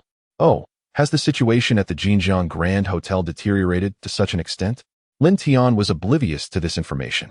Indeed, if not for her insistence, it would have already gone bankrupt. However, circumstances have changed. With your exquisite ingredients, she has regained her footing in Sanjiang City. Chi Hao was well informed about the hotel situation. I suspect your little girlfriend summoned me to seek another loan. My question is, are you truly sincere in your feelings for her? If you are, then I shall assist. Of course, I genuinely care for her. Lin Tian replied without a moment's hesitation, only to realize afterward that he and Xiao Yunshi were still not officially a couple. Such matters as loans are no small issue. Why had he acquiesced so readily? Well, with your assurance, I now know how to proceed. Chi Hao smiled knowingly, choosing not to dwell on the topic further. Thank you, Brother Chi. Lin Tian raised his glass again. Rest assured, with my premium ingredients supporting her, the Jinjiang Grand Hotel will experience a rejuvenation. It is merely a matter of time before it regains its former glory. Indeed, that is beyond doubt. Chi Hao was no fool. Otherwise, he wouldn't have agreed to help solely based on Lin Tian's merits. Tell me, brother, how did you cultivate such exceptional vegetables? Their taste is unforgettable, truly remarkable. Hee, that's a secret. It's a new variety. Lin Tian chuckled, relieved that neither of them pressed for further details. At that moment, Xiao Yunshi returned, cradling 2 bottles of aged fine wine. Her beautiful face radiated with a bright smile, her dimples appearing as she beamed with joy. It seemed she was genuinely happy. Hey, did you eat honey or pick up money? Why are you so cheerful? As the waiter opened the wine, Xiao Yunshi sweetly nestled against Lin Tian's shoulder, leaving him utterly flabbergasted. None of your business. I won't tell you. In truth, Xiao Yunshi had overheard Lin Tian's conversation with Chi Hao outside, which was why she was in such high spirits. She had anticipated that securing the loan would require considerable effort, but Lin Tian's few words had resolved the matter, rendering her prepared arguments moot. Of course, her happiness stemmed not from the loan but from Lin Tian's attitude. Without hesitation, he had taken on all her burdens. That was the mark of a true man, indicating that he still held feelings for her. If he continued to put in the effort, success in both love and career would soon follow. Once all matters had been settled, the banquet turned to frivolities, with merriment and fine dining shared among all. Everyone was in high spirits, save for Lin Tian, who found himself in a comical predicament as most of his wine was consumed by Xiao Yunshi. Originally, he should have been the one to get drunk first, yet it was Xiao Yunshi who succumbed to inebriation, while he maintained a semblance of sobriety, becoming the designated pourer. Haha, brother, you truly are fortunate. Your girlfriend knows you can't handle much alcohol, so she drinks on your behalf. Where can one find such a girlfriend? As the dinner concluded, Chi leaned on Lin Tian's shoulder, smiling enviously. And remember last time? You vomited all over her, leaving her in quite the disarray. Yet she didn't hold it against you, and even returned you to your room. Lin Tian finally understood why, after drinking last time. When he encountered Xiao Yunshi while buying vegetable seedlings, she had chosen to ignore him. It turned out he had thrown up on her, and she was the one who had taken care of him that night. No wonder he vaguely remembered someone serving him tea and water. He had initially thought it was Lin Yi, but it was actually Xiao Yunshi. After sending the 3 away, Lin Tian looked at Xiao Yunshi, who was now tipsy, and helplessly smiled. It seems tonight, I shall have to take care of you. He helped her up and headed toward the room. Lin Tian, you scoundrel, big scoundrel. Why do you treat me this way? Don't you know I've already fallen for you? Before they reached the room, the inebriated Xiao Yunshi began to babble incoherently, repeatedly hitting Lin Tian. You scoundrel, big scoundrel, heartless scoundrel, you'd rather like a country girl than me. You're infuriating. To this, Lin Tian felt a mix of frustration and helplessness. His mother was right, and so was his sister. Xiao Yunshi had indeed developed feelings for him. Yet, the person in his heart remained Xin Yao. After a frenzy of words, she finally quieted down. Upon returning to the room, just as Lin Tian was about to set her down, she suddenly called out, wrapping her arms around his neck. Lin Tian, you little scoundrel, do you even know my heart? A drunk person's embrace is quite heavy. Her sudden grip caused Lin Tian to topple over, landing atop her. Lin Tian, Lin Tian.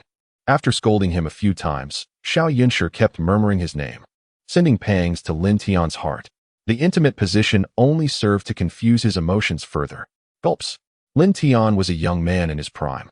How could he withstand such a captivating scene? He felt parched and breathless. Adding to that, Xiao Yunshi's tight embrace around his neck was nearly unbearable. Ultimately, reason succumbed to desire as his heart raced. He slowly leaned down, intending to kiss her. 1 million received in Alipay? 1 million received in Alipay? Just as Lin Tian was about to press his lips against Xiao Yunshi's, his phone rang, startling him into a sudden retreat. To his surprise, it was a call from Feng Junfu. After a moment of intense composure, Lin Tian finally answered the phone, relieved to say, Sister June.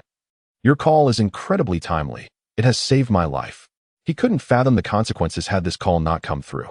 How would Xiao Yunshi perceive him then? You little rascal, it's I who needs saving. Feng Jun's voice was urgent.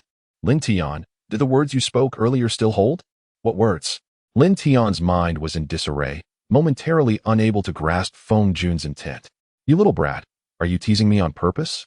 Feng Jun was anxious, pacing restlessly in her villa.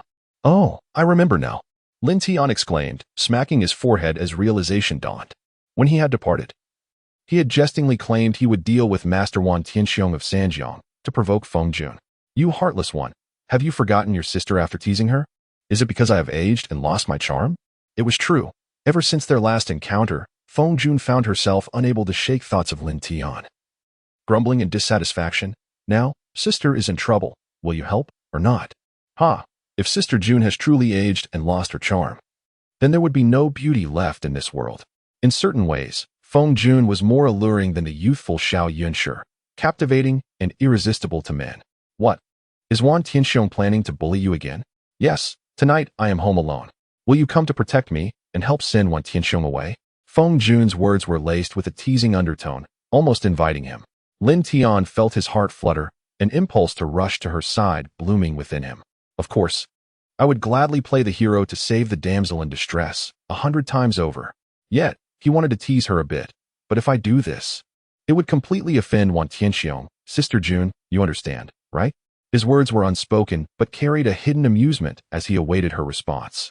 You, Feng Jun, who had seen her share of storms and men, certainly understood Lin Tian's insinuations. Yet, she found herself at a loss for words. A flicker of anger and disappointment surfacing within her.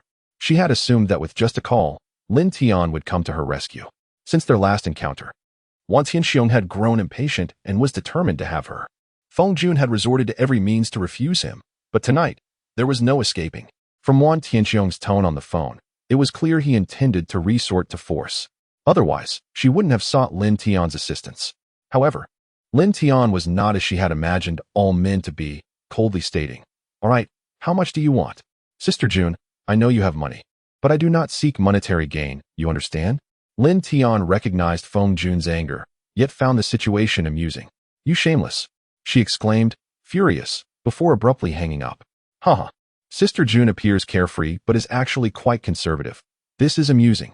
Lin Tian chuckled softly, ensuring Xiao Yunshi was settled before hailing a cab toward the Pearl on the River Villa district. Meanwhile, Feng Jun seated at home, cursing Lin Tian. Her temper was reminiscent of Xiao Yunshi's. Damn it, Lin Tian, you little rascal, more infuriating than Wan Tianxiong, daring to threaten your sister? Next time I see you, I shall pull your ears off as a snack. How infuriating. This little rogue is nothing but trouble. No, there will be no next time. I shall never encounter such a detestable man again in my lifetime. I regret the lengths I went to protect you. You ungrateful wretch. Go to hell.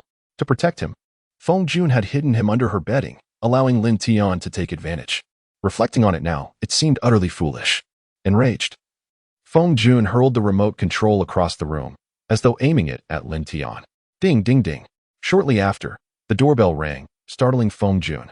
Yet she dared not answer. At that moment, she longed for a hero to descend on a rainbow, rescuing her from this predicament.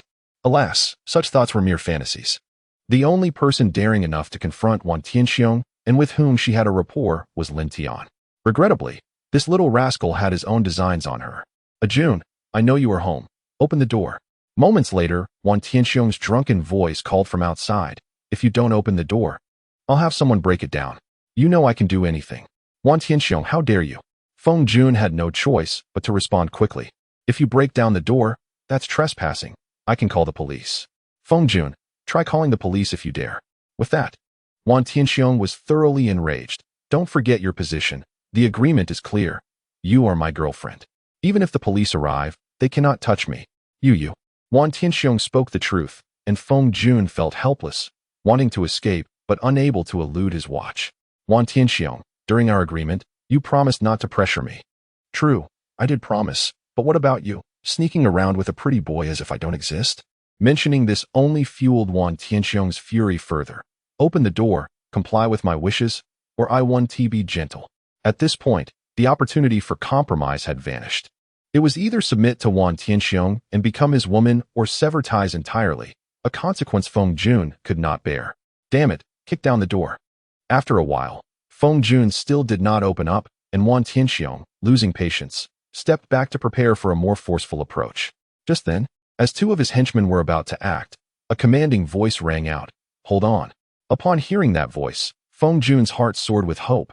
That voice is. She opened the door to find Lin Tian, beaming at her.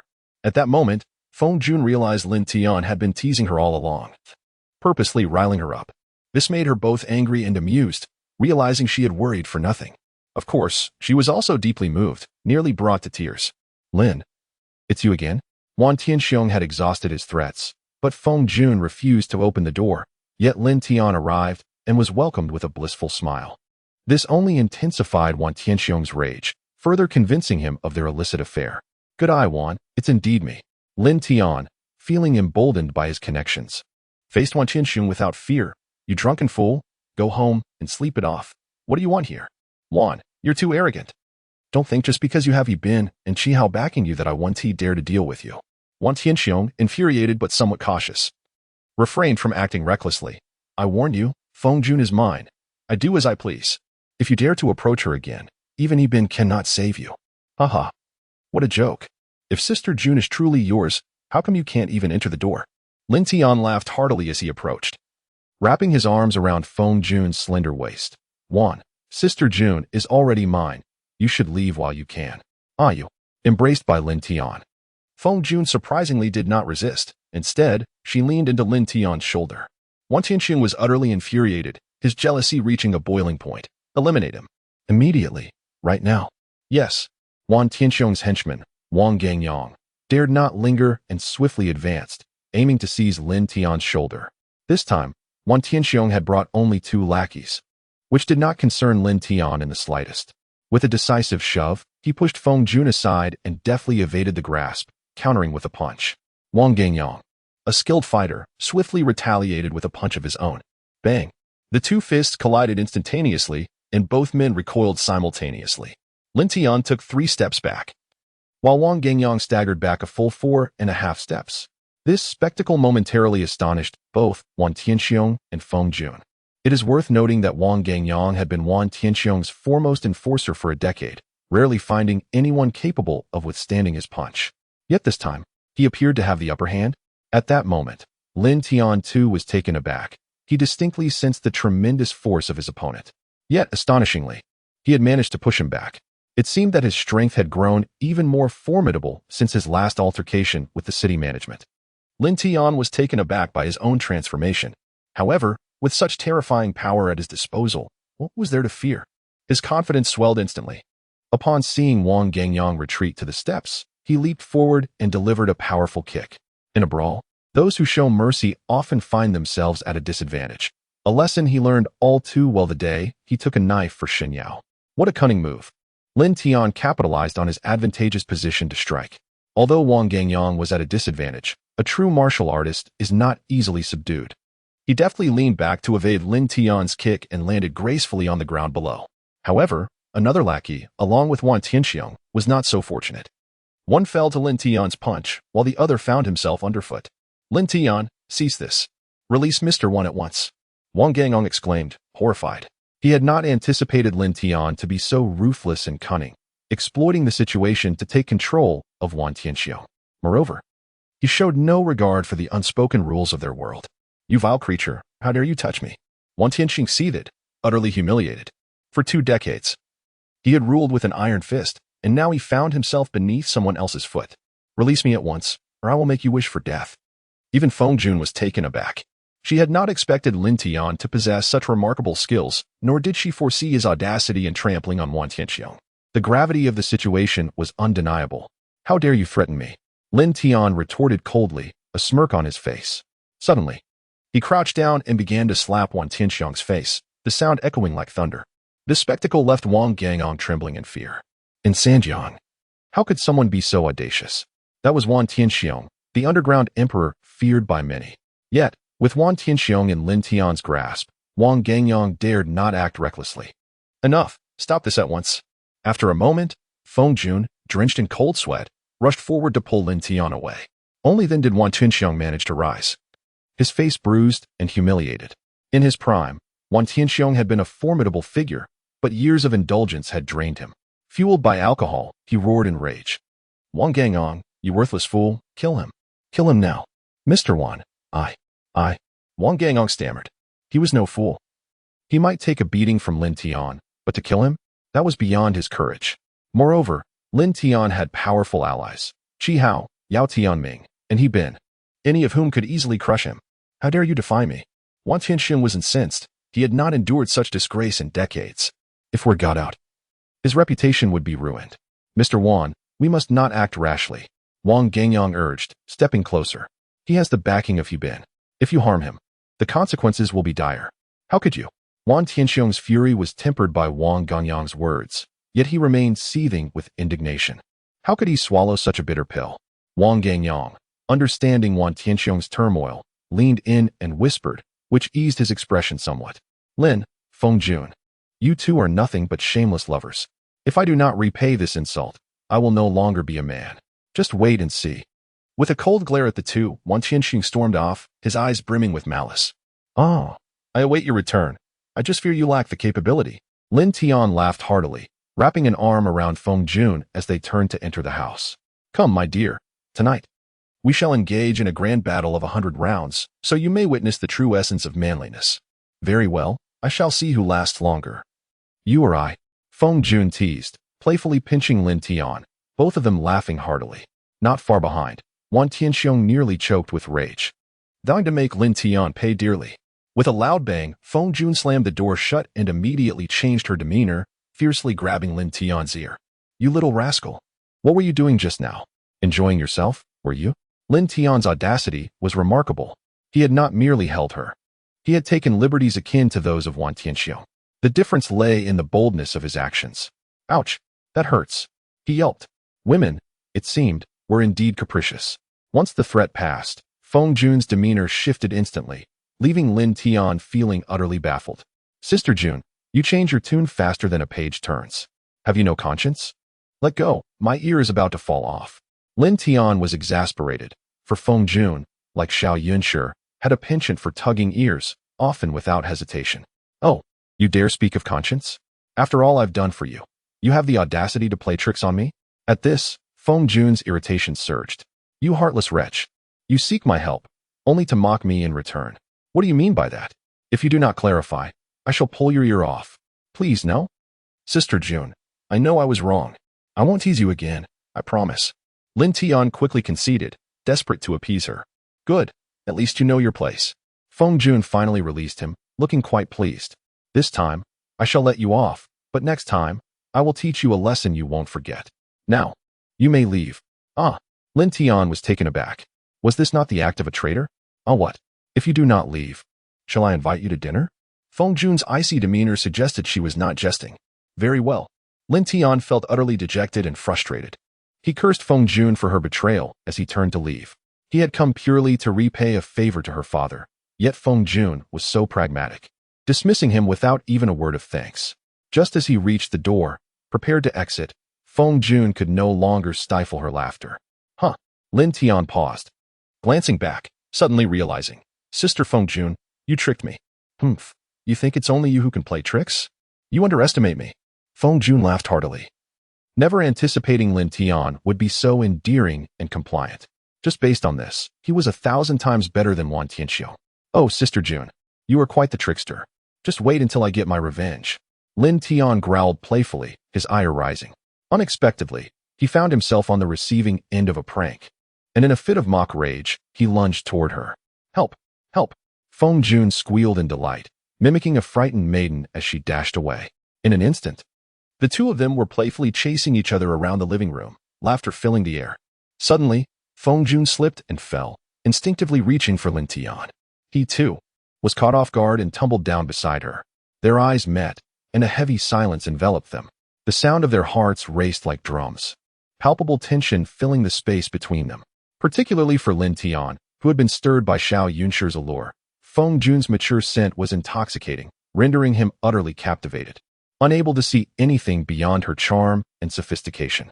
However, Fengjun, having lost her husband many years ago, has remained steadfast in her solitude. To put it simply, she has long been yearning for companionship, eager to be cherished, yet no one has captured her discerning gaze. Lin Tian, on the other hand, is a man who evokes a distinct sensation within her, causing her heart to bloom silently and imperceptibly. After exchanging a few verses of poetry, Lin Tian could no longer restrain himself, gently cupping Feng Jun's face in his hands. Although Feng Jun felt his intentions and harbored a strong desire to refuse, she found herself unable to do so. Any attempt to push him away was met with a complete lack of strength. Ultimately, she, almost as if possessed, slowly closed her eyes.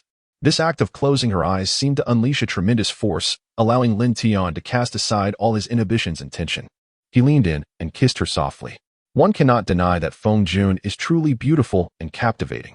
It is not merely Lin Tian, an inexperienced young man, who cannot resist. Even a successful individual, accustomed to the company of women, would find it challenging to say no. What does a kiss that transcends time truly signify? At this moment, it becomes undeniably evident. Despite the considerable age difference between the two, their connection spirals into an uncontrollable fervor. Lin Tian, who usually possesses desire without the courage to act, has now completely surrendered to the moment. Meanwhile, Feng Jun is utterly enraptured by Lin Tian's tenderness, embracing him tightly. In this instant, she realizes she is a genuine woman, a complete woman. To bask in the affection of a man brings meaning to life. No, it cannot be. After a passionate kiss, Lin Tian found himself unable to contain his desires, yearning to take things further. However, Feng Jun, feeling a surge of apprehension, swiftly grasped Lin Tian's hand. In truth, it was not merely fear. She herself was uncertain of the emotions swirling within her, an amalgamation of nervousness and shyness. I'm sorry. Her rejection instantly awakened Lin Tian, and his anxious heart compelled him to hastily rise to his feet, subsequently fleeing through the door. For a man of his stature, the recent events had surpassed the limits of his comprehension. It was all too tense and too awkward. More importantly, he suddenly experienced a profound sense of guilt. This guilt was not directed towards Xin Yao, but rather towards Xiao Yunshi. Lin Tian found himself perplexed, unable to comprehend why it was Xiao Yunshi who evoked such feelings, rather than Xin Yao. Wait a moment. Lin Tian was unexpectedly about to depart, and Feng Jun suddenly felt a pang of reluctance. She opened her mouth, yet ultimately called out to him. Although Lin Tian halted his steps, he found himself at a loss for words, uncertain of the reason she had summoned him. What I mean is, could you possibly stay tonight? Feng Jun's emotions were a tumultuous blend, fraught with tension that rendered his speech incoherent. No. What I mean is, it is rather late. You may stay here. After all, there are plenty of rooms. When boredom strikes, you can keep me company and engage in conversation. All right, very well. Lin Tian initially intended to decline, but the memory of their kiss overwhelmed him, compelling him to agree. It was the true nature of desire at play. Please, have a seat. I shall take a shower first. Upon Lin Tian's return, Feng Jun felt an overwhelming nervousness that prevented her from meeting his gaze, prompting her to hastily excuse herself and retreat upstairs. Once she entered the bathroom, Feng Jun suddenly realized with shock that she had, quite unexpectedly, become aroused. The cold water cascaded down, chilling him to the bone, until he gradually regained his composure. However, for Lin Tian, the situation was even more dire. His mind was a whirlwind of thoughts, making it difficult for him to calm down, and he even felt an overwhelming urge to rush upstairs. Half an hour later, Feng Jun finally descended. Upon seeing her, Lin Tian was momentarily stunned. The brother who had just found his tranquility was now reinvigorated with determination. She wore a delicate pink silk camisole nightgown, draped in a light shawl, descending with an enchanting grace. Ahem. Lin Tian awkwardly let out a few snores and, feeling frustrated, remarked, Sister Jun, I am a man of fiery temperament. Could you please be more attentive? Such behavior could easily lead to trouble. This sentiment resonated deeply within Lin Tian's heart. Given the prevailing awkwardness, he decided to abandon any pretense of concealment, opting instead for candid expression. After all, it was far more liberating. Otherwise, he would surely feel suffocated. Indeed, Lin Tian's words immediately alleviated the tension for Feng Jun. You little rascal. If you dare to play tricks on me again, I shall render you utterly incapacitated. As she spoke, she playfully flashed a peace sign. Goodness gracious. Lin Tian was uncertain whether he was cooperating or simply startled. In an instant, he squeezed his legs together, which provoked an uncontrollable laughter from Feng Jun, nearly causing him to tumble down the steps. All right, enough with the banter. Join me for a drink. Feng Jun suppressed her smile and walked to the nearby liquor cabinet. Retrieving a bottle of Hennessy, She settled down beside Lin Tian, and as she did, a wave of delightful fragrance enveloped him. Fortunately, Lin Tian managed to exercise some self-restraint. Otherwise, he would have undoubtedly transformed into a creature of the night. Moreover, he had discovered a method of self-control. Whenever temptation arose, he would think of Xiao Yunshi, which invariably brought him back to a state of calmness. As they continued to drink and engage in light-hearted banter, the atmosphere grew less awkward. Suddenly, Feng Jun raised her glass solemnly toward Lin Tian, exclaiming, "Little Casanova, I must thank you today. However, you have completely offended Wan Tianxiang. I hope you won't hold it against me." "Ha ha, how peculiar. It is indeed not strange at all." Lin Tian changed his tone and chuckled. "However, if Sister June could compensate me a bit, then it would be entirely problem-free." The mischievous boy. "So, how do you wish for me to compensate you, sister?" Feng Jun was no longer embarrassed. After all, she was a woman in her 40s. With a smile, she playfully nudged Lin Tian and said, "How about this? I offer myself to satisfy your whims, you little rascal." "Ahem, my dear Junjia, please cease your playful teasing." Lin Tian understood that she was deliberately teasing him. When the time came, she would undoubtedly be reluctant. "I am a man. If I truly lose control, do not blame me." "Dare you?" Feng Jun cast him a fierce glance filled with disdain before breaking into a smile and teasingly asked, "You mischievous little rascal, I'm not joking. How do you wish your sister to make amends?" It feels rather unjust that Lin Tian has incurred such significant trouble while Feng Jun contributes nothing at all. Is it truly the case? Lin Tian was not particularly concerned about her remuneration, yet upon witnessing her earnest demeanor, a sudden spark of inspiration struck him. "How about you introduce your daughter to me, Sister June? You possess such captivating beauty, and with your daughter's exceptional genes, she undoubtedly has the potential to bring both admiration and chaos to the world. I find it quite appealing. Yet, you impudent rascal, have you become so bold as to overstep your bounds?" Feng Juanjin, infuriated, set down her wine glass and seized Lin Tian by the ear, exclaiming, "You have already caused havoc for me, and now you wish to bring misfortune upon my daughter? Are you seeking your own demise? Had it not been for today's events." Feng Jun might have genuinely been willing to play matchmaker. However, under the current circumstances, how could one possibly push their daughter into a perilous situation? She possesses an intuition that she will inevitably fall into Lin Tian's hands sooner or later. When that time comes, what will it matter? Alas. Yet again she finds herself tugging at her ears. Must she always resort to such tactics? Lin was utterly disheartened and hastily surrendered. "Sister June, I was wrong. I was merely jesting. I assure you, I shall refrain from making such remarks in the future and will treat your daughter as my own." Before he could finish the phrase, Lin quickly fell silent. The look in Feng Jun's eyes was one of sheer exasperation, as if she wished to obliterate him, leaving her completely speechless. His words had inadvertently betrayed his true feelings. Clearing his throat, he continued, "No more jokes, no more jokes. This is exceedingly awkward." Lin waved his hand dismissively. "Well, Sister June, considering your family's circumstances, one would presume you are quite affluent. Why, then, do you seem so apprehensive of Wan Tianxiang?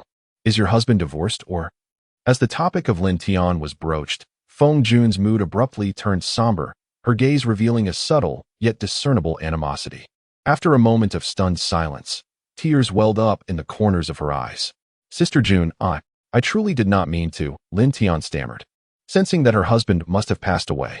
In a flurry of concern, he hurried to offer comfort. "Oh, well?" Lin Tian felt compelled to console Feng Jun. Yet her emotions spiraled beyond control. Suddenly, she clung to his arm, resting her head on his shoulder as tears streamed down her face. It seemed as if she had been holding back these tears for an eternity. Today, with Lin Tian's gentle prodding, she could no longer contain her sorrow, and it flowed forth uncontrollably. Before long, Lin Tian's shirt was soaked through. After what felt like an eternity, Feng Jun finally ceased her weeping, granting a moment of tranquility. However, upon glancing at her, Lin Tian discovered that she had succumbed to exhaustion and had fallen asleep. Astonished, he called her name a few times, but she did not stir. Ultimately, he decided to carry her back to her room. It appeared that Feng Jun had not rested well in days. Despite being transported from downstairs to upstairs, she remained blissfully unaware. To avoid any potential mishaps, Lin Tian ensured she was comfortably settled before departing to the old neighborhood of Hongyang community, where his sister had previously rented a place to catch some much-needed rest. Upon reflection, He realized that he would frequently need to visit the city, so he decided to continue the rental for his own convenience. As he hailed a taxi outside the villa district, a figure emerged from the shadows, immediately dialing a number. "Mr. Wan, that young man with the surname Lin has left," the voice reported. "Good. Keep a close watch on him and do not lose track. Report his location at all times." The furious voice of Wan Tianxiong erupted on the line. "I will ensure that this reckless brat meets a gruesome end, leaving him without a burial place." Wan Tianxiong, known in the underworld as Brother Yi, had been in the game for over 30 years and had never before harbored such hatred for anyone. Only Lin Tian, with his audacious defiance, had managed to provoke such ire. Not only had he stolen Wan Tianxiong's woman and humiliated him, but he also dared to slap him down repeatedly. Wan Tianxiong was determined to eliminate this threat. He would not rest until his anger was quenched. Neither Qi Hao's nor He Bin's influence could sway the situation, nor could even the might of the so-called Heavenly King. Unbeknownst to Lin Tian, he was blissfully unaware of the imminent danger. As he reclined in the taxi, preoccupied with thoughts of Xiao Yunshi and Feng Jun, he subconsciously compared the two strikingly different goddesses, whose ages differed by a considerable margin. The outcome was something all men could understand. Just as he was nearing his destination, his phone rang unexpectedly. To his surprise, it was Feng Jun calling. "Sister Jun, you and Oppos, reawake already? Did you miss me?" Before he could finish, she interrupted urgently. "No time for chit-chat. No matter where you are, head straight to the police station, and do it quickly." Before Lin Tian could respond, Feng Jun's voice turned frantic. "I just received word that Wan Tianxiong is sending people to assassinate you." Feng Jun had been in a deep, restful slumber when a series of persistent phone calls jolted her awake. The mysterious caller had simply informed her that Lin Tian was in danger. Those 4 words sent a chill down her spine, and she sprang into action. Just then, a delivery truck suddenly blocked the taxi's path. Lin Tian forced a bitter smile. "Sister Jun, I fear we may be too late." Moments later, he saw a group of men in black emerging from the truck, wielding batons. More vehicles surged in from behind, cutting off any chance of retreat. At that moment, all Lin Tian could think was run. There was no time to hang up the phone. He flung open the taxi door and dashed into an alleyway. He was not naive.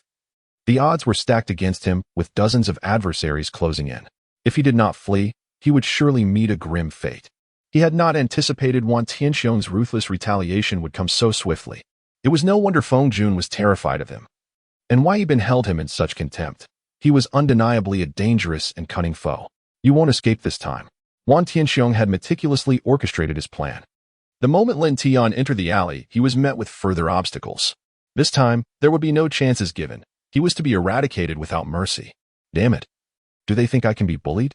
Lin Tian's temper flared. Despite having never encountered such a scenario, fear did not grip him. He let out a fierce shout and charged forward. With threats closing in from both the front and rear, he knew that breaking through was his only hope for survival. Otherwise, he would be cornered and beaten mercilessly. With a fierce determination, Lin Tian unleashed his strength, sending several assailants flying with brutal force. He dispatched these roadblocks. But he could hear the mass of pursuers closing in behind him. A thrilling chase was now underway. Hearing the chaos behind him, Lin Tian dared not glance back. Weaving through the residential area in a desperate bid for survival, his sole focus was to escape, bide his time, and wait for the police to arrive. Although they had chosen a location devoid of cameras, the number of residents nearby ensured that the commotion would not go unnoticed. Someone would undoubtedly alert the authorities. "Damn it! What kind of creature is this kid? He runs faster than we can catch him." Frustration mounted among the pursuing henchmen as their efforts to corner Lin Tian proved futile. The leaders of this operation began to panic. In a society governed by law, their window for action was limited. If they did not retreat soon, they would be the ones in peril. Spread out and secure all the exits. "We must corner this brat." They scrambled frantically, realizing that their attempts to capture Lin Tian were in vain. "Huh, you lot are useless. Wan Tianxiong sent you here? What a waste of resources. You think you can catch me? Good luck in your next life." The exhilarating chase invigorated Lin Tian as he ran, taunting his pursuers. The henchmen were left exasperated. 3 or 4 of them could not withstand Lin Tian's sheer force, and he refused to veer from the paths where the crowd was thickest, leaving them in utter frustration. Soon, the thrilling chase, initially a cat-and-mouse game, morphed into a scenario where the mouse led the cat in circles. In a secluded, deserted intersection, Lin Tian burst forth, only to collide with something, eliciting a pained cry. As he rolled away, he instinctively caught hold of a figure. After tumbling a few times, he realized it was a striking young woman, none other than Su Bingbing, the nurse he had previously encountered at the People's Hospital. The one who had once been caught in an embarrassing moment while preparing soup for his father. "It's you?" Su Bingbing winced from the impact, but lit up upon recognizing Lin Tian, her expression shifting to alarm as she noticed the throng of men chasing after him. "We need to get out of here." In that instant, Su Bingbing's reflexes surpassed Lin Tian's. She swiftly grabbed his hand and led him down a familiar path. After a short sprint, Lin Tian was astounded. The route she took was incredibly convoluted, so much so that even those familiar with it might struggle to remember.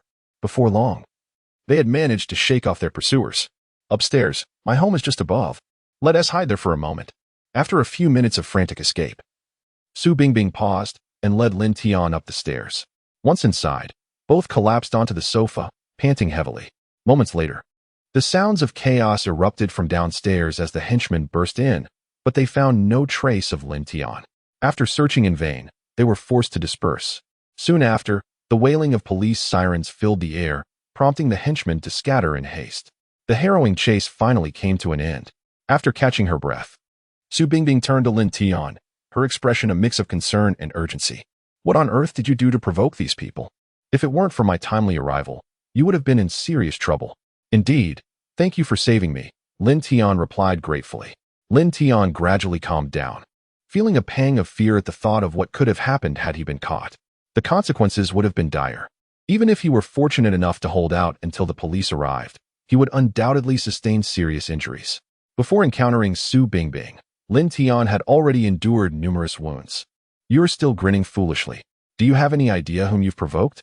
Su Bingbing chided with genuine concern. "They are the henchmen of the largest gang in Sanjiang City, the Sanqing Group. No one in Sanjiang dares to cross them. Your audacity is astonishing." "Oh, the Sanqing Group?" While Lin Tian was unfamiliar with the notorious figure Wan Tianxiong, he was well aware of the group, a collective that countless petty criminals and rogues aspired to join. It was rumored that the Sanqing Group was formed 2 decades ago by 3 small-time thugs and had rapidly ascended to become the foremost gang in Sanjiang City. It appeared that Wan Tianxiong was one of the founding members, which explained his arrogance and domineering demeanor. Ouch, ouch, it hurts. At that moment, Lin Tian, having regained his composure, suddenly felt as if his body had been hollowed out, racked with intense pain. He then noticed that his clothes were torn in multiple places, likely due to the collision with Su Bingbing and the subsequent fall. His back and arms were bruised, a result of escaping and breaking through obstacles during the struggle. "Don't move, I'll get the medicine." Perhaps because Lin Tian had protected her well, Su Bingbing, despite the painful impact, had not sustained any injuries. There's no need for that." Lin Tian hastily stood up, feeling it inappropriate for a man and a woman to be alone together. "The members of the Sanqing Group should have left by now. I can just go to the hospital to handle it." "Sit down. Have you forgotten what I do?" Su Bingbing shot him a stern look before quickly retrieving alcohol and medical supplies. "Take off your shirt. I'll disinfect your wounds and apply the medicine." All right." Lin Tian had indeed forgotten that Su Bingbing was a nurse and that her home was surely stocked with such supplies. Although he felt it was somewhat improper to be alone with her at such a late hour, he complied and removed his shirt. As Su Bingbing meticulously treated his wounds, Lin Tian suddenly pondered a pressing question. Nurse Su, why are you being so kind to me?" This question had lingered in his mind for quite some time. The last time his father was hospitalized, Lin Tian had inadvertently gotten entangled with Su Bingbing, who had unexpectedly kissed him. However, that hardly provided a valid reason for her to make soup for his father. "You rogue, who said I'm being nice to you? How shameless." Lin Tian's words flushed Su Bingbing's cheeks. "I just don't want to see you die in my house. If I had known, I should have let those thugs beat you to death to prevent you from causing trouble." Would you really?" Lin Tian grinned shamelessly. "Nurse Su, don't deceive me. If you weren't concerned for me, would you have made soup for my dad every day while I was in the hospital?" Aye. Su Bingbing was suddenly at a loss for words. "What do you mean by that?" Lin Tian turned his head to press further, noticing her blushing silence, and jokingly said, "Nurse Su, could it be that you've fallen for me at first sight?" Finding any other explanation for Su Bingbing's behavior elusive, he entertained the notion that someone as innocent and charming as her might indeed harbor feelings for him after their unexpected encounter. "You wish. Don't look at me." Lin Tian's teasing caused Su Bingbing to flinch, nearly dropping the alcohol as she bashfully pushed his face away. Lin Tian chuckled, choosing to remain silent. Though he and Su Bingbing had not met often, their interactions felt remarkably pleasant and easy. This girl was innocent and adorable, and conversing with her was both comforting and delightful. Moreover, her frequent blushes gave the impression that she was perpetually being teased by him, which he found utterly charming. Before long, Lin Tian's wounds were properly treated, with the bandages meticulously applied, showcasing Su Bingbing's diligence. Once everything was tidied up, Su Bingbing lowered her head and shyly suggested, "Why don't you stay here tonight?" "Stay here?" Lin Tian was taken aback, gazing at her in surprise. Su Bingbing quickly added, "What I mean is, you should sleep in the living room tonight, just in case. If the members of the Sanxing group, Haven Tea, left, you'll definitely be in danger if you go out. I don't have the ability to rescue you a second time." "Humph. It's not like they're a formidable force that I would fear," Lin Tian retorted defiantly. "Yes, you're so impressive." Su Bingbing rolled her eyes at him. "Regardless, my home is small. You can sleep in the living room if you want, or leave if you don't." "All right, I'll follow your lead." Lin Tian laughed as he lay down. Su Bingbing's home was indeed modest, a one-bedroom apartment, yet it was clean and elegant. She was right. There might still be thugs lurking outside. Besides, it was late, and he didn't want to disturb He Bin. Any matters could be addressed tomorrow. After lying there for a while, Lin Tian remembered that he needed to inform Feng Jun that he was safe. He rummaged through his pockets only to realize that his phone had somehow fallen out. Fortunately, the pocket holding his wallet had a button, preventing it from dropping out entirely. Otherwise, he would have been at a loss. After chatting with Lin Tian for a bit, Su Bingbing went to take a shower and then to bed. The next day, a delightful aroma wafted into Lin Tian's senses, rousing him from his slumber. After a night of rest, Lin Tian felt invigorated, his strength fully restored, and his wounds no longer ached. Awake, Su Bingbing was busy in the small kitchen. Upon noticing Lin Tian was up, she promptly said, "Go wash up first. I've prepared toothpaste and towels for you in the bathroom. Breakfast will be ready shortly." All right. Having experienced a night of intense pursuit, Lin Tian was indeed hungry. Upon entering the bathroom, a wave of happiness enveloped him. The wash water was already prepared, and the toothpaste had been squeezed out and set aside. This treatment was nothing short of blissful. Lin Tian suddenly realized how fortunate it would be to have such a gentle, caring girlfriend. Waking up each morning to find the wash water ready and the toothpaste prepared, followed by a meal, was akin to living like royalty.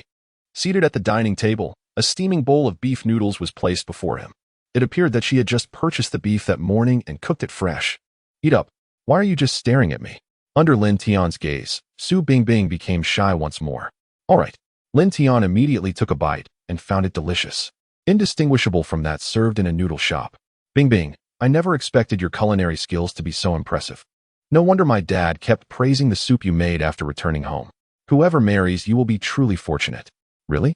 Su Bingbing beamed with joy at the recognition of her efforts. "Absolutely. After tasting your beef noodles, I fear I won't be able to enjoy anyone else's cooking again." Lin Tian nodded, then suddenly added, "By the way, you still haven't told me why you're being so kind to me." "Ah, you." Su Bingbing shot him a playful glare before suddenly breaking into a smile. "I'm not telling you. Just enjoy your meal, and you won't be able to silence me." "Heh, how do you know my mouth is foul?" Lin Tian chuckled, sensing that there was more to the story. "Could it be that you secretly kissed me last night? You shameless." Su Bingbing was so infuriated that she nearly hurled her bowl at Lin Tian's head, finding him both exasperating and audacious. "Heh, it's good to know I'm shameless." Though Lin Tian was no match for Feng Jun, who had playfully rebuffed him, he found it easy to tease the innocent Su Bingbing. "Now tell me, why is that? Otherwise, I'll just assume you fell for me at first sight." You. Su Bingbing was furious and utterly embarrassed, casting a glare at Lin Tian. "Fine. Let me tell you, you scoundrel. Do you remember that you once saved a girl in this area?" "Saved a girl?" Lin Tian was taken aback and immediately began to recall, but he could not remember having met Su Bingbing before. "Oh, it must have been nearly 2 months ago. One night, near a corner not far from my house, I was cornered by a few drunken ruffians." Su Bingbing waved her hand and continued, "At that time, you scared them away. Afterward, you seemed to have something urgent and left right away." "Oh, I've got it." Lin Tian slapped his forehead in realization. "That girl was you?" Back then, he had been out of pocket money and went to ask her sister for some. He had merely chased off a few punks and left without thinking much of it. "Yes, that was me." Su Bingbing nodded shyly. It was only after their encounter in the hospital that she recalled the one who had saved her was none other than the scoundrel Lin Tian. Aha! What a small world. Who would have thought there was such a connection between us? Lin Tian marveled. I, a casual hero saving a damsel in distress, ended up saving my own life. Truly, good deeds are rewarded. At this moment, Lin Tian suddenly recognized the scenery outside as familiar. Approaching the window, he discovered that the apartment rented by her sister was indeed in the very same building across the street. What a coincidence. Don't move. Just as Lin Tian was about to return to his noodles, Su Bingbing approached him suddenly, startling him. She reached out towards Lin Tian's back, her gentle fingertips sending a comforting yet ticklish sensation through him. Taken aback, Lin Tian awkwardly stammered. Bingbing, should we eat noodles first? This seems a bit too fast, and I'm not quite prepared for it yet. You scoundrel, what are you thinking? After a moment of confusion, Su Bingbing realized what was happening. Her voice filled with indignation. I was merely checking on your injury. It's only been one night, and your wound has healed remarkably well? Having worked as a nurse for over a year, Su Bingbing had never seen such rapid recovery. Remarkably, the bruising was nearly gone after just one night, which was quite astonishing. Lin Tian felt embarrassed, having assumed Su Bingbing was expressing her affection and wanting to embrace him. What a wild thought. After a moment's pause, he uncovered the bandage on his arm, revealing that the wound had indeed healed significantly. The bruises were almost invisible. As he glanced around, Lin Tian was shocked to find that the scar from when he had saved Xin Yao was also gradually fading. What is happening? Lin Tian was bewildered. During this period, not only had his strength increased, but his body had undergone incredible changes. If it weren't for Su Bingbing noticing this issue, he might still be oblivious to the transformation taking place within him. However, he himself was perplexed by these changes. It seemed that ever since that day he had been chased by Xin Yao and fell into a filthy ditch, acquiring the Shenong bin Xiaojing, everything began to alter. After having breakfast at Su Bingbing's home, Lin Tian took his leave. He had lost his phone and needed to buy a new one, as Feng Jun was undoubtedly waiting anxiously for news from him. His clothes were torn and in need of replacement as well. He casually found a shopping mall and purchased a domestic Huawei phone. Lin Tian had always had a distaste for foreign products, particularly those from Apple, which he deemed a rip-off. Ding, ding ding. After reactivating his SIM card, Lin Tian's phone began ringing incessantly, with messages and WeChat notifications flooding in. The majority were from Feng Jun Lin Tian. You little rascal, why is your phone off? Are you alive or dead? Do you know I spent the whole night waiting for your message? Reply quickly. A barrage of messages came in, almost every few moments, filled with concern, indicating she hadn't slept well the entire night. Another message came from Xiao Yunshi. Lin Tian. Where have you been? Why is your phone off? Are you playing hide-and-seek with me? Seeing these messages filled Lin Tian with a surge of happiness. Two stunning women were so concerned about him. What more could one desire in life? Ding, ding ding. Just as he exited the mall, Lin Tian's new phone rang. But he had lost the number and had no idea who was calling. Upon answering, a jubilant voice burst forth. You little scoundrel. Why are you just now turning on your phone? How are you? Are you injured? Where are you? What happened last night? Lin Tian recognized the voice immediately. It was Feng Jun's sister June. You're bombarding me with questions. Which one should I answer first? You little brat? Still joking around? You must be fine then. Feng Jun's voice relaxed as she heard Lin Tian's tone. Forget answering. Get to the Central Business District, to Feng's group building, right away. Feng Jun couldn't rest easy until she saw Lin Tian in person. All right. Upon hearing the name Feng's group, Lin Tian was taken aback, wondering, could Feng Jun be the head of Feng's group? If that were the case, that would be quite impressive. As Lin Tian entered the lobby of Feng's group, he was immediately stopped by two security guards. What are you doing here? I'm here to find someone, Lin Tian replied, but the guards, looking him up and down, responded coldly, who are you looking for? This is the headquarters of Feng's group. Not just anyone can enter. I'm looking for Feng Jun. She sent for me. Lin Tian smiled wryly, realizing that as long as he wore these tattered clothes, he would be looked down upon wherever he went. Feng Jun. The two guards exchanged shocked glances. You little scoundrel, are you messing with us? Feng Jun is our chairwoman. Do you actually know her? Ah, this woman is truly the chairwoman of Feng's group. Lin Tian was astonished, having suspected as much but still taken aback. Had he known she was so wealthy, he should have asked for a few billion last night. Clearly, she could rely on her looks for a living. Yet she chose to act modestly and work tirelessly like a laborer in the fields. If Feng Jun knew what Lin Tian was thinking, she would have given him a good earful. Hey, are you trying to stir up trouble? While Lin Tian was lost in thought, the two guards seized him. What kind of nonsense is this? Do you dare to insult our chairwoman? Hey, gentlemen, don't act rashly. Lin Tian was startled. Not realizing how much clout Feng Jun held among the employees, simply saying old woman was enough to provoke them into a fight. Stop. Just as Lin Tian was about to be beaten, a clear voice rang out from behind him. Turning around, he saw a tall, graceful beauty standing there, accompanied by none other than Deng Junlang. Tian, what are you doing here? Deng Junlang immediately noticed Lin Tian's tattered clothes and asked with concern, what happened? Did you get into a fight? How badly are you hurt? Sighing, Lin Tian waved his hand nonchalantly and glanced at the stunning beauty beside Deng Junlang. A playful smile forming on his lips. Wow, Jun, you've really outdone yourself. Care to introduce me? Stop joking around. Deng Junlang awkwardly waved his hand and hurriedly said, this is Mina, an executive from the phone group. I am here to represent Jinjiang International for a collaboration discussion. He chuckled, appreciating her name and demeanor. Lin Tian, though somewhat oblivious to his own affairs, had a keen awareness of other situations. Noticing Mina's slight shyness, he sensed an opportunity. Since you seek collaboration, leave this matter to me, and I assure you that you will return with abundance. Lin Tian recalled the day at the Jinjiang Grand Hotel when Zhang Dongyang had threatened Deng Junlang. It appeared Zhang Dongyang was a departmental manager at the phone group, priding himself on his superiority. Really, do you possess such abilities? Deng Junlang was reminded of a night spent drinking with Chi Hao and felt exhilarated. Of course. When I speak, the chairman of the phone group must comply, or else I shall return and give her a good scolding. Lin Tian exuded confidence, almost arrogantly. Mina was taken aback, and the two security guards grew furious, promptly interjecting, Mina, this kid is a lunatic. He just insulted the chairman, calling her a woman unworthy of respect. Mina, sensing a budding fondness for Deng Junlang, hesitated to express her anger directly and quickly pulled him aside. Hey Jun, is he truly your friend? I get the feeling he isn't quite right in the head. Upon hearing this, Deng Junlang couldn't help but burst into laughter. If Lin Tian were insane, then everyone in the world must be as well. Having witnessed Lin Tian's prowess, Deng Junlang remained convinced of his sanity. Although he doubted the claim about scolding the chairman. Sister-in-law, if you wish to disparage someone, could you do so a bit more quietly? Lin Tian chuckled, feigning ignorance of the previous comments. Earlier, they called you a supervisor, right? When you meet that old woman Feng Jun, a word from me will see you promoted. Mina erupted in laughter, tears nearly spilling from her eyes. Just then, Lin Tian's phone rang. It was a call from Feng Jun. He waved his hand, signaling for silence.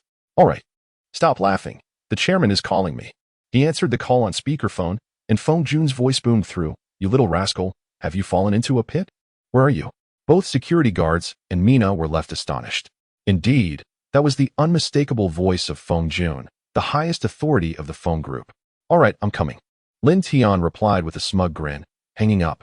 Now, do you believe I am here to see that old woman Feng? Yes. Please go ahead. The two security guards nodded obediently, no longer daring to challenge Lin Tian or obstruct his path. They were thoroughly convinced. The bravado he displayed was utterly seamless, impressive even. With Mina leading the way, the trio advanced toward the chairman's office. Outside the office, Feng Jun awaited Lin Tian. Upon spotting him, she instinctively rushed over but halted upon noticing the company he kept. Come here. Lin Tian, intent on maintaining his facade, beckoned with a finger. What is it? There are outsiders present, Feng Jun admonished, unable to fully let her guard down. What is it? I just boasted about spanking you. Hurry over here so I can give you a taste, just to validate my claim. Lin Tian's demeanor was one of brazen entitlement. Otherwise, some people might think I am the one who has lost my mind. You little brat, you. Feng Jun nearly fainted in exasperation. Her employees were present, and he was making a mockery of her authority. However, she would never genuinely allow him to spank her in front of her staff. In a fit of irritation, she waved her hand dismissively. Shut your mouth and come inside. Deng Junlang and Mina stood agape, their eyes widening in disbelief. Though she hadn't been genuinely spanked, the exchange revealed everything. This was no ordinary man, not a lunatic at all. Come on, let us go inside together. Seeing the two hesitant to follow, Lin Tian took hold of Deng Junlang and strode into Feng Jun's office. After all, his relationship with Feng Jun had reached a level where helping his friend was a trivial matter. Last night, he had nearly become her lover, risking his life in the process. Junjie, allow me to introduce you. This is my brother, Deng Junlang, the sales supervisor of Jinjiang International. Lin Tian clapped Deng Junlang's shoulder while continuing. And this lady is an employee of your company, though she also holds another title. She is my brother's girlfriend. Both were taken aback and lowered their heads, seemingly on the same page, yet neither dared to acknowledge it directly. All right, we are all adults here. And it's clear there is mutual interest, so let us not pretend. Lin Tian, aware of his handsome yet shy brother, swiftly linked their hands together. Indeed. Neither withdrew their grasp. Are we treating my office like a matchmaking CAF? Feng Jun, though only recently acquainted with Lin Tian, understood his cunning nature. Just say what you want. Haha, you understand me well, Junjia. Lin Tian grinned shamelessly and moved closer to her. My brother's Jinjiang International wishes to collaborate with you. I hope you will grant us this favor. Moreover, my brother's girlfriend deserves a promotion. You.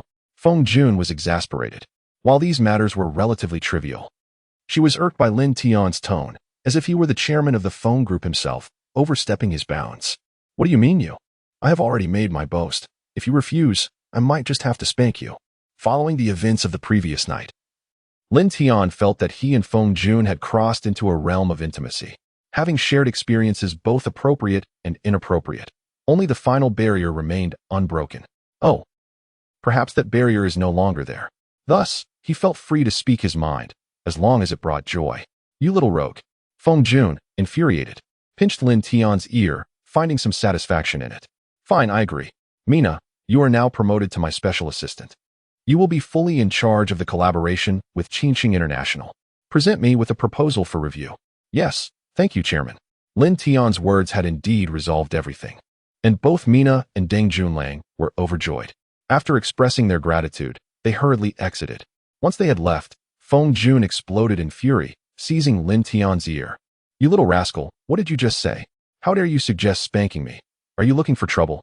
However, Lin Tian was prepared and promptly evaded her grasp. Should she catch him, he would undoubtedly face a severe beating. His ear might well be torn off. Still trying to escape? Just wait and see how I deal with you. Feng Jun chased after him, fuming while berating him. You disappeared all night, leaving me worried to the point of sleeplessness. And now you show up, making me lose face. Do you have a death wish? Truth be told, Lin Tian and Appo's sudden appearance had caught her completely off guard, and she feared how it would be interpreted within the company. It was infuriating. Hee, I am indeed bold enough, Lin Tian retorted. Otherwise, how could I have nearly lost my life last night? Reflecting on the previous evening filled him with frustration, prompting him to halt abruptly and embrace the approaching Feng Jun. Without hesitation, he pressed his lips against hers, recalling how perilously close he had come to danger without Su Bingbing's intervention. However, in the end, he gained nothing, having merely kissed her for a few fleeting moments.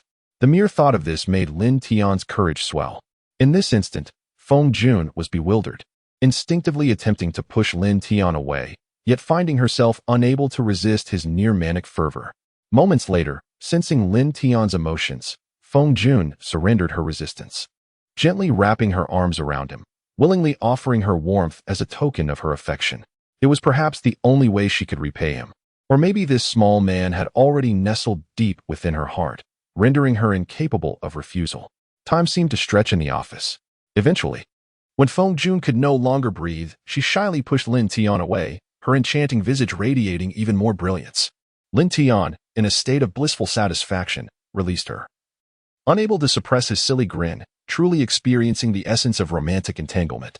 This sensation, indeed, could only be comprehended through personal experience, and it was exhilarating. For they were neither lovers nor partners, and the age disparity was significant. The exact nature of their relationship eluded him. Suddenly, a pang of guilt surged within Lin Tian, conjuring the image of a graceful figure in his mind. He even felt a flicker of regret, realizing that he should not have been so impulsive with Feng Jun strangely. All these feelings stemmed from thoughts of Xiao Yunshi. Stop smiling foolishly. Let me see how badly you're hurt. Feng Jun, oblivious to Lin Tian's inner turmoil, hastily began to lift his shirt. After a thorough inspection, she found no obvious wounds, which eased her concerns. Although relieved, Feng Jun's curiosity piqued. Little rascal. Tell me what happened last night. My friend at the police station mentioned dozens of thugs surrounded you in the old city, all armed. Huh? Dozens of thugs? Can they possibly contend with me? Nonsense. I will deal with Wan Tianxiong sooner or later, Lin Tian dismissed the notion with a wave of his hand, shaking off his feelings for Xiao Yunshi. All right, you've seen enough. I must take my leave. My clothes are torn, and I need to change before meeting a few people. I and Oppos, LL accompany you to buy clothes. Feng Jun immediately turned, grabbing her handbag and car keys. Huh, you? Lin Tian was taken aback. Apart from his sister, no one had ever accompanied him shopping. What? Do you find your sister unworthy? Feng Jun's expression turned icy. Do you think I'm too old and unworthy of you? That I would embarrass you? No, of course not. Lin Tian hurriedly clarified. I just suddenly feel unaccustomed, as no one has ever shopped with me before. Really? With your cunning nature, Yudon and Oppos, do you have a girlfriend? Feng Jun was taken aback, realizing she had encountered a rare man. Have you never been intimate with a woman? Well, no, what of it? Lin Tian felt a surge of frustration, exclaiming, Last night was my first kiss. Are you satisfied? Well, Feng Jun gasped, covering her mouth in astonishment. No wonder Lin Tian seemed so inexperienced. He was still a novice. Are we going or not? Lin Tian shot her a glance, stepping out of the office. Indeed, last night was truly his first kiss, though he had shared a fleeting kiss with Xiao Yunshi back in Wutong Village. That had barely registered as a kiss. Here we come. Feng Jun, like a girl who had just tasted honey, giggled and quickly followed him, wrapping her arm around Lin Tian's as they entered the chairman's exclusive elevator. This strong woman transformed into a sweet girl, desiring nothing more than to nestle beside this man for a lifetime.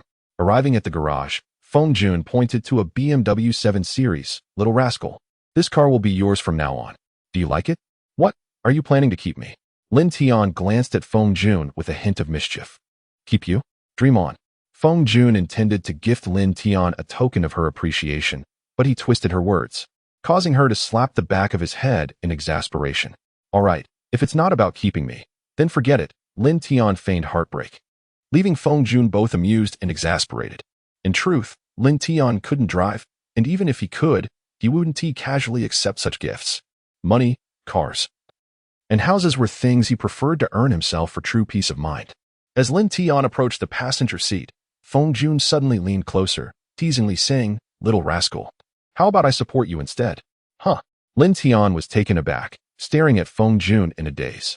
Could one truly live off their looks? It was a notion he had never entertained. Suddenly, Lin Tian noticed a glimmer of mischief in the corner of Feng Jun's mouth and quickly asserted, Humph, sorry, but I refuse to be a kept man. Oh, look at you, little rascal, so ambitious. Feng Jun was just joking, trying to tease him. Of course, he had nothing at present, but he brimmed with ambition and vigor. Lin Tian, adopting a serious tone, replied, Junjie, despite your current success, who can say who will be wealthier in a few years? Just wait, and I might be the one supporting you then, all right? Little rascal. Anyone who marries you is doomed. Feng Jun dismissed his words as a joke. She waved her hand, starting the car. Lin Tian merely smiled, choosing not to pursue the topic further. Junjie, I have heard of the phone group. It is considered one of the top enterprises in Sanjiang City. Why do you still need to sign an agreement with Wan Tianxiong? If they were to confront Wan Tianxiong, Lin Tian deemed it essential to understand the circumstances. Oh, this is a long story. The phone group, while appearing prosperous, is teetering on the edge of collapse. It cannot be explained in just a few words. Feng Jun had already dragged Lin Tian into considerable trouble and did not wish to pull him further into the mire. Don't worry. I will find an opportunity to talk to Wan Tianxiong properly. With Bin and Chi Hao assisting you, Wan Tianxiong will think twice before acting. In any case, you need not concern yourself with anything from now on. Lin Tian realized she doubted his ability to stand against Wan Tianxiong and was attempting to shield him. He chose not to argue. Once Wan Tianxiong was dealt with, he would gradually win her over. Alone, Lin Tian knew he could not topple Wan Tianxiong. And even with Bin's full support, the odds seemed slim. Yet, he had an ally, Zhao Tianfeng, known as the Thunder Hand. No, it should be Zhao Feng. He was a true expert and a figure of the underworld.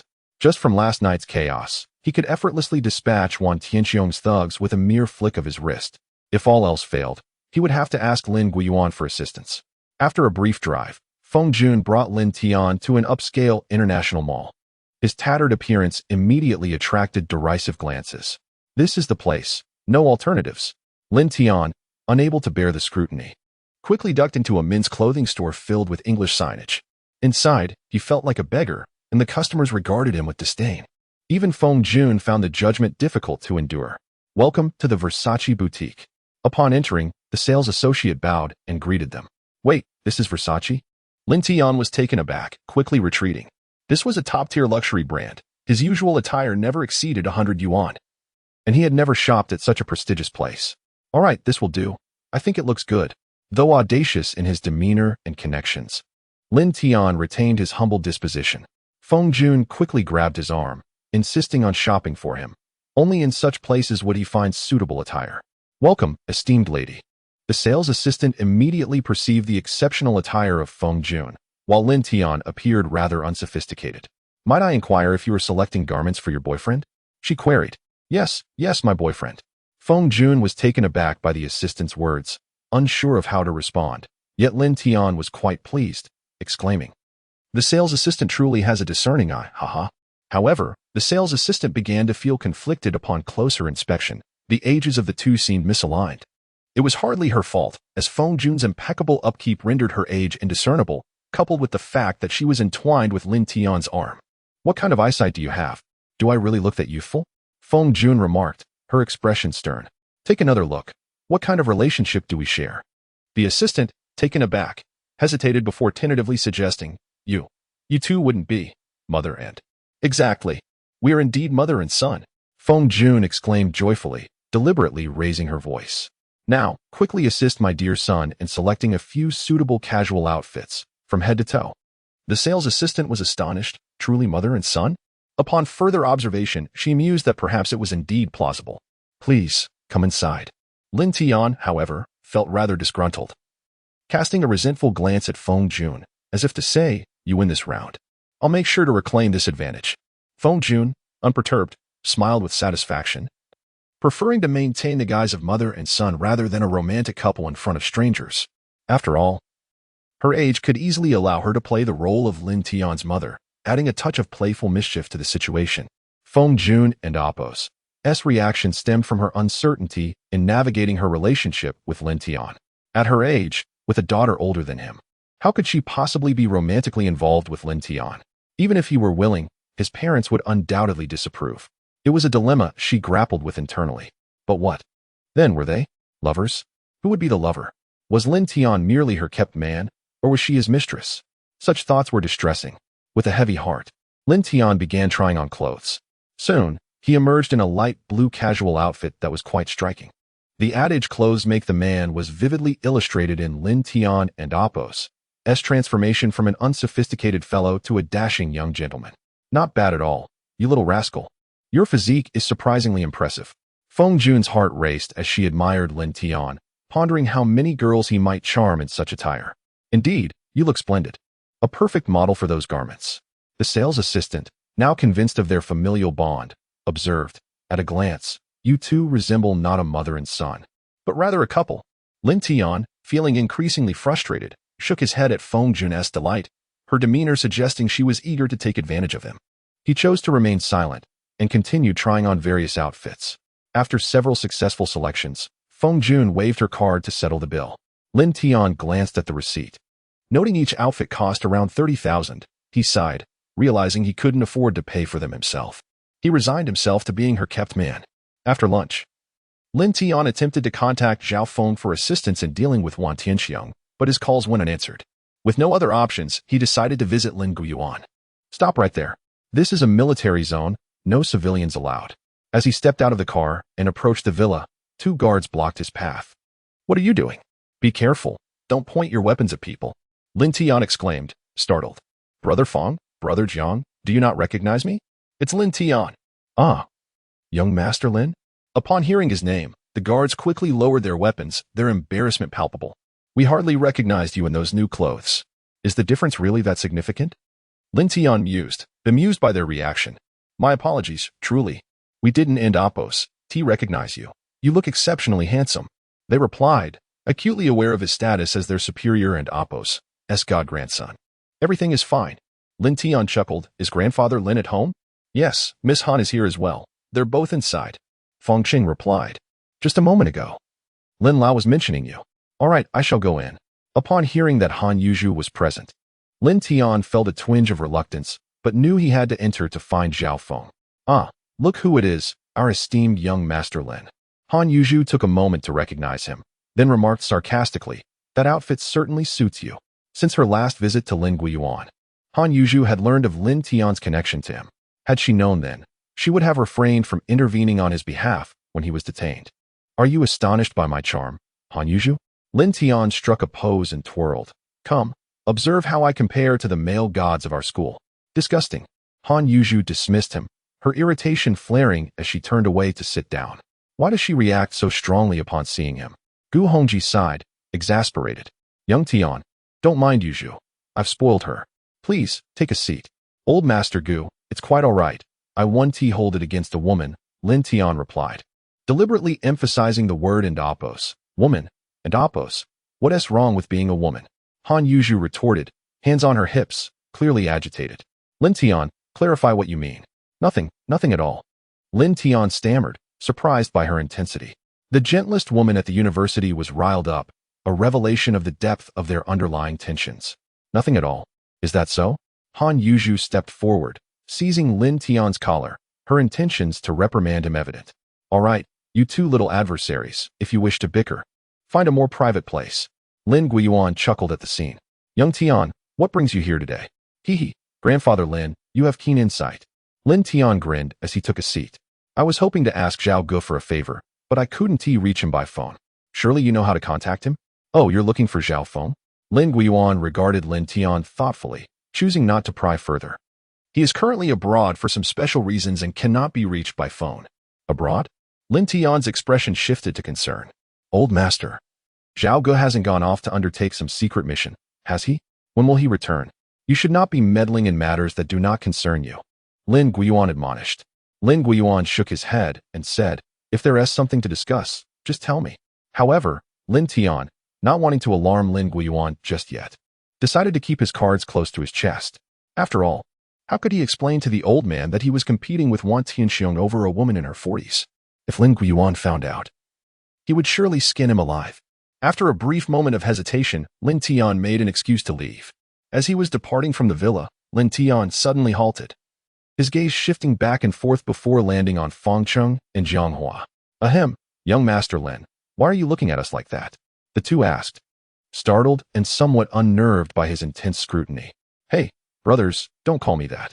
I'm merely Lin Lao's god-grandson," Lin Tian replied, his eyes gleaming with excitement. "If you're feeling uncomfortable, just call me Xiao Tian instead."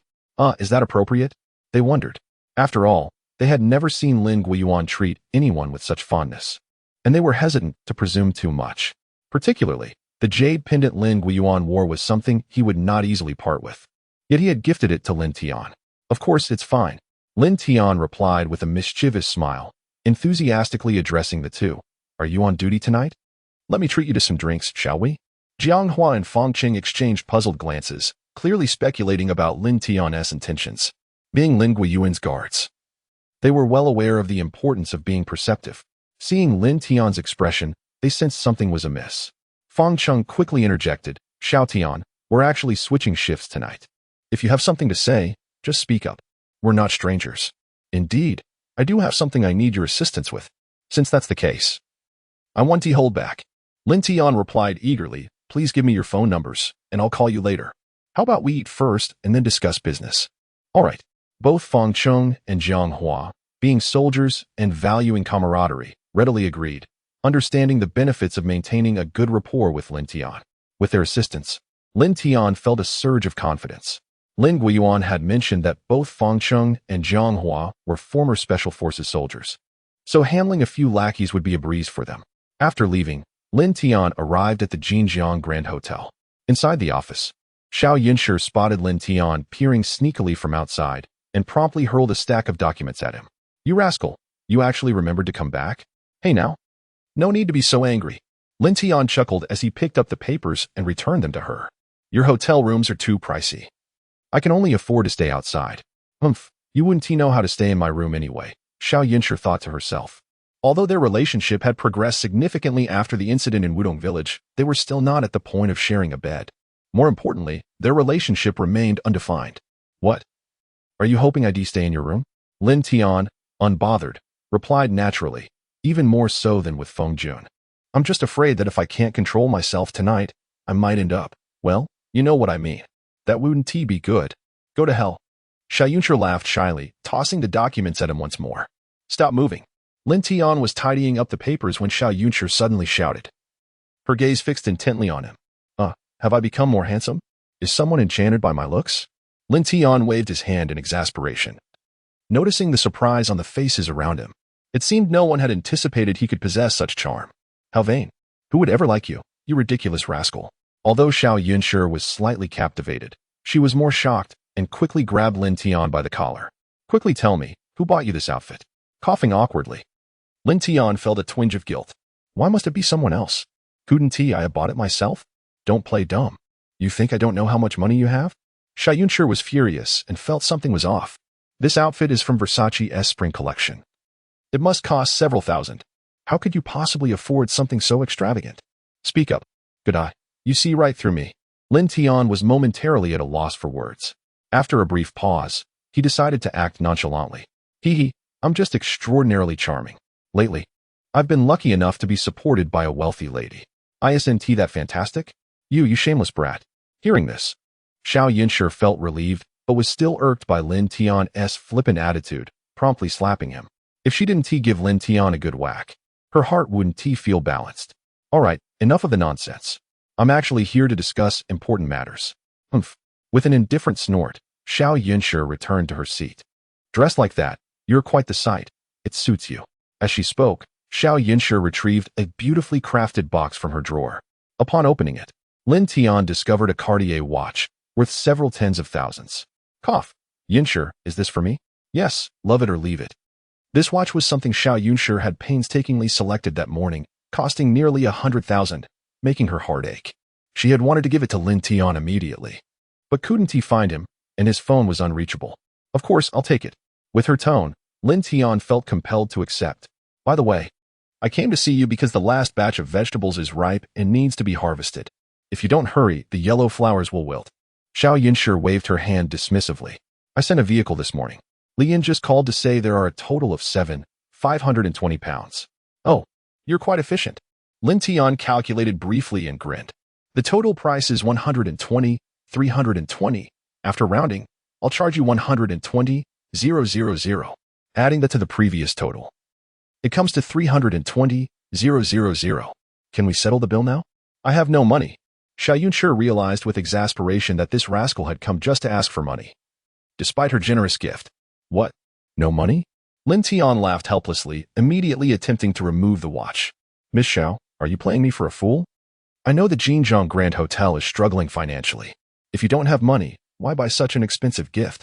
You could just have liquidated it for cash. Humph. As long as you know it's valuable. Xiao Yunshi huffed, crossing her arms. The money for your vegetables was spent on this watch. We're even now. What? It's that expensive? Lin Tian was taken aback and quickly tried to take it off. Where did you buy it? Give me the receipt. I'm returning it. I can't afford to waste my money like this. Are you joking? I'm saving that money to repair roads, expand cultivation, and pay the villagers. All right. I was just teasing you. It's no fun. Seeing Lin Tian's expression, Xiao Yunshi felt exasperated. Just wear it, from now on. You're not allowed to take it off without my permission. Lin Tian sat down in frustration, genuinely believing the watch was worth a fortune. If that were true, he would definitely need to return it.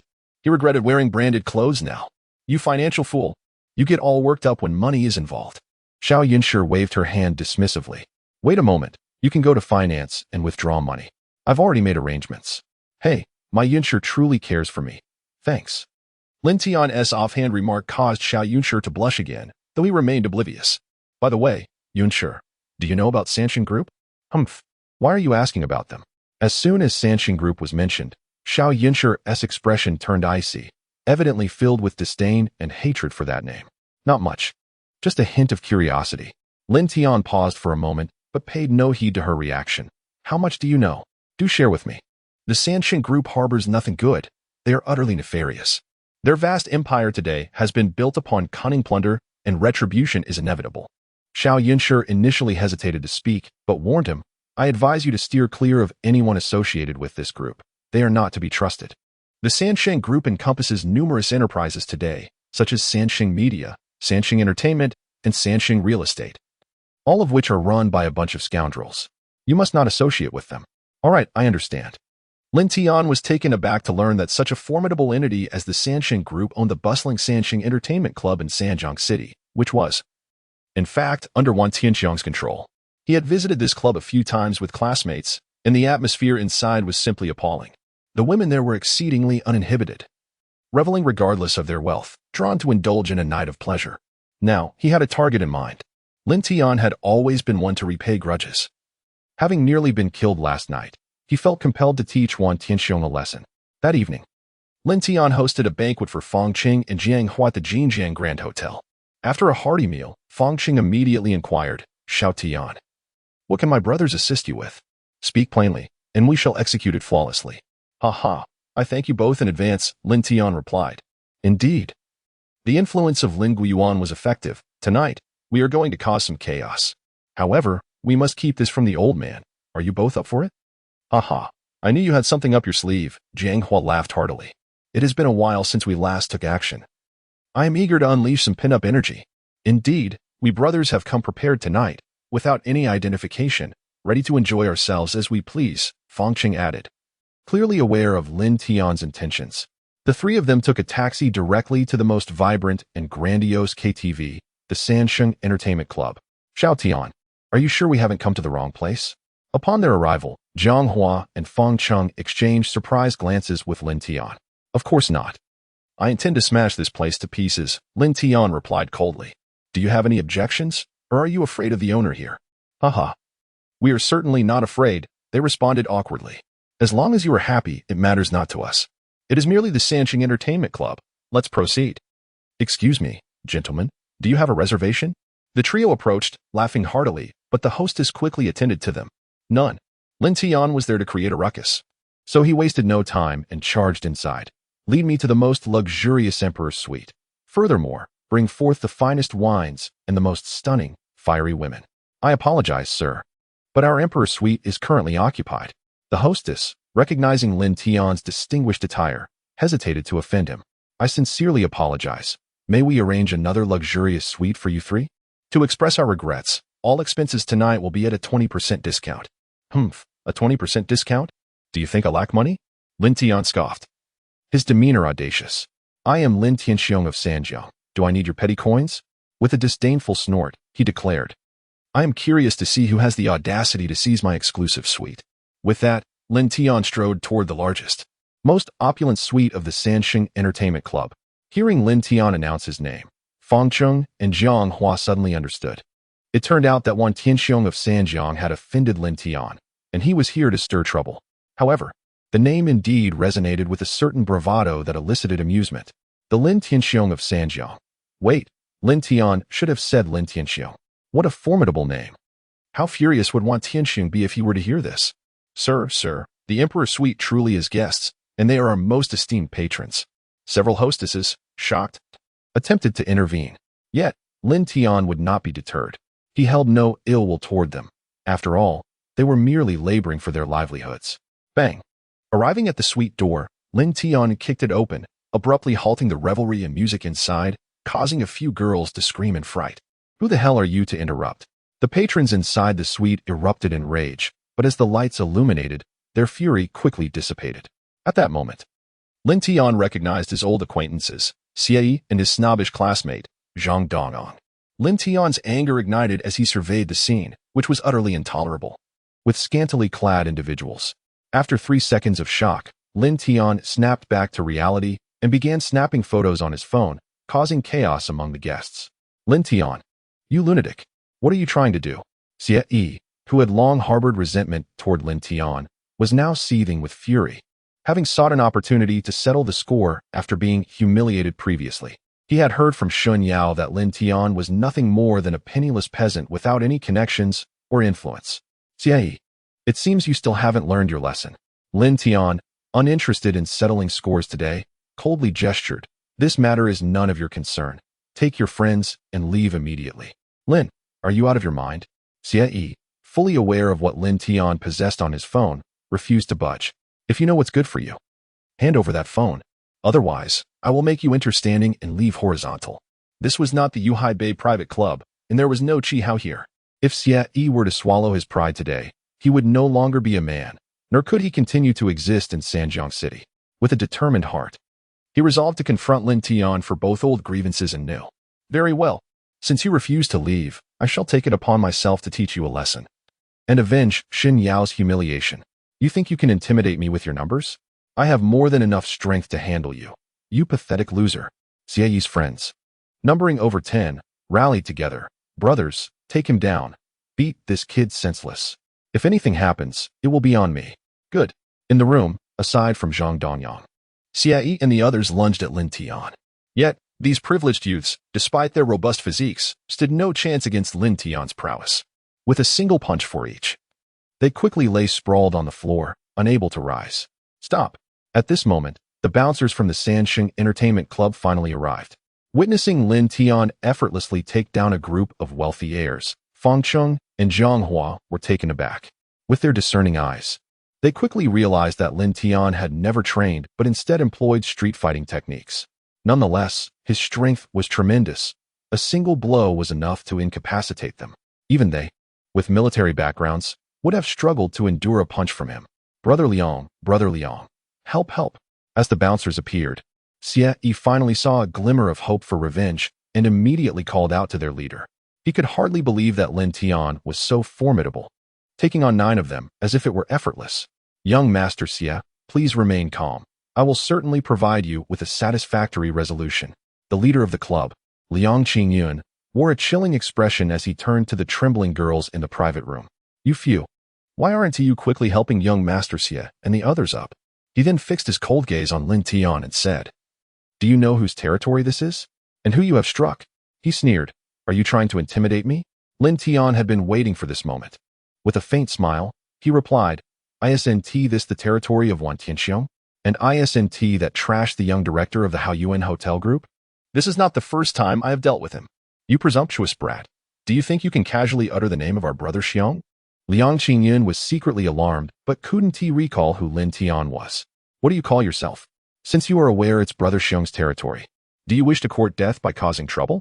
Well, let me make it clear. Lin Tian laughed heartily. I am called Niao Tianxiong.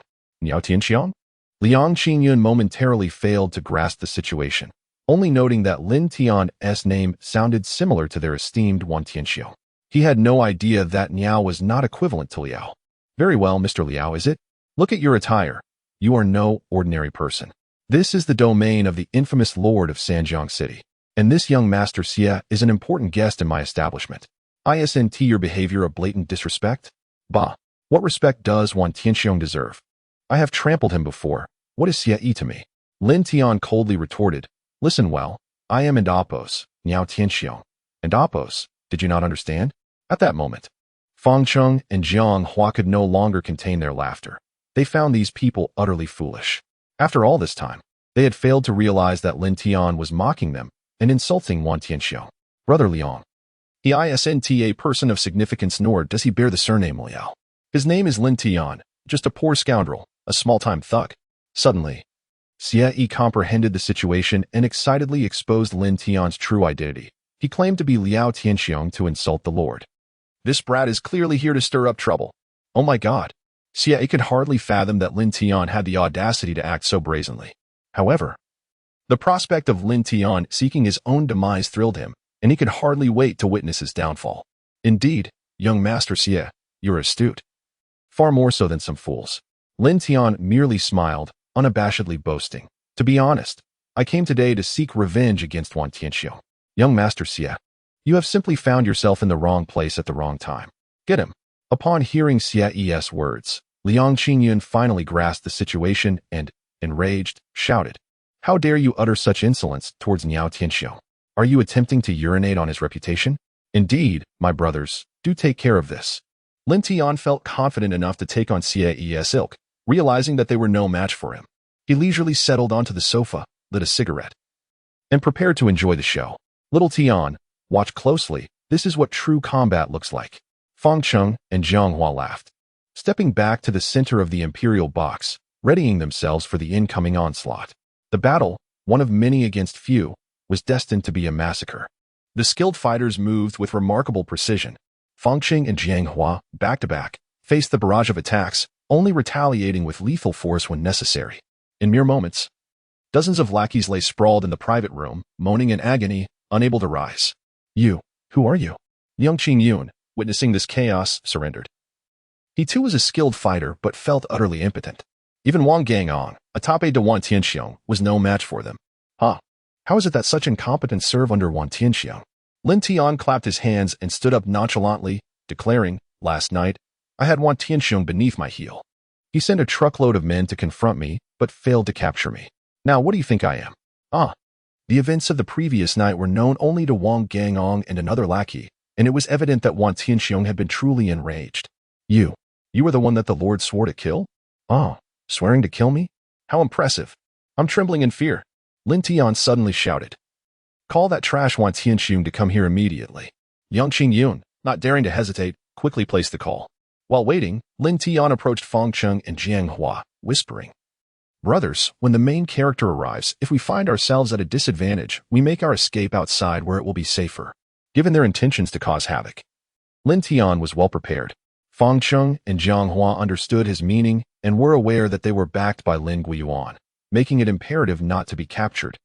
If they did, the situation would escalate dramatically. As long as they were not caught, nothing else mattered. Within half an hour, Wan Tianxing arrived with his men. Upon seeing the devastation in the private room, his brows furrowed deeply. "Lin, you beast, I have yet to seek you out, and you dare come here to stir trouble? Do you truly believe I would not dare to kill you?"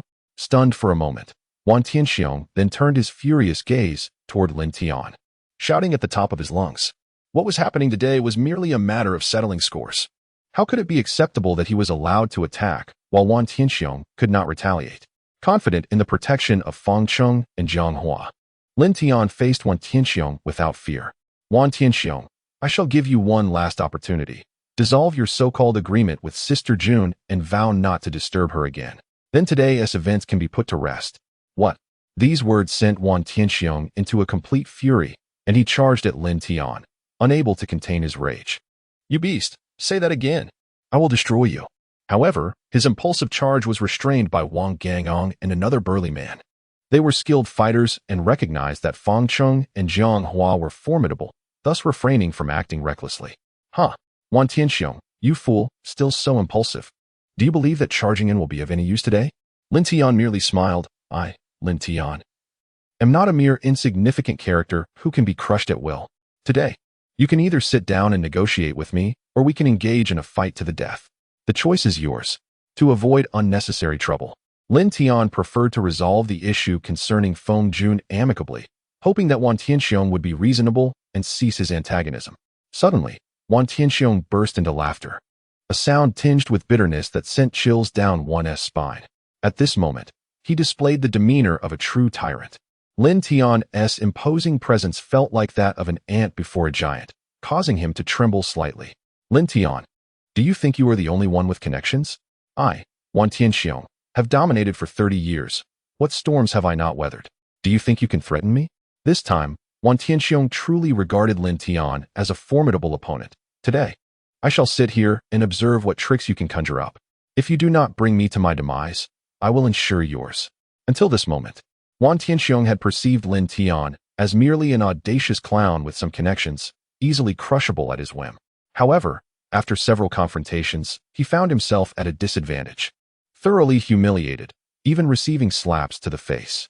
His attempts to undermine Lin Tian had met with failure, and to this day, he still had brothers detained, uncertain of their fate. Thus, he found himself bereft of both dignity and substance. Today, however, everything had been laid bare.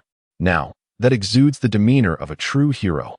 Though Lin Tian had been momentarily shaken, he quickly regained his composure, realizing he was now in a precarious position. Otherwise, he would truly appear to be bullying Wan. After a brief smile, Lin Tian promptly typed the word action on his phone and sent it out. Having taken the initiative to stir trouble, he was indeed prepared. Merely injuring a few people and engaging in a verbal spat with Wan Tianxiong would serve no purpose. Soon, the wailing of police sirens echoed around the venue. Everyone in the room was taken aback, except for Wan Tianxiong, who seemed to have anticipated this turn of events, waiting in silence. In the past, he had been caught off guard by Lin Tian and had underestimated him, leading to his own misfortune. Now, he would not make that mistake again.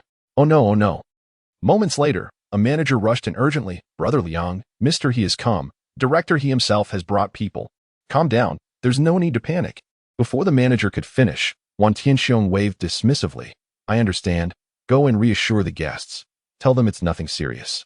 Then, bring Director He here. Wan Tianxiong had long since discerned Lin Tian and Appo's background. He had even received a call from He Bin personally, indicating a close relationship between them, making He Bin and Appo's cooperation expected.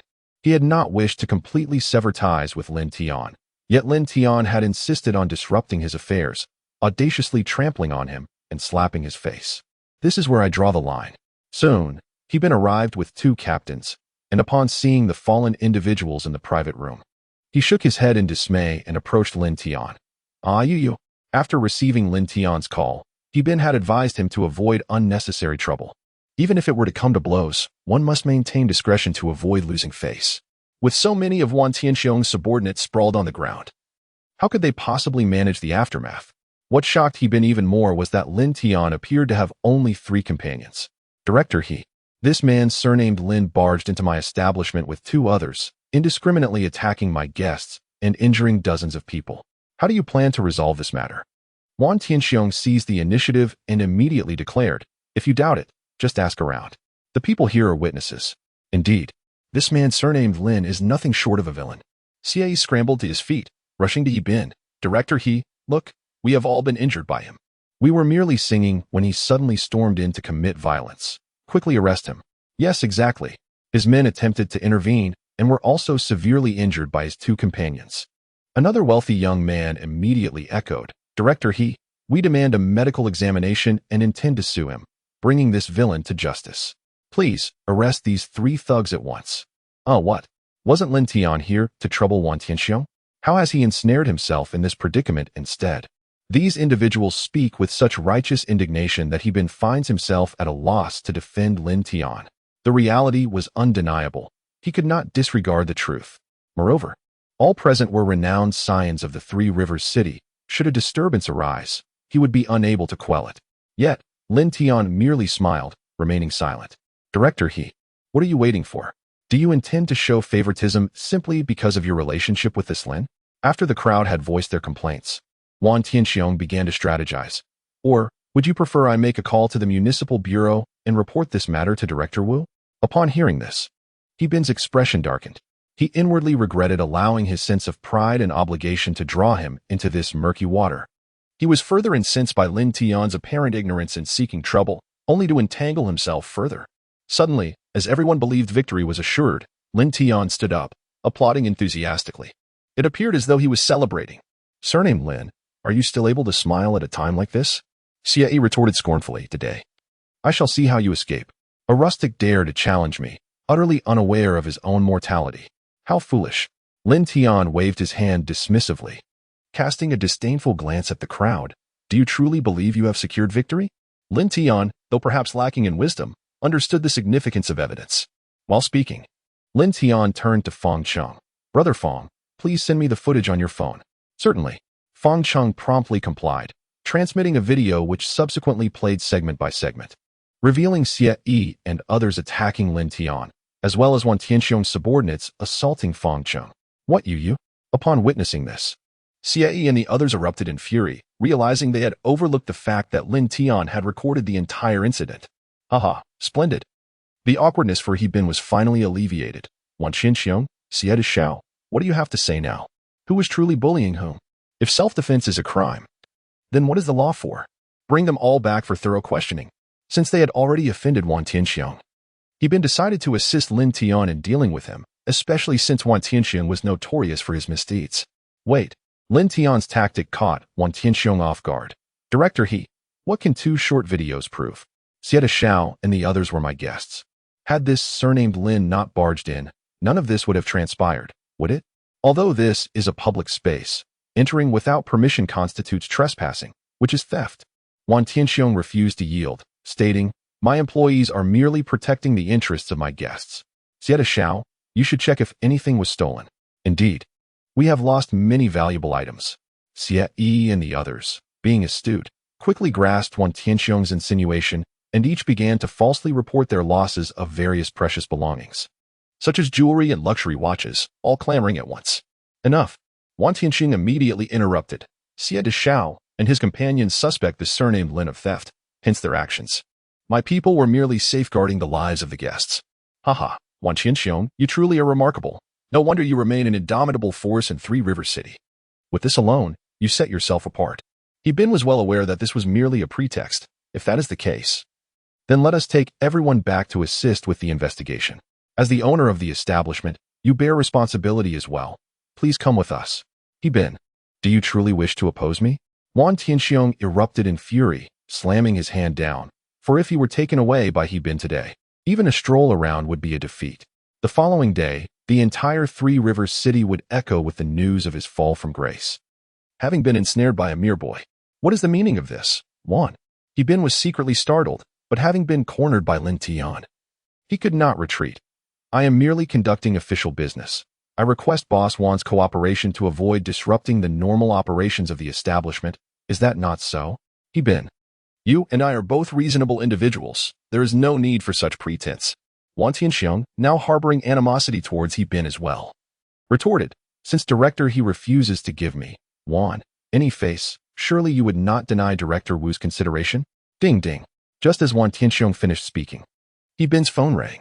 Upon seeing it was a call from a superior, his expression immediately soured. He awkwardly glanced at Lin Tian before stepping outside to take the call. In less than 3 minutes, He Bin returned, his countenance grim, clearly indicating that the situation had spiraled out of control. Brother Lin, let us depart. Despite his reluctance, He Bin conceded, as some pressures were simply unbearable. Wait. He Bin intended to take Lin Tian away, but Wan Tianxiong would not permit it. Director He. This Lin is suspected of stealing a substantial amount of my company's and our guest's property. He cannot leave with you. We must conduct an internal investigation before involving the authorities. Wan Tianxiong was determined not to allow either himself or Lin Tian to be taken away. If either condition was unmet, he would consider this confrontation a defeat. Boss Wan, any matter requires substantiation. You claim Lin Tian has stolen from you, but is that sufficient proof? He Bin had already made concessions, but if he could not protect Lin Tian, his position would be untenable. I could just as easily assert that you have stolen from Lin Tian. What do you think of that, Boss Wan? Haha, Director He, such eloquence. Is this your attempt to invert right and wrong? Wan Tianxiong coldly waved his hand. This Lin is within my Sanxing Entertainment Club. Until a thorough investigation is conducted, no one shall take him. Indeed, a proper investigation is essential. Otherwise, no one can take him. Xie Yi and the others immediately chimed in, eager to further condemn Lin Tian. As for Lin Tian, he maintained a cheerful demeanor. When no one spoke, he approached Zhang Dongyang. Dongyang, tell me, have I stolen anything from you? Zhang Dongyang, unusually taciturn that evening, stood silently to the side. Lin Tian sought to give him an opportunity, recognizing their past brotherhood. Correcting one's mistakes is a virtue. Aye. Zhang Dongshu, having worked hard over the years to establish himself and ingratiate himself into Xie Yi's circle, found Lin Tian's question perplexing, unsure of how to respond. Lin Tian and Xie Yi were not individuals he could afford to offend. All right, I understand. Lin Tian did not press him further, refraining from taking advantage of the situation. Showing a semblance of loyalty, he then turned to Wan Tianxiong. Wan, I will give you one last chance to let me leave. If you do, our relationship may still have room for reconciliation. Haha, what a farce. This is truly laughable. Wan Tianxiong coldly laughed, having prepared to ruin Lin Tian. How could he be threatened? Fine, you have forced my hand. Lin Tian's expression shifted, and he quickly approached He Bin. Director He, I have something interesting to show you. Oh, He Bin was overjoyed to discover Lin Tian had a trump card. Upon viewing the contents on Lin Tian's phone, He Bin's mood brightened significantly. Wan Tianxiong would suffer severe losses, if not face ruin. Even those above him could not prevent him from taking action. Bring Wan Tianxiong in for questioning. Gather all relevant personnel and bring them back to the bureau. After reviewing the evidence, He Bin commanded, and take Xie Yi and his group as well. He Bin, do you dare? Wan Tianxiong was taken aback, his voice turning cold. Unless you provide a satisfactory explanation today, do not even think of taking one of my employees. Haha. Is that so? Then take a good look at this. He Bin laughed heartily as he presented his phone to Wan Tianxiong. The first image revealed Xie Yi and the others in compromising situations, with only modesty coverings visible. Following that were 2 video clips from 2 private rooms at Sanxing Entertainment Club, depicting scenes far more disgraceful than those of Xie Yi and his associates. Ah, you? Wan Tianxiong nearly coughed up blood, utterly shocked that Lin Tian had managed to infiltrate his establishment and surreptitiously record his key clients in such compromising scenarios. The evidence was irrefutable, complete with room numbers. All right, cuff him and take him away. He Bin had not anticipated such depravity at the Sanxing Entertainment Club, effective immediately. The club is closed for a thorough investigation. It will not reopen until the situation is clarified. Wan Tianxiong, the opportunity was given to you. It's your own failure to cherish it that leads to your downfall. Lin Tian had not expected that Deng Junlang and Li Yi would procure such incriminating videos, which became crucial evidence for his counterattack against Wan Tianxiong. Wan, you wait for it. You think I, Wan Tianxiong, can be so easily defeated? Dream on. Wan Tianxiong's hatred for Lin Tian deepened. A grudge had undoubtedly been formed. Haha, we shall see. Lin Tian understood that this would not topple Wan Tianxiong, but inflicting a loss and ensuring a period of discomfort was entirely achievable. This contest concluded with Lin Tian emerging victorious, a breath of relief finally attained. However, he knew Wan Tianxiong would seek greater retribution in the future. Upon exiting the club, Lin Tian suddenly felt a tinge of confusion. Was it worth battling someone as cunning and ruthless as Wan Tianxiong for Fengjun? Brother Lin, wait. Just as Lin Tian prepared to leave, He Bin hurried out after him. Brother He, is there something else? Today, He Bin had also irrevocably offended Wan Tianxiong, yet Lin Tian felt gratitude towards him, indicating his loyalty and righteousness. Little brother, come, let us talk aside. He Bin led Lin Tian away, promptly stating, Little brother, we have both thoroughly offended Wan Tianxiong today. Although this evening's events have embarrassed him, they will not significantly impact him. Do you understand? Brother He, if you do not kill the snake, it will continue to pose a threat. I fully comprehend. Lin Tian understood He Bin's meaning. Today was merely the beginning. Little brother, you still do not grasp my point. He Bin, feeling somewhat awkward, pondered before continuing. Wan Tianxiong has many connections. Relying solely on me will not be enough to bring him down. Oh, I see. Lin Tian suddenly understood. He Bin wanted to ascertain his real backing. He smiled and pointed to Feng Qing nearby. Brother He, what do you think of these two gentlemen? Oh, they? He Bin studied them closely, momentarily stunned before exclaiming. They are military personnel? Indeed, so brother He need not worry. Lin Tian realized that without reassuring He Bin, he would not be at ease. Even if Wan Tianxiong possesses extraordinary capabilities, he ultimately cannot touch me. Nor can he reach you, brother He. Rest assured. Good. With that assurance from you, I can proceed without hesitation. He Bin had previously inquired of Yao Tianming, but received no direct answer. He had only been told that Lin Tian's background was profound and formidable. Now, He Bin finally understood and felt completely at ease. After He Bin departed, Lin Tian immediately returned to Feng Cheng and Jiang Hua. Brother Feng, Brother Jiang, thank you for your hard work tonight. How about we go somewhere for a few drinks? No, we cannot afford to be out for too long. If old Lin finds out, he will surely skin us alive. Feng Cheng immediately chuckled. Xiao Tian, I believe it would be best for you to inform old Lin about today's events, or at least let Zhao Sanyi know. Of course, how you proceed is entirely up to you. Should you require any assistance, do not hesitate to call us. Thank you, brothers. Lin Tian understood that ultimately, old Lin would have to be informed, but it was essential to find the right moment. After seeing them off, Lin Tian took a taxi to the night market. Deng Junlang and Li Yi were already waiting to celebrate with him. It must be said that these two were genuinely loyal friends.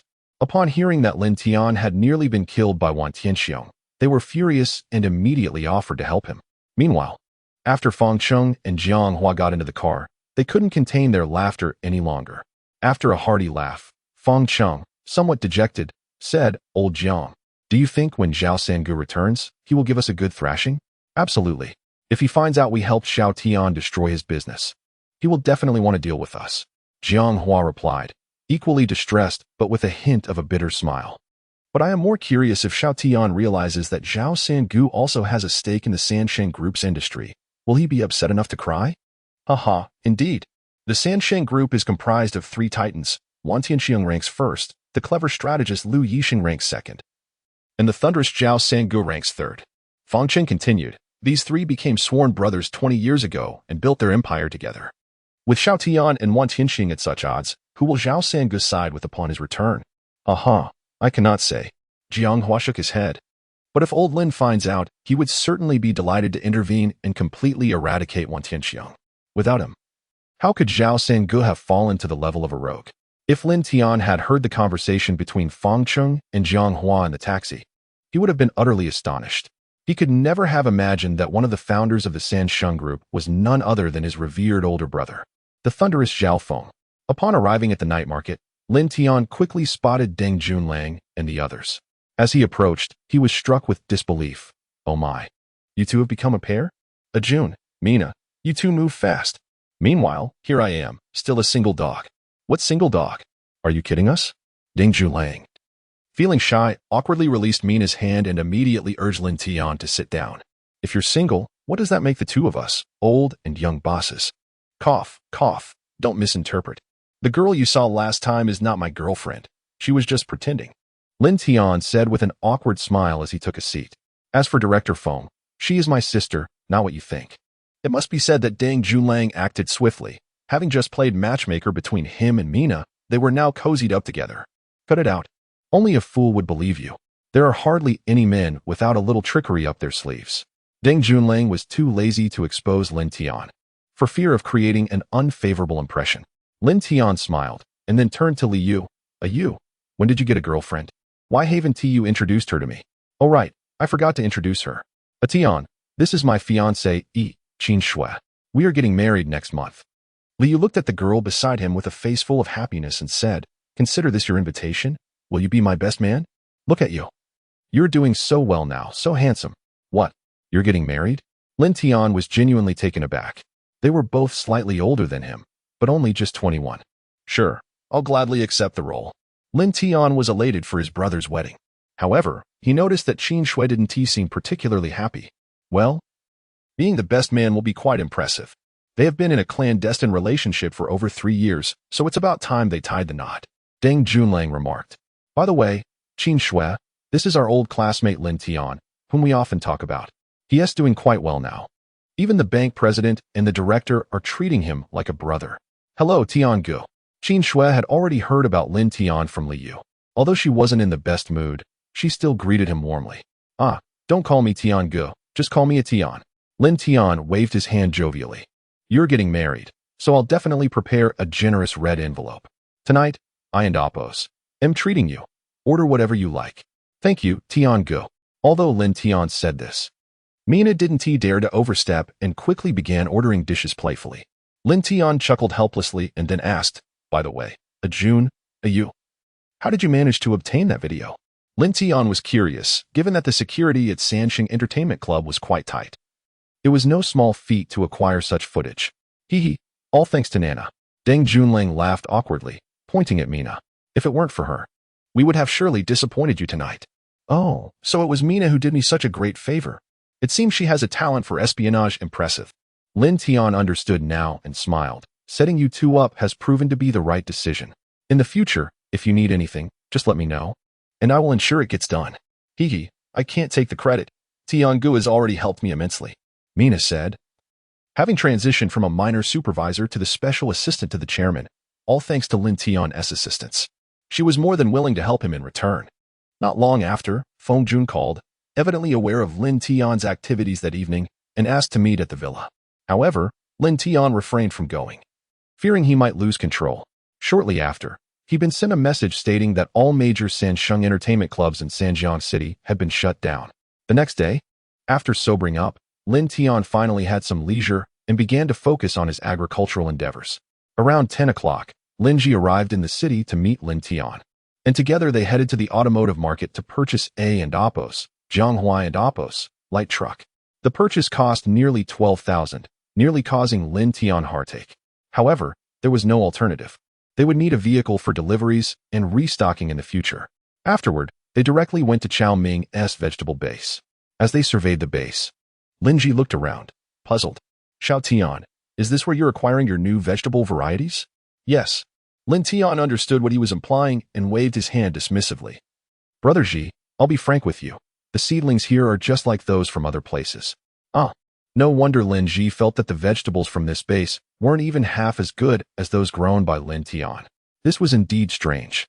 However, he chose not to press further, pretending he was unaware of the matter. Brother Ji, the vegetables I grow have their secrets. However, I cannot disclose them now. One day, when the time is right, I will naturally tell you. Lin Tian understood his cousin's character well, which is why he trusted him so much.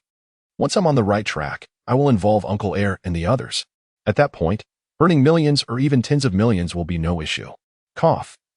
Cough. Xiao Tian, don't scare me. My heart can't take it. Lin Yi was genuinely startled. Millions and tens of millions were beyond his imagination. Don't worry.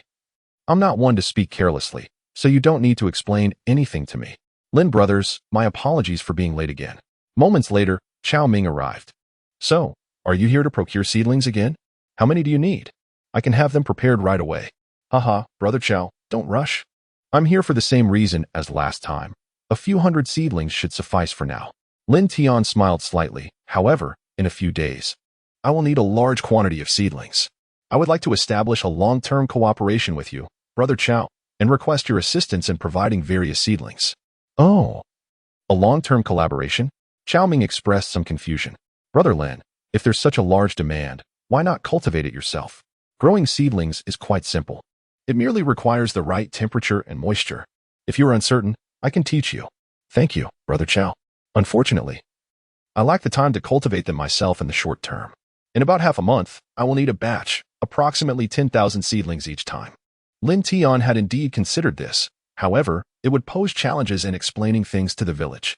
Brother Chao, what do you think? The price is not an issue. I can pay a higher rate if necessary. Haha, that sounds excellent. A business opportunity presented so conveniently is one that Chao Ming would certainly not refuse. It appears that Brother Lin's enterprise has expanded significantly. In the future, I will need to allocate specific plots just to meet the demand. Haha, then it is settled. The rapid growth of vegetables posed its own set of challenges, making Lin Tian sometimes hesitant in his actions, primarily out of fear of revealing his secrets. Once the seedlings were loaded onto the truck, Lin Tian and Lin Yi promptly returned to Wutong Village. Noting that the truck's speed was incomparable to that of a three-wheeled vehicle. Upon returning to the village, Lin Tian suddenly felt life had become rather mundane. The city life was vibrant and filled with temptations, continuously igniting excitement. After organizing the planting matters, Lin Tian headed home. Xiao Tian, something terrible has happened. Before even entering the house, Yisu and Lin Zichao rushed out, shouting, Mom and Dad, what's wrong?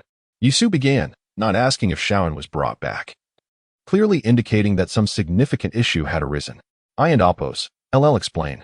Yisu, visibly upset and anxious, was immediately interrupted by Lin Zichao. Xiao Tian, there has been a mishap at the orchard. I don't know who the scoundrel is, but they have cut down the fruit trees in our orchard. What? How many were cut down? Were they all destroyed? Lin Tian's fury ignited. Not too many, around 20 or so. However, they were all blooming fruit trees. Lin Zichao replied, filled with indignation. This morning, Dong Wazi and the others discovered it while working on the mountain. I wanted to take a look today. Many fruit trees remain. But there are clear signs of having been struck, indicating this was an act of venting frustration. Indeed, I discussed it with your father. This must be the work of the Hao father-son duo. Who else could be so despicable? Yisu exclaimed angrily. It must be that they regretted transferring the orchard to us upon seeing it flourish, thus harboring resentment. Listening to their speculations, Lin Tian found them quite plausible. Yet he refrained from drawing any immediate conclusions. During this period, he had irrigated nearly half of his fruit trees with the sweet dew spell, and the first batch he treated had already blossomed beautifully, indicating a promising yield. Mother, this matter mustn't be discussed lightly. We need evidence. If it turns out to be the Hao family's doing, I certainly won't let them off easily. Lin Tian quickly said, Mother, please head to the dam and ask Brother Ji to bring back some vegetable seedlings to plant in the backyard garden. I will go to Banyan Mountain. I want to discover who is behind these misdeeds. It's broad daylight now. Even a fool wouldn't act. We should wait until after dinner tonight to sneak up the mountain and see who is causing the trouble, suggested Yisu. All right. Lin Tian, feeling somewhat anxious, understood that those who commit wrongdoings would likely strike under the cover of darkness. This incident had made him wary. Leaving the vast orchard unattended was indeed unwise. That evening, shortly after dinner, Lin Yi arrived at Lin Tian's home accompanied by village chief Lin Ziming, accountant Qin Hai, and the women's director, Sister Chun. Upon entering, without a moment's pleasantry, Lin Ziming excitedly exclaimed, Xiao Tian, I heard from Aji that you intend to donate money to repair the village road? What? Repair the road? Yi Su and Lin Zichao immediately cast accusatory glances at Lin Tian, their expressions suggesting disapproval. After all, constructing a road in the village would require a significant sum. It would be impossible without hundreds of thousands, or even millions. Second uncle, Accountant Qin, Sister Chen, please take a seat. Lin Tian helplessly gestured for them to sit down and immediately added, I do have such intentions, and I have already retrieved the money. However, after deducting the 90,000 yuan contract fee for the village, I currently have only 100,000 yuan. Really? That is fantastic. Qin Hai exclaimed, even more excited than Lin Ziming. Xiao Tian, if you are truly willing to contribute 100,000 yuan, we can apply for the rest from the town. No, that and Appos. That's not my intention. The money is not an issue. Just give me some time, and I can gather more. What I mean is, the village should take the lead in hiring a construction team. And we can pay them in installments as the work progresses, you understand, right? Lin Tian hastily clarified. Furthermore, if we are to repair the road, it must be done well, ideally widening it to 2 lanes.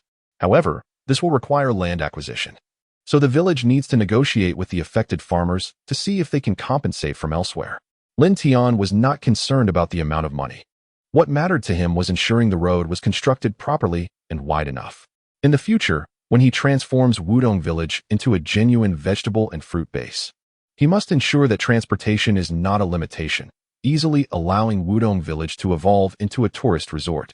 At that point, even if the villagers do not work for Lin Tian, they can still devise various ways to attract visitors and generate income. Lin Tian's ambitions were indeed grand. If I do it, I must do it to the best of my ability, creating a world-renowned resort, which is my ultimate goal. All right, I will discuss this with the villagers.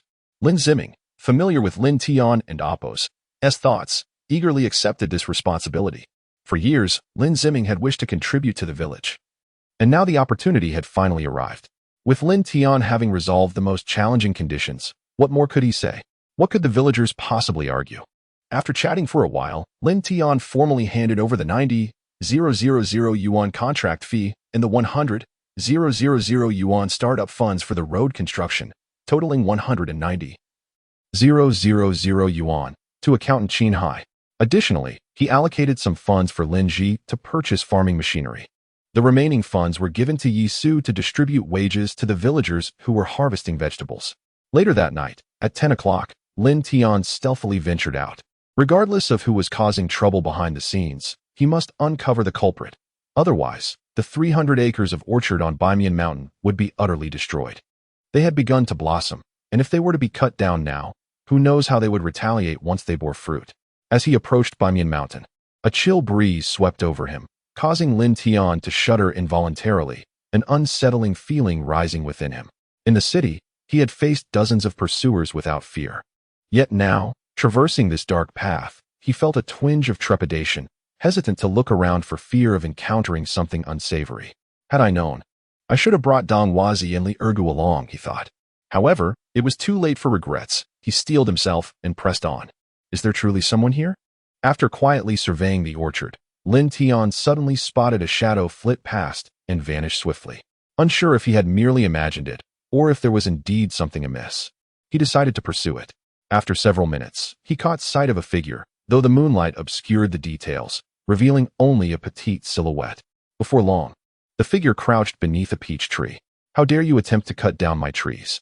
Lin Tian and Appos' anger surged. It was one thing to vandalize once, but to return the following night was utterly intolerable. With a suppressed roar of indignation, he picked up a stone and hurled it toward the shadowy figure. Ah! A sultry feminine voice rang out from beneath the peach tree. Lin Tian's heart sank. This was bad. Upon realizing it was a woman's voice, he hurriedly ran over. In the dead of night, it was unlikely for a woman to be out here to chop trees. This could only mean he had mistaken the identity of the person. As he approached and discerned the figure, he was utterly shocked. Sister Lin Yi, how could it be you? Indeed, the individual struck by Lin Tian's stone was none other than Du Lin Yi, the village's belle. Hadn't she gone to the city recently to see her husband, Lin Sheng? Lin Tian had even seen her off when she left the village. How did she end up here on the mountain? Moreover, she had apparently been caught in a compromising position when he interrupted her. Having been struck by the stone, she had fallen over, unable to even pull up her trousers. Lin Tian quickly turned away, Sister Lin Yi, are you alright? To be honest, Lin Tian had never encountered a more awkward situation in his life. You little rascal. Do you want to kill your sister-in-law? Lin Yi, in pain all over, momentarily forgot her predicament. My back hurts so much, I can't get up. You need to help me. Fortunately, the stone Lin Tian had thrown was a type that shattered easily. It wasn't very hard. Otherwise, if it had struck Lin Yi's back, she might not have survived. Ahem, Sister Lin Yi, this is rather inappropriate. Lin Tian glanced back, feeling the urgency to turn around. Why don't end oppos? Pull up your trousers first. It dawned on Lin Yi what her situation was, and she felt an overwhelming urge to find a hole to hide in. Now, everything had been exposed to Lin Tian's gaze. There were almost no secrets left between them. Though she was in pain, Lin Yi still struggled to dress herself, shyly saying, "All right, help me up quickly." "Oh, all right." Lin Tian turned back, awkwardly helping her to her feet and finding another spot for her to sit down. After resting for a while, Lin Yi felt slightly better, but attempting to stand and walk was still quite painful. Her injuries were significant. Sister Lin Yi, what are you doing here?"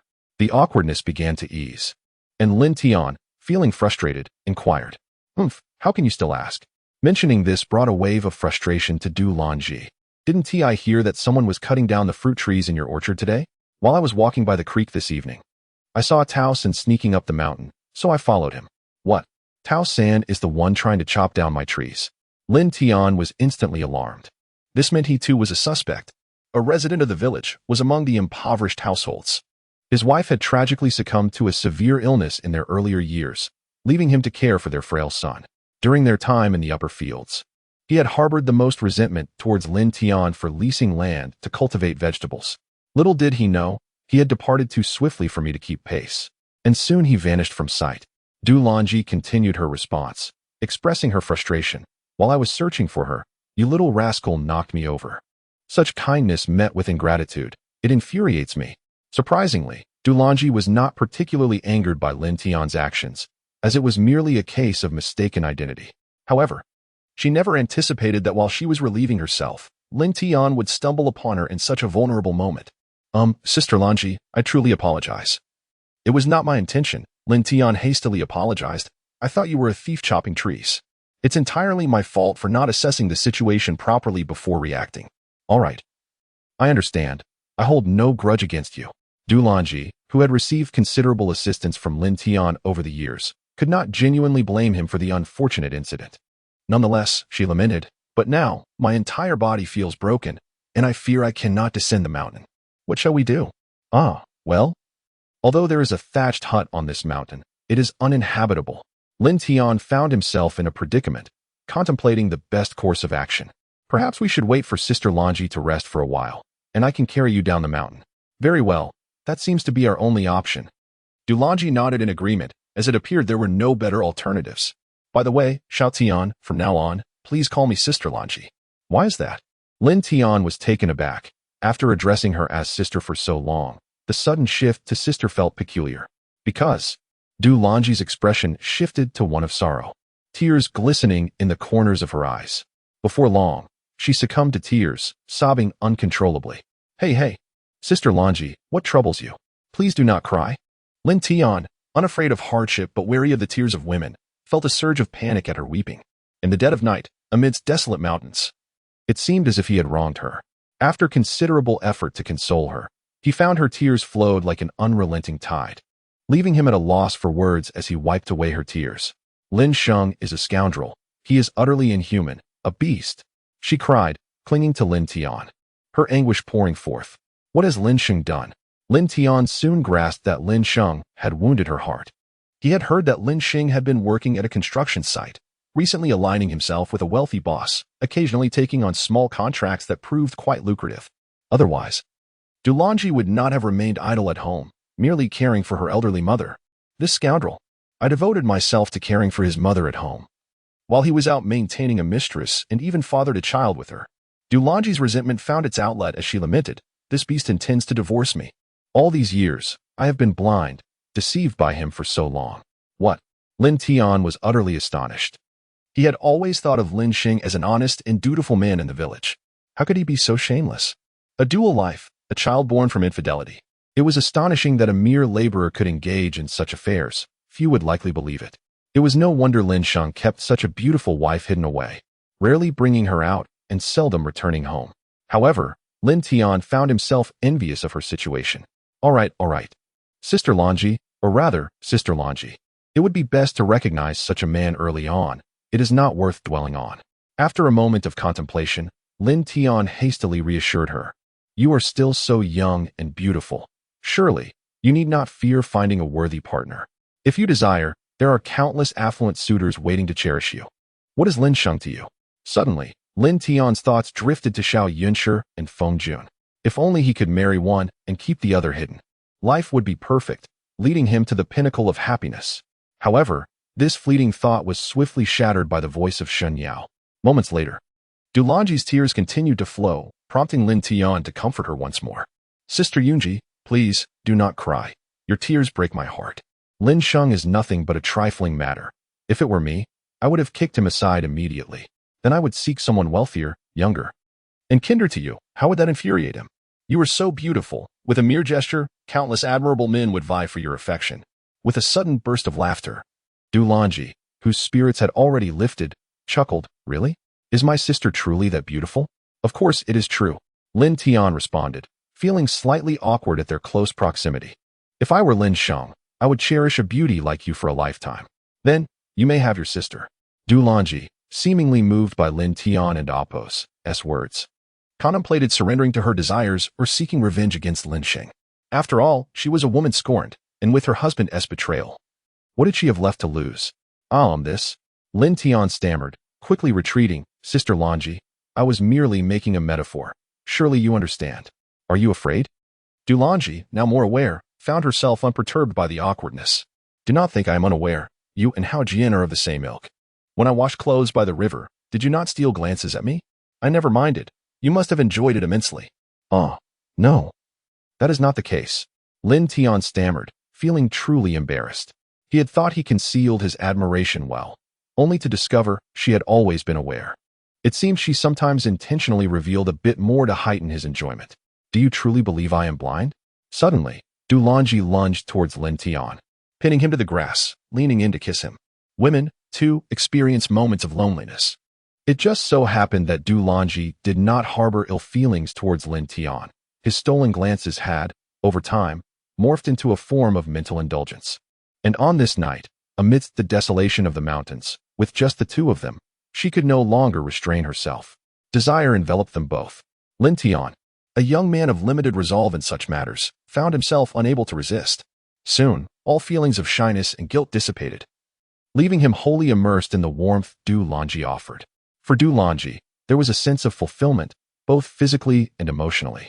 Not only was she satisfied, but she also felt exhilarated, alive, an intensity she had not experienced in years.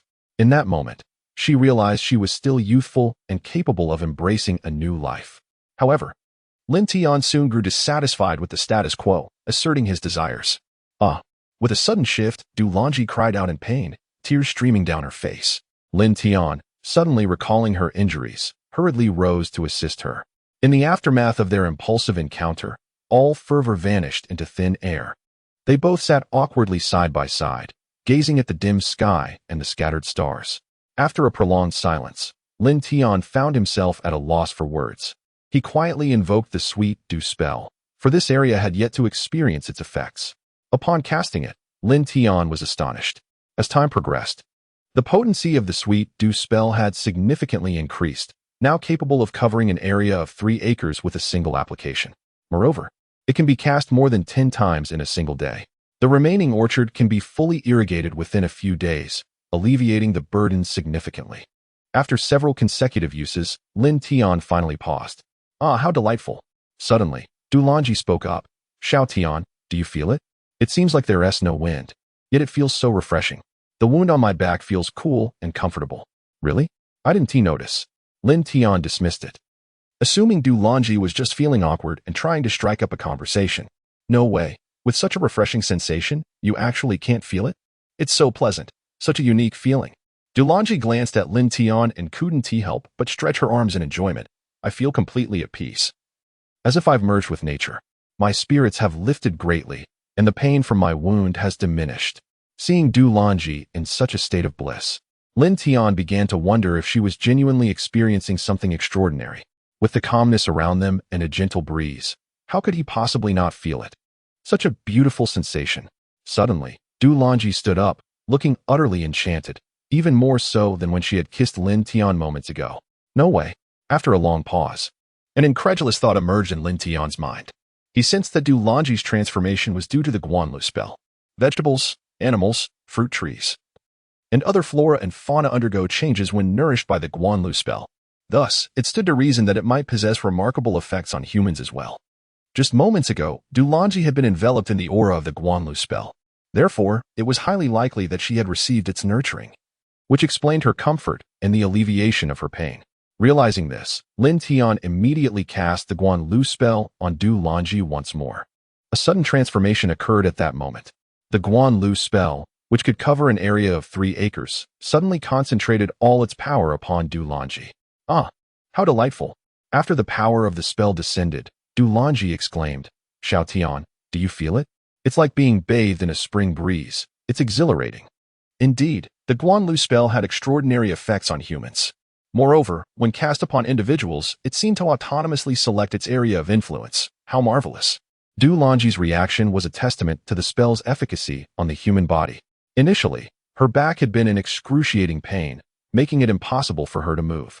However, after receiving the nurturing of the Guanlu spell, she quickly regained her ability to stand, as if nothing had ever happened.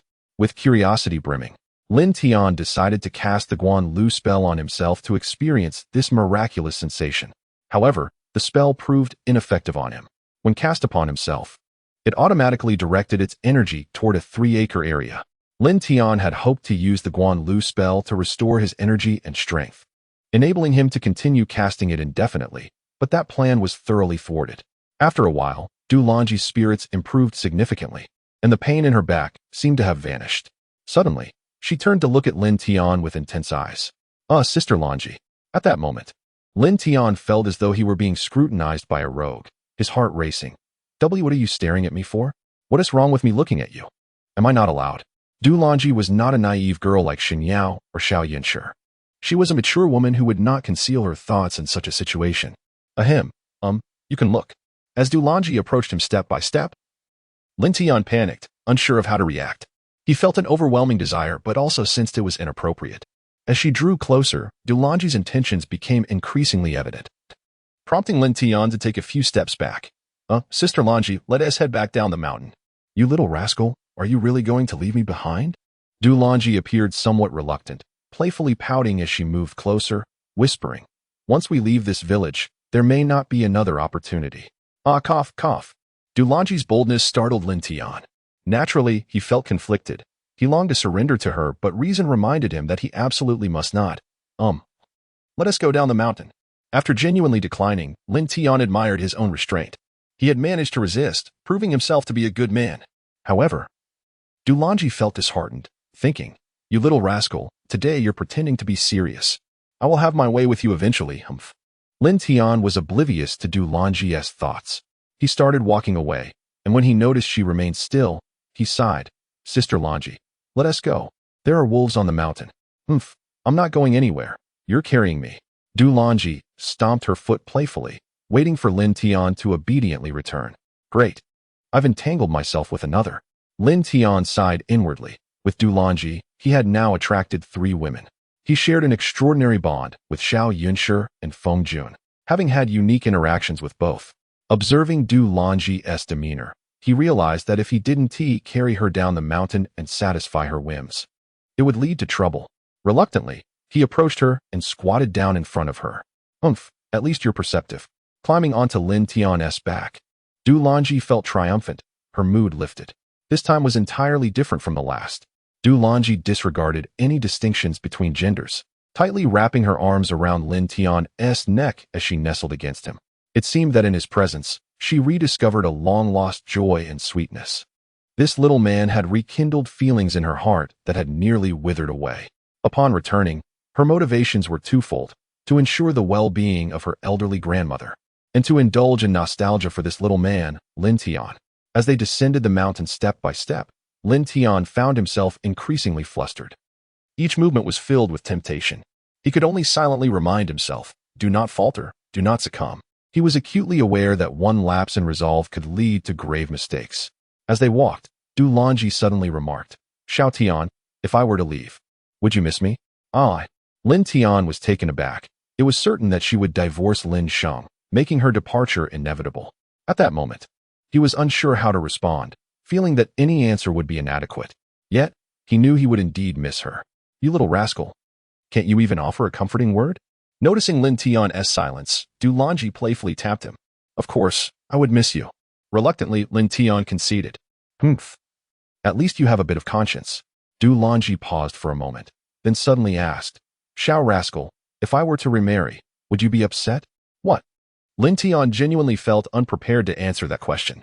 If he said he would be upset, what would that mean? Just moments ago, he had been urging Lin Yi to reconsider. If he claimed he wouldn't mind, it would inevitably lead to a beating. And he knew it would be a blatant lie. Forget it, I want to put you in a difficult position. It's as if I'm trying to cling to you. Lin Yi smiled, a hint of disappointment in her voice. You little brat. Why can't you say a word? If you did, I might just stay for you. After a long silence, Lin Yi still did not receive the response she desired. However, Lin Tian spoke of something else. Sister Lin Yi, what are your plans after you leave? Will you return to your family, or what? I think I'll go back for a while, Lin Yi replied slowly. Then, I'll look for a job to support myself. After so many years of not working, I'm not sure what I can do. Sigh. Oh, I have an idea. Lin Tian thought for a moment, and suddenly set Lin Yi down. Sister Lin Yi, why not stay and be my accountant? I recall that you studied accounting, right? Indeed. Although I have not yet graduated, I have forgotten much. Lin Yi's expression brightened instantly as she glanced at Lin Tian and mischievously remarked, You rascal, are you regretting it? Do you wish to keep me here so you can secretly observe me and indulge that little wicked heart of yours? Cough, cough. No, not at all, Lin Tian replied, feeling awkward, for he hadn't considered it in such a manner. Sister Lin Yi, you should know that not only do I manage Baimian Mountain, but I also oversee several acres of land for vegetable cultivation. I particularly require someone to assist me with accounting, tallying, and dispersing wages to the villagers, as well as handling contract fees and commissions. These responsibilities had been managed by Lin Zimming, but as the village chief, he had numerous obligations alongside his own farming tasks and was overwhelmed. Aside from Lin Yi, Lin Tian genuinely could not find anyone he trusted and deemed capable to assume the role of accountant. Well, considering your pitiable state, I shall acquiesce. Regardless, Lin Tian had still initiated a plea to retain her. Lin Yi beamed with joy and planted a kiss on Lin Tian's cheek, then leapt onto his back. Having lived here for many years, she was reluctant to leave. Moreover, it was said that Lin Tian offered a generous salary, surpassing the conditions elsewhere. Staying meant avoiding the need to begin anew in a foreign place. Sigh. Lin Tian was uncertain whether his actions were wise or misguided. He could only sigh in resignation as he continued down the mountain. The following morning, Yunzi called, requesting Lin Tian to accompany her to hand over responsibilities to Lin Zimming and officially commence her accounting duties. Upon learning her intentions, Lin Zimming appeared relieved and promptly handed over contracts, various data, and land location details to Yunzi. Once the transfer was complete, Lin Zimming pulled Lin Tian aside. Xiao Tian, I heard that the trees in your orchard were cut down? Yes, I have no idea which scoundrel could be so shameless. They are not human. They are beasts. Lin Tian replied loudly, casting a glance at the secretary, Hao Jian, who was present nearby. Clearly, Hao Jian had overheard and stood up immediately. Lin Tian, what do you mean by that?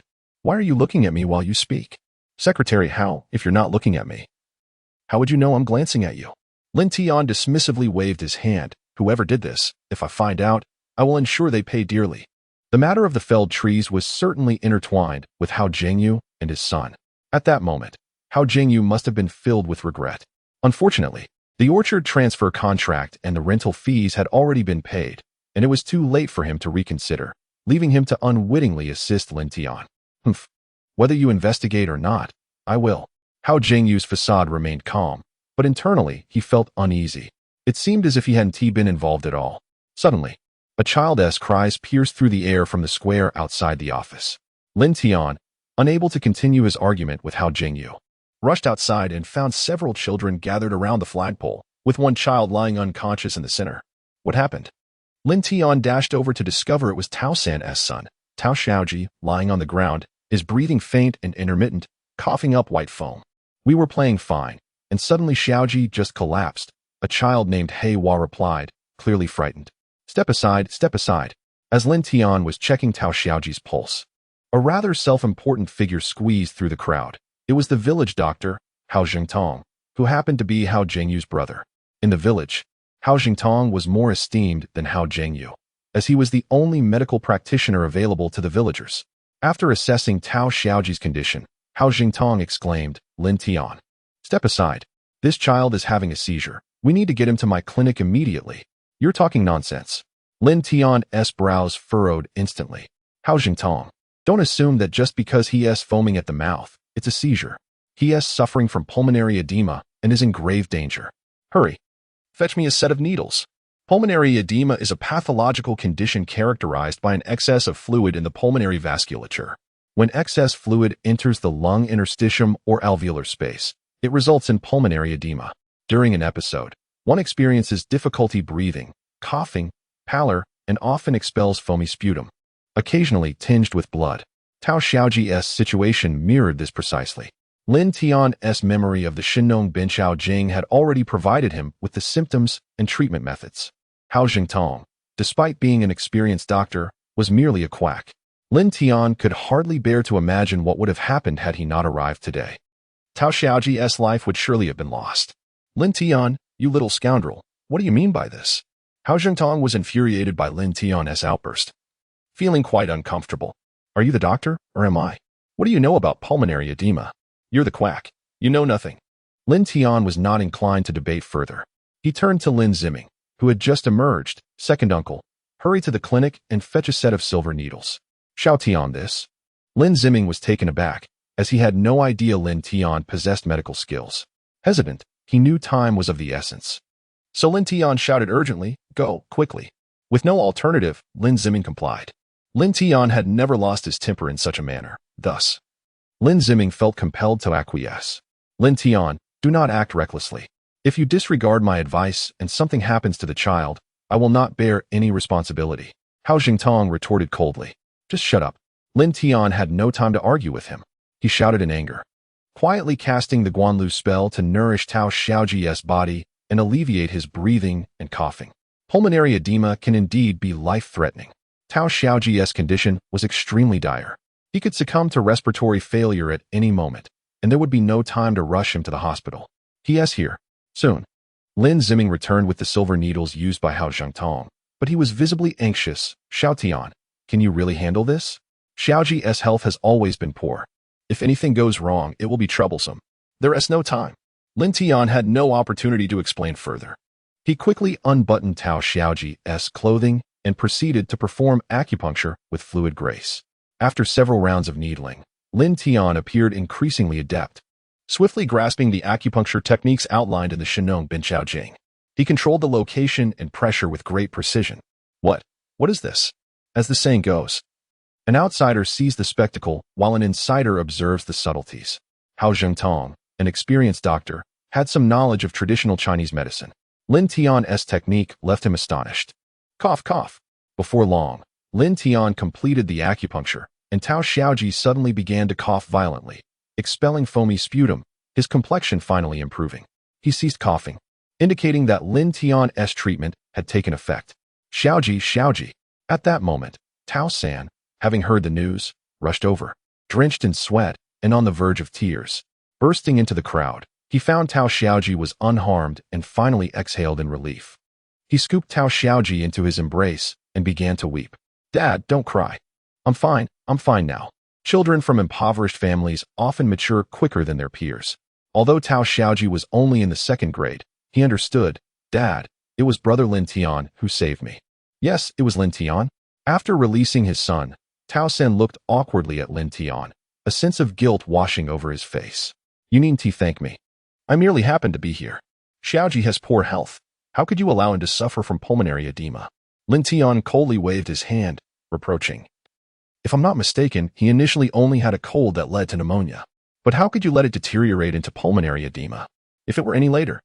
your son would have lost his life. Ah, this.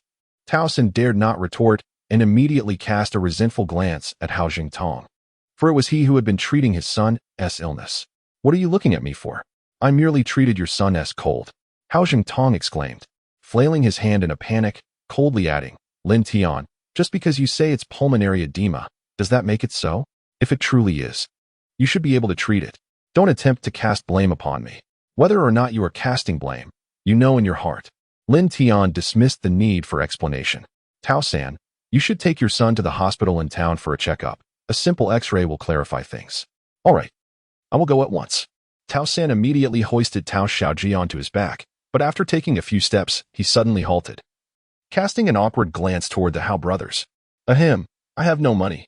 That look was unmistakable to anyone with a modicum of understanding of human affairs, prompting Hao Jiangtong to turn away immediately. Hao Zhengyu did likewise, clearly unwilling to lend any money. Witnessing this, Lin Tian shook his head in melancholy. Tao San had always enjoyed a good relationship with the brothers. Yet, at this critical moment, he was reluctant to lend a hand. Lin Tian patted his pocket, which was as empty as his face, and helplessly said, Sister Lin Yi, do you have any money? Please lend him 1,000. Xiao Tian, why would you lend money to such a person? Yunshi had already concluded that Tao San was the one who had damaged Lin Tian's fruit trees and was unwilling to assist.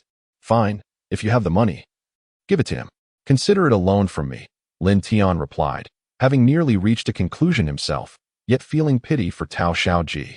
Furthermore, Lin Tian had his own motives for acting this way. All right. Reluctantly, Yunji took out 1,000 and handed it to Tao San, reminding him, Tao San, one must possess a conscience. Remember who helped you in your time of need. Yes, thank you. Tao San hesitated briefly but accepted the money, nodding at Lin Tian before hurrying toward the town. At noon, Lin Yi returned with purchases. 5 plowing machines had been acquired, which, along with those at home, should suffice for the time being. Lin Tian entrusted these to Yunji for distribution. Lin Tian wait. Just as Lin Tian was about to return for lunch, Tao San and his son returned. Hearing the commotion, Lin Ziming, Hao Zhengyu, Hao Jingtong, Qin Hai, and other village officials curiously emerged. The return of Tao San and his son indicated that there was news. Approaching Lin Tian, Tao San suddenly knelt down. Xiao Tian, I, Tao San, am not a human. I bow to you in gratitude for saving Xiao Ji. Ah, get up, get up. The Shinong Bin Xiao Jing would not err. Lin Tian had already anticipated this outcome and hurried to assist him up. Hao Zhengtong, however, seemed incredulous and immediately examined the test results Tao San had brought back. Upon inspection, it indeed confirmed pulmonary edema, precisely as Lin Tian had surmised. Lin Ziming, Qin Hai, and others, upon seeing this, were utterly astonished, gazing at Lin Tian with incredulity. It was indeed a surprise. Had they not heard that Lin Tian possessed medical skills? Cough, cough, everyone. Please do not look at me like that. Lin Tian awkwardly waved his hand, fabricating an excuse. During my studies, I encountered a master of traditional Chinese medicine and learned a few tricks from him. Xiao Tian, I beg you, please save Xiao Ji. Tao San stood up, still overwhelmed with emotion. The director of the hospital in town indicated that Xiao Ji's condition is extremely severe. If it weren't for your timely intervention, he would have already perished. Treatment at a larger hospital would require at least tens of thousands. Tao San, how dare you plead with Xiao Tian to save your son? Du Lanji interjected coldly. Do you not know what you have done? How can you have the audacity to ask? I. Tao San stammered, filled with guilt, before suddenly slapping his own face. Lanji is right.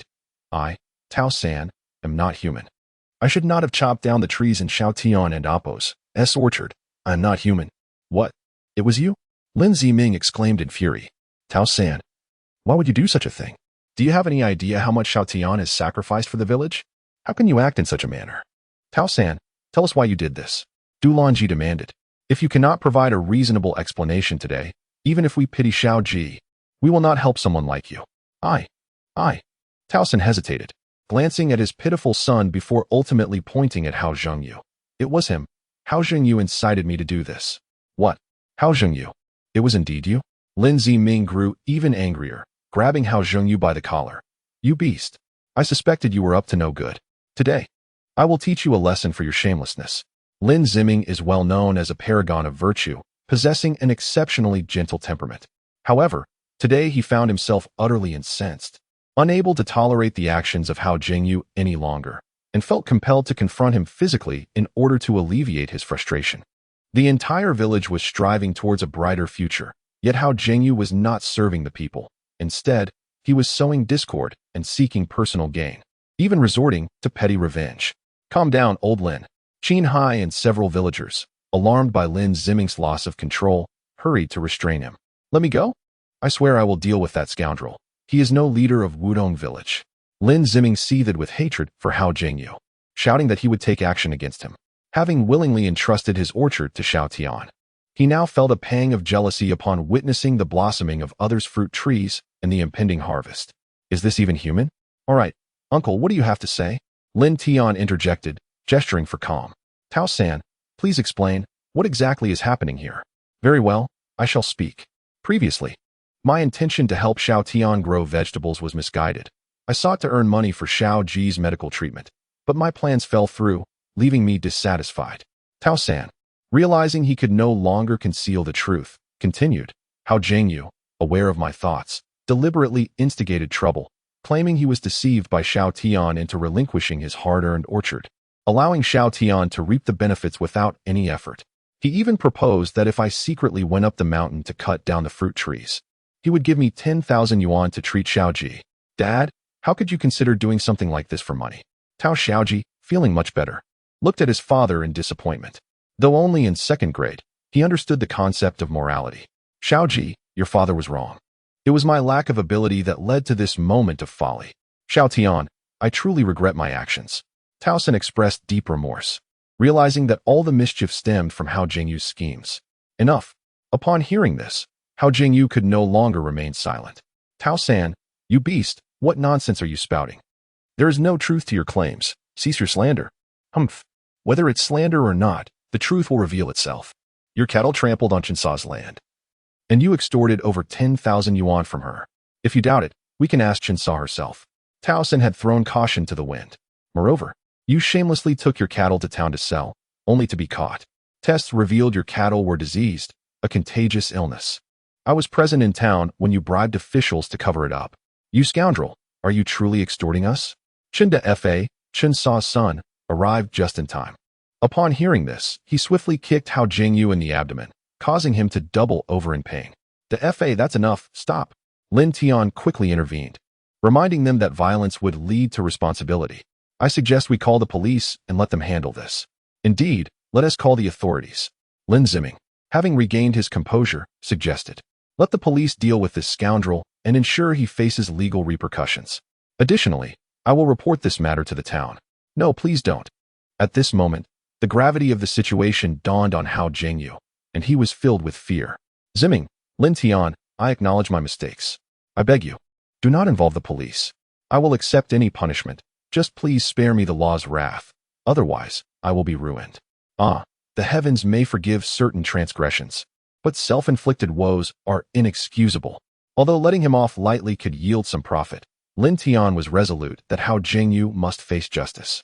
This predicament is of your own making. You have no one to blame but yourself. With that, Lin Tian stepped aside to make the call to the authorities and also contacted He Bin, requesting him to inform the town of the situation to ensure Hao Jingyu faced the full force of the law. Despite his dubious character and selfish motives, he had established strong connections within the town. He Bin assured him that it would be a simple matter, easily resolved with a single phone call. Within an hour, personnel from the police station arrived promptly, taking Hao Jingyu into custody for questioning. Originally, Taosan would have also been taken, but after Lin Tian's intervention, he merely provided a statement and was released.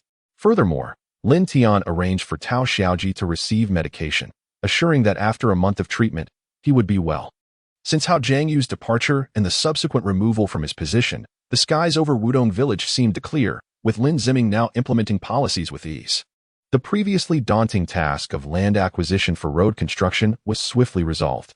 Lin Tian's self-funded road project garnered widespread support from the villagers, who were eager to contract their land to him, receiving not only rental fees, but also wages. Those who had been swayed by Hao Jingyu's provocations now regretted their choices. Regrettably, the Guanlu curse had its limits, and Lin Tian was not yet ready to expand further. The land he had contracted was already quite sufficient for his endeavors. 2 weeks later, the vegetable garden on the hillside, spanning 4 acres, was ripe for harvest. The more industrious villagers, such as Lin Ziming, Shen Qingshan, and Chen Sa, were also nearing their harvest time. All the fruit trees on the mountain had been irrigated, and affairs were falling into order. Road construction was also progressing smoothly. On that bright morning, the final cart of vegetables was yet to be transported. Upon calculating, the yield from the 4 acres amounted to over 400,000 yuan, a bountiful harvest indeed. Dad, let us get ready to head into town with Ji's vehicle. You've been on traditional medicine for quite some time. It's time for a checkup at the hospital. After arranging the details, Lin Tian hurried home. He had been treating Lin Zichao's kidney failure using methods from the Shinong Benchao Jing, employing both acupuncture and traditional herbal remedies. According to Lin Tian's assessments, his father seemed to be improving, yet he felt uneasy and insisted on a comprehensive hospital examination for reassurance. All right, Lin Zichao, recognizing his son's success, was unbothered by the expense and prepared to change his clothes. Just as he stepped inside, he re-emerged. Son, our fruits have matured. Take some for Yunshi and Boss Feng. Also, could you send some to your sister? Certainly. I will harvest them while you prepare the medical records. Lin Tian had been eagerly awaiting the fruits surrounding their yard. After more than a month, the first batch was finally ready for picking. Not only Xiao Yunshi, but many others were also anticipating this harvest. Once the fruit was harvested, Lin Tian collected 4 baskets, amounting to over 200 G. Upon arriving in town, he took Lin Zichao to the hospital for a checkup while Lin Yi delivered the goods alone. Ding, ding, ding. Shortly after arriving at the hospital, Xiao Yunshi called unexpectedly. During this time, she had been messaging Lin Tian daily, berating him for any delayed responses, but rarely did they speak directly. What is it? My dear aunt. Lin Tian felt a sense of trepidation, finding her tone somewhat oppressive. Before he could finish his thought, Xiao Yunshi erupted. How dare you? I've been so good to you, and this is how you repay me? What do you mean by that? Lin Tian was taken aback, confused by her sudden outburst. This was not even a romantic relationship, yet she was already behaving so possessively. If they were to truly become romantically involved, would he have any autonomy left? Lin Tian, you scoundrel, are you still pretending to be oblivious? Xiao Yunshi, filled with indignation, roared repeatedly, do you not recall how you initially promised me? My dear aunt, I have made numerous commitments to you. What is it that you seek? Lin Tian genuinely could not remember and was beginning to find her unbearable. Let me tell you. Xiao Yunshi retorted coldly. Lin Tian, what is it that you transported in the basket today? You heartless wretch, are you truly unwilling to give it to me again? Oh my, this is absurd. Lin Tian was utterly exasperated. It was merely a small quantity of fruit. Was it necessary to make such a scene, as if severing ties? Lin Tian thought he must have committed some grievous error. Lin Tian was truly intoxicated. He had entrusted the fruits in the car to Lin Yi, planning to distribute them uniformly upon his return. How could Xiao Yunshi possibly be left out? If she were to miss her share, wouldn't that lead to a falling out? Lin Tian pondered, do you truly despise me? It was merely a matter of fruit, yet he seemed to have forgotten her. In his gloom, he noticed Xiao Yunshi had burst into tears. No wonder over the past half-month, you haven't sent me a single WeChat message or even called. Nor have you made an effort to see me. Lin Tian was at a loss for words. It was Nadapos, that he neglected to message her. Rather, every time he had a moment to himself, he was replying to her messages. They chatted daily, so why would he need to call? As for meeting, he and T had a single day off, constantly busy in the fields, secretly practicing the sweet do spell. Wait, you're still angry? Xiao Yunshi cried even harder, looking utterly heartbroken. You must be at a loss for words. That's why you're upset. Lin Tian was nearly brought to his knees by her dramatic reaction and quickly explained. I was planning to wait until my dad's checkup was done before distributing the fruits. You will definitely receive your share. Is uncle receiving his checkup at Renmin Hospital? Upon hearing this, Xiao Yunshi's tears and sobs ceased instantly. Wait for me. I'll head over right away. Don't. This is all happening too fast. I can't keep up. Lin Tian exclaimed. My dad is just undergoing a routine checkup. We'll return to the hotel soon. All right. I'll wait for you, hee. I'm going to eat some fruit now. It's too delicious. With a playful laugh, Xiao Yunshi promptly hung up. Clearly, her previous tears had been feigned. She was just a playful little puppy. After hanging up, Lin Tian felt a wave of melancholy wash over him, leading him to compare the women around him. Compared to Xiao Yunshi, Du Longji was more serene and considerate, while Feng Jun exuded charm and romance. Su Bingbing was more gentle and amiable, and Han Yuzhu was warmer and more innocent. As for Shen Yao, a comparison seemed futile. It appeared that every woman in his life possessed qualities that surpassed those of Xiao Yunshi. Yet, Lin Tian found that he felt more at ease with her. Soon, the results of the checkup were in. Lin Zichao's attending physician, Feng Jingxin, burst into the examination room, accompanied by a group of doctors. Among them an elderly gentleman with graying hair, who seemed to hold significant importance. Feng Jingxin appeared to be merely a guide. What? How is this possible? A cacophony of astonished gasps resonated within the room. Lin Tian didn't need to see the results to know that his father was nearly recovered. Such a gathering of esteemed medical professionals could only signify remarkable progress. Before long, the elderly gentleman emerged, visibly astonished. Mr. Lin, might I inquire if your father's recovery is attributed to your efforts? Lin Tian was taken aback. His father was far too honest. After a moment's thought, he replied, Sir, you've misunderstood. It wasn't my doing. I lack such capability. It was best to avoid trouble. Oh dear, I forgot to introduce myself. I am the director of Renmin Hospital and also an honorary president of the Medical University, Tan Jifeng. Seeing Lin Tian's reluctance to speak, the elder quickly presented his business card. Mr. Lin, your father's illness was deemed terminal, yet he is now nearly healed. I implore you to share the details. I speak on behalf of countless patients suffering from uremia. In saying this, Tan Jifeng bowed deeply to Lin Tian. Please, Director Tan, there's no need for that. I insist you refrain. Lin Tian felt an overwhelming urge to dismiss the formality, realizing that these elderly gentlemen shared a rigid nature. After a moment's contemplation, he stated, Director Tan, it wasn't me. It was the renowned traditional medicine master Gu Hongji who treated my father. I believe you are familiar with Master Gu? What? It was him? Tan Jifeng was taken aback, contemplating the improbability of such a claim. Indeed, it was. Lin Tian felt that Tan Jifeng seemed to acknowledge Gu Hongji's capabilities. However, having already mentioned Gu, he could only attempt to evade today's complications for the moment. Half an hour later, Lin Tian and Lin Zichao arrived at the back entrance of the Jinjiang Grand Hotel. There, Xiao Yunshi stood beside a truck, resembling a famished soul just released from prison, eagerly munching on peaches. Lin Tian. Upon seeing him, Xiao Yunshi's excitement was palpable. She leapt up and dashed towards him. Before he could react, she had jumped onto him, wrapping her legs around his waist and hanging onto his neck. Lin Tian was momentarily stunned. When had their relationship escalated to such an extent? He quickly cleared his throat and urged, Cough, cough. Get down. What are you doing? There are others around. No, I want tea. At that moment, Xiao Yunshi was irresistibly adorable and clingy, truly resembling a playful little puppy. After all, you're my boyfriend. What is there to be afraid of? Her declaration left Lin Tian utterly bewildered, as if struck by lightning. When had he ever agreed to such a relationship? After a moment of surprise, Xiao Yunshi suddenly realized her faux pas and quickly jumped down, embarrassed. She had assumed this pretense was genuine, perhaps having subconsciously accepted it as reality, treating each playful act as sincere. Ahem. After a brief pause, Lin Tian awkwardly began, So Dad, Jigu, are you planning to explore the city or head back to the village? Let us head back. There is nothing much to do here, Lin Zichao remarked, concerned about Lin Tian's affairs in the village. Xiao Tian, why don't you spend a few more days with Yunshi? Your mother and I can manage the matters at home. Thank you, uncle. Xiao Yunshi beamed at this, immediately linking her arm with Lin Tian's, her actions betraying her emotions. In a few days, I'll come visit you and Auntie in the village.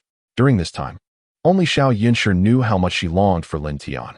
Unfortunately, Lin Tian was oblivious to her hints, refusing to engage or visit her. Meanwhile, she was preoccupied with promoting her dishes and renovating her various branches, leaving her no time to spare. Not long after Lin Zichao and Lin Ji departed, Qi Hao, Yao Tianming, and He Bin rushed over upon hearing of the delightful fruits. He Bin was the first to arrive, and upon seeing the basket of fruits, he exclaimed, Bro, is this the exquisite fruit that Tianming has been raving about from our first meal? Indeed. Brother He, why not try some? Lin Tian nodded, handing one to He Bin, who couldn't stop once he tasted it. Wow, what is this fruit?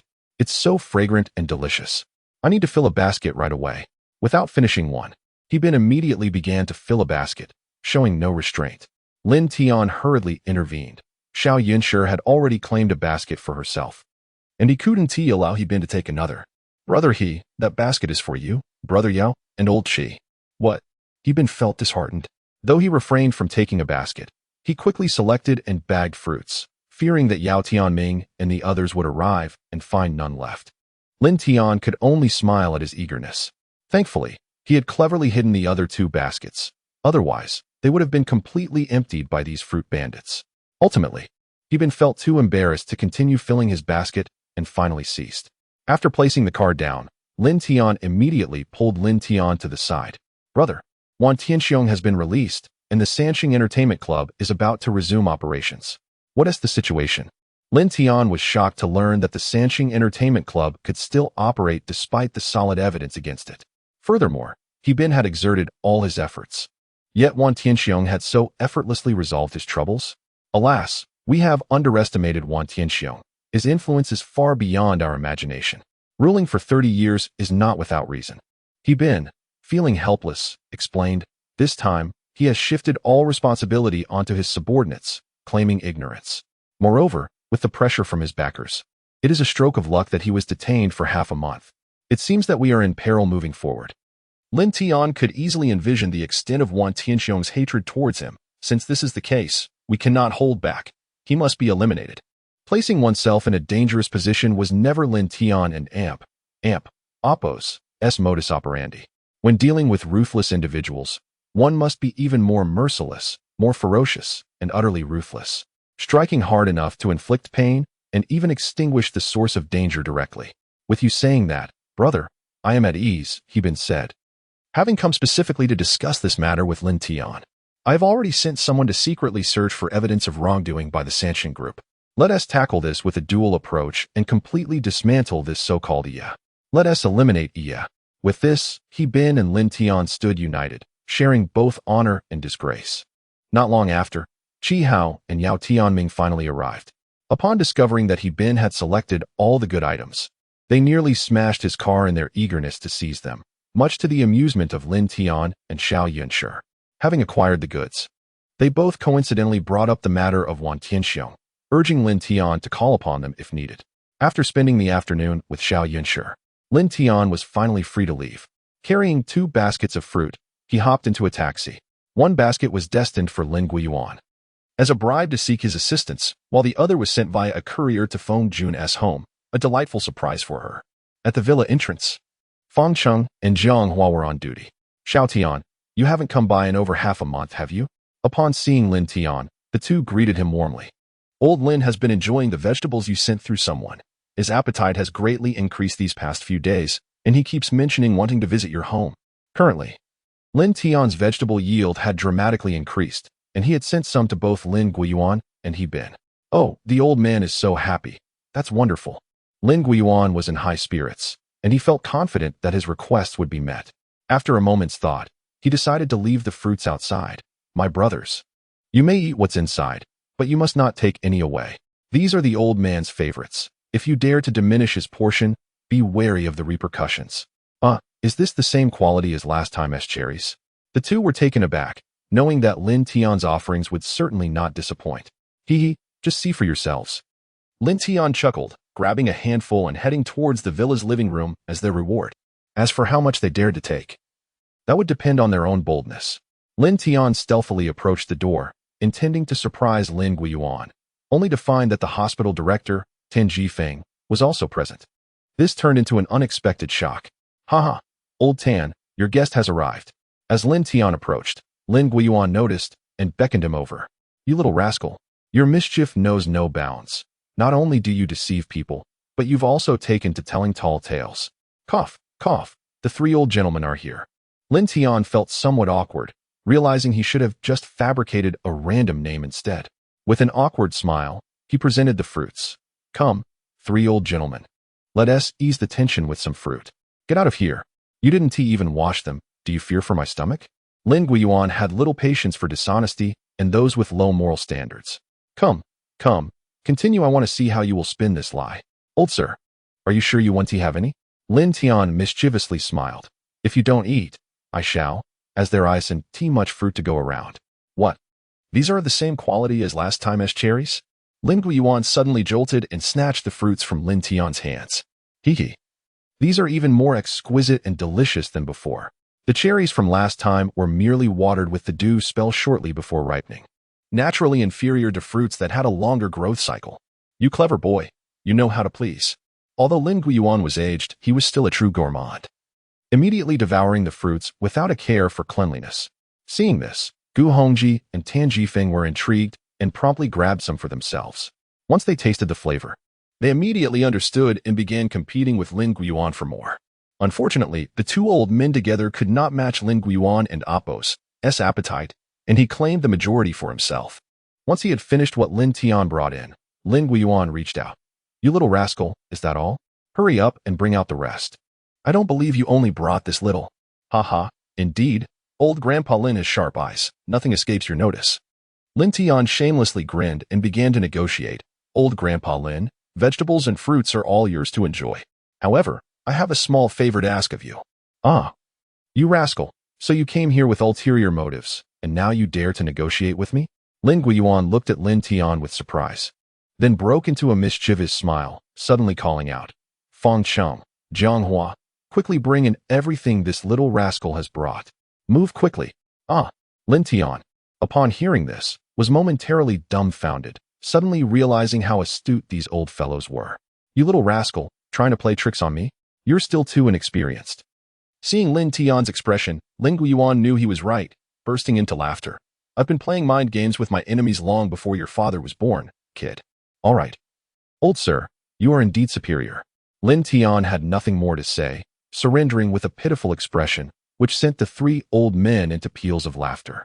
Soon, Feng Cheng and Jianghua brought in the baskets. Haha, you clever boy, preparing so much, your filial piety is commendable. Looking at the overflowing baskets, Lin Yuan was in high spirits. All right, I won't tease you any longer. Speak, what trouble have you stirred up that requires my assistance? Hee, old sir, you are remarkably perceptive. Lin Tian chuckled, preparing to speak when suddenly a vehicle drove into the villa. Shortly after, a commanding middle-aged man strode in. Old sir, there's no need to trouble you. Upon seeing the newcomer, Lin Tian was overjoyed and rushed to the door to intercept him. It was Zhao Feng. The martial arts master Lin Tian had been eagerly awaiting. Brother Zhao, you finally returned. I thought I would perish waiting for you. Lin Tian exclaimed joyfully, pulling Zhao Feng into the garden, then adopting a pitiful demeanor as he began to vent his grievances. Brother Zhao, you have no idea. I was nearly hacked to death by a mob. I need your help to get through this. Is that all? Zhao Feng laughed heartily, suddenly interjecting. That is all. Lin Tian was taken aback, sensing that Zhao Feng's expression was off, as if he already knew what he was referring to. You little rascal. Are you trying to pull a fast one on me? Indeed, Zhao Feng has already been informed. After a glance at the villa, he murmured. The skies of Sanjiang City were nearly turned upside down by your antics. Yet you still refuse to be honest with me, don't you? Brother Zhao is already aware. Lin Tian, feeling a bit awkward, smiled sheepishly. Since you know, Brother Zhao, there's no need for me to elaborate. That scoundrel Wan Tianxiong has truly gone too far, blocking my way with over 100 men. If it weren't for my cleverness, I might have perished at his hands. You rascal, how should I even respond to you? Zhao Feng was taken aback when he received the news and was now at a loss for words. I heard that you had him under your foot, slapped him, and even had him detained for half a month, so it seems you were the one in control. Brother Zhao is indeed impressive, returning and being so well informed. Lin Tian replied with an awkward smile. It's precisely because Wan Tianxiong has returned that I am anxious. That scoundrel loves to play dirty, and I fear he may plot against me. Thus, I intend to eliminate him to prevent future troubles. Zhao Feng was alarmed, cold sweat breaking out. If he had delayed returning by a few days, his sworn brother might have met a dire fate at Lin Tian's hands.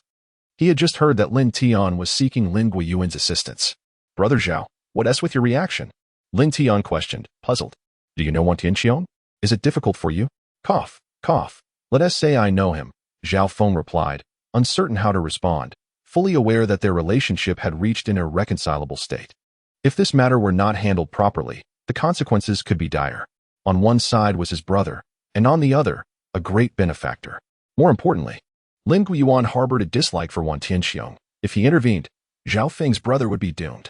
What was even more infuriating was that Lin Tian had the audacity to ask him to deal with his sworn brother. Zhao Feng found himself in a state of helplessness. unable to cry or laugh. At the same time, he was thoroughly impressed by Lin Tian's audacity. He was not even aware of his opponent's background yet sought to eliminate him. Did he not know the saying, "Know thyself and know thy enemy, and you shall win 100 battles"? Of course, it also indicated Lin Tian's profound trust in him. Xiao Dian, must you truly eliminate Wan Tianxiong? Zhao Feng paused, gazing earnestly at Lin Tian. Indeed, he must be eliminated. Otherwise, I shall be the one to perish, Lin Tian replied solemnly. I have not denied Wan Tianxiong opportunities. It is he who seeks my ruin, and I cannot be blamed for that. Very well, I understand, Zhao Feng continued. Xiao Dian, are you aware that Wan Tianxiong is not alone? He has a loyal band of followers and 2 sworn brothers, and together they establish the Sanshin group. I know. If they dare to seek revenge, I shall not hesitate to annihilate them all. Lin Tian's expression grew increasingly cold. If one does not offend me, I shall not offend them. Since its inception, the Sanshin group has likely harbored its share of unsavory characters. Zhao Feng felt a chill run down his spine at Lin Tian's words. Lin Tian had nearly shut down the Sanshin Entertainment Club and had Wan Tianxiong incarcerated for half a month without utilizing Lin Guiyuan's connections. He had relied solely on his own abilities to bring Wan Tianxiong to disgrace, causing significant losses. Following this uproar, the business of Sanshin Entertainment Club would surely suffer. Many wealthy individuals would likely refrain from visiting, fearing arrest. Brother Zhao, what is troubling you today? Lin Tian increasingly sensed something was amiss with Zhao Feng. If it's inconvenient for you, I shall approach Grandfather Lin instead. Do not, under any circumstances. Zhao Feng exclaimed, alarmed. If this matter reached Lin Guiyuan, Wan Tianxiong would be utterly finished. Xiao Dian, to be honest, I do have some ties with Wan Tianxiong. Do me a favor and arrange a meeting with him. I will ensure he gives you an explanation. What do you say? Oh, is that so? Lin Tian was taken aback, realizing Zhao Feng's predicament. Brother Zhao, what if Wan Tianxiong refuses to cooperate? If he does not give me face, then it is he who seeks his own demise. Zhao Feng felt the pressure mounting, realizing he had no choice but to try. At that time, I will not interfere with your matters. How about that? Brother Zhao, please be honest with me. What exactly is your relationship with Wan Tianxiong? Lin Tian suddenly felt that seeking Zhao Feng and Appo's assistance was a misstep. Cough, cough, you will find out in due time. Zhao Feng was reluctant to divulge and unsure how to explain. Rest assured, no one will be able to touch you, and no one dares to lay a finger on you. Zhao Feng was already aware of Lin Tian's standing as Lin Guiyuan's god-grandson. Anyone who dared to touch Lin Tian would face dire consequences, including Zhao Feng himself. Very well, I will trust Brother Zhao once. Lin Tian had begun to harbor a sense of wariness towards Zhao Feng, regretting not having thoroughly investigated Wan Tianxiong's background. Thank you, my dear brother. Zhao Feng smiled slightly. Let us meet at the Huxin Pavilion Tea House in the University City at 10 tonight. It is a place where no one dares to act recklessly. All right. Lin Tian nodded. In that case, please arrange for Wan Tianxiong to be there, and I shall arrive punctually. The Huxin Pavilion Tea House is situated on the shores of a natural lake on the outskirts of the University City. In the center of the lake lies a small island, upon which stands a rather enigmatic tea house. It is said that individuals of insufficient status have no right to enter, and no one dares to cause trouble within its confines. Just as they concluded their discussion, Lin Guiyuan's voice boomed. You 2 rascals, what are you whispering about? Hurry up and come inside. Heh, we're coming. The 2 exchanged smiles and walked over, yet a subtle rift had formed between them, though neither dared to address it. All right, everyone sit down. With a wave of his hand, Lin Guiyuan immediately instructed, Offing, start by telling us how things went this time. Were you successful? Old Lin, I lived up to your expectations and returned successfully, Zhao Feng replied, momentarily taken aback, realizing that Lin Guiyuan did not mind Lin Tian being present. The items have been delivered to the base. Good, we can finally commence. Splendid. Lin Guiyuan beamed with satisfaction and then turned his attention to Lin Tian. Xiao Dian, you little rascal, do you possess miraculous medical skills that can cure uremia? And you have the audacity to credit old Gu with this achievement. You are quite humble, aren't you? Grandfather Lin, it's not uremia, it's merely mild kidney failure. Lin Tian waved his hand awkwardly. If it truly escalated to uremia, I would be helpless. Had I known Dean Tan was one of us, I wouldn't have rambled on. My apologies. Haha, no worries, no worries. Thankfully, you brought old Gu into the fold. Otherwise, I would have been deceived by you. Tan Jifeng chuckled, waving his hand. Xiao Dian, do you realize how crucial your medical skills are for the nation and the people? They represent a groundbreaking advancement in the medical field. Cough, cough, esteemed gentlemen. It's not that grave. Please do not place such lofty titles on me. I cannot bear them. Recognizing the significance of the long-lost Shenong bin Xiaojing to modern medicine, Lin Tian promptly stated, in that case, I shall contribute my special acupuncture techniques and prescriptions for treating kidney ailments, allowing the two esteemed medical experts to study them. Tan Jifeng and Gu Hongji were instantly elated. Just as they were about to speak, Ling Guiyuan seemed to have a different notion. You little rascal. This is only one aspect.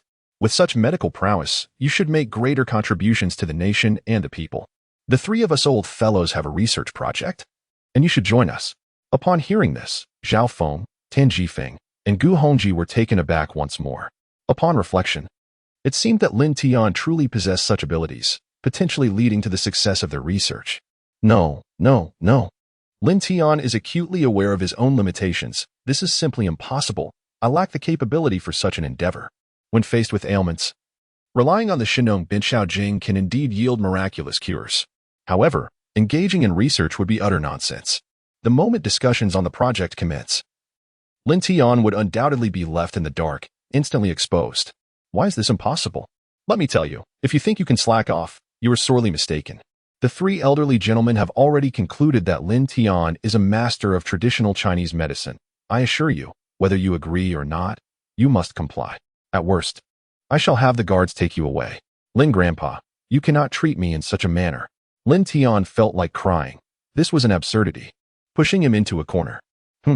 I, the grandson of Lin Guiyuan, am not so easily coerced. Lin Guiyuan had long since decided that he must recruit Lin Tian's talents. Today's matters are non-negotiable. A genius who possesses extraordinary medical skills and understands the cultivation of exquisite ingredients and fruits cannot be overlooked. His talents must be fully utilized. Lin Guiyuan had already subjected the vegetables sent by Lin Tian to rigorous testing, revealing their remarkable vitamin content and nutritional value, which was exceptionally high. Among them were even some unknown substances that could greatly benefit the human body. Old man, then you might as well kill me.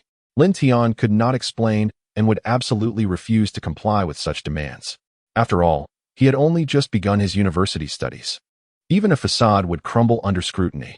You little brat, if you truly refuse, I will make you comply. Lin Guiyuan said half-jokingly. Half-seriously, this project is of great national and public importance. Since you possess such abilities, why can you not participate? Old man, it's not that I do not wish to participate. It is simply that I truly lack the capability. My situation is unique, and I cannot explain it. Lin Tian desperately wished to kneel before them, pleading for mercy. If you have patients with complex ailments, I can certainly assist in their treatment. However, engaging in research and scientific projects is beyond my reach. Cough, cough. Lin Lao, I believe Xiao Tian is not one to speak lightly. He is willing to impart peculiar techniques, such as the blood transformation needle. His awareness is undoubtedly commendable. After some contemplation, Gu Hongji opened his mouth to defend Lin Tian. Perhaps he indeed has some extenuating circumstances that he cannot disclose. Then give me a reason. Lin Guiyuan was still unwilling to relent, pressing Lin Tian further. Old man, if it is an extenuating circumstance, then it is something that cannot be explained. Lin Tian felt utterly frustrated, wishing to bang his head against a wall. You little rascal, do you think I will believe you? This is surely an excuse. Lin Guiyuan was incensed, unable to fathom what Lin Tian's difficulties could be.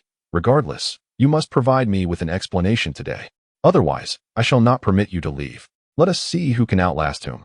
My dear grandfather, please do not be so obstinate. Lin Tian genuinely wished to bow to him, and after some thought, he decided to be forthright. If you continue to press me like this, then let us sever our grandfather-grandson bond. At that moment, Lin Tian was truly at his wit's end. What, you? Upon hearing this, Lin Guiyuan immediately stood up, furious, startling Gu Hongji and Tan Jifeng, who rushed to persuade him.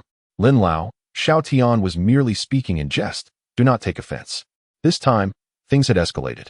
Gu Hongji hastily added, it is unkind to force him like this. What is the point? Let it go. Do not be so harsh. Indeed, Lin Lao, please calm down. Xiao Tian, you two should ease your temper. Your grandfather is laboring for the country. We must all be understanding. Tan Jifeng quickly chimed in, regardless of the circumstances. I believe Xiao Tian has the right awareness. If he claims to have difficulties, there must be valid reasons behind it. Let it be. Humph. Only then did Lin Guiyuan, still fuming, return to his seat. Lin Tian also angrily resumed his place, exchanging fierce glares with Lin Guiyuan, unafraid of him. This stare-down nearly caused Lin Guiyuan to faint from anger. Yet, he found himself powerless against Lin Tian. Even this pressure failed to elicit a satisfactory explanation, leaving him with no choice but to let it be. You little brat, I shall spare you this time. Should you dare to utter such words again, I will make you regret it, rendering you incapable of self-sufficiency. In the end, Lin Guiyuan acquiesced. You rascal, your temper mirrors my own in my youth, stubborn and foul. Later, write down all the medical principles and methods you know. They are of great importance for our research. Do you understand? Certainly, of course. Lin Tian, wearing a cheeky grin, readily agreed. Zhao Feng, observing from the side, was left dumbfounded. He had never seen anyone dare to stand against Lin Guiyuan without facing dire consequences. At that moment, he genuinely felt sorrow for his brother, Wan Tianxiong. After sitting for a while, Zhao Feng decided to leave. He needed to organize tonight's meeting, which was crucial not only for the future of the Sanxin Group, but also for countless lives. A single misstep could lead to unpredictable consequences. After Zhao Feng's departure, Lin Guiyuan suddenly said, Brat, when you leave later, make sure to bring Fangqing, Jianghua, and the two brothers CFA Bai and CFA Yu along. Ah, old man you. Lin Tian was taken aback, his jaw nearly dropping. It was evident that Lin Guiyuan was fully aware of everything. Moreover, he seemed somewhat uneasy about Zhao Feng, prompting such arrangements. In truth, Lin Guiyuan's distrust was directed more towards Wan Tianxiong than Zhao Feng, just in case. What do you mean? The rumors of your antics have spread like wildfire throughout Sanjiang City. Do you think I'm deaf and unaware? Lin Guiyuan spoke earnestly. Yet his words were protective. You little fool, you truly do not grasp the gravity of the situation. Fortunately, you encountered Ah Feng this time. Otherwise, you would be utterly oblivious to your impending doom, foolish child. What situation? Lin Guiyuan's strange expression only deepened Lin Tian's confusion. There was certainly something he did not know lurking beneath the surface. You shall soon find out. Lin Guiyuan was too lazy to elaborate. Consider this a lesson for you. Once you have learned from it, you will understand. All right. Lin Tian chose not to inquire further. Lin Guiyuan's decision to send Fang Cheng and the others along clearly indicated his support. What was there to fear? In times of uncertainty, his elder would undoubtedly step in to resolve matters. At 9:30 in the evening, Lin Tian, dressed in a suit and sporting sunglasses, accompanied by Fang Cheng, Jianghua, CFA Bai, and CFA Yu, who were all dressed like bodyguards, set off in two grand Mercedes-Benz cars towards the Huxin Pavilion tea house. Lin Tian casually noticed their bulging waistlines, clearly indicating that they were armed and prepared for a confrontation. Given Lin Guiyuan's cautiousness, Lin Tian dared not be negligent. He sent a message to Yao Tianming, updating him on the situation. Yao Tianming quickly replied, assuring Lin Tian to remain calm. He would have people on standby outside. At precisely 10:00 and Oppos clock, Lin Tian and his group arrived at the Huxin Pavilion tea house. The tea house, situated in the center of the lake, was brilliantly illuminated, creating a stunningly beautiful ambience that evoked a sense of nostalgia for the glorious Tang dynasty. The lights illuminated the entire lakeside, casting enchanting reflections on the water, creating a breathtaking scene. Engaging in leisure activities such as tea drinking and discussions here could truly invigorate the spirit. It was no wonder the proprietor of this place possessed extraordinary social influence. This individual must be exceptional. If this venue were to be open to the public, it would undoubtedly become the premier scenic spot in Sanjiang City. Mr. Lin, welcome. Our boss and his three brothers have been expecting you for quite some time. The vehicles drove directly to the corridor entrance, and upon disembarking, two exquisitely dressed female attendants promptly stepped forward to guide the way. Excellent. To Lin Tian's delight, all three major figures of the Sanxin Group were present. He immediately followed them. Walking through the corridor, one enters the tea house at the heart of the lake. With each step, the surface of the water reveals a myriad of enchanting vistas, truly a remarkable place. As Lin Tian proceeded, he encountered not a single guest, but rather numerous henchmen of Wan Tianxing standing guard. It appeared that this venue had been entirely reserved for the night. Before long, Lin Tian was escorted into a brightly lit, aromatic, and antiquated reception room. At the head of the table sat an extraordinarily beautiful woman, gracefully smoking a cigarette while elegantly crossing her legs in a cheongsam, exhaling puffs of smoke. The moment their eyes met, A powerful aura enveloped the room. Her cheongsam featured a daring slit, yet no one dared to cast a glance. Even Lin Tian, overwhelmed by her presence, instinctively held her gaze. Behind her stood 4 stunningly beautiful women, each rivaling Du Longji in allure. To the left of the seating area, 3 individuals occupied the chairs. The first was Yuan Tianxiong himself. The second was a refined middle-aged man, perpetually wearing a smile. The third was Ben Laishu Zhao Tianfeng, exuding an undeniable charisma and commanding presence. Behind the trio loomed over a dozen burly henchmen, their fierce demeanor akin to a pack of wolves.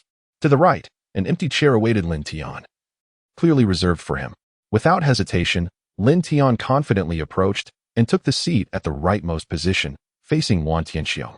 The 4 individuals accompanying him seemed to have arrived with a purpose, standing silently behind Lin Tian in a flawless display of protective vigilance, exuding an air of authority without uttering a word.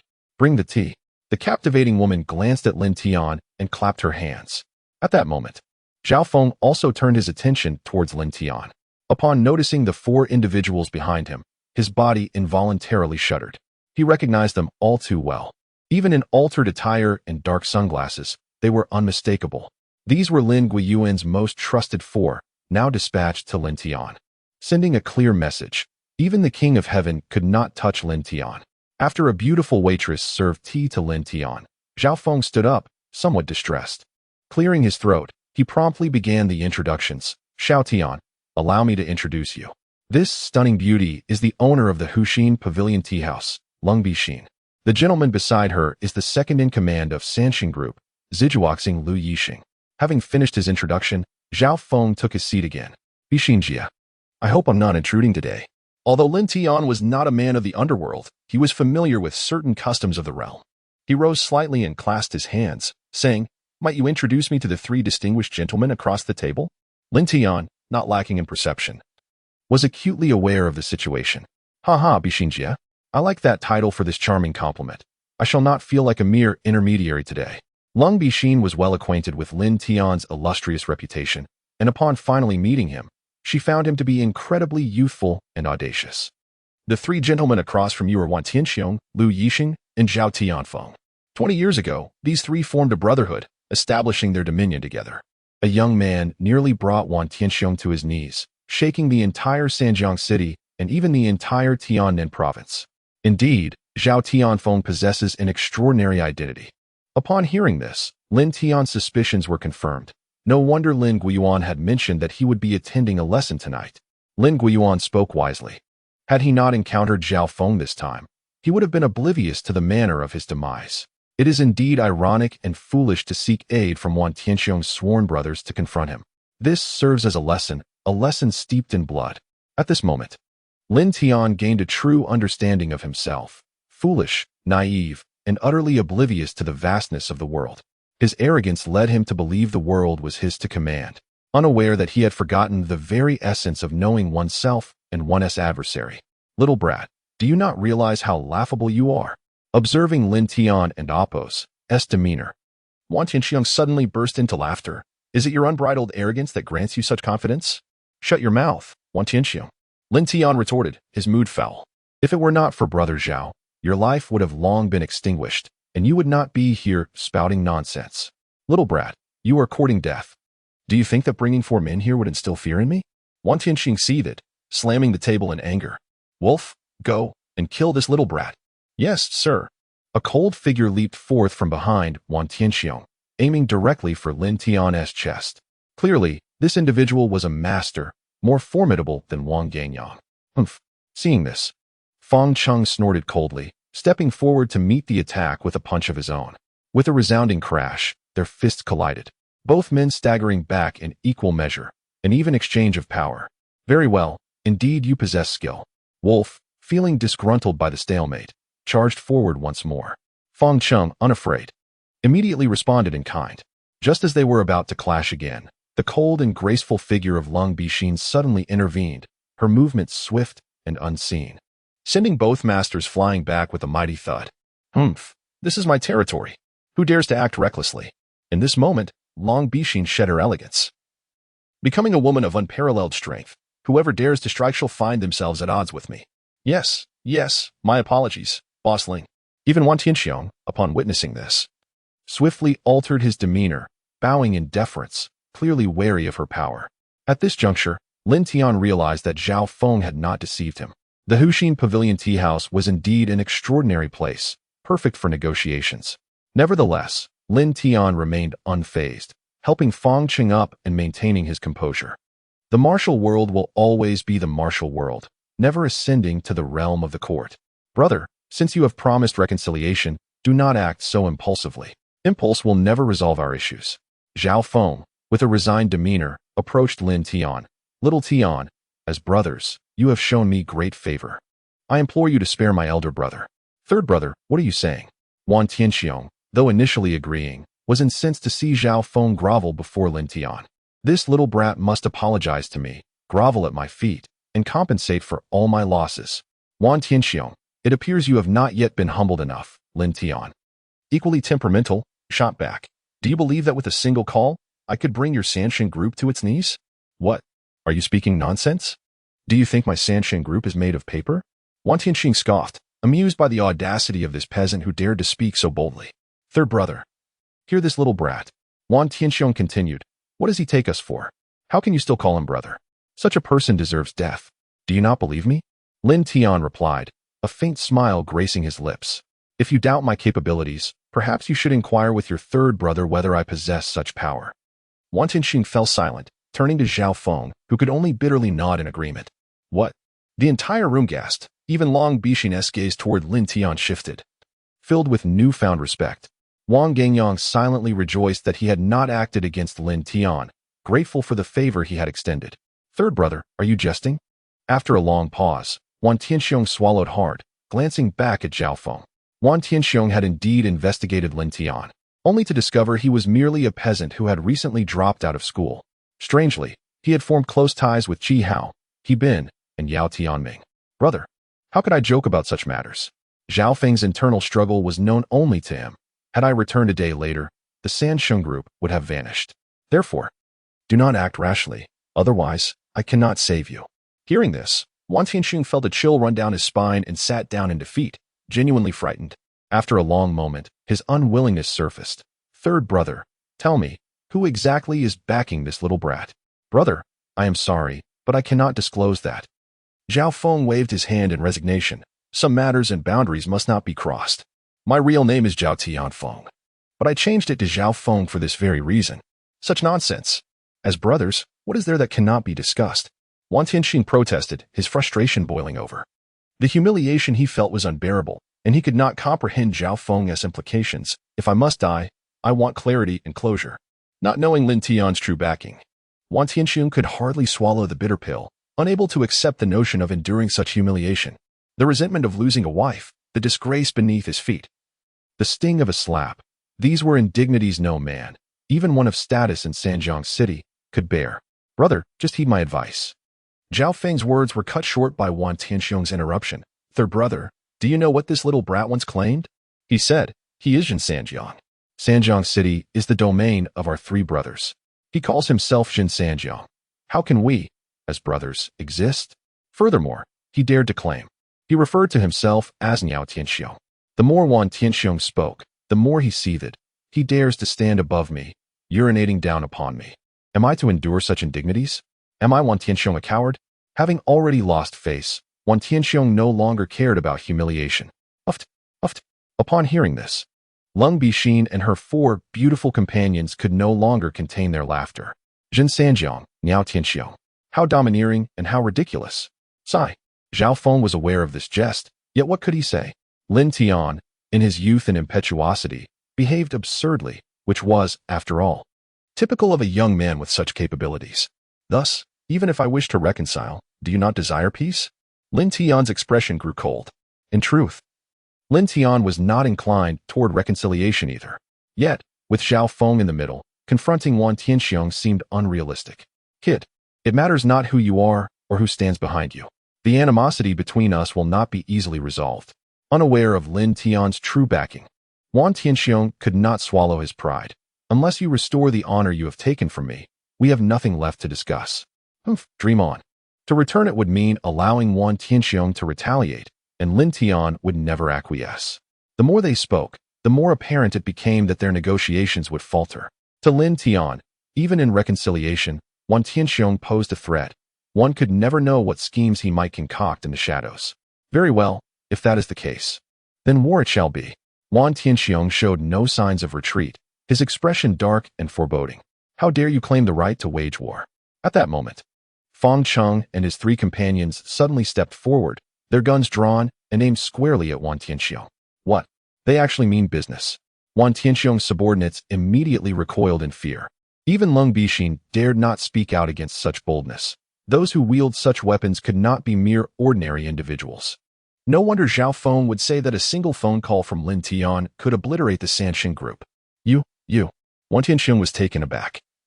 Astonished that Lin Tian's entourage would act so brazenly, brandishing their weapons openly, something he himself would never dare to do. Ahem, Mr. Lin, let us speak amicably. We can resolve this through conversation. At this juncture, Lu Yixing, known as the Wise One, finally interjected, let us first put away these weapons. It is inauspicious. If we are to negotiate, both sides must demonstrate sincerity. Lu's words were reasonable, unlike the reckless bravado of some. Lin Tian pondered how Wang Tianxiong had ever become a leader. Was it merely due to his age? I have already shown the greatest sincerity by coming here today. Otherwise, the Sanxing group would no longer exist. With that, Lin Tian gestured for Fang Cheng and his companions to holster their weapons. Believing Wang Tianxiong had grasped the gravity of the situation, to escalate things would be a grave insult to Zhao Feng, and it was not the time for conflict. Indeed, Mr. Lin, though you are young, your stature is extraordinary. Your claim to stabilize the 3 rivers is not unfounded. Lu Yixing greeted Lin Tian with a smile. As the saying goes, one must not fight one's own kin. Since we, the 3 brothers, share a bond with Mr. Lin, we cannot turn against each other. Second brother. Are you in on this too? Wang Tianxiong, though frightened, was still unwilling to yield. However, Lu Yixing silenced him with a wave of his hand. Eldest brother, do you truly wish to put the 3rd brother in a difficult position? Wang Tianxiong, despite his status as the eldest, was still bound by a sense of loyalty, a trait that had once made him a figure of great renown. Yet, he had been lost in the opulence of life. No longer the man he once was. Nevertheless, he still valued brotherhood deeply. Eldest brother, for my sake, can you not take a step back? Zhao Feng finally spoke, imploring. We have grown old and can no longer live up to our former glory. The quarrels of youthful bravado have lost their significance. In that moment, Zhao Feng felt as though all his former ambitions had been diminished, and he finally acknowledged his age. The world now belonged to the youth. If they did not graciously withdraw, they would eventually be cast aside. Yet, Wang Tianxiong could not perceive the reality as clearly. His stubborn pride continually resisted acceptance. Eldest brother. There is a saying, the waves of the Yangtze River push the previous waves aside. The times have changed, and time cannot be reversed. At that moment, Long Bixin stood up to reason with him. But the Sanxing society still dominates the 3 rivers. Many emerging factions are gaining strength. Why contend with the youth? It seems you have not finished your thought, bossling. Wang Tianxiong coldly waved his hand. The waves of the Yangtze push the previous waves aside. Yet those previous waves die upon the shore. Are you suggesting I should retreat? Indeed, eldest brother, this is precisely the case, Lung Bixin replied candidly. Unafraid of offending Wang Tianxiong, the situation is evidently shifting. Even if eldest brother is unwilling to concede, you must acknowledge the risk of annihilation. You. Wang Tianxiong was enraged, unable to tolerate such tone and words. Ignoring him, Lang Bixin smiled and walked back, clearly choosing to side with the more promising and mysterious Lin Tian. Wang Tianxiong, I demand the immediate dissolution of all agreements with Junjie and relinquish the position of chairman of the Sanxing group. Lin Tian, uninterested in further discourse, laid down his conditions. Only then can we consider reconciliation. Initially, Lin Tian had intended to demand a vow from Wang Tianxiong not to act against him in secret. But seeing Wang Tianxiong's character, he deemed such a vow worthless. If Wang Tianxiong chose to seek revenge, no one could prevent him. That is impossible. I have long ceased to involve myself with the Sanxing group. Wang Tianxiong responded instantly. That vile woman from the Feng family must pay the price. Then there is nothing left to discuss. Lin Tian coldly waved his hand and stood up. Brother Zhao, I have already shown you respect. Your elder brother is beyond redemption. Do not blame me for that. With that, Lin Tian strode away, internally elated. He had no desire for negotiation. If necessary, He could summon Lin Yuan to eliminate the threat entirely. Little Tian, brother Lin, wait. Zhao Feng, though unaware of Lin Tian's intentions, recognized that if Lin Tian left, Wan Tianxiong's life would surely be forfeit. Please grant me a favor and allow me to speak with my elder brother. Very well. Zhao Feng had a close relationship with Lin Yuan, and Lin Tian, not wishing to complicate matters for him, sat back down. Zhao Feng exchanged a glance with Lu Yixing and immediately took Wan Tianxiong aside to persuade him. Their conversation was a back-and-forth exchange. Although the words were unclear, Wan Tianxiong's expression transformed dramatically, a mixture of unwillingness and submission. Brother, let me propose a toast to you. As the three brothers conversed, Lung Bixin seized the opportunity to speak with Lin Tian, raising her teacup with a smile. From now on, you shall undoubtedly be the Apos, stabilizer of the three rivers and Apos. Haha. Sister Bixin, do not jest. I am merely a humble farmer. Lin Tian would never dare to claim such a title, viewing it as an insult to Wan Tianxiong. Surviving this encounter and avoiding treachery was already a considerable achievement. Haha, who would dare? Lang Bixin understood Lin Tian's meaning, casting a knowing glance at Wan Tianxiong, implicitly endorsing Lin Tian's statement. Wan Tianxiong, upon hearing this, grew increasingly agitated. Approximately 10 minutes later, Wan Tianxiong seemed to relent, slowly returning. Lin Tian remained silent, patiently observing. Listen well, for the sake of my third brother, all past grievances are to be forgiven. Wan Tianxiong paused, his expression shifting. Then coldly added, I advise you not to fall into my hands again. Otherwise, I will not spare you. How frightening. Lin Tian found Wan Tianxiong's obstinacy tiresome. And what of Junjie? You. Wan Tianxiong was most unwilling, but both brothers cast disapproving glances at him. After a moment, he relented, all agreements will be nullified. The third brother will destroy the documents, and I will not disturb Feng Jun. Are you satisfied now? Good. Lin Tian smiled in satisfaction, nodding at Zhao Feng and Lung Bixin before promptly departing with Feng Cheng and his companions. As Lin Tian left, Wan Tianxiong gestured for his subordinates to disperse. Subsequently, Lung Bixin and the others also departed wisely. In that instant, Wan Tianxiong's temper finally boiled over. Third brother, what on earth does that little brat have over you? What makes him so remarkable that I must swallow my pride? Eldest brother, I can only say that Lin Tian saved someone very important and highly respected in my life. Zhao Feng replied helplessly. Moreover, he is someone who cannot be harmed. To act against him would unleash a catastrophe. What assistance is that? Who is he to be so significant? Just a mere farmer. Zhao Feng did not explicitly say it, but Wan Tianxiong's anger remained unresolved. If it were not for Zhao Feng's heartfelt plea invoking brotherhood, would he have agreed to any negotiations? Would he have consented to Lin Tian's conditions?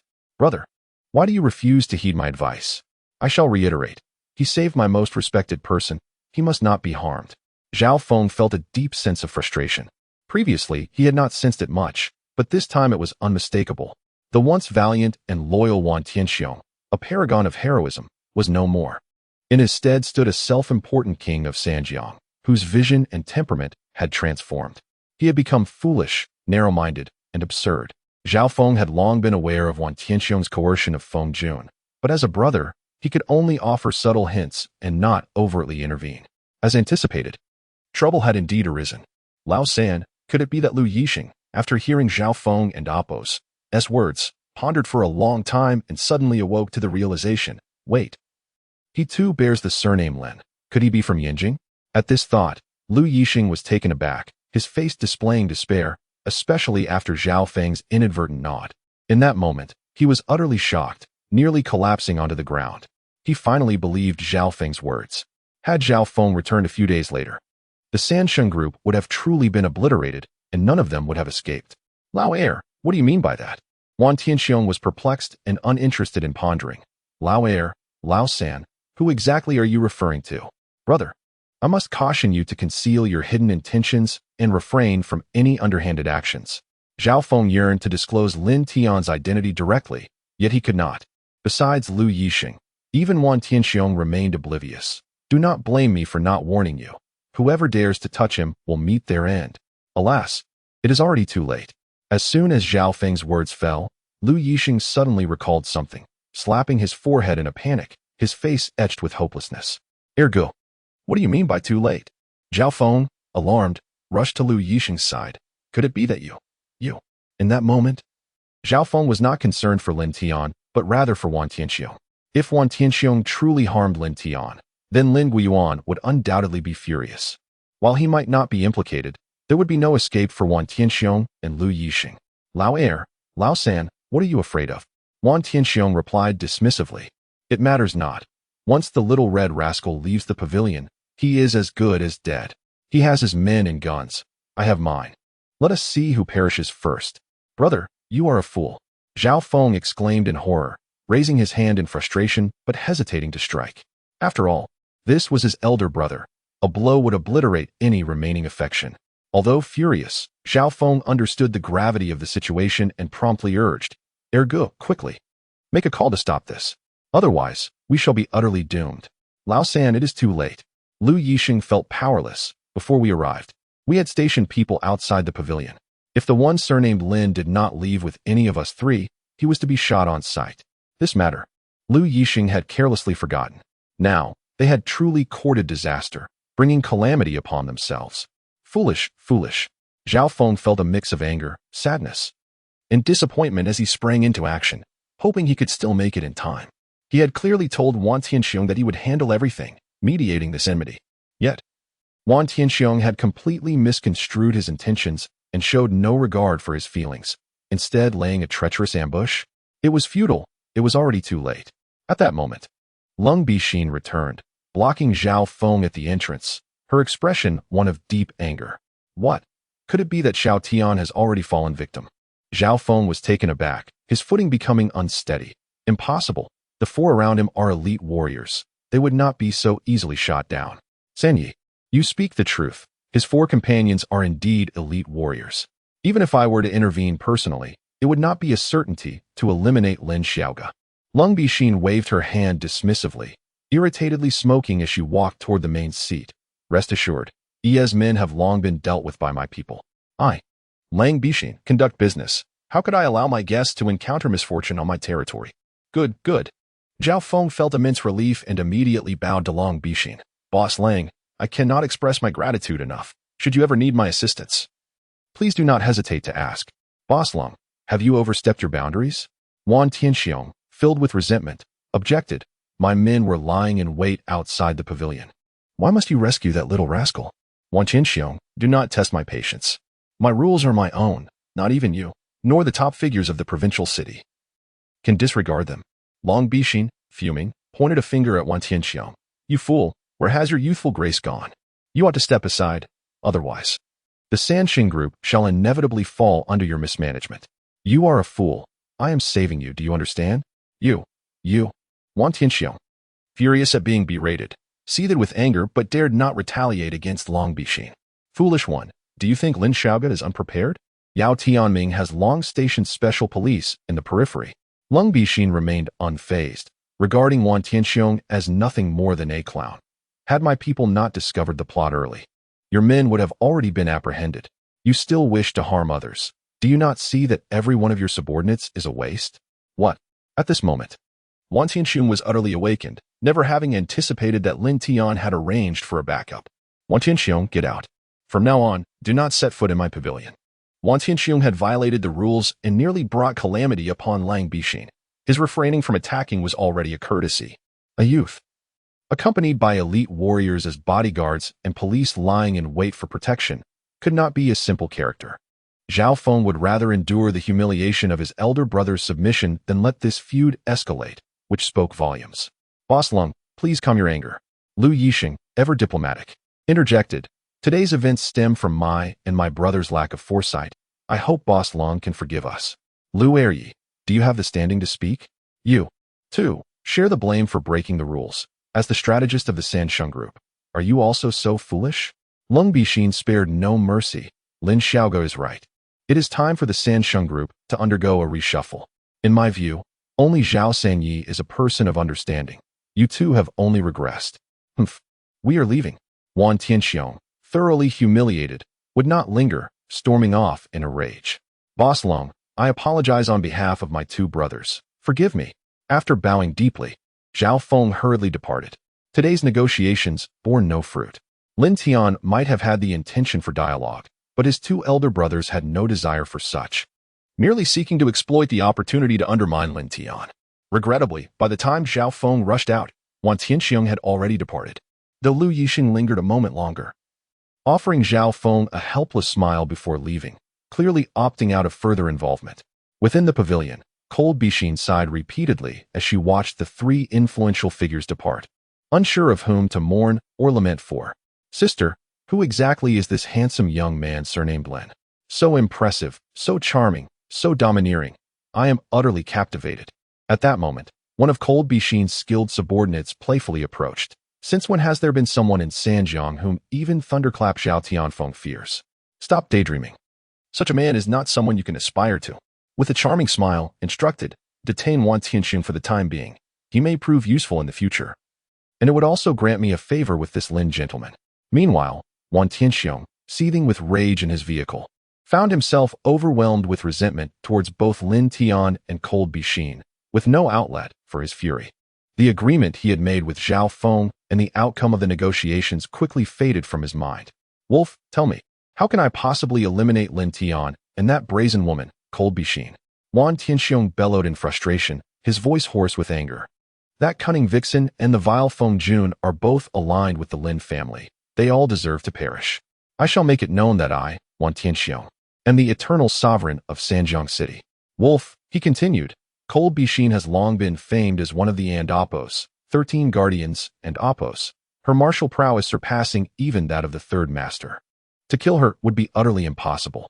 Each of her subordinates is a formidable expert. Even the third master would find it challenging. Driving thoughtfully, Wolf replied, as for Feng Jun, would it not be too lenient to simply eliminate her? The real challenge lies with Lin Tian. Both the second and third masters are aware of his true identity, yet they have chosen not to disclose it to you. Enough. They are my brothers. They would never betray me.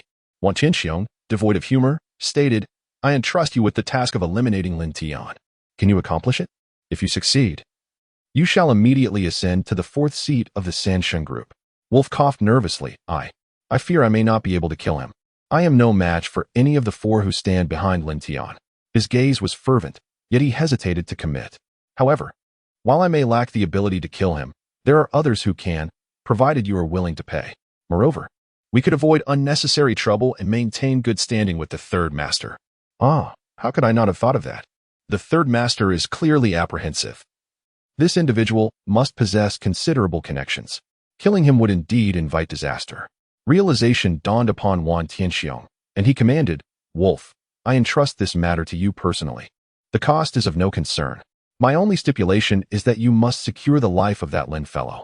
Should you possess the capability to eliminate Cold Bixin, I shall grant you your heart's desire. Indeed, thank you, master. A new conspiracy began to take shape in an instant. By the way, tonight, take a few men and abduct that wretched Feng Jun to my villa. Wang Tianxiong suddenly grinned wickedly, his expression chillingly sinister.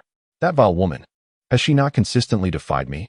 Does she believe that by aligning herself with Lin Tian, she can escape my grasp? Foolishness. I shall make her aware that I am the man she ought to rely upon. Humph. Ha. Master is truly astute. It was high time for such a plan. Wolf grinned slyly, his eyes glinting with mischief. When the time comes, let us introduce her to a touch of fiery red lips. Even if she fancies herself a paragon of virtue, she will inevitably become a wanton, willingly climbing into your bed. Oh, how delightful. Why did you not mention this sooner? Upon hearing this, Wang Tianxiong's gaze turned malevolent and intensely fervent. Then, let us change our approach. Your skills are formidable. Slip in and administer a drug. Then, open the door for me. I intend to thoroughly enjoy her in her own home. Ha. In that moment, Wang Tianxiong was consumed by a frenzy of hatred, his rationality utterly forsaken.